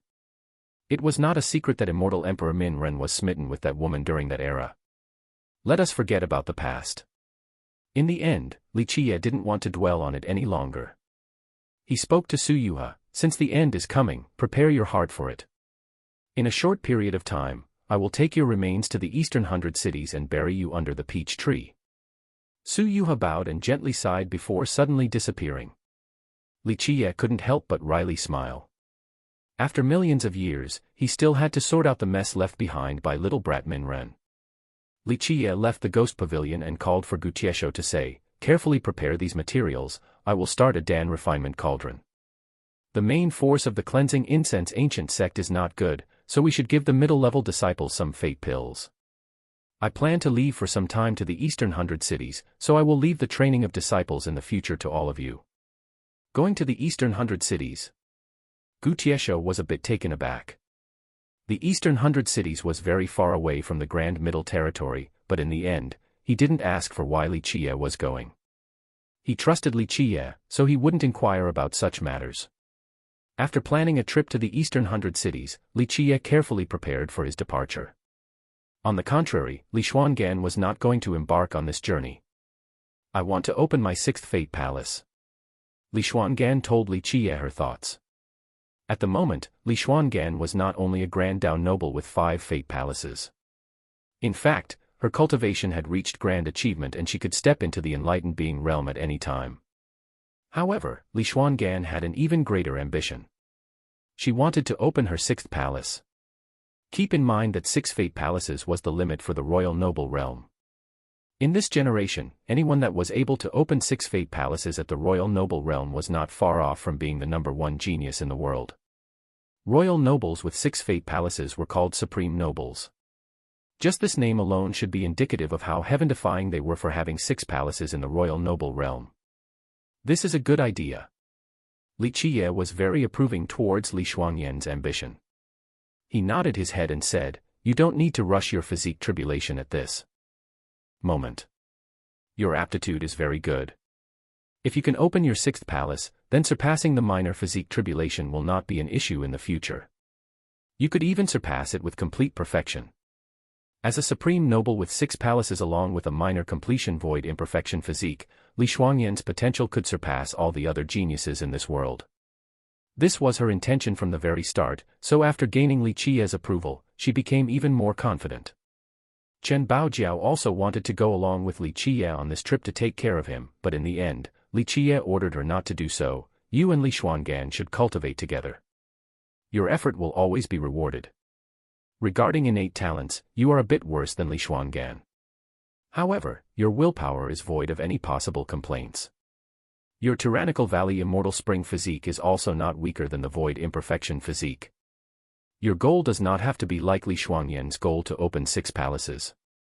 If you can open 4 palaces in the royal noble realm, it will be enough to be considered flawless. You also sprinted to the royal noble realm again. As long as you have confidence in yourself, you will also absolutely be able to open the 4th palace. Chen Baojiao's innate talents really were not as great as Li Xuangan. However, Chen Baojiao had a persevering spirit regarding her cultivation. She was absolutely the most hardworking. After hearing Li Qiye's advice, Chen Baojiao decided to stay behind with Li Xuangan and attempt to break through to royal noble. When Li Qiye was ready to leave for the eastern 100 cities, Gu Tiesho came in a panic. He was not here to bring Li Qiye medicinal materials but a piece of news instead. Someone from the Heaven Protector City came. Gu Tiesho spoke with some anxiety as he met Li Qiye. It was not his fault for being anxious. The Heaven Protector City, no matter whether in the past or the present, was an awe-inspiring name. It didn't matter whether it was the mortal emperor world or the outside worlds, the only responses upon hearing this name were shock and awe. The Black Dragon King's fame was like a spell filled with endless charisma. He lived and dominated for 3 generations without resorting to external power. Even immortal emperors respected him. The Black Dragon King never became an immortal emperor nor competed for the heaven's will, yet he still rampaged and reigned over the 9 worlds. Even an invincible immortal emperor would not dare to challenge the Black Dragon King without some consideration. The Heaven Protector City was founded by the Black Dragon King at the Northern Grand Sea. Under the reign of the king, this city was a prestigious power that once had expeditions all over the earth. Humans, demons, even heavenly devils, stone golems, and charming spirits, whom were considered the favored children of the heavens, all lost their brilliances during the Black Dragon King's era. There was a sect named Soaring Immortal that considered itself unbeatable. However, during the Black Dragon King's era, even the Soaring Immortal sect had to take a step back. From true gods to devil sovereigns, they all lost their colors from hearing his name. It could be said that during his era, for 3 generations, the Black Dragon King along with the Heaven Protector City was a giant palm that covered the entire world, nothing else was comparable. 30,000 years ago, he fought against immortal Emperor Ta Kong and tore the heavens will apart. From then on, the Black Dragon King had disappeared from sight. Even though this era was no longer his, any heritage or great power, including immortal emperor lineages, still trembled from the words Heaven Protector City. At the present day, the people from the Heaven Protector City suddenly visited the cleansing incense ancient sect, so it was natural for Gu Tiesho to become worried. The cleansing incense ancient sect of today compared to the Heaven Protector City was like an ant to an elephant. Finally, just as they should, Li Qiye simply smiled calmly and told Gu Tiesho, "Elder Gu, there is no need to panic. Even if the sky falls down, someone will shoulder it." Gu Tiesho was still an experienced character. Li Qiye's words, to his ears, were like a calming medicine. He took a deep breath and finally regained his composure to say, "The people from the Heaven Protector City want to meet you specifically." Who came and how many people are there in total? There were too many memories when he was the Dark Crow as he sat above the 9 heavens with the Heaven Protector City. Gu Tiesho continued on, "Only one person, the descendant of the Heaven Protector City, Heaven Protector Goddess, Zi Queening." In fact, he was also confused. The Northern Grand Sea was too far away from the Grand Middle Territory. Logically speaking, Li Qiye shouldn't know the Heaven Protector City's descendant, Zi Queening, but today, Zi Queening specifically wanted to meet Li Qiye. This greatly perplexed him. Descendant of the Heaven Protector City. Li Qiye narrowed his eyes after hearing this before resuming, "If she has arrived, then let her come see me." Gu Tiesho was out of words after hearing this. This was the Heaven Protector City, an existence that once ruled over the 9 worlds for 3 generations. Even though the Heaven Protector Goddess, as the descendant of the city, was part of the younger generation, she had an exceedingly high status in the mortal emperor world. Even mortal kings of ancient kingdoms and supreme saints from the great sects had to personally welcome her at the moment of arrival, let alone the younger generation. At this moment, Li Qiye's behavior was the exact opposite of the status quo as he wanted her to come see him in person. This attitude was a bit too much. This was a descendant of a supreme heritage, even the Azure mysterious ancient kingdom would be dreadful of it. This is the descendant of the Heaven Protector City, Gu Tiesho couldn't help but to remind Li Qiye. This was not giving her any face at all. Li Qiye looked at Gu Tiesho and still calmly spoke, "I know she is the descendant of the Heaven Protector City." Chapter 240, Heaven Protector Goddess, 2. The helpless Gu Tiesho had no choice but to follow Li Qiye's wish. Although Li Qiye did not personally go to greet Heaven Protector Goddess Zi Queening, Gu Tiesho, on the other hand, didn't dare to have the slightest sign of tardiness. All of the elders and protectors welcomed her in person while using the highest level of ceremonial reception. After Zi Queening sat down, Gu Tiesho passed on Li Qiye's message. He naturally twisted the words with finesse in order to keep Zi Queening content. After he finished speaking, his hands were filled with cold sweat out of fear that Zi Queening might suddenly wave her sleeve in anger and leave. But to his surprise, Zi Queening showed no signs of dissatisfaction. She simply pondered for a bit and agreed to go meet Li Qiye. At the lonely peak, Zi Queening finally met Li Qiye while he gauged her with a glance. The girl's aura was vast and calm like a mountain, yet roaring powerful like thunder. She was like a goddess with an ethereal, mighty ocean roaring behind her with its torrential waves. Meanwhile, Zi Queening also observed Li Qiye. He was absolutely ordinary with nothing noteworthy. However, there was an indescribable calmness like the water in a well. It was as if even when the heaven and earth was meeting its demise, he would still be able to maintain his composure. The focus of his eyes was an unfathomable depth, a pair of eyes that were seemingly able to surpass time itself and see through all generations. At this time, Gu Tiesho also silently retreated and didn't dare to disturb them. "You are Li Qiye." Heaven Protector Goddess Zi Queening's voice was very pleasant to the ears, just like the gentle ocean waves cleansing a lustrous jade fragment. She handed a piece of paper with engraved magical runes over to Li Qiye and asked, "Do you recognize these magical runes?" Li Qiye looked at these magical runes and did not answer her question. He instead stared at Zi Queening and inquired in the most serious of tones, "Is the Black Dragon King still here in this world? Tell me the truth." At this time, Li Qiye's voice was filled with majestic authority. He was like an unquestionable, solemn true god. Her eyes turned serious after hearing these words.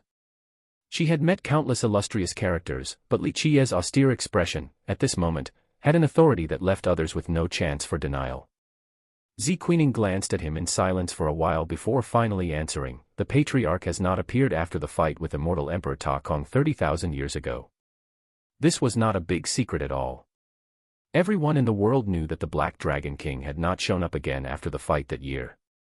In fact, even immortal Emperor Ta Kong never appeared again as well. Li Qiye sighed softly after getting the confirmation from Zi Queening even when he had this premonition beforehand in his heart. However, after getting such a definite answer, his heart was still not at peace. He was clear on one thing: immortal Emperor Ta Kong wouldn't have been able to kill Little Black. Is High Elder Lu still around? After a long period of silence, Li Qiye recomposed himself with a deep breath and asked. Zi Queening was taken aback because very few outsiders knew this name, yet this seemingly ordinary young man said it without any gravity. If it was someone from their Heaven Protector city, they would absolutely not use this title in such a frivolous manner. Sacred Ancestor underwent his death cultivation seclusion a long time ago and did not come out in the end. This was a secret of the Heaven Protector city. However, after a long period of contemplation, Zi Queening still chose to reveal it in the end. Li Qiye couldn't help but sigh. This brat, in the end, could not hold on to the present. He had already lived for too long and could no longer bear it till now, just like Li Qiye's expectations. Who has the highest seniority at your Heaven Protector city right now? Who is in power? Li Qiye inquired. Zi Queening was quite suspicious after being bombarded with so many questions from Li Qiye. After thinking about it for a bit, she finally acquiesced. Normally, the elders would discuss the matters of the city together. If they do not come to a consensus, then they would ask for Ancestor Gu's advice. Humph. Gu Zun. Li Qiye coldly snorted. He was not surprised that Gu Zun was still alive till now. If the Black Dragon King didn't implore for him that year, he would not be alive right now. Zi Queening shivered a bit from the statement. What perplexed her was that this young man before her was quite dissatisfied with their ancestor. But logically speaking, Ancestor Gu had not received any guests for a long time and outsiders essentially couldn't see him. I'm sure you have many doubts in your heart since you brought these magical runes here. In the end, Li Qiye slowly spoke to Zi Queening. Correct, I was the one who performed the ceremony for the Black Dragon King outside of the Heaven Protector city that year. Zi Queening slightly opened her mouth, wanting to say something, but Li Qiye waved his sleeve and interrupted her. As for why I wanted to perform the ceremony and my relationship with the Black Dragon King as well as why I have these magical runes, I cannot answer you at this moment. Then what can you tell me? Zi Queening looked at Li Qiye and gravely said. Li Qiye narrowed his eyes to look at Zi Queening and carefully spoke. You surely have your reasons for using the magical runes to find this place. You are the descendant of the Heaven Protector city, but this does not mean that you will only rule over the Heaven Protector city in the future and carry out its prestige. There is another mission on your shoulders. What do you think my mission is? Z Queening's beautiful eyes flashed a cold glimmer. This had touched a taboo secret of the Heaven Protector City. Z Queening clearly had a murderous intent, but Li Qie was still calm as he carefully spoke. You came from the Little Sea Village, what do you think your mission should be? Z Queening's expression completely changed the moment these words came out. A sharp glint appeared as a blade was already right next to Li Qie's neck. At this moment, Z Queening's aura was extremely frightening, just like a god of death. How do you know? There was absolutely zero doubt in Z Queening's killing intent. If it was necessary, she would definitely kill without any hesitation. Her origin was a secret even within the Heaven Protector City. Even though she grew up in the city, unless they were people who had the authority to touch such a matter, her origin was something that couldn't be discussed. Only a few people at the Heaven Protector City had such clearance. However, an outsider just easily revealed this secret. How could Z Queening's urge to kill not be aroused? Since you came from the Little Sea Village, you should be aware of your mission. Who I am does not matter, and what I know does not matter either. The most important thing is your mission. Even as the blade edge met his neck, Li Qie still maintained his composure. Z Queening's soft body quivered as she took a deep breath. In the end, she withdrew her blade and looked at the young man ahead while feeling even more perplexed. Take out the Black Dragon Spear, Li Qie demanded while staring at Z Queening. Another earthquake shook her heart. After looking at Li Qie for a long time, she finally took out the Black Dragon Spear. The moment it was free, an aura permeated the sky as if a true god was descending down, or as if an immortal emperor had just arrived. It suddenly shocked the entire cleansing incense ancient sect. What is that? The group of Gutiesho felt the supreme aura and became astonished. He had an illusion as if the cleansing incense ancient sect's immortal emperor true treasure had returned. You still haven't mastered the Black Dragon Spear. Li Qie shook his head and said after seeing the spear. He then flicked his hand and the Black Dragon Spear fell into his palm. Right when he was gently caressing it, its momentous aura slowly converged back to the spear and disappeared. It was as if an arrogant and haughty stallion had met its fateful master, suddenly becoming docile. A light jumped around as if it was showing intimacy in the hand of Li Qie. The Black Dragon Spear was completely black with a faint violet shimmer. It resembled a black dragon, one that could fly up to the 9 heavens at any moment. From a black shade changing to violet, this was a symbol for a flood dragon turning into a true dragon, the spear of the heavens itself. 3Z Queening couldn't believe her widened eyes, for this was unbelievable. One had to know that when the Black Dragon Spear was passed down to her, it had an invincible and arrogant aura. It had followed her since her youth, but she still couldn't force the spear to accept her as its master even now.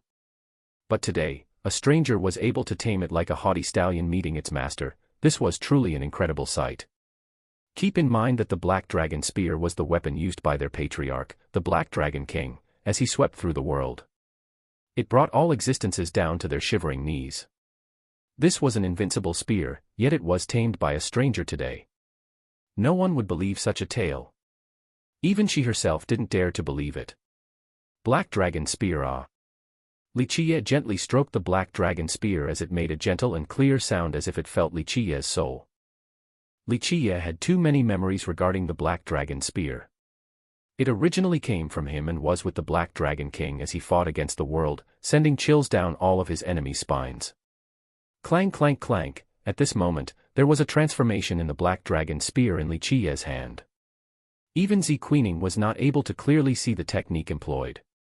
After the sounds of the spear resonated, the Black Dragon Spear became smaller then larger, and even its color was changed. In the blink of an eye, Li Qie was a magician, and the Black Dragon Spear finally became a short spear. The short spear had a crimson shade that was pretty and alluring. Its sharp brilliance carried a heaven-frightening murderous intent that caused even the heart of Z Queening to turn cold from horror. However, with a gentle tap from Li Qie's right hand, this frightening murderous intent suddenly calmed down. However, the pretty crimson shade on the tip of the spear was still shiver-inducing. Z Queening sensed a bloody presence and could even smell the stench of blood as she looked at this shade. A vicious weapon. This was the first impression this short spear gave to her. She couldn't think that the Black Dragon Spear that was always by her side since childhood had turned into a short spear. She found it hard to believe this sorcery right before her eyes. Do you know the Black Dragon Spear's other name? With his eyes completely still, Li Qiye looked at this short spear in his hand as if he was spellbound by it. What is it? Zi Queening was not following Li Qiye's question. This matter was too unfathomable to her, for she did not know that it could turn into a short spear. Immortal's blood spear. Li Qiye slowly enunciated each word. His voice was filled with coldness when he spoke this name. Immortal's blood spear. Having heard this name, the first thing that came to mind for Zi Queening was the extremely pretty crimson color on the spear's tip. Li Qiye slowly continued on, because it had tasted the blood of true immortals, this is why it is called the Immortal's blood spear. True immortal. Zi Queening's pretty eyes condensed into amazement as she heard such a phrase. She then looked at Li Qiye and asked, "There are really true immortals in this world?" Li Qiye did not answer her question. Instead, he carefully spoke, "This is a vicious weapon, and I hope that you will one day be able to grasp it. Otherwise, you are not worthy of it." Finished speaking, he returned the Immortal's blood spear back to Zi Queening. Zi Queening accepted the Immortal's blood spear as her expression became solemn and dignified. The moment the spear was in her hand, she felt an unprecedented destiny right before her that had not been there before. Don't ruin the prestige of the Immortal's blood spear. Li Qiye spoke to Zi Queening with a serious tone, it is not only a weapon. It has massacred true gods and pierced through the neck of an immortal emperor. What? Zi Queening was in a stupor with a shocked expression. This phrase to her was too overwhelming. True gods were such powerful existences, yet the Immortal's blood spear was able to massacre them. An immortal emperor was someone who shouldered the heavens' will and obtained the meaning of true invincibility. Piercing the neck of an immortal emperor was an unthinkable matter, it was simply the most ridiculous statement in this world. Yet Li Qiye's expression was telling her that these were not blustering and crazy words, rather, it was a fact. In just a moment, Zi Queening was in a daze. The black dragon spear was left behind by their patriarch and finally fell into her hands. She knew that this spear was unbeatable and had dominated the 9 worlds. However, she had never thought that this spear actually massacred true gods and pierced an immortal emperor's neck. However, today, it seemed that this unthinkable matter was the truth. 1. Ra is Death Gate. It is the final cultivation attempt. To try and stay alive. If one can surpass this trial by increasing their cultivation or erasing their flaws, they can live longer. If not, death is their fate too. Normally, I would translate Guzun as Venerable Gu. But I don't think Li Qiye would call this person venerable after the snort, so I'm translating Guzun as his name for now. 3. Flood Dragon is below True Dragon, still having too much serpent blood. It can, of course, evolve into a real dragon as its bloodline becomes pure. Chapter 241, Immortal's Blood Spear. 1. Zi Queening was extremely shaken. Just what kind of weapon was the Immortal's blood spear? She had previously assumed that it was a weapon refined by their ancestor, the Black Dragon King.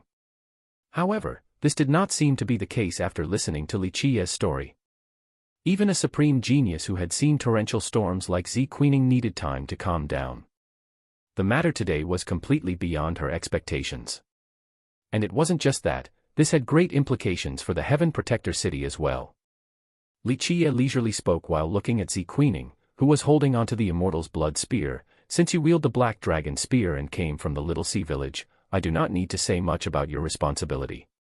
Just who are you, really? At this moment, she didn't believe that Li Qiye was only the prime disciple of the cleansing incense ancient sect. This does not matter. What matters is your mission. Li Qiye leisurely continued, I have something back in the Little Sea Village. You should know what to do since it is your mission. Go meet the elders of the village and bring that item here for me. Zi Queening tried her best to see through Li Qiye and didn't know the right words to say at this moment. Her mission was something unknown to the disciples and even the upper echelons of the Heaven Protector City. The Black Dragon Spear was the symbol of her identity, but she didn't expect for it to turn into the Immortal's blood spear. I want to report this to the elders. In the end, Zi Queening solemnly declared. Li Qiye lightly nodded his head in agreement to say, you should do so, otherwise, you wouldn't be able to take that item. However, do not let the people from the Heaven Protector City know about my matter, including any of the remaining high elders. Zi Queening took a deep breath and inquired, since you want this item, why not come with me to the Heaven Protector City? She knew that her mission had to do with a particular item, but she did not know what it was. You want me to go to the Heaven Protector City? Li Qie smiled a bit before speaking. It is not a difficult matter for me to visit the Heaven Protector City. However, I'm afraid my trip will turn the rivers into blood and create mountains of bones in your city. Your patriarch, the Black Dragon King, surely does not wish for me to personally massacre countless Heaven Protector disciples. Such bold words. Zi Queening's countenance turned austere as cold glimmers flashed in her eyes, just like an angry goddess as her aura danced in the sky. Looking across the entire mortal emperor world, or even the 9 worlds, how many people dared to bluster about massacring their Heaven Protector city? Even an immortal emperor lineage would have to retreat in front of their might in dread. Li Qie looked at Zi Queening and smiled. You don't need to be emotional or angry, I merely spoke the truth. With your current cultivation and power, it is enough to tower over the rest of the same generation in the mortal emperor world. You could even challenge existences from the last generation. However, in my eyes, killing you is very simple. With a single thought of mine, the Immortal's blood spear will slay you. The Immortal's blood spear is an unparalleled, vicious weapon in this world. It wouldn't pale in comparison against even Immortal Emperor true weapons. Why did I give you such a treasure?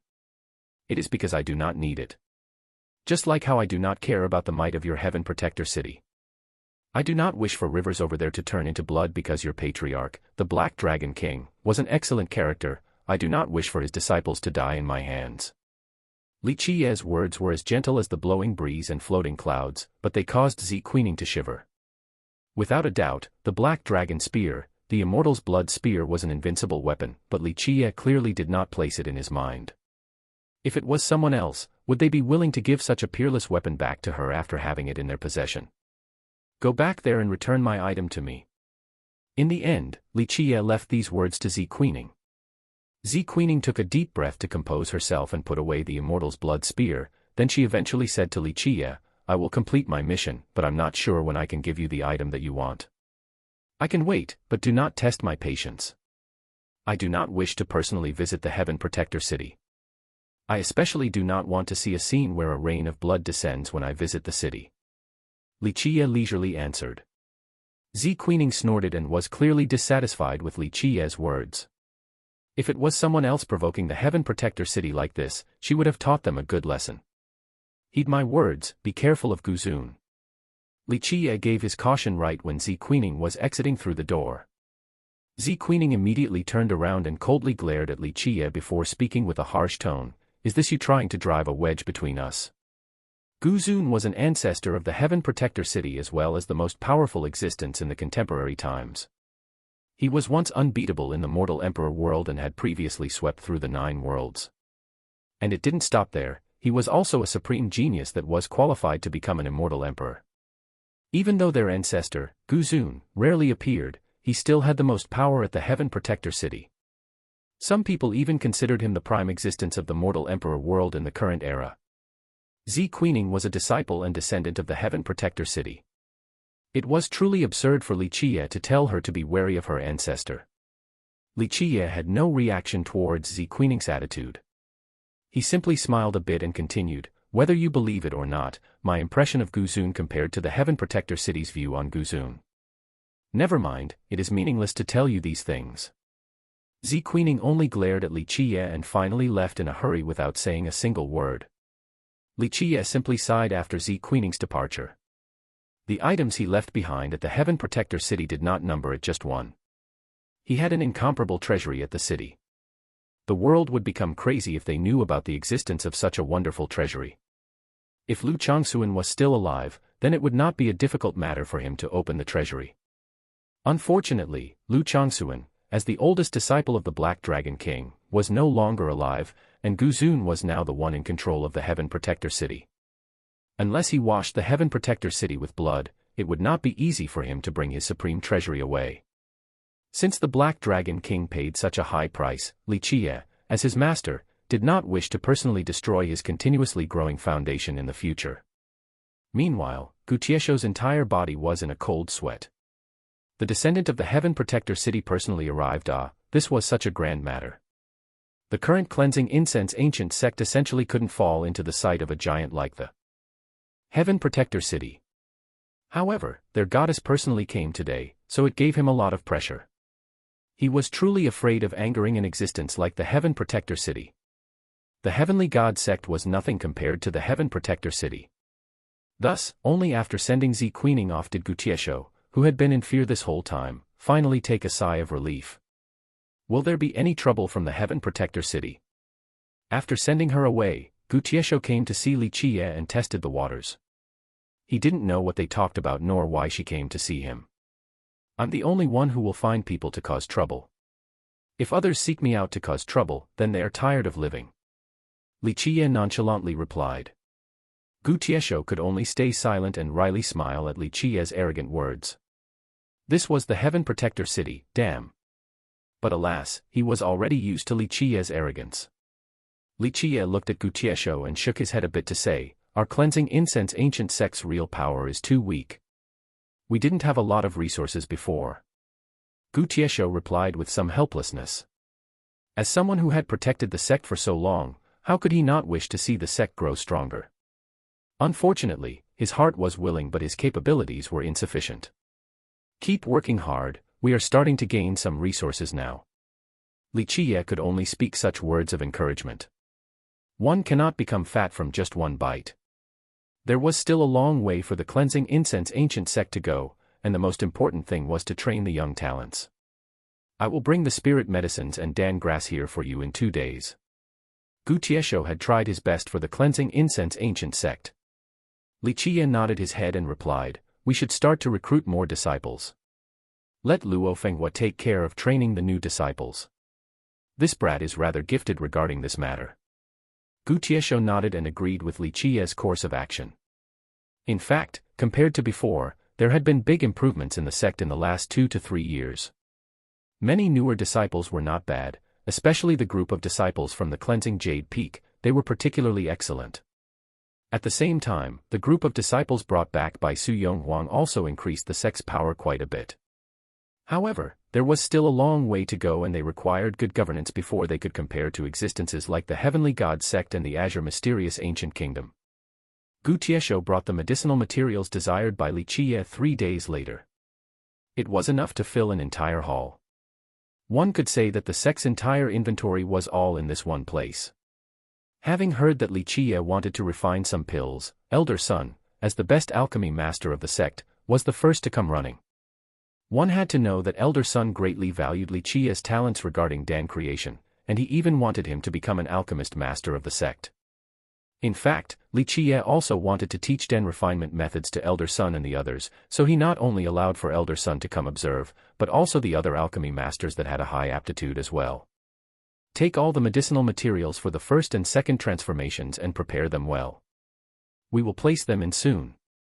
Li Qie directly commanded after seeing the arrival of Elder Sun's group. Putting in the materials so soon. Elder Sun glanced at the mountain of herbs and said, there are so many materials here. This would take 2 or 3 years to refine all of these into first and second transformation fate pills. I have a plan. Li Qie commandingly spoke. Seeing Li Qie filled with confidence, Elder Sun did not dare to linger and commanded the disciples to follow Li Qie's command. He wanted to see what miracle Li Qie will pull off. Chapter 242, Immortals. Blood Spear, 2. For alchemy masters, the hardest thing to create was the fate pill, not longevity medicines nor physique pastes. This was due to the very stringent requirement for fate pills regarding an alchemist master's power along with their ability to control flames. Then there were the Dan refinement techniques along with flame controlling techniques as well as the Dan synthesizing art. Any mistakes throughout any of these steps would result in a swift failure during the creation of a fate pill. At the same time, one cauldron with a batch of medicinal materials could only be refined into one fate pill. Also, out of the 3, fate pills were the most demanded by cultivators. Keep in mind that not all cultivators needed longevity medicines or physique pastes, but all of them required appropriate fate pills. This was the reason why fate pills were so much more valuable compared to the other 2. Fate pills had 9 transformations, and there were several deciding factors. For example, if the leading soul grass ingredient along with the main materials were only of the 3rd transformation, then the created fate pill would also only be at the 3rd transformation and would absolutely not become the 4th transformation. Another factor was the skill of the alchemy master. If they were lacking, then even if the ingredients were of the third transformation, the resulting fate pill could only be at the second transformation. With a mistake in the process, it could even result in a cauldron explosion. Not only would the materials be destroyed, but the heavenly cauldron would also be damaged. Because of this, it required extreme caution when alchemy masters refined their fate pills. They would not do it unless they were absolutely confident, because it was not an easy task to develop a good heavenly cauldron. Begin. After the group of Elder Sun prepared everything, Li Qie shouted out and summoned his myriad heavenly cauldron. It fell to the ground and turned into a gigantic frog. It opened its monstrous mouth that was capable of holding a countless amount of medicinal ingredients. Boom. At this time, the cauldron spewed out its blazing flame and the impossible occurred. The cauldron seemed to be a giant tree, piercing the sky, and its flame suddenly dispersed apart like the blossoming flowers in full bloom. 1, 2, 3, counting the medicinal contraptions created by the cauldron flame left Elder Sun and the rest of the alchemy masters of the sect in complete astonishment. During the Dan refinement process, the cauldron's flame was heavily relied upon. The cauldron's alchemical treasury itself did not matter as much, for it was only there for support. The most important thing was the flame of the cauldron. During this process, it was simple for one cauldron to form one medicinal contraption. 2 contraptions were also possible. 3 became more difficult, but it was the sign of a true master to be able to refine pills using 3 contraptions at the same time. The exceptional alchemy masters were able to form many contraptions at the same time. Even though the medicinal contraptions that were basked in the cauldron flames had a lot to do with the cauldron's rank itself, this was not all there was to it. The real skill was determined in how proficient the alchemist was able to control these contraptions, not just creating them. But at this moment, Li Qie's myriad heavenly cauldron was like a gigantic tree blooming with flowers. Flame contraptions appeared one after another like the coming of spring, creating a spectacular scene. Impossible. This is impossible. At this time, all the alchemy masters of the sect were dumbfounded at such a display with their eyes wide open. No one would believe that the scene unraveling before their eyes was the truth even if they were told. It was impossible for a cauldron to form 100 flame contraptions, unless this was the heavenly cauldron left behind by the alchemy god. However, let's take a step back with the assumption that one cauldron was able to create 100 flame contraptions. Controlling these contraptions was not up to the rank of the cauldron, it was due to the flawless mastery of the alchemy master. The flame contraptions before them were all the same size and they all glowed with the same hue. Even their sparks and movements, along with the transformations, were all the same. This meant that not only was the cauldron was powerful, but Li Qie's flame mastery was even more impressive. 1003. One of Elder Sun's disciples calculated a bit and became frozen with horror. He had to bite his tongue before the pain told him that this was not a dream. Elder Sun was also frozen as he murmured, "Even me with my heavenly cauldron can only create 100 flame contraptions, but the contraptions themselves will be unstable. Commencing Dan refinement with them would be out of the question." The aghast Elder Sun thought that even if he risked his life to form 100 flame contraptions, they would be unstable with different sizes and flame sparks. Their unstableness would make it impossible to refine pills. However, Li Qie's first move was to create 1003 flame contraptions with ease. They even had the same shade and size. This was indicative of his peerless alchemical technique and supreme skill. Even if Elder Sun had the myriad heavenly cauldron, he would not be able to form 1003 flame contraptions so quickly. Meanwhile, the other alchemy masters were frightened from this absolute miracle unraveling before their eyes. "This will do for now." Li Qie nodded his head and said after looking at the floating flame contraptions. In theory, the myriad heavenly cauldron should be able to form 10,000 flame contraptions. With the alchemy Tao created by him and the alchemy god, Li Qie had complete confidence that he would be able to form 10,000 flame contraptions in the future. Li Qie's phrase, "this will do for now," left all the alchemy masters of the sect in a daze. If creating 1,000 flame contraptions was only a temporary acceptance, then they as alchemy masters should all just go hang themselves. Ready. The moment Li Qie asked, the group of Elder Sun finally calmed down and immediately prepared the medicinal materials. Place them in. Li Qie controlled the myriad heavenly cauldron as his eyes turned profound while gazing at more than 1,000 flame contraptions. In the blink of an eye, Elder Sun's team immediately threw all the first transformation medicinal ingredients into the cauldron. They were experienced with Dan refinement, thus their actions were very swift. Boom. Boom. Bang. Right after the addition of the ingredients, crackling noises resounded like the roasting of soybeans. Before they realized it, the fate pills of each of the flame contraptions were refined in a flash. This was such an impossible matter because pill refinement was a meticulous process. It started from the addition of ingredients to the flames. However, in the hands of Li Qie, there was no process. It was as if these fiercest of flames were enough to refine the pills in an instant. "Where is the medicinal gourd?" Li Qie shouted while Elder Sun and the others were completely stunned. Elder Sun was the first one to calm down and immediately took out the medicinal gourd. Li Qie then thunderously roared, "Open!" Suddenly, all the flame contraptions exploded like drops of water and the cauldron flames were like the receding tidal waves as they completely withdrew from the fate pills. At this moment, the medicinal gourd swallowed all the completed fate pills like a whale, resulting in a shocking scene to all. They had never seen such a method of closing the cauldron to finish the process, nor have they seen one cauldron producing so many pills with such a fast speed before. Elder Sun and all the alchemy masters of the sect were completely at a loss. Was this still pill refinement?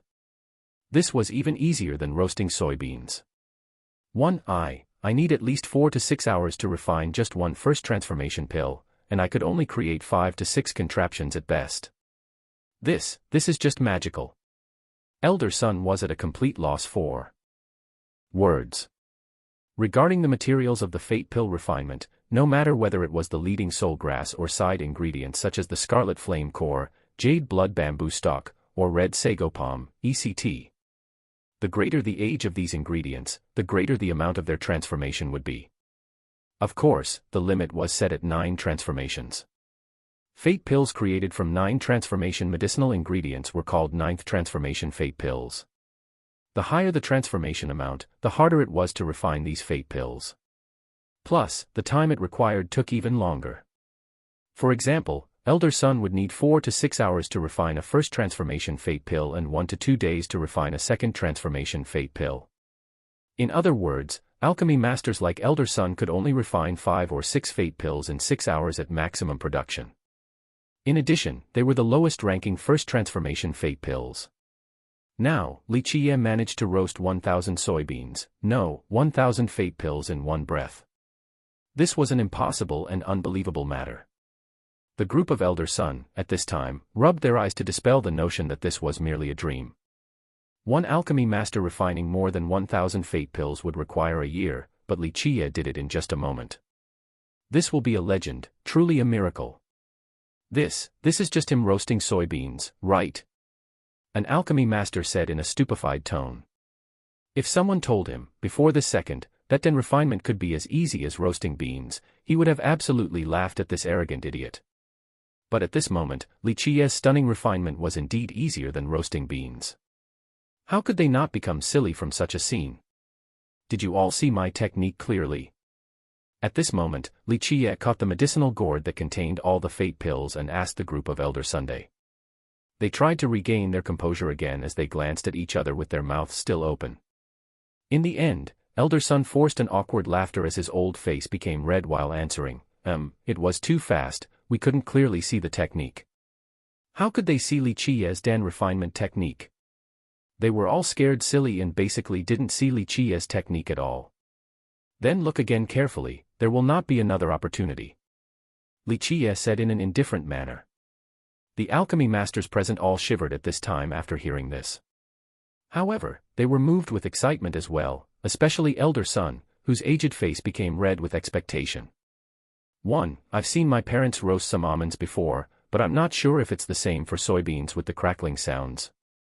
Chapter 243, Refining Dan like roasting beans. How heaven-defying would a technique have to be to refine Dan as if one was simply roasting beans? The word demonic was inadequate to describe such a peerless Tao of alchemy. Maybe even the alchemy god of the legends would not be any better than this. At this time, a fiery excitement burned in the hearts of these alchemy masters.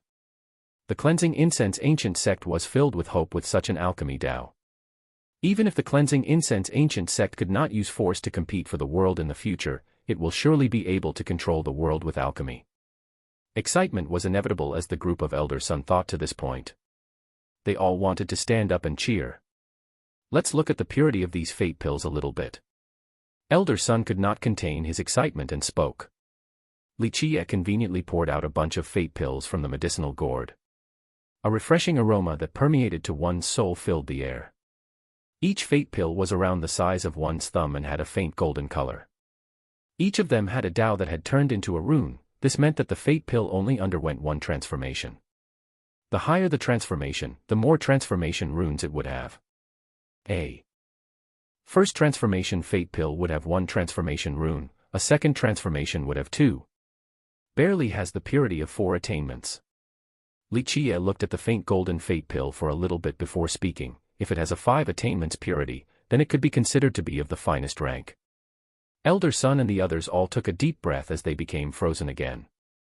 An alchemy master couldn't help but stutter, barely have 4 attainments of purity. At this point, not only him but even Elder Son, who was the best alchemist of the cleansing incense ancient sect, had the urge to commit suicide. This guy considered 4 attainments of purity as just barely good. Keep in mind that this was only a first transformation fate pill. I don't want to live anymore. This is too frustrating. Another alchemist who normally was quite proud wanted to jump off a building. Such words destroyed all of his self-esteem. Barely 4 attainments of purity. Our little ancestor, your standard is way too high. Do you want to kill all the alchemists in this world by saying those words? Even those who consider themselves saint alchemist masters would have to jump off a building as well. A first transformation fate pill is the lowest mortal fate pill. Even 1 attainment of purity is more than enough. You said that 4 attainments of purity was barely acceptable. How will others manage to live? Elder Son became speechless for a long time after this. Physique pastes and longevity medicines had 9 refinements while fate pills had 9 attainments. The distinction of purity for fate pills correlated to the particular cultivator's realm. If a fate pill had 5 attainments of purity, then after using this particular pill, the cultivator's cultivation would increase by 5 parts within their realm. It meant that the person could gain 50% more cultivation without any actual training. So the purity was a measurement of how much a fate pill increased one's power by. However, this was only in principle. For example, for a 5 attainments purity fate pill, cultivators in the same realm would increase their cultivation by 5 parts. In reality, one could not gain a 50% increase after consumption, for they could not absorb all the medicinal effects. At the same time, the more pills they consumed, the less effect it would have later down the road. This situation was similar to taking longevity medicines. The highest possible grade of purity was at 9 attainments. This was complete perfection that only existed in the legends. Moreover, the number of transformations of the medicinal ingredients directly affected the fate pill's purity. For example, a first transformation fate pill's ingredients only underwent 1 transformation, so its medicinal effect was highly limited. This was why 1 attainment was plenty sufficient. At this time, Elder Son's group smiled awkwardly and Elder Son began to lament, I'm afraid I won't ever be able to refine a first transformation fate pill with a 3 attainments purity, yet you consider 4 attainments as barely passable. Even a legendary alchemist would not be much better. You definitely have the qualifications to become an alchemy emperor. 9 transformation ingredients contained much more powerful medicinal effects, thus the resulting fate pills would have much better quality. The acceptable requirements for alchemists was 1 attainment for a first transformation fate pill, 2 attainments for a second transformation fate pill, 3 attainments for a third transformation, and so on and so forth. Because of this, it was extremely difficult to refine fate pills with high purity. For example, reaching the high heavens was easier than refining a 9 attainments 9th transformation fate pill. Because of this, the defining standard for an alchemist's skill was his mastery of Dan refinement. Alchemy. Lichia shook his head and smilingly declined, alchemy is only a minor path, it's only suitable as a hobby. There's no need to focus on it. He, along with the alchemy god, had traveled far enough on the Dan refinement path in the past. It would still be difficult for someone in the future to catch up, otherwise, the guidelines established by the alchemy god would not still be the standard for all alchemists in the present day. Elder Son, along with the other alchemy masters, all wryly smiled in helplessness. Alchemy Emperor, this was such a prestigious and honorable title, the aspiration for all alchemists. However, this fella didn't even care for it. Unfortunately, the fella truly had the qualifications to be so arrogant. Just his method of Dan refinement like roasting beans alone indicated his talents and probability of becoming a future alchemy emperor. Refining Dan like roasting beans. I'm afraid even the supreme Tao path of the alchemy god that year was not any better than this. An alchemist said with some feelings. Li Qiye couldn't help but laugh after hearing these words. This was indeed the supreme alchemy Tao of the alchemy god. Unfortunately, this quintessential essence of this alchemy Tao was not passed down that year. At the moment, we have more than 1,000 first transformation fate pills with 4 attainments of purity. This should be enough to train a group of our disciples. Another alchemy master said with a lot of excitement. 3 of these pills was enough for a new disciple to approximately increase 1 realm of cultivation. One had to know that all cultivators before the inner longevity realm could use first transformation fate pills. This type of pill was too crucial and necessary to the current cleansing incense ancient sect. No. Do not let disciples with great potential use the pills. At least, give them as little as possible before inner longevity. Wait until afterwards, then they can use second transformation fate pills. If we let them use too much, they'll build up an immunity to the medicinal effects, thus reducing its potency in the future. This will be our policy. The disciples who are lacking in potential, we will let them use first transformation fate pills early on, but not the gifted ones. We will give them second transformation fate pills after inner longevity. As for the most exceptional ones with a fortified Tao heart, we will wait for as long as possible before letting them use third transformation fate pills. This is to increase our productivity to the maximum in the future. Even though Li Qiye could refine Dan very easily, he still made Elder Sun enforce these strict standards. A first transformation fate pill was appropriate for inner longevity, the second and third transformations were suitable for inner longevity to purified rebirth, 4 transformations was fitting for heaven's primal to chosen celestial, enlightened beings, 5 transformations was proper for ancient saints, 6 transformations was meant for heavenly sovereigns. Any promising cultivator would limit their fate pill usage early on to avoid early resistance to its medicinal effect. Because of this, many geniuses with great talents only started taking fate pills during the royal noble realm. This arrangement is indeed necessary. Elder Sun was very supportive of Li Qiye's arrangement. Good, then forget about this matter for now. Watch closely at my technique. I do not wish to demonstrate the same technique twice. Li Qiye handed the medicinal gourd to Elder Sun as he spoke. After hearing his words, all the alchemy masters present shivered inside and gathered their focus. They did not want to miss a single detail of Li Qiye's actions. This was a supreme alchemy Tao in their eyes, one that was comparable to the alchemy god's Tao. This was the dream and desire of all the alchemists in this world. They would rather be beaten to death than miss this opportunity of learning such a rare alchemist technique. Li Qiye then refined pills for the next 3 months, including longevity medicines and fate pills. The higher-ranking ones required a much longer time. To Li Qiye, if first transformation fate pills were as simple as roasting beans, then second transformation pills were akin to cooking rice while third transformation pills resembled stirring up a pot of soup. The higher-ranking ones did not require a long time, but they were also much harder to refine. Even so, Li Qiye's showcase of his alchemy Tao was still enough to horrify the group of Elder Sun. It was truly the showcasing of a miracle. Li Qiye not only refined all the alchemy ingredients of the sect within these 3 months, but he also imparted his knowledge to the group of Elder Sun that crazily tried to absorb everything. Regarding alchemy, Li Qiye's alchemy Tao was like a palace filled with treasures for them. Even though they couldn't absorb everything, it was a benefit that will last them their entire lives. After 3 months, the tired Li Qiye closed his cauldron and stopped the refinement process. At this point, the other alchemy masters reluctantly left the lonely peak. They simply wished to stay at the peak forever to watch Li Qiye refine Dan through the days and nights. In fact, Li Qiye was so sick of Dan refinement that he started to feel nauseous whenever he saw any medicinal ingredients.